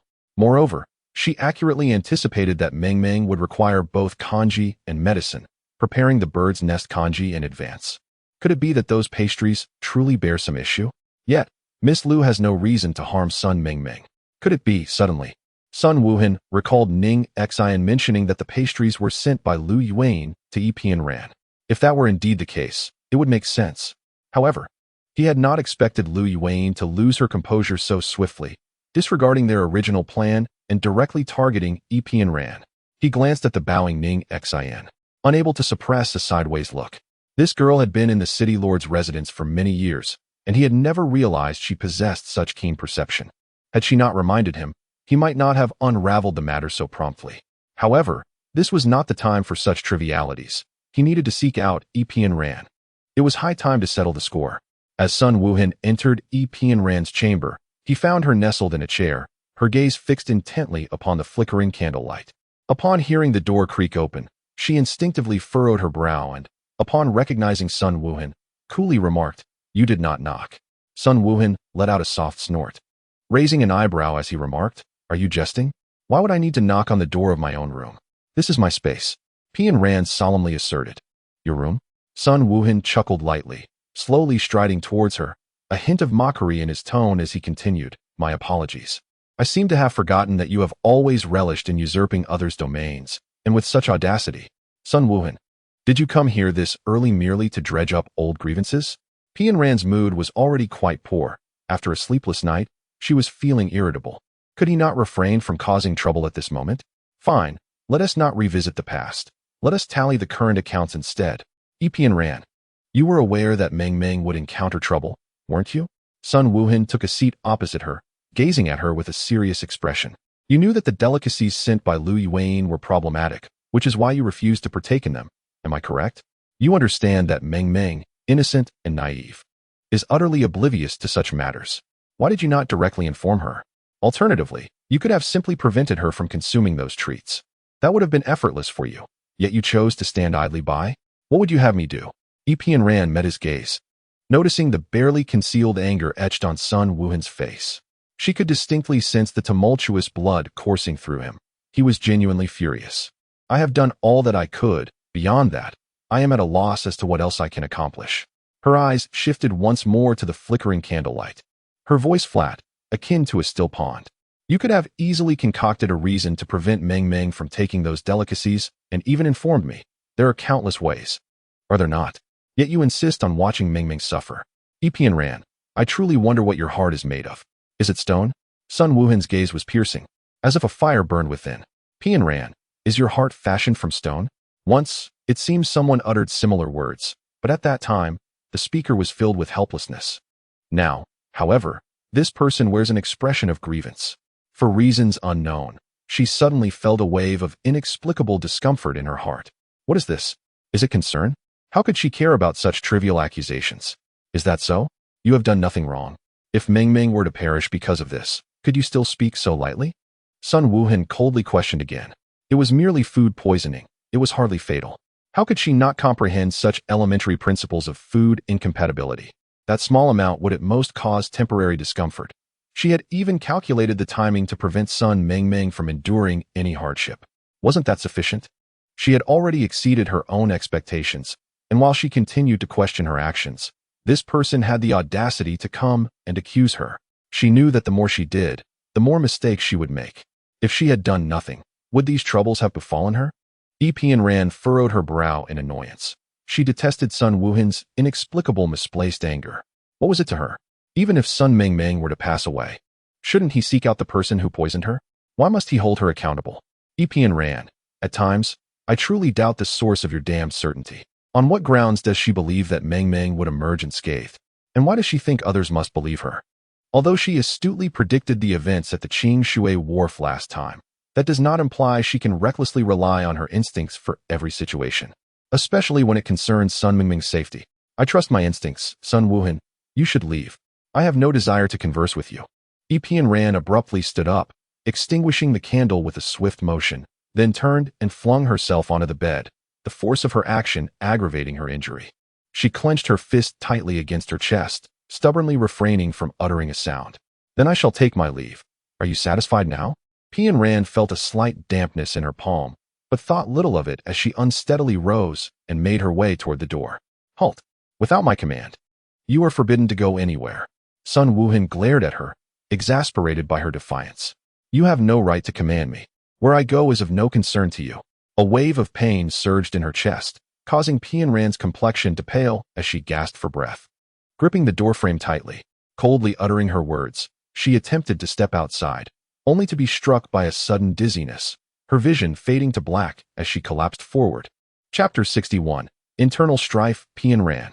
At this moment, Sun Wuhan finally recognized something was amiss with Pian Ran, but it was too late. He was too far from her to provide any assistance. Just then, a figure flashed past the door. A dark blue silhouette caught Pian Ran in the nick of time, preventing her from suffering a painful fall.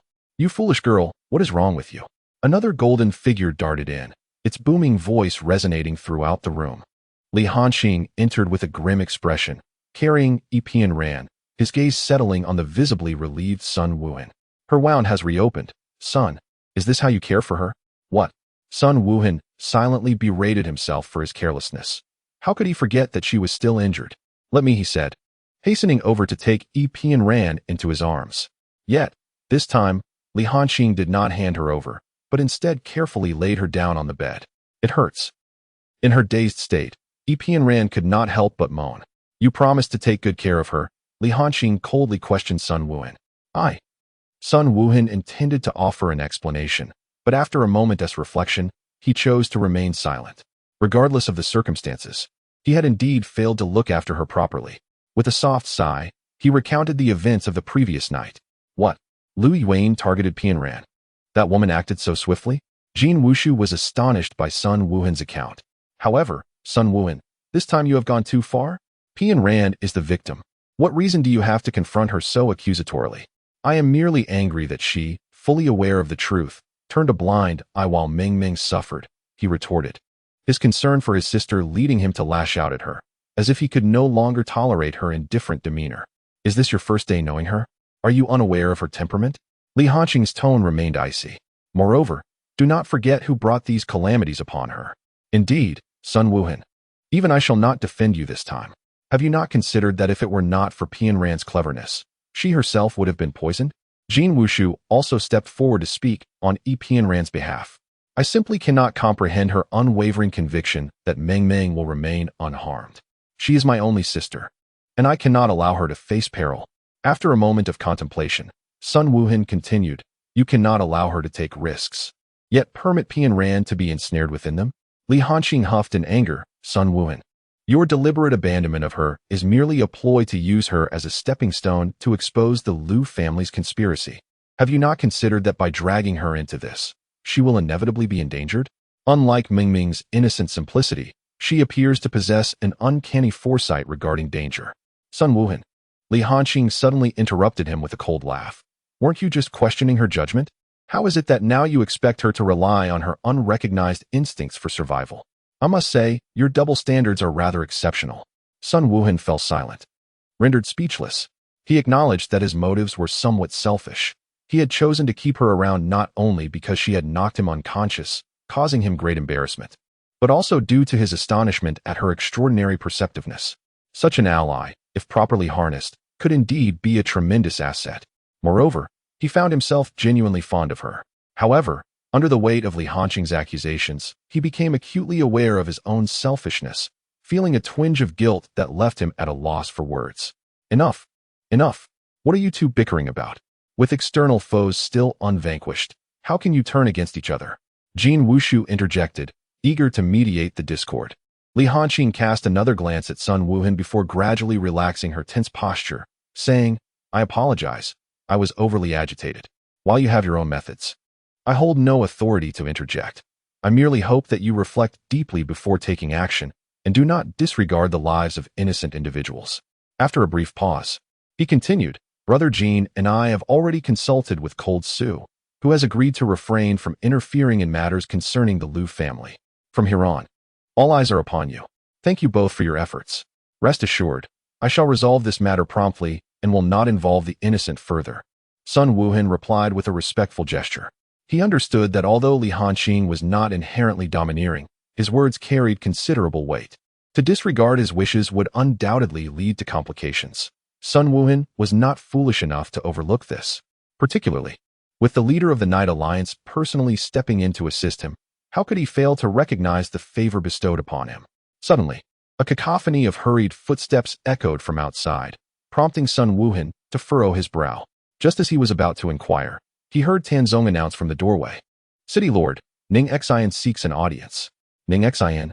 A flicker of concern crossed his mind. Could something have befallen Ming Ming? The three immediately stepped outside.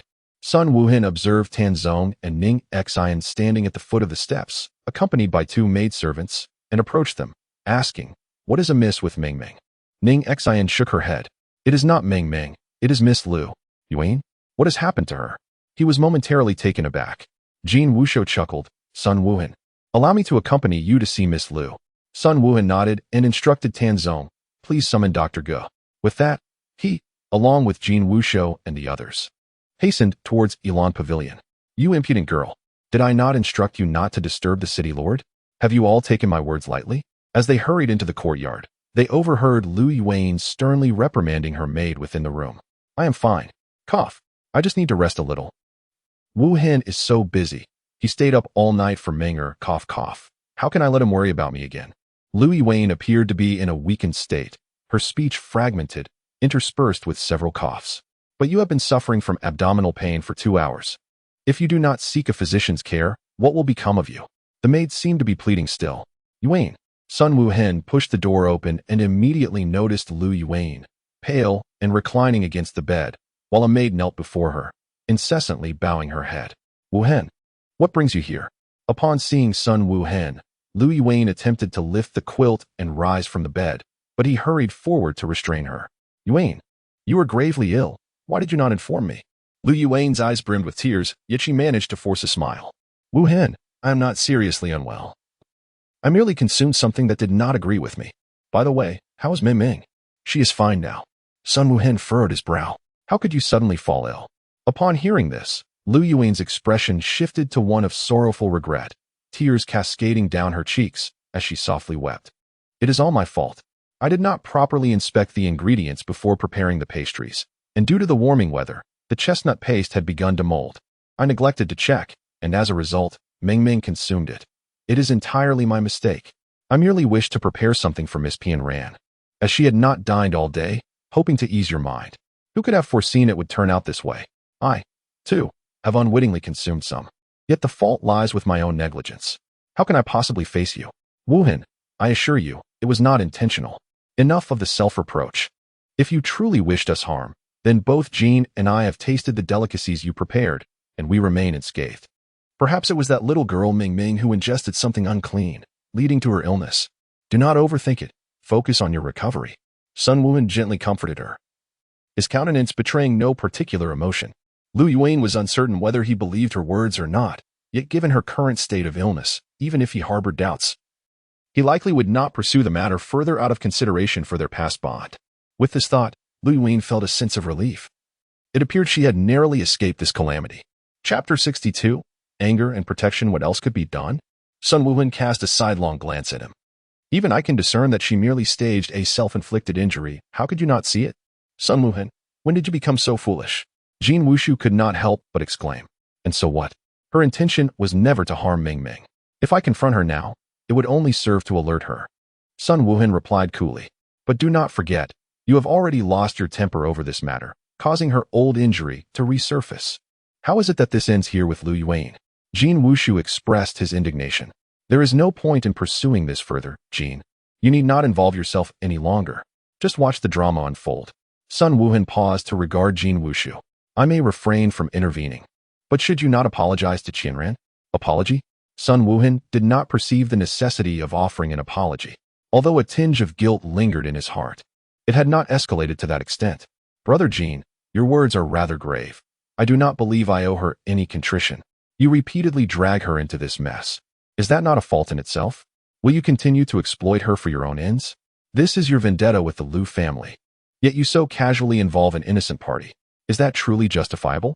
Jin Wuxiu fumed, his anger palpable as he glared, realizing the depth of Sun Wuhan's lack of decorum, which undoubtedly provoked Li Hanqing's ire. "Your concern for her, does it suggest you have developed feelings?" Sun Wuhan's keen gaze swept over Jin Wuxiu. "Who claims I have affections for her?" Jin Wuxiu's face flushed with indignation as he exclaimed, "Do not divert the topic. Will you or will you not apologize to Yanran?" "No, why should I? What wrong have I committed? Is it not Yanran who disregards the life and death of his sister, the true transgressor?" Very well. Consider our acquaintance nullified. Jin Wushu, incensed, swept away in a huff. Sun Wuhan stood rooted to the spot, observing Jin Wushu's retreating figure, his brow furrowing in contemplation. Why does everyone assert that he is in the wrong? Could it be that he truly is? It was undeniable that he had used Yi Yanran to provoke Lu Yuan, yet he never intended to deliberately use her as a shield. He merely relished in leveraging every available resource to achieve his objectives. If one were to accuse him of manipulation, that would be untrue, yet to claim he entangled the innocent does carry some weight. However, this had always been his modus operandi. Rising from the weakness of the Sun family to his current standing, he had navigated through life in this manner for years, and it had always seemed reasonable. Why then, did he now find himself questioning his own actions? Did he truly err? It infuriates me. It absolutely enrages me. Jin Wushuang forcefully pushed open the door to Yi Pianran's room and strode inside. Brother Jin, what troubles you? Li Hanqing, who was bending down to tuck Yi Pianran in, inquired as he looked up. His actions were not without rationale. It is not surprising that you would say that, Li Hanqing replied coolly, continuing to adjust the blanket around Pianran. How can you also express such sentiments? Jin Wushuang exclaimed in disbelief. Firstly, Lu Yuan's intention was never to harm Sun Mingming. Pursuing this matter further holds no substantial significance. Secondly, I fear that Sun Wuhan may soon shift from a passive stance to an active one. Revealing this matter now would only alert Lu Yuan and instill caution in her. Are you suggesting he plans to take the initiative? Jin Wushuang's attention was piqued, and his previous anger had diminished by half. Sun Wuhan's most habitual tactic is to retreat in the face of advance, to draw the snake out of its hole. One must present the most enticing bait. Li Hanqing gazed at Yi Pianran, whose brow remained furrowed even in slumber, and could not help but gently smooth the lines between her brows. However, unbeknownst to him, her senses remained remarkably acute even in sleep. Without opening her eyes, she instinctively raised her hand to swat away the intrusion. Yi Pianran fluttered her eyelashes and slowly opened her eyes. You are so noisy. Can't you find another place to discuss your matters? Must you buzz in my ear, robbing me of my tranquility? You can hear our conversation? Li Hanqing stared at her in astonishment, aware that she possessed certain unusual traits. Yet this was simply too incredible to believe. Girl, weren't you unconscious? Jin Wusu had gathered around and, upon seeing her awaken, felt an inexplicable lift in his spirits. Your voice is quite loud. Are you afraid that others might not hear you? Yi Pianran slowly sat up, casting a disdainful glance at him. Can't you wear something else? What is wrong with my attire? Jin Wusu looked down at his resplendent golden robe, utterly perplexed as to why it was deemed inappropriate. With a dismissive tone, Pianran uttered 2 words before turning her head away. You. Jin Wusu stammered, rendered speechless, unable to articulate a single word. This insufferable girl. Must her tongue be so venomous? Fine. I shall sit further away. I trust that will not offend your delicate sensibilities. Jin Wusu rolled his eyes in exasperation and moved to the tea table behind the screen, sulking as he sipped his tea in silence. Li Hanqing chuckled softly, shaking his head. Miss Pianran, Jin has had quite the quarrel with Sun Wuhan over you. Considering his concern for your well-being, perhaps you might overlook his choice of attire? As soon as Li Hanqing finished speaking, Jin Wusu erupted. Hey. Li Hanqing, stop spouting nonsense. I am not doing this for that wretched girl. Why are you defending me? I truly abandoned Sun Mingming in her hour of need. How can you still trust me? Yi Pianran found herself puzzled by the stark contrast in reactions. Why was Sun Wuhan so agitated while Li Hanqing remained so composed? Could it truly be simply because the victim bore no relation to him? Why doubt me? I am aware that you have performed admirably. Li Hanqing wore a gentle smile, aware that, under the condition of ensuring Sun Mingming's safety, the inherently indifferent Yi Pianran's willingness to offer a verbal warning was a significant feat. This indicated that she regarded Sun Mingming as a friend, though her habitual demeanor led her to misjudge the situation, believing she had done her utmost. However, Sun Wuhan's standards were stringent. He felt that Yi Pianran had only accomplished half of her duty, and since the victim was his sister, his anger was entirely justified. Nonetheless, in his eyes, Yi Pianran's actions represented considerable progress. Those severely afflicted by the childhood illness typically disregarded the lives of others. He had witnessed such tragedies in Yuntian City. A 10-year-old child watched helplessly as her mother drowned, perceiving her mother's fall into the river as a mere game of hide-and-seek. She lacked the understanding that her inaction could evoke anger from others. In contrast, Epian Ran could be considered quite normal. She was merely a touch more detached than the average person. Why do you trust me so much? Sun Wuhan has never believed in my judgment, Epian Ran inquired, gazing up at Li Hanqing, who sat by her bedside, confusion evident in her eyes. That is because he is too proud. Sometimes, arrogance blinds one's vision. When he comes to realize this, I believe he will choose to trust you, Li Hanqing replied, his smile warm. For reasons unknown. He felt compelled to comfort and protect her, and even the slightest injury to her would cause him profound sorrow. Chapter 63. A clean slate. You have slept for so long. Are you not hungry? Would you care for something to eat? At that moment, Li Hanqing suddenly remembered this matter. She gently shook her head, disinterested in food. My dear, you haven't had a proper meal in several days. Are you truly willing to starve yourself out of spite for Sun Wuhan? Wouldn't that only serve to gratify him further? Jin Wushu couldn't help but admonish her. Jin Wushu, speak not ill of others in public, and refrain from casting shadows behind their backs. Do you believe our city lord's residence is devoid of capable individuals? A subtle mockery accompanied the sound of the door opening as Sun Wuhan strode in, several maids following him, each carrying an array of dishes. Sun Wuhan cast a sidelong glance at Jin Wushu and instructed the maids to arrange the meals on the table. He then turned to the screen and said, Qianran, it is splendid that you have awakened. I have just summoned someone to prepare a selection of dishes. Please come and see if there is anything you fancy. If not, I shall have them redone. Qianran glanced outside, initially reluctant to engage with him, but upon seeing Li Hanqing gently shake his head, she reluctantly rose with his assistance and took a seat at the dining table. Sun Wuhan, is this your way of atoning? Jin Wushu scoffed, deliberately touching upon a sensitive topic. Since Qianran is a guest at the city lord's residence, it is my duty to ensure her well-being. Do you have any objections? Sun Wuhan shot a glance at Jin Wushu, who seemed intent on provoking him. As long as it is for Qianran's benefit, I have no objections. Jin Wushu shrugged, choosing not to press Sun Wuhan further into admitting fault, acknowledging that this was likely the extent of his concession. He turned his attention back to Qianran. My dear, what would you like to eat? I can help serve it to you. No need. Qianran remained aloof and indifferent. She glanced at the table laden with dishes, merely sipping a small amount of congee and nibbling on some vegetables before setting down her bowl and chopsticks. I am full, she declared. Do eat a bit more. You've hardly touched your meal, Li Hanqing observed with concern, noting her noticeable weight loss since their first encounter. I truly cannot eat anymore, Qianran replied, shaking her head. She then turned to Sun Wuhan, saying, Please have the food cleared away. I have matters to discuss with you. Oh, what does she wish to discuss? Sun Wuhan pondered. Skeptical. After his previous inquiries, could she truly maintain her composure? He summoned the servants to remove the dishes, replace them with a pristine tablecloth, and ordered a pot of fine tea before taking a seat opposite Jin Wushu and Li Hanqing. What is it that you wish to talk about? He asked, fixing his gaze upon her, his tone cool and detached. You often claim that there are accounts between us to settle, stemming from the fact that I once acted impulsively and displeased you. There is no need for you to dwell on it. I will assist you in resolving the matter with Lu Yuan.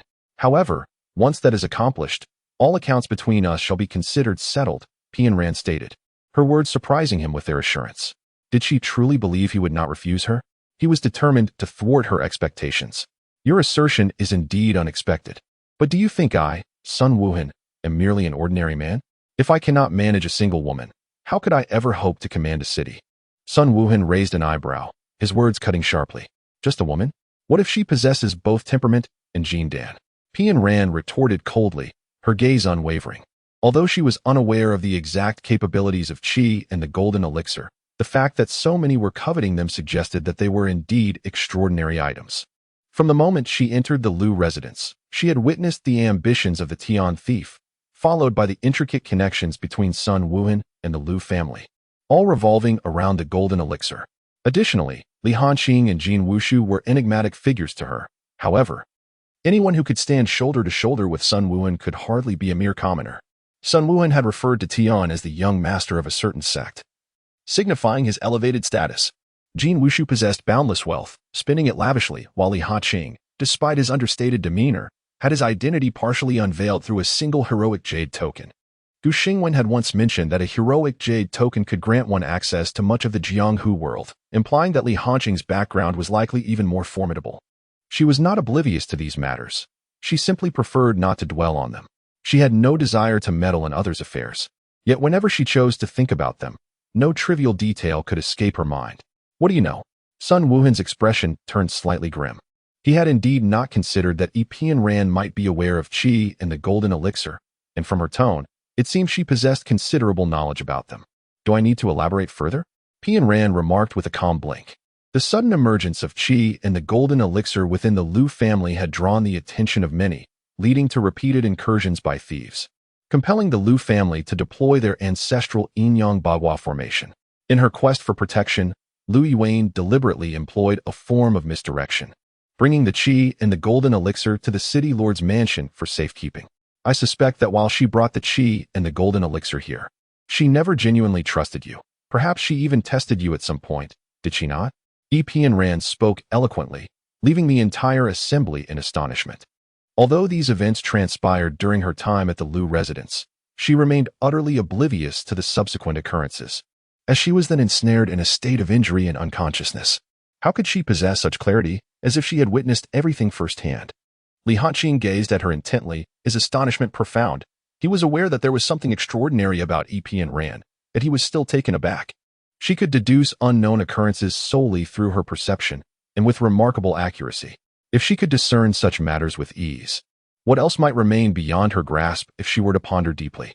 In truth, Jin Wushu and Sun Wuhan were equally astounded, though they had been left in a state of shock, unable to react. Pian Ran cast another glance at Sun Wuhan and continued. Your haughty nature causes you to disdain what is offered freely, which in turn reassures Lu Yuan. However, she is also aware that without some exceptional connection, it would be impossible for you to continually safeguard qi and Jindan, and to uphold the Lu family. Thus, Lu Yuan's objective is to marry into the Lord's residence, ensuring not only the preservation of qi and Jindan, but also securing you as her everlasting support. Yet, to be frank, do you genuinely not desire qi and Jindan? Poor Lu Yuan, believing her scheme to be flawless, remains oblivious to the fact that she has already fallen into someone else's calculations. He seeks qi and Jindan. What about you, esteemed lords of the city? In conclusion, Pian Ran turned her gaze toward Li Hanqing and Jin Wushu, exclaiming, My dear girl, you are truly remarkable. How do you know all this? Jin was taken aback. He had never divulged any information regarding his identity to her. Yet she effortlessly deduced his connection to Li Hanqing and was aware of their collusion with Sun Wuhan to scheme against Lu Yuan. Was her intuition not exceptionally uncanny? My knowledge is limited. One faction is responsible for stealing the qi and golden dan, while another faction is utilized by Lu Yuan as a diversion. Along with you, Li Hanqing and Sun Wuhan, at least 5 factions are embroiled in the contest for qi and golden dan. I am uncertain of your motivations for participating, but I am certain that in the end, only you will prevail. Are you so certain? Sun Wuhan raised an eyebrow at her. Indeed, I am certain. The most powerful individual in the realm, the wealthiest person in existence, with both city lords standing by your side. How incompetent would one have to be to lose? This girl was undoubtedly sharp-tongued, subtly casting aspersions. Sun Wuhan narrowed his eyes, acknowledging inwardly that although her words were unpalatable, they were undeniably true. However, since she was already aware of his assured victory, why then suggest futile measures to settle accounts with him? It seemed that Qian Ran had anticipated his puzzlement. She slowly blinked and stated, Trust me, with my involvement, your victory will come swifter and smoother. She paused, fixing her gaze on Sun Wuhan, and added, Moreover, I am already deeply entrenched in this affair, am I not? The food poisoning incident stands as the finest testament. Though it was merely that the poison did not affect me. You are indeed even more astute than I imagined, and that brings me great delight, Sun Wuhan replied, a slight smile gracing his lips. Very well, as you say, once everything concludes, our accounts shall be settled. Sun Wuhan understood that Pian Ran, with her audacity, would certainly follow through on her words. In the past, he might have harbored doubts, but now, after witnessing her astonishing talents, he could no longer underestimate her. This girl, when she is earnest, is not someone to be trifled with. Chapter 64. The performance for several consecutive days, Lu Yuan dared not step outside. Even after her health had improved, she merely visited Sun Mingming once. Sun Mingming was already lively and vibrant, treating the recent events as mere accidents. And she continued to regard Lu Yuan with the same warmth as before, which brought Lu Yuan considerable comfort. After all, for her plans to succeed, she would undoubtedly need the future sister-in-law's assistance. Any rift between them at this juncture would be quite detrimental. However, Sun Wuhan's thoughts were paramount. Although her ploy had momentarily deceived him, she was acutely aware that it would not be long before he uncovered the truth. Despite having made a deal with the people from the cold domain, the unpredictable cold Su had never played by the rules. Who could ascertain whether he would honor his commitments and assist her in this charade? She needed to devise a means to gain Sun Wuhan's acceptance swiftly. Delay could bring unforeseen complications, and she was loath to expend her efforts only to end up with nothing. Just as she contemplated visiting Sun Wuhan at the Crane Ming Pavilion to gather information, she suddenly overheard the whispers of several maidens from the corridor. Startled, she quickly concealed herself behind a large tree, holding her breath to listen. Xiaoyu, don't be naive. This is a classic case of tough love. Our lord of the city has taken a liking to Miss E, which is why he deliberately seeks to provoke her. Could it be true? Is it true that the esteemed lord of the city would take a liking to that cold and aloof Miss E? Sister Yin, are you jesting? Our lord is supposed to be marrying the young lady from the Lu family, isn't he? Alas, perhaps that was the case at first. But ever since Miss E arrived at our lord's residence, his gaze has scarcely departed from her. It seems that the third Miss Lu's prospects are grim. Surely not. I have heard that the Lu family has invested heavily, even offering ancestral treasures and golden elixirs. Moreover, our lord has brought Miss Lu to our estate. Could that all be a ruse? Ruse or not, it is said that heroes often falter in the presence of beauty. Just look at how our lord has been inseparable from Miss E these past few days. At this point, the maid lowered her voice slightly and chuckled. Just yesterday, I caught a glimpse of our lord embracing Miss E. Lu Yuan could no longer bear to listen. Filled with rage, she abruptly turned and stormed off to her chamber. Epian ran. You have ruined my plans. I shall not let you escape unscathed. Lu Yuan vowed silently, determined that this time she would not show mercy. She desired for Epian Ran to vanish from this world forever. Once Lu Yuan had distanced herself, the chatty maids promptly fell silent, bowing and retreating to the side. Sun Wuhan emerged slowly from behind a cluster of flowers, gesturing for them to leave.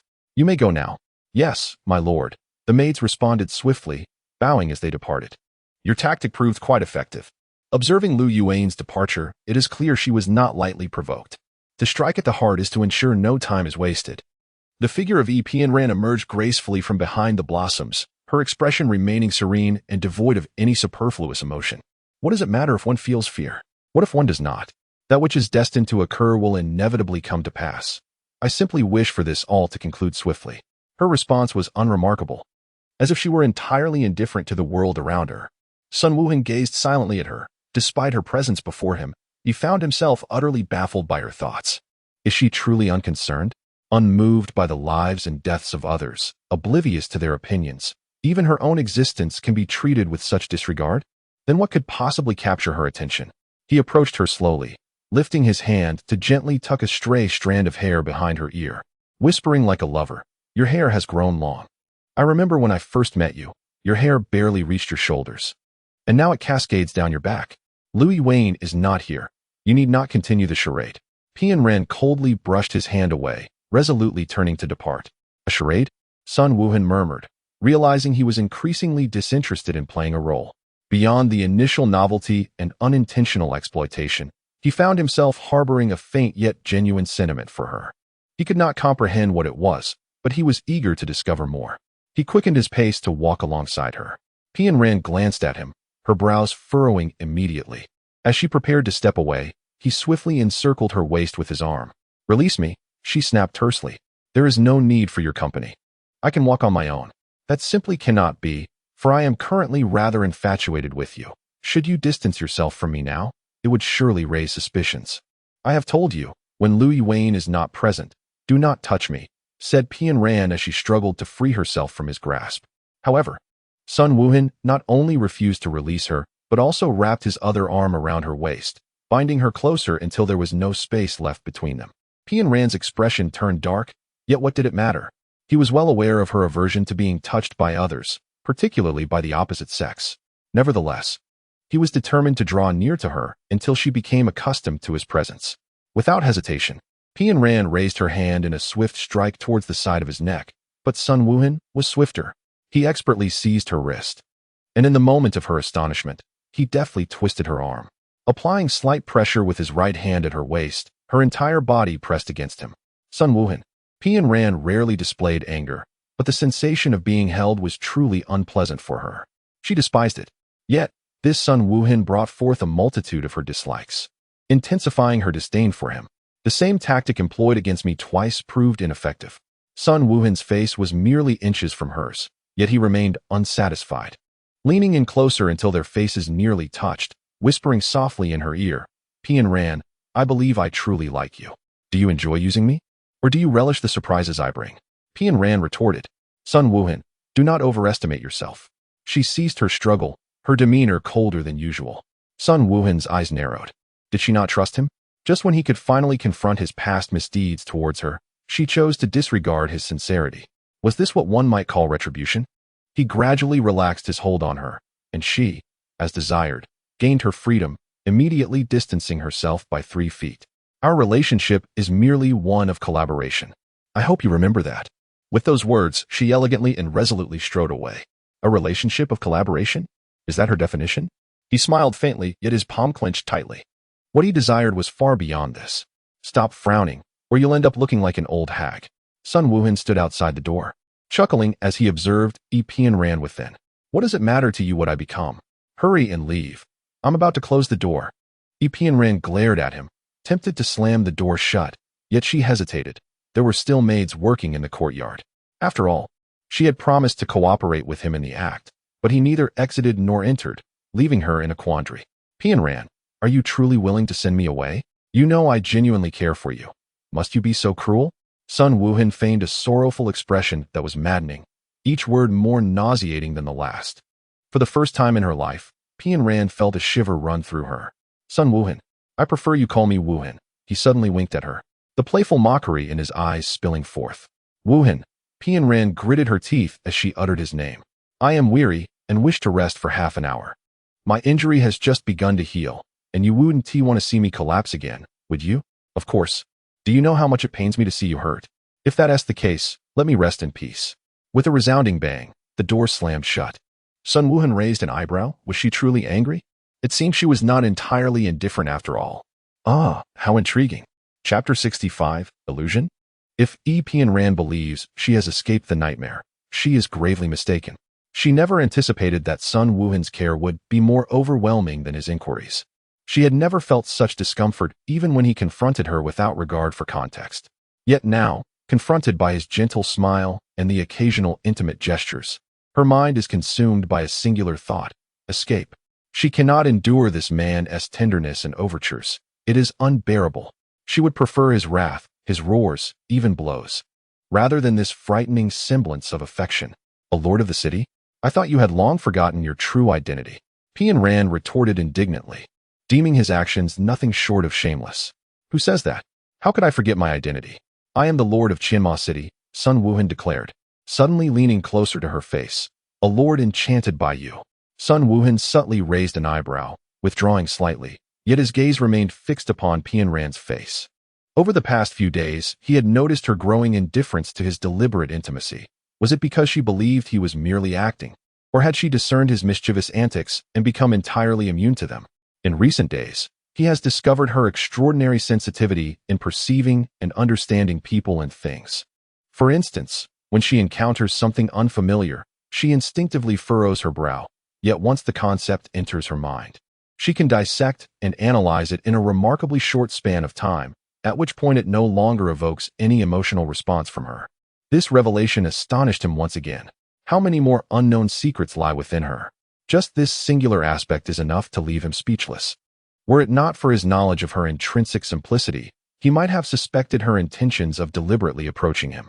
It is not that he underestimates himself. With her intellect, conquering the intricacies of his world should pose no challenge.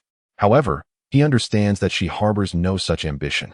What he perceives in her eyes is merely the uncomplicated yearning of a woman, a desire to be with the one she loves and to lead a most ordinary life. Perhaps he should feel fortunate that she is such a modest soul. If one day her heart were to encompass the world, He wonders how many in this realm would stand as her rivals. Suddenly, he gazes at her and smiles. Unable to fathom the image of her ruling the world and dominating the realm, it seems too terrifying, perhaps. Indeed, she ceased her struggle, though her brows remained furrowed. This is as it should be. He nodded and smiled, finally releasing her hand as she wished. He assumed she would immediately retreat, just as she had previously, but this time she did not withdraw. Instead, she slowly lifted her gaze towards Sun Wuhan and gently inquired, "Do you truly have feelings for me?"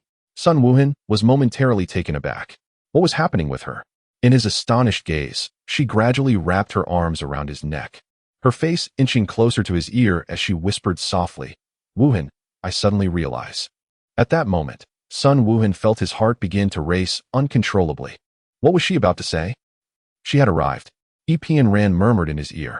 Sun Wuhan was momentarily taken aback, his wildly beating heart settling in that instant. He naturally understood to whom she was referring. Yet, there was not a sound to be heard around them. Was it her extraordinary sense of smell that guided her? Habitually, he wrapped his hands around her slender waist, whispering against her cheek, "Isn't that just perfect?" She must be quite fond of the scene before her. However, I find it quite displeasing, she murmured again. Thus, it is time to conclude this farce. Before Sun Wuhan could process the meaning behind her words, Epian Ran forcefully pushed him into the nearby flower bushes. In that fraction of a second, she clearly observed Lu Yuan's pale countenance, a cold smile gracing her lips. Is she unable to bear it? She thought, knowing there was more thrilling to come. "Wuhan, tell me, do you truly like me or Lu Yuan?" Though Epian Ran had tackled Sun Wuhan, her elbow unerringly pressed against his chest. At the moment of falling, he felt a significant blow. He grit his teeth, daring not to emit even a groan. This wretched girl, fully aware that Lu Yuan was nearby and that he could do nothing, compelled him to play along with her charade while striking him so forcefully. Was it deliberate? Of course. "I like you." This time, he truly gritted his teeth in frustration. "Why did you bring her to the Lord's mansion?" "It was merely a favor owed to her father." "Everyone claims you intend to marry her. Are you truly doing so for the Lu family's honor and the golden elixir?" "Who said I would marry her? I shall wed only the woman I cherish." "What honor and golden elixir? Whoever desires them may seize them." Bringing her to the Lord's mansion was merely a way to evade scrutiny. "Do you truly believe I, Sun Wuhan, would confront the assassins of the entire cold region for an unrelated woman? I am not that foolish. Is what you say true? Will you hasten her departure?" "Indeed, as long as you agree to marry me, I shall send her away immediately." It turns out, Sun Wuhan harbored no feelings for her at all. He merely allowed her into the mansion out of a sense of obligation to the Lu family. All those years of unrequited affection were in vain. She thought Sun Wuhan at least held some regard for her, yet it was nothing but a cruel jest. Damn it! Damn it! She had originally planned to offer him the honor and golden elixir under certain conditions, but now, humph, it seems that is no longer necessary. Lu Yuan would not concede easily. She resolutely wiped away her tears, determined to make them pay the price. Epian Ran, just wait and see. What? Are you satisfied now? Sensing Epian Ran's body gradually relax, Sun Wuhan understood that Lu Yuan had departed. At least, there would be no more delays. Within 3 days, something significant would surely transpire. With a graceful yet resolute demeanor, she mused that with Lu Yuan's temperament, she would undoubtedly retaliate against such humiliation.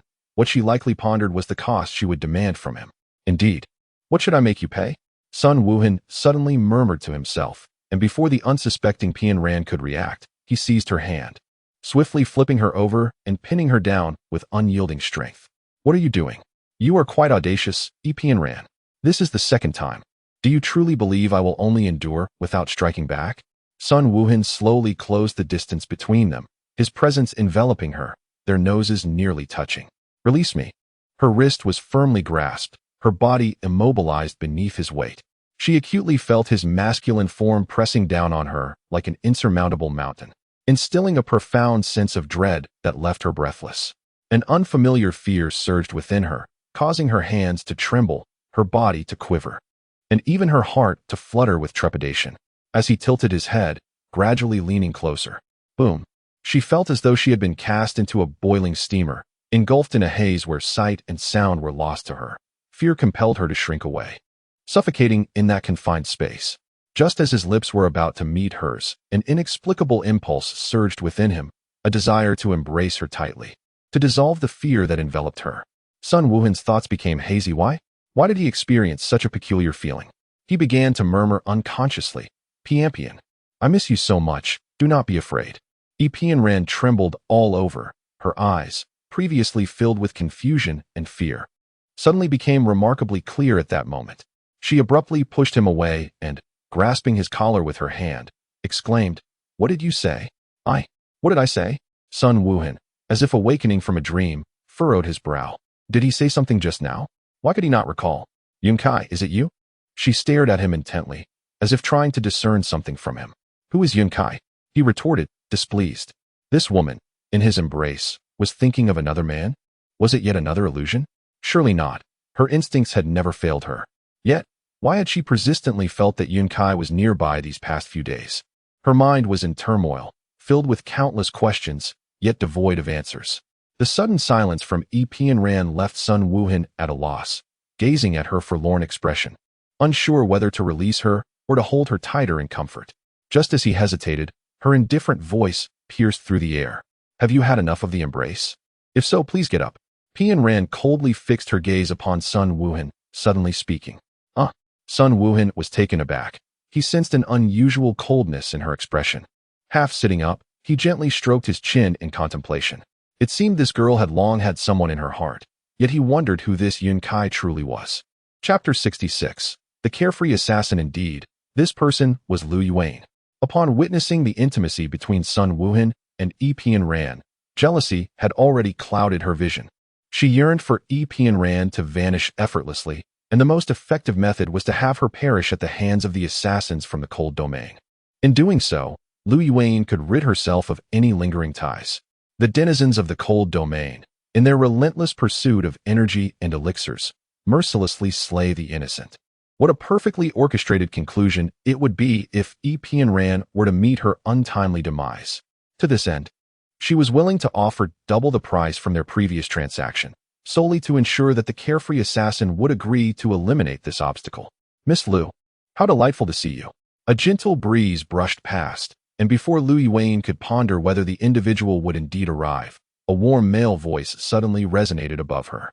She promptly looked up and, true to her anticipation, beheld a young man clad in black, poised nonchalantly against a tree branch with a sword in hand. She hastened towards him, exclaiming, Carefree assassin, you have finally come. What brings you here this time, Miss Lu? I have dispatched the Fire Dragon letter. Our previous transaction has concluded. The man, known as the Carefree Assassin, crossed his arms, raising an eyebrow as he regarded Lu Yuan. I am aware.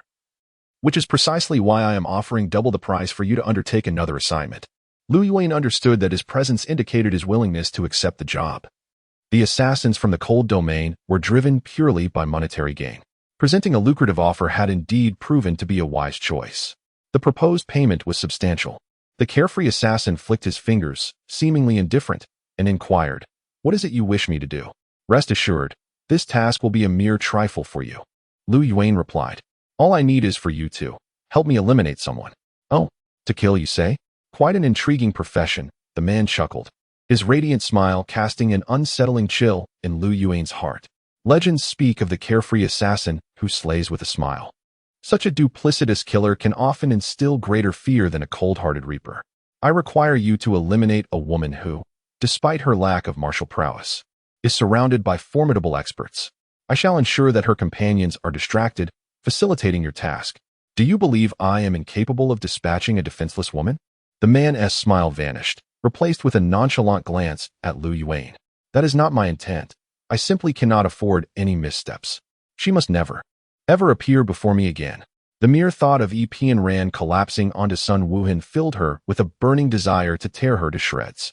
That woman, she wouldn't dare to steal your man, would she? The dark-clad figure suddenly broke into a grin, the mockery in his gaze unmistakable. Isn't it customary for assassins like you to remain indifferent to the affairs of your employers? A flicker of mortification grazed Lu Yuan's otherwise stern countenance. For she would not have tolerated such indignities were it not for her need for his assistance in removing Epian Ran. Indeed, but I find pleasure in meddling. If you wish for my services, you must abide by my rules. Your rules? Lu Yuan was taken aback. My blade, that of the carefree assassin Lung Su, is not so easily wielded for your purposes. However, should your proposition pique my interest, I may contemplate it. The carefree assassin, known as the enigmatic Lung Su, descended gracefully from the tree and approached Lu Yuan with a smile. After a moment's hesitation, Lu Yuan spoke. It is nothing of great consequence. Merely that woman named Pian Ran has enchanted Sun Wuhan. You see, Sun Wuhan and I are to be wed, and had she not appeared so suddenly, he would not have treated me with such indifference.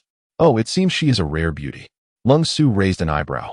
Lu Yuan was indeed fair. And if someone could steal a man from her, that woman must surely surpass her in allure. However, he had recently been cautioned against involving himself in the affairs of the Lu family and the city lord's residence. He had verbally acquiesced, yet inwardly he remained unconvinced. Lu Yuan had paid a handsome sum to secure his fiery dragon invitation to draw closer to Sun Wuhan. Yet, unexpectedly, she encountered an unforeseen rival. Was it a case of love turning to hatred? Such a delightful drama was too enticing for him to overlook. Rare beauty? Lu Yuan scoffed. If Pian Ran's visage can be deemed extraordinary, then should I not proclaim myself a celestial being? Oh, is it not so? Lung Su was taken aback. If she were not a beauty, how could she ensnare Sun Wuhan? As far as he knew, the city lord of Qianma was quite proud. It seemed utterly implausible that he would take a liking to a woman devoid of distinction. After all, she was merely a former lowly maid of the Lu household, who had cunningly ingratiated herself with the city lord's residence and bewitched Wuhan with her beguiling arts. Such a menace must be eradicated to restore peace of mind. The carefree assassin, I am aware that under the governance of the cold-faced Lord Yin, your cold domain has become rather reluctant to act. However, a femme fatale like Pian Ran, who wreaks havoc upon the world, is undeniably a grave menace. My intention in eliminating her is purely to prevent future harm to others at her hands. Indeed, you speak the truth. If she is a scourge, then her death is justified. Cold Su nodded earnestly. Lu Yuan's heart leaped with joy. Does this mean you have agreed? Why not embrace the opportunity? Cold Su shrugged, adding, besides, I have already accepted your deposit. Very well, it is settled then. I hope you will act swiftly. Here is Pian Ran's portrait and a map of the city lord's residence. Keep them safe. Carefree assassin, should you truly assist me in removing this individual, I assure you, a substantial reward awaits you in the future. Lu Yuan bit her lip, deploying one more trump card. This Cold Su seems excessively nonchalant, appearing far from a serious assassin. Although his reputation in the martial world is second only to Cold Yutian, she felt a lingering sense of unease. Oh, Miss Lu implies that if I seek qi and golden pills, you would be able to provide them as well? Cold Su raised an eyebrow, half-jokingly. Lu Yuan's expression darkened immediately. Carefree assassin, you have declared you would not seize qi and golden pills. Why the tension? I was merely jesting. While such things are indeed valuable, I, Cold Su, harbor no interest in them. Only those foolish enough to be driven by greed would pursue such trifles. Hearing his assurance, Lu Yuan felt her heart ease slightly. If this man had also coveted qi and golden pills, it would have truly been inviting a wolf into the fold. Rest assured, I, Lu Yuan, am a woman of my word. Should I become a significant figure in Qianma City in the future, would you truly doubt my ability to bestow upon you the rewards you seek? Indeed, you have a point. Lung Su nodded with a smile once more, though a hint of subtle mockery flickered in his cunning gaze. This woman must be utterly obsessed with becoming the lady of the city, wouldn't you agree? Fear not. I shall keep my promise. Miss Lu, until we meet again. With those words, Lang Su leapt gracefully to the treetops, his agile form vanishing in an instant. Oh! Carefree assassin, I hope you do not let me down. Otherwise. Lu Yuan gazed at the receding figure of Lang Su, a cold smile gracing her lips. Chapter 67. Dreamy reverie. She paused, ceasing her wandering gaze, and instead closed her eyes to immerse herself in the atmosphere surrounding her. Gradually, the mist began to dissipate. A tall silhouette approached, growing clearer as it drew near. A statuesque figure, strikingly handsome, the one who had been etched deep within her heart, now stood vividly before her. His profound eyes, prominent nose, and full, sculpted lips, all remained familiar to her. She looked at him, rendered speechless, unable to muster any expression. All she desired was to gaze at him quietly, for a lifetime if possible. He had reached her side, the corners of his lips curving into a delightful arc. As the clouds parted, she could no longer contain herself. The euphoric tempest within her surged like a tsunami, and she dashed forward, fervently, recklessly, embracing him tightly. Qianqian, my little Qianqian. He rested his chin atop her head, inhaling the unique fragrance that enveloped her. Is this truly real? Do you genuinely exist? Am I merely dreaming? Epian Ran buried her head in his embrace, inhaling the comforting scent that enveloped her, and she couldn't help but murmur, "This must be a dream." Right? But why? Can dreams be so vividly real? I am well. Never has there been a moment better than this. She smiled, though her eyes were brimming with tears. Gazing at him, she gently reached out to caress his face, yet tears slipped down uncontrollably. Is this my little Pian Ran? He brushed away the tears on her cheek. His heart a tumult of emotions. His Pian Ran had never laughed, nor shed tears. In this world, there were so few things she truly cared about. Her tears and laughter had always been his unattainable desire. Yet, how could it be that after such a brief time in this world, she had undergone such a transformation? Lily had not deceived him. This world could indeed help Pian Ran to recognize herself. As long as you are happy, Pian Ran, do not force yourself. I do not want you to be troubled by anything. Yi Yunkai shook his head, wishing she would not feel guilt over matters of the past. I am so glad you have reached this understanding, Pian Ran. You have truly grown. Yi Yunkai felt a sense of solace, witnessing Pian Ran gradually emerge from her own world. Though still as innocent as a newborn, with her intellect, maturing into adulthood would not pose a challenge. However, he found himself unable to remain by her side. With this thought, he sighed softly. Pian Ran, I am sorry that I cannot assist you. You have already stepped out of the confines of your own self. And from here on, you must rely on yourself. What am I to do? In her eyes, there flickered a sense of confusion and unease. Following her heart, she moved gracefully, unrestrained, confronting the world with her authentic self. Surely, this realm would prove conducive to her growth. Yi Yunkai observed with a subtle smile. Noting the urgency in Pian Ran, a side of her he had never witnessed before. Could he interpret this as her deep concern for him? Although she had always maintained an aloof demeanor, he was aware that she had always held him in her heart. Yet, for reasons unknown, she seemed to deliberately overlook him. Perhaps she was merely upset with him for his unhesitating departure, and even more so for the prolonged separation that his decision had caused? Pian Ran, do you harbor resentment towards me? He yearned to comprehend her true feelings. Pian Ran shook her head. Resentment? Despite her unwillingness to forgive his past departure, she had come to realize over the years that his leaving was, indeed, the right choice. She acknowledged her own contradictions, unwilling to forgive yet unable to part from him. Thus, she found herself ensnared in a quagmire, struggling to escape yet finding no way out. Am I foolish? So conflicted? But that was her essence. You must wait for me. I shall mature swiftly, and I will find you soon. Pian Ran gazed at him, her eyes imbued with an unprecedented resolve. You, Yi Yunkai replied, astonished and perplexed. I understand this is but a dream, though it is so beautiful that I wish to linger in it. I must awaken to search for you without delay. Yunkai, wait for me. I will find you soon. Even in the realm of dreams, her mind refused to relent. As the clouds gracefully part, two pairs of eyes meet. An indescribable tenderness intertwining in the air, accompanied by an unspoken sorrow that flows gently. Gradually, their figures begin to separate, and their tightly clasped hands must also part. A thick mist rises once more, enveloping everything within its depths. Wait for me, she implores. He too believes that Pian Ran will keep her promise. She will exert her capabilities to the fullest and will soon find him. Suddenly, she senses the presence of another in the room. Her first instinct is to leap up and search for the intruder, but her mind halts her in a fraction of a second. Something feels amiss. Why does this person's aura seem somewhat familiar? She swiftly closes her eyes, feigning sleep. While curious to discern the intentions of this midnight visitor who has entered without making a sound, the newcomer stands still for a moment, as if adjusting to the light. Before cautiously approaching the bedside, a glimmer of amusement flickers in their gaze directed at Pian Ran, who lies upon the bed. Although she detects no murderous intent from this individual, the unmistakable sound of a sword being drawn reaches her ears. They are unsheathing their weapon. Yet, she does not feel threatened, leading her to wonder what their true purpose might be. The only plausible conclusion is that they are testing her. Indeed, the sword gleams with silver brilliance under the soft moonlight, reflecting a shimmering light that falls upon Pian Ran's face. At that very moment, a sudden surge of intense murderous intent radiates from the stranger.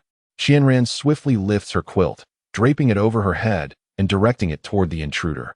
The individual appeared merely taken aback, swiftly retreating while deftly slicing the brocade with his sword, which split with a sharp sound. Taking a step back, he chuckled lightly. Your vigilance is commendable. Who might you be? Yet, Pian Ran did not raise her voice in alarm. Instead, she calmly inquired. The figure before her was clad in black, seemingly merging with the night. However, he did not intend to take her life, and since there was no imminent danger, she refrained from alerting others. Assassin, Pian Ran articulated slowly, the words flowing from her lips with deliberate ease. The shadowy figure's eyes glimmered with intrigue, pondering, this woman is indeed extraordinary. Chapter 68. An unexpected visitor. An assassin? Pian Ran murmured to herself, suddenly aware of the familiar aura emanating from him. It mirrored that of the man who had once pierced her with a blade. The chilling atmosphere surrounding him suggested a long-standing immersion in bloodshed, indicating that both he and that man were undoubtedly assassins. Furthermore, they were likely allies summoned by Lu Yuan. You seem remarkably unafraid, the newcomer remarked, still smiling. Yet a flicker of astonishment welled within him. This woman was undeniably different from the rest. You are not here to kill me. Why should I be frightened? Pian Ran stood beside the bed, the cool moonlight cascading over her visage, rendering her countenance even more frigid and solitary. How can you be certain I won't kill you? Pian Ran clearly discerned a hint of surprise on his face. Though he was shrouded in shadow, the moonlight could not obscure her keen gaze. The man possessed an attractive countenance. Though it could not quite compare to the likes of Sun Wuhan or Li Hanjing, he was nonetheless handsome. However, what truly captured attention was the subtle smile that played upon his lips. He appeared to be a jovial soul, starkly contrasting with the one who had once pierced her with a blade. The latter exuded an aura of coldness and solitary menace, seemingly striving to suppress it, yet still emanating an overwhelming sense of dominance. In contrast, the presence of the man before her did not evoke any sense of danger. Even when he had deliberately released a hint of killing intent to catch her off guard, she discerned that he was merely empty posturing. Yet, this was puzzling. A killer, stealthily entering another's abode in the dead of night. Who would believe that he harbored no ulterior motives? Yet he refrained from taking lives, devoid of any malice. What, then, did he intend? If he had no desire to kill, he ought to leave at once, for I too wish for no one to be harmed. Pian Ran gently blinked, aware that if he continued to prattle on, Sun Wuhan's men would soon arrive. Though he was exceptionally skilled, Sun Wuhan's Qingyan guards were no mere pushovers. You are quite intriguing, the visitor chuckled softly, sheathing his long sword. However, you are correct. I indeed have no intention of taking a life tonight. But, he paused, his gaze piercing as it fixed upon Pian Ran. Are you certain you do not wish to summon others? While I may spare you this evening, it does not guarantee your safety in the future. This is my first encounter with such blatant disregard, she retorted. If you believe I am merely posturing, feel free to remain here without leaving. Lang Su understood that she was not merely bluffing. Upon entering the Lord S mansion, he immediately sensed the stringent security measures in place. While he marveled at the harsh governance of Sun Wuhan, he did not realize that all this was a consequence of Pian Ran and Lien Tian's previous unrestrained comings and goings at the Lord's abode, which compelled Sun Wuhan to double the original defenses. Unfortunately, these measures proved inadequate against exceptional individuals like him, the renowned smiling assassin of the cold domain. However, this did not imply he could leisurely engage in idle chatter here. He had already squandered quite a bit of time, and lingering any longer might lead to his downfall. Thus, he merely shrugged nonchalantly, for he had no intentions of undertaking any tasks today. Farewell for now, Pian Ran. Cold Su leapt through the window with agility and grace, akin to a swift swallow in flight. Pian Ran gazed quietly at his departing figure, making no move to stop him. Instead, she approached the torn blanket on the floor, lifted it with care, brushed off the dust, and gently placed it back on the bed. If you wish for more people to know, feel free to raise your voice, she remarked. Pian Ran cast her gaze at her, then lifted the blanket, donned her shoes and socks, and descended from the bed. Miss Pian Ran, did something happen last night?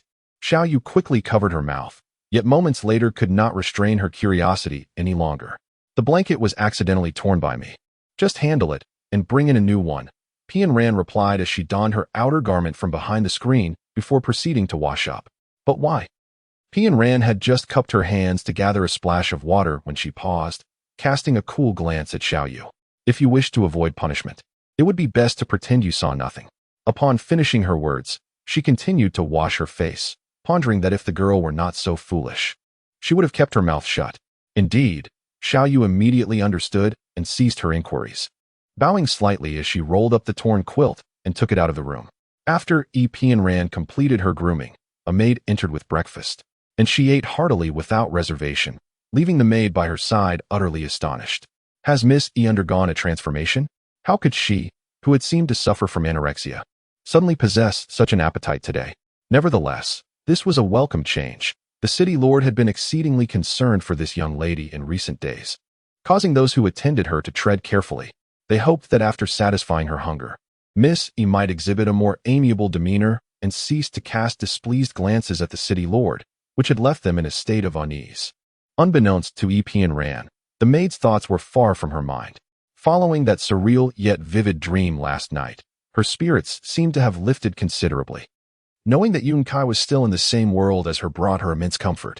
The anxiety and aimlessness she had felt upon arriving in this world had been entirely replaced by a resolute determination. She was determined to find Yi Yun Kai, no matter where he might be in this realm. She firmly believed in her instincts. Even though she could not comprehend why her perception had heightened so significantly in this world. Back in V City, she had never been able to sense Yi Yun Kai's presence so clearly. However, these concerns were trivial as long as Yun Kai was present. She felt imbued with motivation and courage in all her endeavors. She cares for him deeply. No one can replace his position in her heart. She was reluctant to acknowledge this before, as she subconsciously harbored resentment towards him. Indeed, she was angry with him for 13 years, even upon their reunion. Despite his earnest attempts to reconcile, she remained aloof and indifferent. She never contemplated that he might leave her again. From a young age, she had deemed him her own, believing he felt the same. Yet reality has illuminated a harsh truth. The world does not bend to one's steadfastness, and many matters cannot simply unfold according to one's desires. She unleashed all her pent-up grievances upon Yun Kai, yet he was utterly blameless. It is only now that she comprehends the truth. Neither Yun Kai nor her own persistence is to blame. The fault lies solely with the capriciousness of life itself. Chapter 69. Warning: she had always lived for herself, and it was only after experiencing the tumultuous ups and downs with Yun Kai that she realized the underlying complexities of life, though seemingly unrelated to them, must be acknowledged for a fulfilling existence. While she could choose to disregard everything, she could not remain oblivious to the truth. Yun Kai had tirelessly endeavored to guide her through her faltering steps, yet she obstinately moved in the opposite direction. Ironically, her motivation for such behavior stemmed merely from a sense of defiance.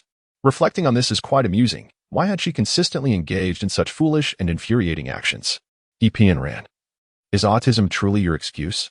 In truth, as she matured and her intellect soared, her tendencies towards isolation had become less pronounced. The physician had once asserted that as long as she could manage her emotions and prevent them from becoming overly extreme, she was not much different from anyone else. She is perfectly normal. Indeed, her mind is clearer than that of most.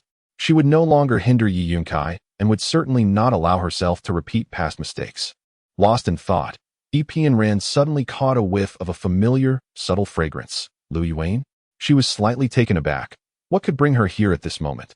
Having finally escaped the incessant disturbances from Sun Wuhan while idly pondering in the pavilion, she had hoped for a moment of tranquility, only to have her solitude interrupted by an unexpected visitor.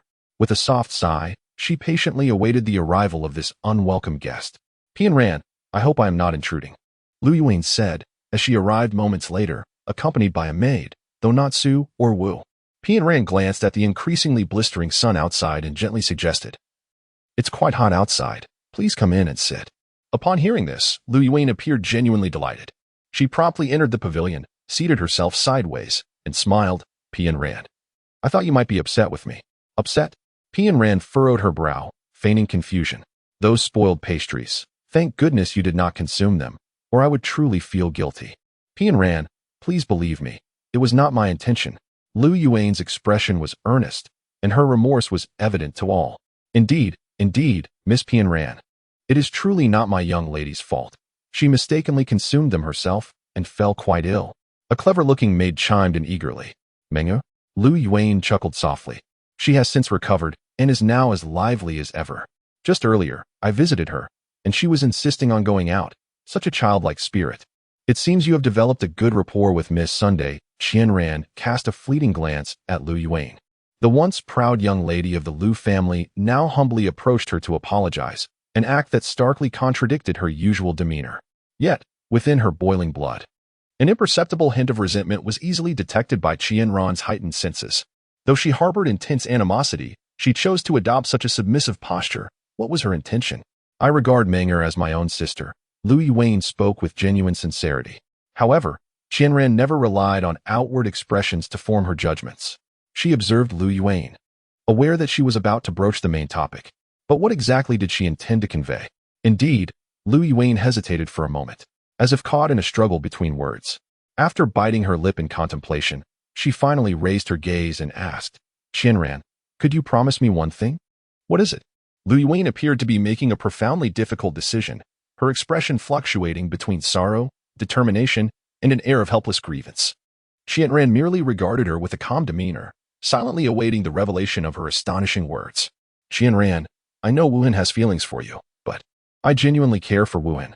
Ultimately, Lu Yuan took a deep breath and grasped Qianran's hand, initially instinctively trying to withdraw from the grasp. Qianran found herself momentarily stunned by Lu Yuan's sudden confession.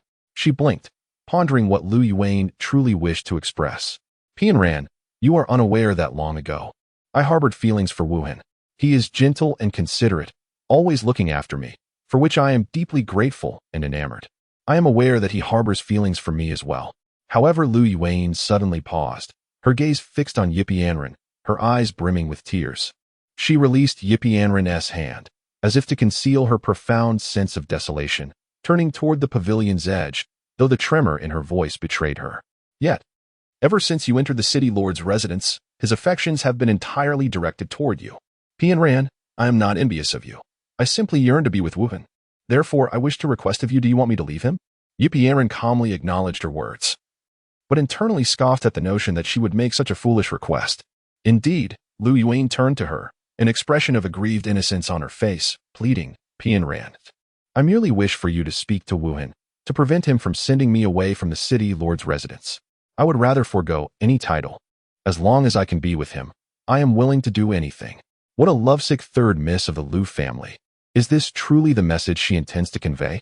It is clear to her that by so openly adopting this humble demeanor before her, she aims to portray Yipianran as the unscrupulous woman who covets another's love. If her feelings for Sun Wuhan were indeed as Lu Yuan imagines, her strategy would be remarkably shrewd. Alas, she is mistaken, for Yipianran feels nothing for that petty and fastidious man. What tenderness and care are there to speak of? She truly doubted whether Lu Yuan was blind both in sight and in heart. Was Sun Wuhan truly as she had described? Miss Qianran, if truth be told, my lady is indeed betrothed to the lord of the city. Xiaoling, be silent. The young maid behind her spoke up to support her, but just as she revealed the truth, she was swiftly silenced. My lady, did not the lord of the city promise to care for you when he bestowed his favor upon your father? Yet now, he has turned heartless. A sharp slap echoed through the air, and Xiaoling fell to her knees, clutching her reddened left cheek. Yet she persisted. I deserve to be punished. I know I should not speak recklessly, but everything I said is the truth. Enough. Why don't you just leave? After delivering another harsh slap, Lu Yuan scolded fiercely. Only then did Xiaoling retreat, sobbing. What is true, and what is false is false. There is nothing to conceal. Yipianran observed the performance of the master and servant with a cold gaze, likely surmising Lu Yuan's intentions. Her initial humility was merely to highlight her mistakes, and her current desperate attempts to cover up were simply to convey that Sun Wuhan belonged to her, Lu Yuan. This unexpected intrusion was merely a coincidence. Her determination to take charge of the city lord's estate was unwavering. Yipianran would do well to recognize her position, lest Lu Yuan unleash her wrath upon her. This was clearly an overt warning. It seemed that Lu Yuan truly could no longer contain herself. If you wish to remain in the city lord's estate, you may speak with Sun Wuhan. Since you are already betrothed, he would have no valid reason to cast you out. As for me, you may resolve your matters among yourselves. I shall not interfere. With a graceful dismissal, she rose and departed towards the pavilion. For now that Lu Yuan's objective had been achieved, her presence was no longer warranted. Moreover, she had never held any fondness for Lu Yuan.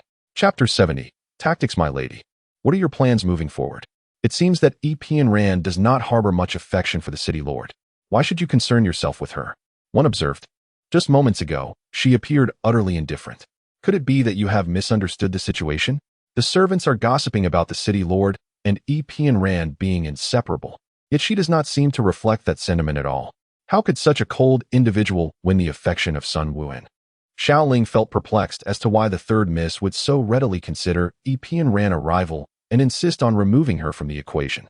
Humph, what you see is merely the surface, Lu Yuan scoffed. Epian Ran's actions are shrouded in mystery, and her intentions are beyond your comprehension.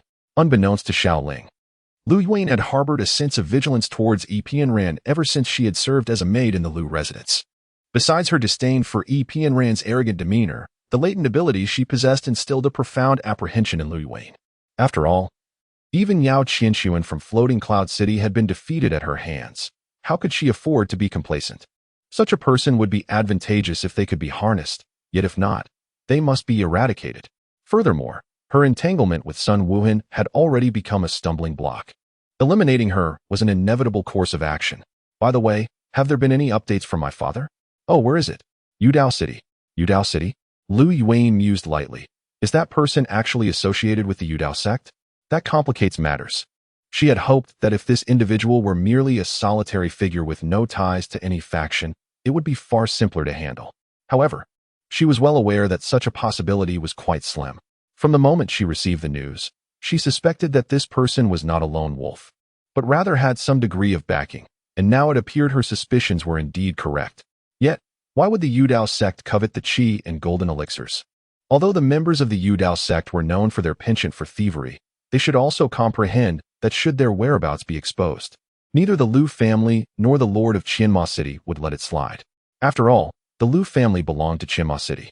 The Yudao sect could act with impunity in Yudao City, but they could not freely engage in their thieving ways in Qianma City. If they were to provoke Sun Wuhan, it would lead to a confrontation between two powers. Had they not considered such implications? Pondering this conundrum, Lu Yuan could not fathom why the Yudao sect would suddenly target the Lu family along with the qi and golden elixirs. Nevertheless, seeking a formidable sanctuary had become an imperative course of action. Thus, eliminating Epian Ran remained her paramount objective. Once she was dead, Sun Wuhan would naturally fall into her grasp. Xiaoling, you must exercise utmost caution in the coming days. The plan to eliminate Epian Ran cannot afford any missteps. Lu Yuan warned Xiaoling with a grave expression. Just as she spoke, a loud bang echoed from outside the door. Her expression shifted instantly, and she swiftly exchanged a glance with Xiaoling. Xiaoling, displaying agility, darted to the door, yanked it open with one hand, and deftly pulled in a trembling figure. Is it you? Lu Yuan glared coldly at the maid before her. It was none other than Wu Yuding. At this moment, however, Wu Yuding was already pale with fear. Kneeling on the ground, her trembling hands having spilled tea from the pot and cup she held, Lu Yuan slowly approached her, crouching down beside her. Her voice extraordinarily gentle, yet chillingly cold. Tell me, what have you heard? Do not dare to claim you have heard nothing, for I shall not believe you. With a delicate touch, Lu Yuan lifted Wu Yuding's chin with her fingertip, revealing a tear-streaked face that was once enchanting. She chuckled softly. Look at how stunning this face is. It would be such a pity for it to vanish just like that. Initially, she had intended to keep Wu Yuding for future endeavors, for this beauty was indeed a formidable weapon against men. Had events not unfolded so unexpectedly, she would not have brought the two of them to the city lord's mansion before completely securing their loyalty. However, now that Wu Yuding had uncovered her secret, her fate was reduced to two possibilities. First, to be silenced, or second, to be completely subdued, much like Xiaoling miss, shall I? Xiaoling interjected, making a gesture that signified kill, causing a shiver to run down Wu Yuding's spine upon witnessing it.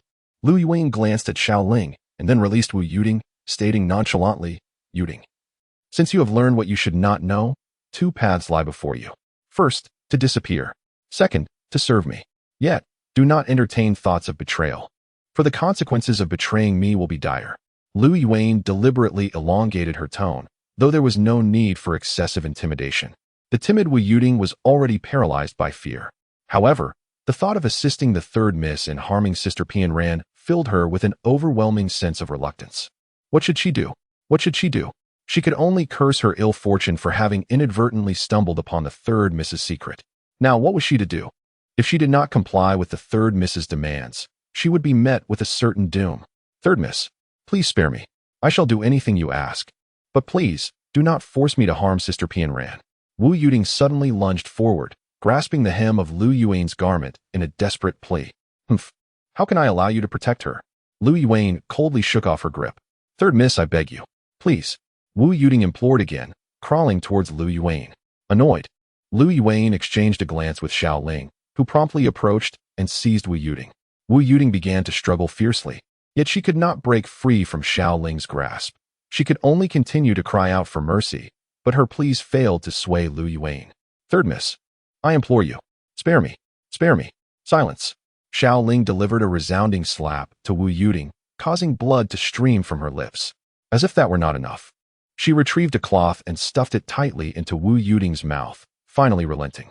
What do you say? It is not too late to change your mind. If you heed my words, once Sister Pian Ran is dealt with, I will assure you wealth and prosperity. What do you think? Wu Yuting ceased her struggles, tears streaming down her face as she fervently shook her head. She could not bring herself to harm Sister Pian Ran.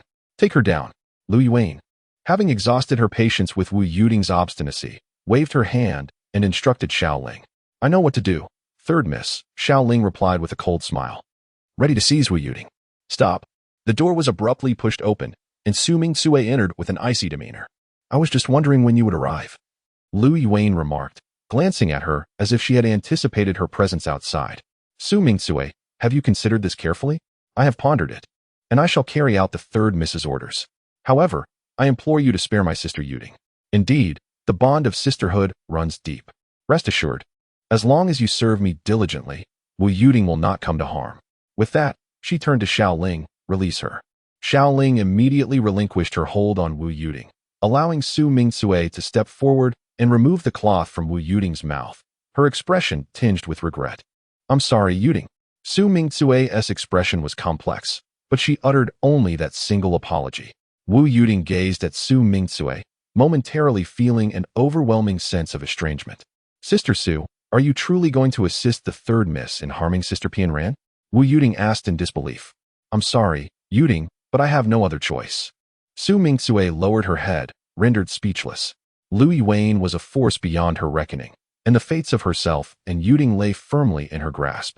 All she could do now was ensure Wu Yuting's safety. As for Pian Ran, she could only express her apologies. But would Wu Yuting ever comprehend this? Had I known that following the third miss would lead to such circumstances, she should never have entered the Lu residence. Yet now, she finds herself in a predicament from which she cannot extricate herself.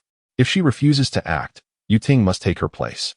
However, given Wu Yuting's nature, she would likely prefer death over causing harm, especially to someone she has always held in high regard, her beloved sister, Pian Ran. Sister Su, how could things have come to this? Pian Ran is our friend. Tears streamed down Wu Yuting's face as she struggled to comprehend how the world had transformed overnight. Enough. Have you cried enough? If so, let us discuss serious matters. Li Yuan remarked, casting a fleeting glance at the two before instructing Xiao Ling. You go stand guard outside. Xiao Ling, understanding the cue, nodded and stepped out, firmly closing the door behind her. Li Yuan then took her seat in the center of the small hall, leisurely pouring herself a cup of tea. After savoring a sip, she addressed Su Ming Sui. I need you to find an opportunity to get close to Pian Ran and discreetly introduce what I entrusted to you into her food and drink. Are you capable of this? Very well. Lu Yuan then turned her gaze to Wu Yuting. Third miss, did you not promise me that you would spare Yuting? Su Ming Shui suddenly interjected with an accusatory tone. To leave such a valuable pawn unused would be a waste. Lu Yuan responded with a cold smile. Wu Yuting, I care not for your methods, but I demand that you bring down Tan Zong in the shortest time possible. Standing from her seat, Lu Yuan approached the two, casting a glance at Wu Yuting's tear-streaked, delicate visage, and chuckled softly. Unable to do it? How can that be? The art of seduction is necessary here. A man like Tan Zong, with his rugged demeanor, must be subdued through subtlety. Yuting is the perfect candidate. Do not act as if the sky is falling. Wu Yuting, I must warn you, the one expression that is utterly unacceptable while working beside me is weakness. Lu Yuan's voice suddenly turned frosty. Moreover, if you fail to meet expectations or lack the commitment to improve, for each failure, I shall administer 30 lashes to Su Ming Sui. Similarly, if Su Ming Sui does not perform adequately, you shall receive the same punishment. I will not show any mercy. Both of you must remember this. Yes, third miss, we understand. Su Ming Sui grasped Wu Yuting's hand, who, though her eyes were clear, trembled uncontrollably, betraying her fear. Were it not for Su Ming Sui's support, she might not have had the strength to stand. Chapter 71. Analysis. A tattered quilt was tossed at her feet, followed by Sun Wuhan's icy inquiry. Pian ran. What transpired last night? Pian Ran glanced at the quivering figure of Xiaoya, who knelt on the ground, and then at Ning Xin, who stood silently behind Sun Wuhan. Piecing together the situation, she fixated on Ning Xin, sensing her keen perception. It appeared she was privy to many affairs within the residence. Regarding the incident of food poisoning, it seemed she had a hand in the discussions. Her presence was subtle, yet Pian Ran had detected something from Sun Wuhan earlier, and given today's events, it would likely be etched in her memory. However, her loyalty to Sun Wuhan seemed excessive. Was this trivial matter truly worthy of such meticulous reporting? Pian Ran disregarded Sun Wuhan, instead approaching Ning Xin to inquire, "What is your name?" Ning Xin. With a graceful flutter, she blinked lightly and turned to Sun Wuhan, inquiring, "Will you punish that girl?" Xiaoya? Sun Wuhan nodded affirmatively. Naturally, she must be punished. How dare she deceive her master? What else might she not dare to do in the future? Very well. Then Ningxin shall share her fate.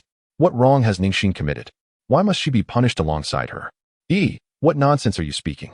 Sun Wuhan furrowed his brow and glared at She has done nothing wrong, yet I still intend to punish her. If you disagree, then do not inquire about last night's events. Sun Wuhan was rendered speechless with indignation, just as Ningxin suddenly knelt down, exclaiming, "This servant willingly accepts the punishment. I beseech the lord of the city to grant me this. You may leave for now." After a prolonged gaze at who was nonchalantly sipping tea, Sun Wuhan finally gestured for the two maidservants to withdraw. Xiaoya, as if granted a reprieve, hurriedly bowed in gratitude, while Ningxin remained composed, bowing her head before turning to exit the room, never once raising her gaze to anyone. What do you truly mean by this? I simply cannot bear to see someone suffer punishment because of me. It leaves her with a lingering sense of guilt. Then why involve Ningxin? That girl has done nothing wrong. Wasn't it also she who first suspected something amiss when Miss Sun was poisoned? Set down her teacup and asked casually. Indeed. She did alert me, Sun Wuhan admitted without concealment. But what does that matter? Isn't it the duty of loyal servants to serve their master thus? Ningxin is far too clever. Those who are astute often do not live long, especially with formidable enemies lurking nearby. If you wish for her safety, it is best not to let her know too much. Do you believe she is my informant? Sun Wuhan narrowed his eyes slightly. Do not claim there is no deliberate manipulation. At times, the most unintentional actions can inflict the deepest wounds. Pian Ran gazed at him and remarked, Ning Xin harbors impure intentions towards you. Are you unaware? Sun Wuhan paused momentarily, then scoffed, in this residence. She is not the sole one with ulterior motives directed at me. Yet, she is the only astute one. If you wish for her safety, it would be prudent not to involve her.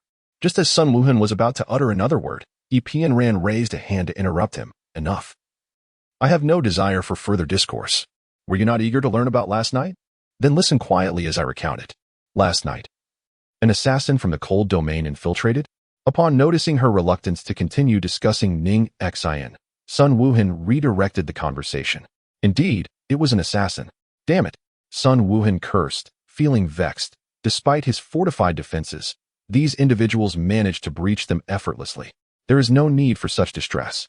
That person possesses skills that transcend the heavens, naturally able to come and go at will. Since he has come, why are you unharmed? An assassin from the cold domain stealthily enters the residence in the dead of night, merely to sever a quilt? Is that not absurd? There are two reasons. First, he did not wish to kill me. Second, he fears your Qingyin guards. Which do you believe it to be? Pian Ran raised her gaze towards Sun Wuhan. I naturally hope it is the latter. Sun Wuhan's tone betrayed a hint of frustration. As she described the assassin, Sun Wuhan nodded. The carefree assassin, Lung Su, the second most notorious killer from the cold domain, is known for his chilling smile before striking. The second, you say? Pian Ran murmured, only to suddenly inquire. Then who was the first? The cold domain? The words Yufeng City and Lung Yutian flitted through her mind, forming a rough framework that settled within the cerebral core of Pian Ran. It turned out that the individual was named Lung Yutian. Yet, why did his visage so closely resemble that of Yunkai? Nevertheless, he was true to his name, cold as ice, yet exuding an aura of formidable power. She would undoubtedly venture to the cold domain eventually. However, what she intended to address was not this primary concern, but rather the secondary one. Despite Lung Su's beaming smile, He always imparted to Pian Ran a sense of ethereality, akin to the ever-changing clouds in the sky, elusive and impossible to grasp. Should Lung Su become involved, the situation would undoubtedly grow more complicated. Sun Wuhan furrowed his brow. After all, Lung Su was backed by Yufeng City, representing a significant force that warranted cautious consideration. I hold a different view, he stated. You fail to comprehend Lung Su. He has never adhered to conventional norms. While Lung Yutian may honor his commitments and refrain from intervening in the Lu family matters, Lung Su cannot be relied upon in such a way. To be frank, Li Hanjing sought him out a few days ago, and although he promised not to involve himself in the Lu family affairs, merely days later, he reneged on that promise. His capriciousness not only affects him but also causes Li Hanjing to expend effort in vain. Knowing his fickle nature, one should refrain from seeking him out. Li Hanjing is admirable in many respects, yet he harbors a misguided belief that everyone possesses the same integrity as he does. Little does he realize that the world is filled with a myriad of peculiar individuals, and not all share his principles. Sun Wuhan cast a sidelong glance at Pian Ran. Surrounded by formidable adversaries, she appeared utterly unperturbed. Would you care to hear my perspective? Sun Wuhan crossed his arms, regarding her with intent curiosity. I believe that Lung Su is not to be taken seriously. Please refrain from interjecting. Allow me to express my thoughts fully. As Pian Ran spoke, Sun Wuhan displayed a look of dissent at the mere mention of the name. She swiftly curtailed his interruption and continued. I contend that you should be far more vigilant towards Lu Yuan, who poses a far greater challenge than Lung Su.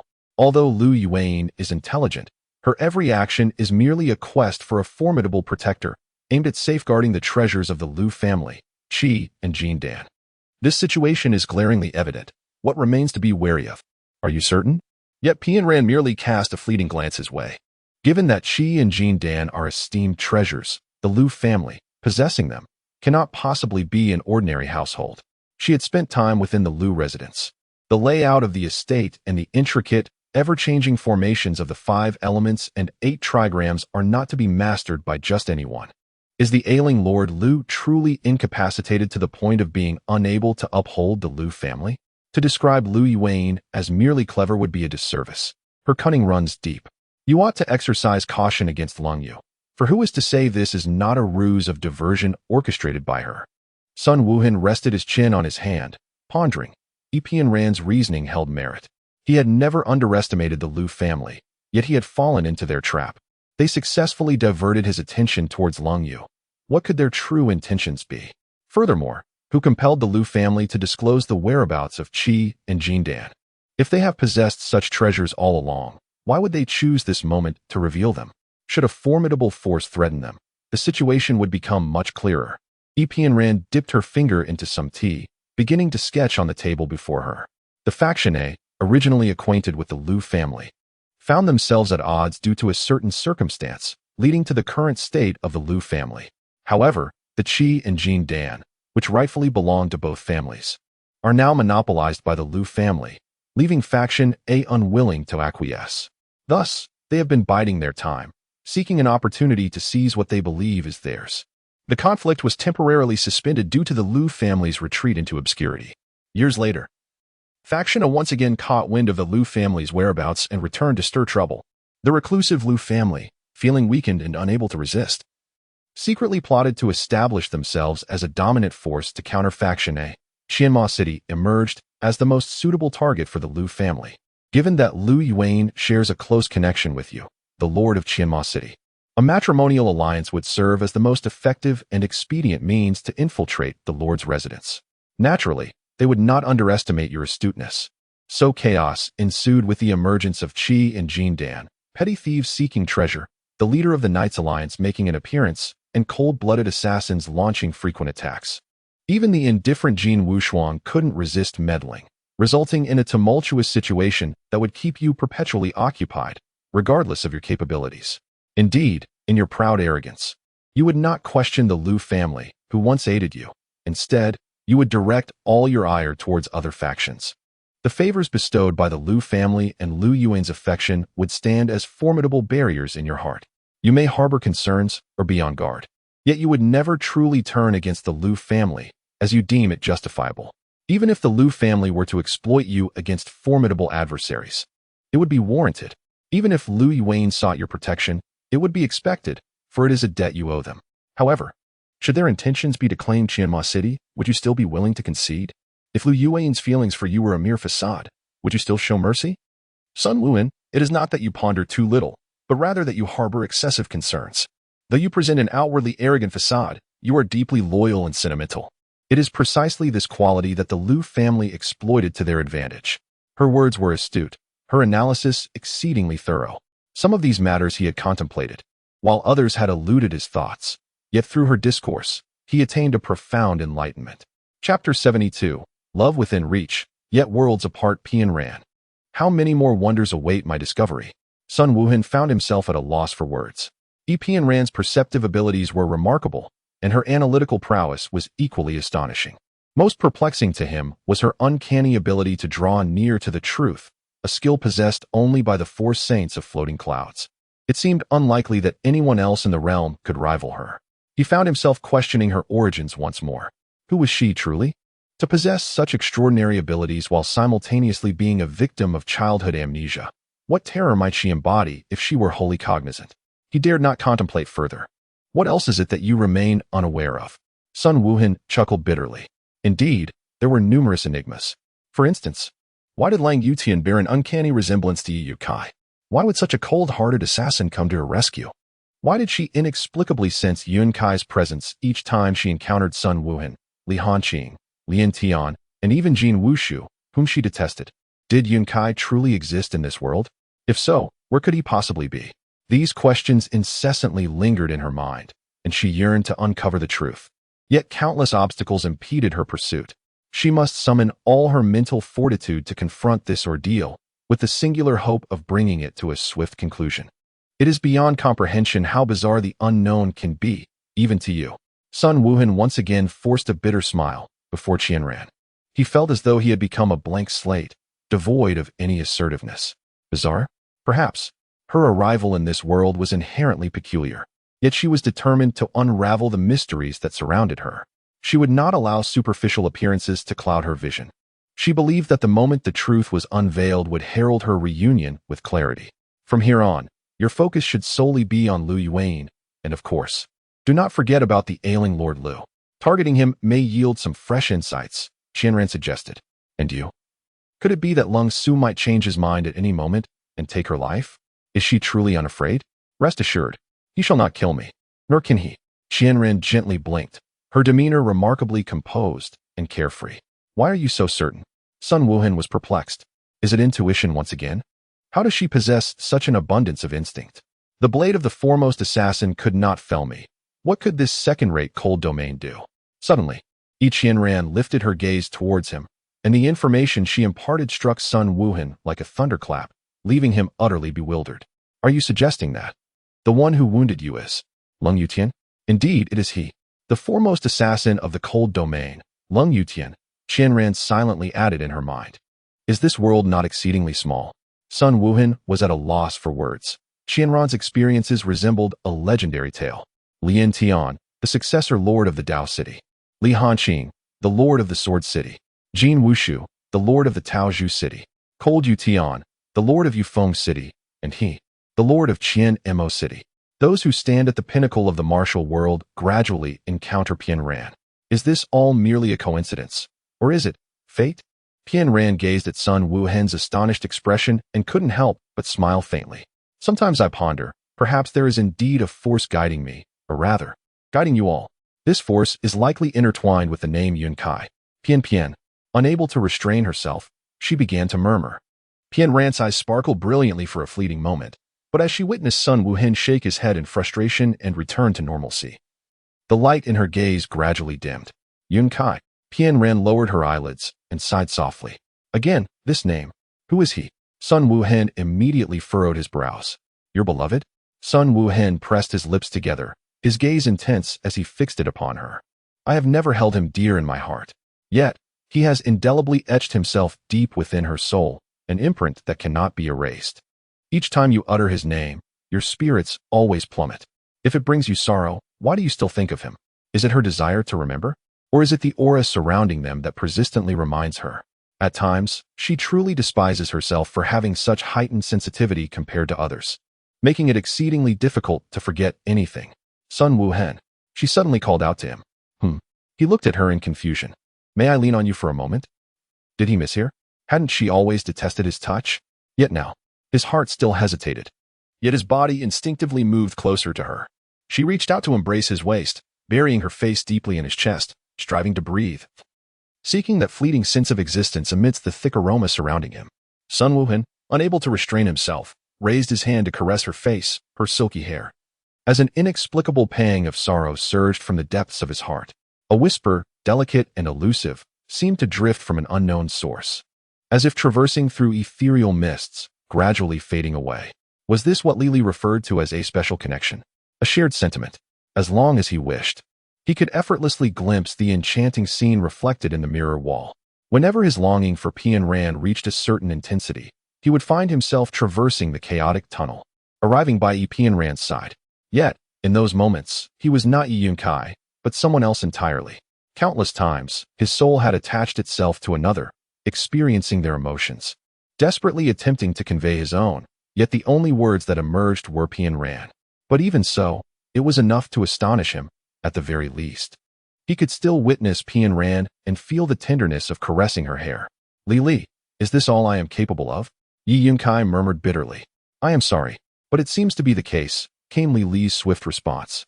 Why can't I leave Floating Cloud City? Yi Yunkai could not help but inquire. Because the transmission capacity of this space is exceedingly strong. This is the reason Pian Ran's abilities have been magnified several times over in this realm. Certainly, the magnetic field surrounding you is too closely aligned with theirs. Without the shielding of the Sunshade Tower, it may lead to a conflict of magnetic fields. A conflict of magnetic fields? What could that possibly entail? You are unaware? Yi Yunkai expressed his astonishment.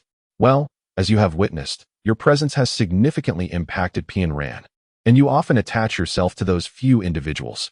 The intertwining memories can induce chaos within their minds. If they are further subjected to your magnetic field's influence, they may well face mental collapse, if not death. Lily, I fail to comprehend why an illusory realm can evoke such tangible sensations. Yi Yunkai struggled to grasp this notion. In the realm of truth and illusion, one may find themselves descending into the mundane. This is intrinsically a simulated world. Even the values generated through interpersonal interactions are derived from meticulous calculations. However, you are aware that certain phenomena adhere to specific laws. Much like how the number 1 is perpetually odd, and 2 is invariably even. Yet, when combined, the outcome may be either odd or even. One may master an object, yet never truly grasp its transformations. I understand now. Yi Yunkai nodded solemnly, convinced that Lily would not deceive him. If she asserts that he cannot depart from Floating Cloud City, then he undoubtedly cannot. I recognize that your fervent desire is to soar to her side. Yet you cannot perpetually serve as her savior. She must grow, experience, endure trials, and confront numerous challenges to unlock her true potential. Perhaps it would be wise for you to sit quietly and observe her, to ascertain just how much of her abilities she can truly manifest. However, do not blame me for not warning you. If during this process she falls in love with another, you can only lament your own misfortune. Yunkai, she truly is not suited for you. Why not choose to let go? At this point, Lily still refuses to give up on persuading him. Dream? Lily's voice seemed tinged with surprise. What? Weren't you monitoring everything? Could it be that my dreams are beyond your sight? Yi Yunkai was taken aback. Lily's words proved to be true. Although she controlled this space, there were always matters beyond her grasp. What did you dream about? Pian Ran. A hint of jealousy seeped into Lily's tone. Surely you wouldn't need to ask even that? Yi Yunkai smiled and shook his head. Apologies, but that's classified. Yi Yunkai. He could well imagine Lily's frustration. Yet this was his only sanctuary. He believed he had the right to maintain his privacy, did he not? Do not rejoice too soon. Her journey is still long. With that, Lily fell silent. Yi Yunkai chuckled softly, settled himself cross-legged, and concentrated on thoughts of Pian Ran. Gradually, his eyes closed, and his soul once more entered the chaotic tunnel. Chapter 73. Choice. The unfolding of events was indeed as Pian Ran had anticipated. Although Lung Su had visited the city lord's mansion repeatedly, he showed no signs of intending to kill her.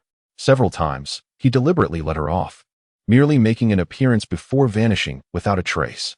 Initially, Sun Wuhan would send the Qingyin guards to engage him in a few rounds, but at Pianran's suggestion, he withdrew even the Qingyin guards. The smiling tiger is merely going through the motions. Even he can discern that he harbors no intent to harm Pianran. At least in these past few days, he has not approached with a hint of malice. Yet, Lu Yuan remains conspicuously quiet. Logically, shouldn't she be the one most anxious? In the garden's pavilion, Sun Wuhan sat upon a stone bench, toying with the teacup in his hands, his brow furrowed in deep contemplation. Pianran cast a glance at him and remarked lightly, "What's this? Have you lost your composure so soon? Sun Wuhan, you are not one to lack patience." "Not quite. It's merely that the prolonged nature of these events has become somewhat vexatious. For reasons unknown, I find myself regretting my decision to use Pianran as bait. It is indeed a wretched strategy. Each time Pianran finds herself in peril, my heart inexplicably leaps to my throat. Though I am aware that the cold Su harbors no murderous intent, witnessing Pianran amidst such danger incites an irrational worry within me. In those moments, my only thought is to swiftly extricate her from harm's way, even if it means jeopardizing our original plan. How have I become so indecisive all of a sudden? Has Pianran's significance in my heart grown increasingly profound? Lu Yuan will not so easily abandon her pursuit of my demise. By tonight at the latest, she will take action. Just wait and see." Pianran spoke calmly, as if it were of no concern to her. "Will Lung Su come again tonight?" Sun Wuhan's frown deepened. "Are you suggesting there will be others? You mentioned that matters have lingered too long. Stagnation invites change. Lu Yuan will no longer allow Lung Su to run amok. If tonight, Lang Su Rua were to return, you must feign defeat. He intends to take me away, and you must not obstruct him." "What? How can this be?" Sun Wuhan exclaimed in shock, immediately countering. Just as he was about to speak further, he noticed Tenzong hastily approaching, bowing outside the pavilion and saying, "City Lord, I have important news to report." "Come in," Sun Wuhan nodded, watching as Tenzong entered the pavilion before asking, "What is it? Speak. Do you happen to carry some pouches or sachets?" Pianran suddenly inquired. Tenzong was momentarily taken aback. "How did she know? May I see them?" This." After a moment's hesitation, Tenzong took out an exquisitely embroidered pouch from his bosom and handed it to Pianran. "Pianran, what are you doing?" Sun Wuhan gazed at Pianran in confusion, observing as she examined the pouch, turning it over in her hands. She then lifted the teapot from the table and thoroughly drenched the pouch before returning it to Tenzong. "Remember to wet the pouch using my earlier method each morning before wearing it. Also, it would be best not to burn sandalwood incense in your room for the time being." Tenzong stared at her actions in astonishment, hesitating to ask, "Miss Pianran, is there something wrong with this pouch?" Doubts began to arise in his mind. How did Miss Pianran know he liked sandalwood incense?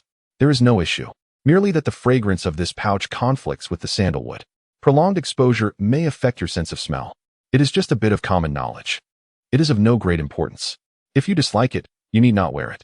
With a graceful blink, she spoke with an air of composure, showing no signs of unease. It was then that Tenzong quietly exhaled, clasping his hands in gratitude. "Thank you, Miss Pianran. Very well, you may converse. I shall take a stroll outside," he added. Pianran nodded and rose to depart the pavilion. Tenzong bowed slightly to allow her passage, unable to suppress his gaze from lingering on Pianran. This Miss Pianran always seemed to envelop herself in an aura of mystery. "Tenzong, I never knew you had an affinity for these trinkets. Who bestowed them upon you?" Sun Wuhan inquired, stroking his chin, a look of intrigue adorning his features. The pouch was evidently crafted by a woman's hand, yet it was now closely kept by him, suggesting an intriguing tale behind it. As the leader of the Qingyin guards, Tenzong was quite admired by the maidens of the estate, yet he had never been seen accepting tokens from any lady before. This indeed piqued interest. "Lord of the city, please refrain from jesting at my expense. This is merely a keepsake left to me by a friend, which I intend to return," Tenzong stammered, his cheeks flushing as he offered his defense. "Lord of the city, oh?" Sun Wuhan's expression grew stern. "Speak." At that moment, he abruptly rose to his feet. Could it be the powerful force mentioned by Pianran was indeed affiliated with the Taoist sect? The thought sent a ripple of shock through him, and he realized Pianran had indeed touched upon a significant matter cloaked in secrecy. "Yuding, may I have a word with you?" Sister Pianran." Wu Yuding appeared somewhat anxious, her hands fidgeting nervously. Pianran appraised her with a discerning gaze. then turned and strolled beneath a sycamore tree. Wu Yuting bit her lip, hesitating for several moments before finally mustering the courage to follow. It appears that Lu Yuan has not treated you well. Epian Ran scrutinized Wu Yuting with a discerning gaze, ultimately fixating on the corner of her mouth, where remnants of an injury were still faintly visible. In just a few days, Wu Yuting appeared so dazed and haggard. She should have anticipated that Lu Yuan's invitation to the Lord's mansion for both Su and Wu was fraught with ulterior motives. It is likely that the two have already fallen under her control. No, that's not true. The third young lady treats me very well. And she is also kind to Sister Su. Pian Ran, why would you say such a thing? Wu Yuting hastily defended herself, though her words only deepened the misunderstanding. Well then, do you have feelings for him? Wu Yuting was taken aback, and in the next moment, her cheeks were instantly adorned with a rosy hue.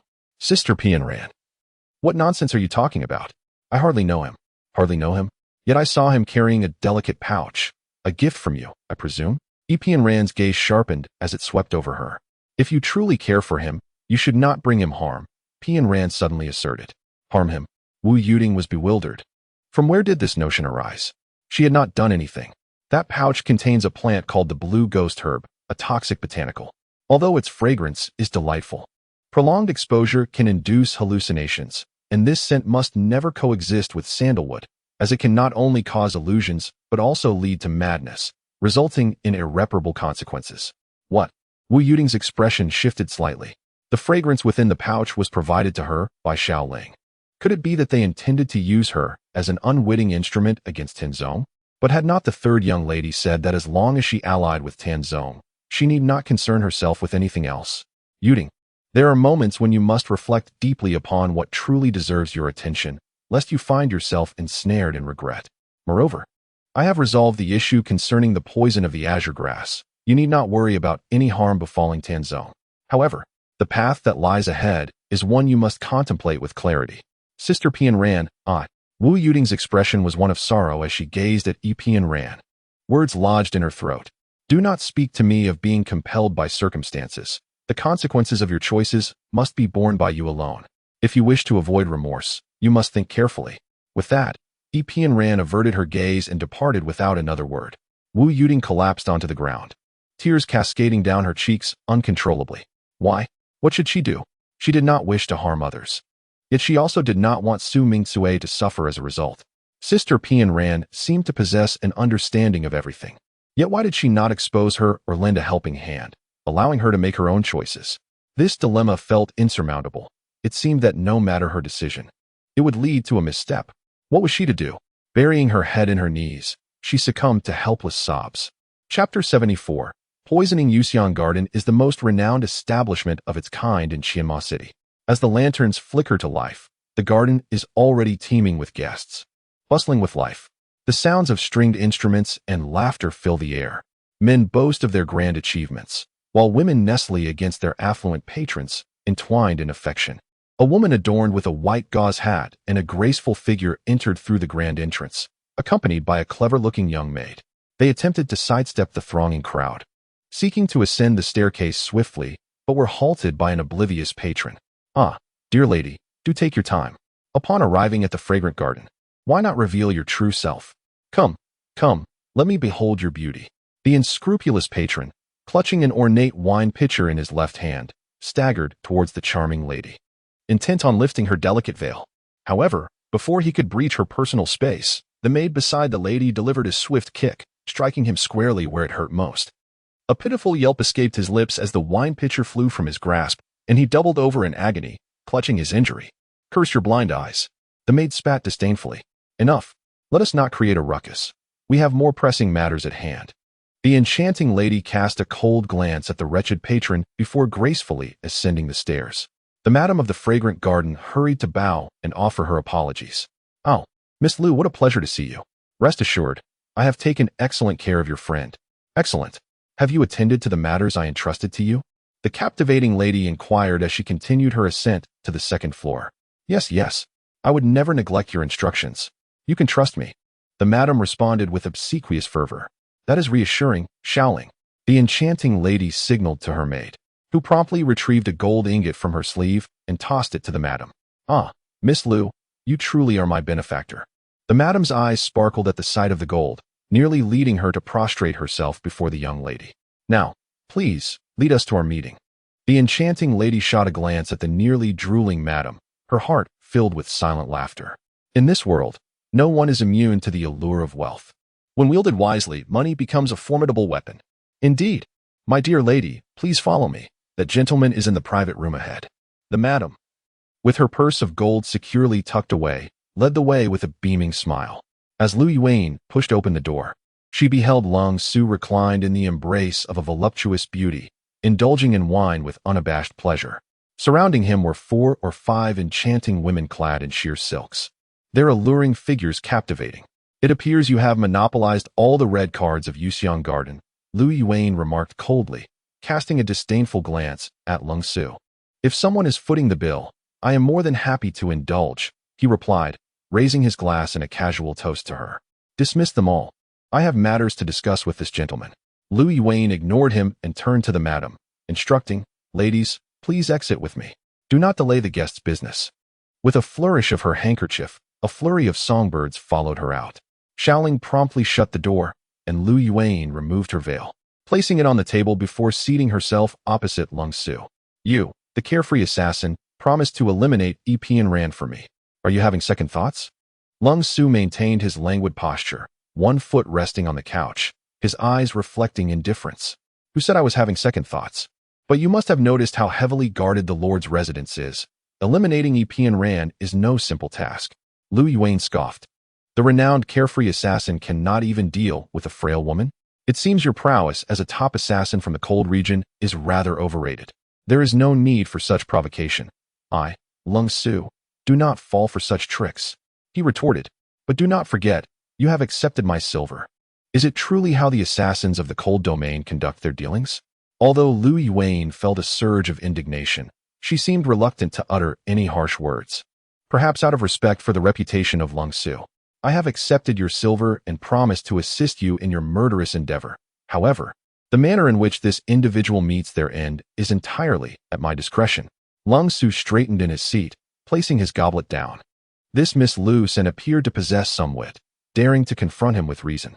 Yet, to argue with an assassin, had she lost her senses? Careful now. You must not overstep your bounds. Lu Yuan could no longer contain her frustration. Long Su was merely toying with her, as he had no intention of eliminating Epian Rand. How unfortunate. What I, Long Su, despise most is the inability to torment women. Long Su chuckled lightly, his words dripping with mockery. Is that so? Then you must clearly discern whether I am a woman you can indeed bully.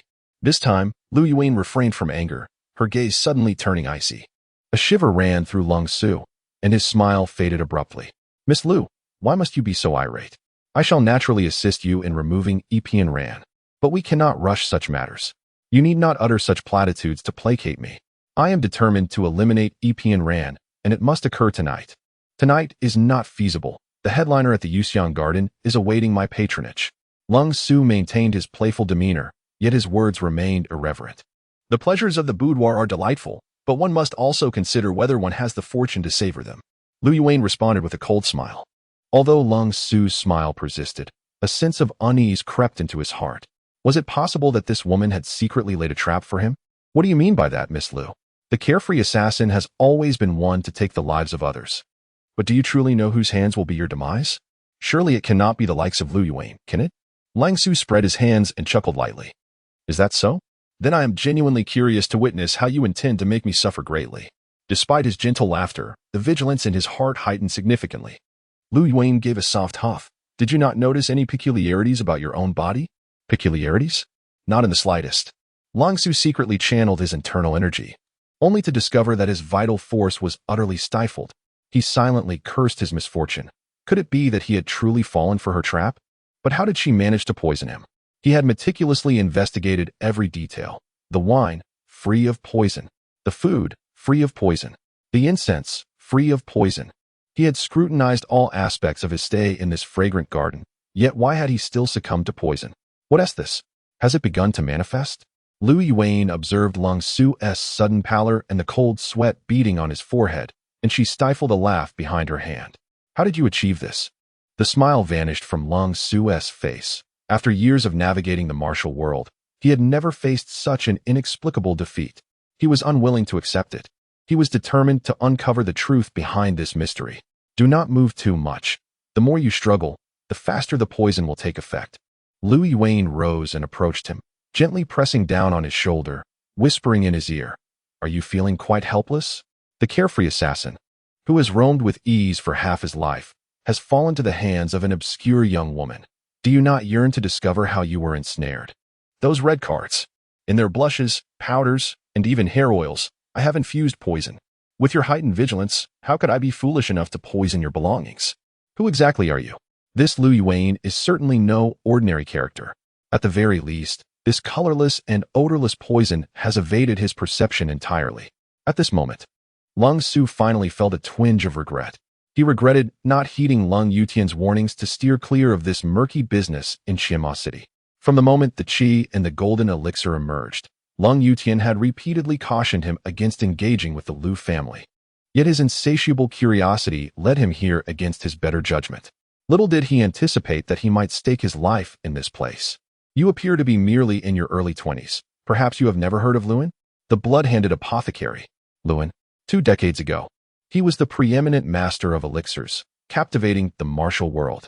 He crafted countless superior elixirs that stirred the hearts of warriors. Lung Su's pupils dilated in astonishment. He could hardly fathom that a seemingly insignificant Lu family in Qianma City harbored such a formidable expert. What is your connection to him? I regret to inform you, but that would be my father. Ah, how delightful. It seems the apple does not fall far from the tree. To be defeated by you. I cannot claim it to be unjust. Lung Su scoffed repeatedly. He had heard from his master that this blood-handed Luan, alongside his fellow disciple Hu Daoji, excelled in the art of alchemy. However, Luan favored the study of toxic elixirs. While his concoctions were potent, they often bore toxic properties, making them inadvisable for use unless in dire circumstances, which is precisely why he earned the moniker of blood-handed. However, they have remained hidden in the city of Qianma for many years, and now they suddenly reappear. What could be their purpose? What do you wish to do? Lung Su exerted every effort to suppress the poison coursing through his veins, coldly inquiring. Did I not make it clear? You must eliminate Epian Ran. Yet now, that is no longer feasible. Since you have discovered my true identity, I can no longer allow you to leave. Fear not. As long as you diligently serve my interests, I shall provide you with the antidote. Xiaoling immediately approached, retrieving a black pill from her pocket and forcing it into Lung Su's mouth. This pill will only restore your abilities for 2 hours. Within that time, you must bring Epian Ran to the dilapidated temple on the outskirts of the city. Then, I shall witness with my own eyes your act of killing her. Lung Su could only manage a bitter smile. He never anticipated that despite his lifetime of cleverness, he would find himself in such a dire predicament. It seems that now he had no choice but to kill Epian Ran. His own life took precedence. She could only blame her misfortune. Chapter 75. A sudden crisis? As the hour approached the end of the day, the Lord's residence erupted into chaos. A figure stumbled towards Hemming Pavilion, and upon closer inspection, it was Lu Yuan.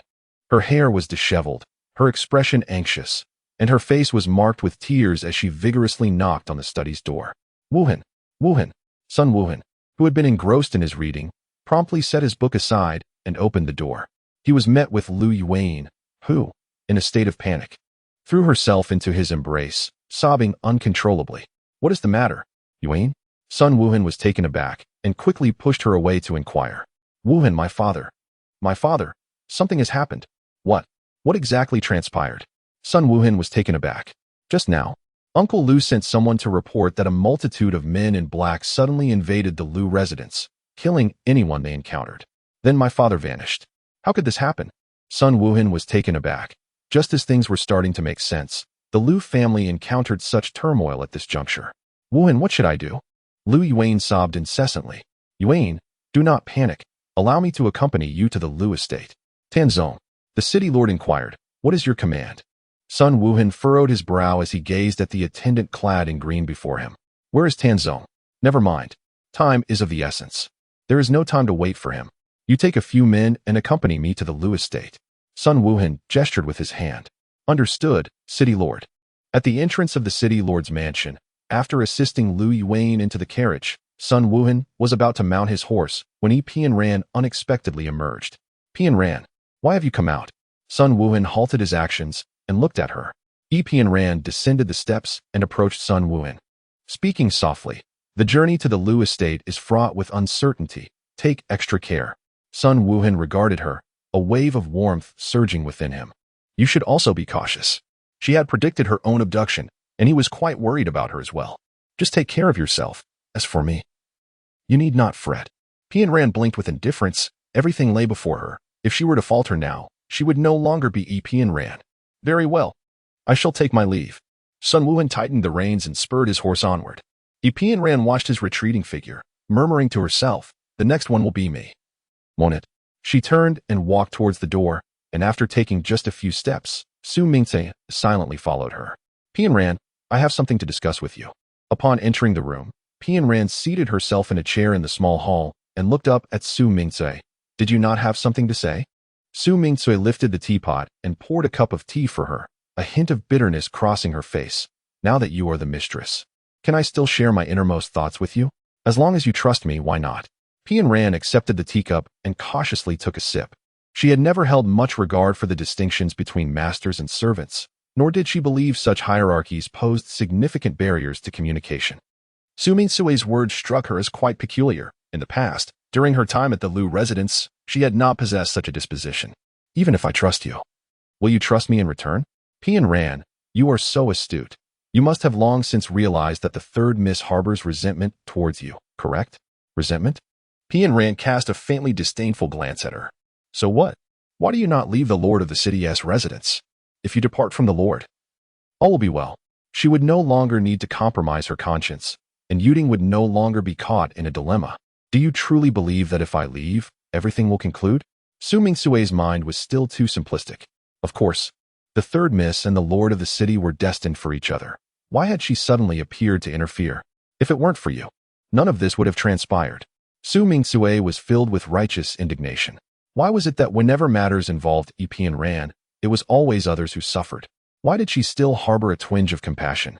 Epian Ran possesses an inherent indifference, utterly oblivious to, and unconcerned with, her predicaments. Will nothing transpire?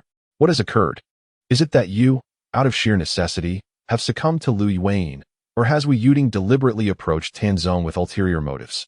Su Mingxue, no one has compelled you to assist in nefarious deeds. It is your own volition that leads you into this murky water. Upon taking that first step, you ought to have comprehended the burdens you would bear.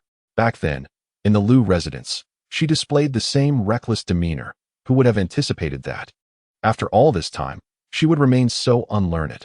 To act within one's means is the first step towards self-awareness. Indeed, you seem to know everything. Su Mingxue felt a shiver of trepidation within. "There is much more I am aware of." Epian Ran abruptly lifted the teacup from the table and inquired, "Did you lace my tea with something?" How did you know?" Su Mingxue gazed at her in astonishment. Despite her meticulous efforts to obscure the truth with half-truths and casual banter, how was it that Epian Ran still perceived the deception? "Is it so bewildering? Why is it that you have not ensnared me?" Epian Ran fixed her gaze upon Su Mingxue, observing the growing unease etched upon her face. Yet she could not suppress a sigh. Her constitution was inherently unique, rendering her immune to substances with narcotic effects. Ordinary poisons held no sway over her, rendering the drinking of alcohol akin to sipping water. "Fear not. Even if your scheme falters, there will be others to take the reins." At this juncture, Pian Ran raised her voice and called out to the window, "Come forth, carefree assassin." As soon as her words fell, a figure slipped through the window, landing gracefully inside the room. Clad in black and wielding a long sword, it was none other than Lang Su. "You are indeed a challenge. No wonder Lu Yuan values you so highly." Lang Su crossed his arms and shrugged nonchalantly. "Have you changed your mind about wanting to kill me?" Epian Ran replied coolly. "Indeed, I wonder if you are prepared to face my blade." Lang Su chuckled mischievously. "I am ready, as long as you can bring yourself to strike. Rest assured, my sword strikes swiftly, sparing you much anguish." Lang Su continued to smile, yet the long sword in his hand began to be drawn slowly, emanating a palpable aura of menace. "Is that so? Faster than the blade of the foremost assassin?" The chilling blade reflected a gleam of white light, prompting Epian Ran to shield her eyes with her hand, the light landing precisely in her outstretched palm. "What is this?" Lang Su suddenly trembled. The scar on Epian Ran's palm was all too familiar to him. It was the mark left by the shadow blade. and the shadow blade was the weapon of Lung Yutian. This woman had once been wounded yet survived under the shadow blade. Should I perish? I kindly ask that you inform Lung Yutian that the debt of a single strike is one I shall never forget. Upon saying this, Epian Ran watched with satisfaction as a whirlwind of surprise, doubt, hesitation, and uncertainty flickered in Lung Su's eyes. She then let out a light laugh and continued, "Of course. Should I miraculously survive, I shall personally express my gratitude to Lung Yu in the future." What precisely is the relationship between Epian Ran and Lung Yutian? Why does she bear the scars left by him, yet speaks of thanks? Cold Yutian never leaves a survivor once he strikes. Yet, how is it that Epian Ran remains injured but alive? What hidden truths lie beneath this peculiar circumstance? Cold Su tightened his grip on the sword in his hand, realizing that he was genuinely hesitant to proceed. However, the thought of the lethal poison coursing through his veins compelled him to grit his teeth and point his sword at Epian Ran. "I regret to inform you that I must kill you. I will personally explain to Cold Yutian." Wait.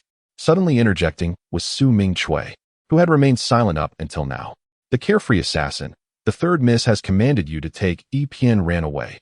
You cannot kill her here." Cold Su turned his gaze towards Su Ming Chui, pondering her foolishness. Did she not realize that should Epian Ran fall into Lu Yuyin's hands, her fate would be far worse? Earlier, she had shown some semblance of compassion toward Epian Ran. How could she now be so confused? It mattered not. Miss Lu merely wished for her disappearance. The location of the kill was inconsequential. With a flick of his wrist, he was prepared to strike. Not so fast. Su Ming Chui suddenly positioned herself in front of Epian Ran, resolutely declaring, "You cannot defy the third miss's orders. You insolent girl, what do you comprehend?" Cold Su retorted, exasperated. "You cannot let her die here." For reasons unknown, Su Ming Chui was adamant that she could not bear to witness Epian Ran's demise before her eyes. "How tiresome. Have you made your decision? Will you kill me or take me away?" Epian Ran interjected, her brow furrowing. Cold Su glared at the defiant Su Ming Chui before sheathing his sword. He could not afford to linger. The poison within him would soon resurge. "Shall I strike you unconscious, or—" Cold Su gazed at Epian Ran, raising his hand. "No need for that." Epian Ran retrieved a piece of black cloth from her sleeve and voluntarily covered her eyes. "You are indeed thoroughly prepared." Lung Su couldn't help but exclaim in astonishment. "What kind of anomaly is Epian Ran? Let us depart. If we linger any longer, I fear you may truly be unable to leave." Suddenly, Epian Ran cast a glance at Lung Su. A stirring sensation arose within Lung Su. Had she discerned something? Could it be?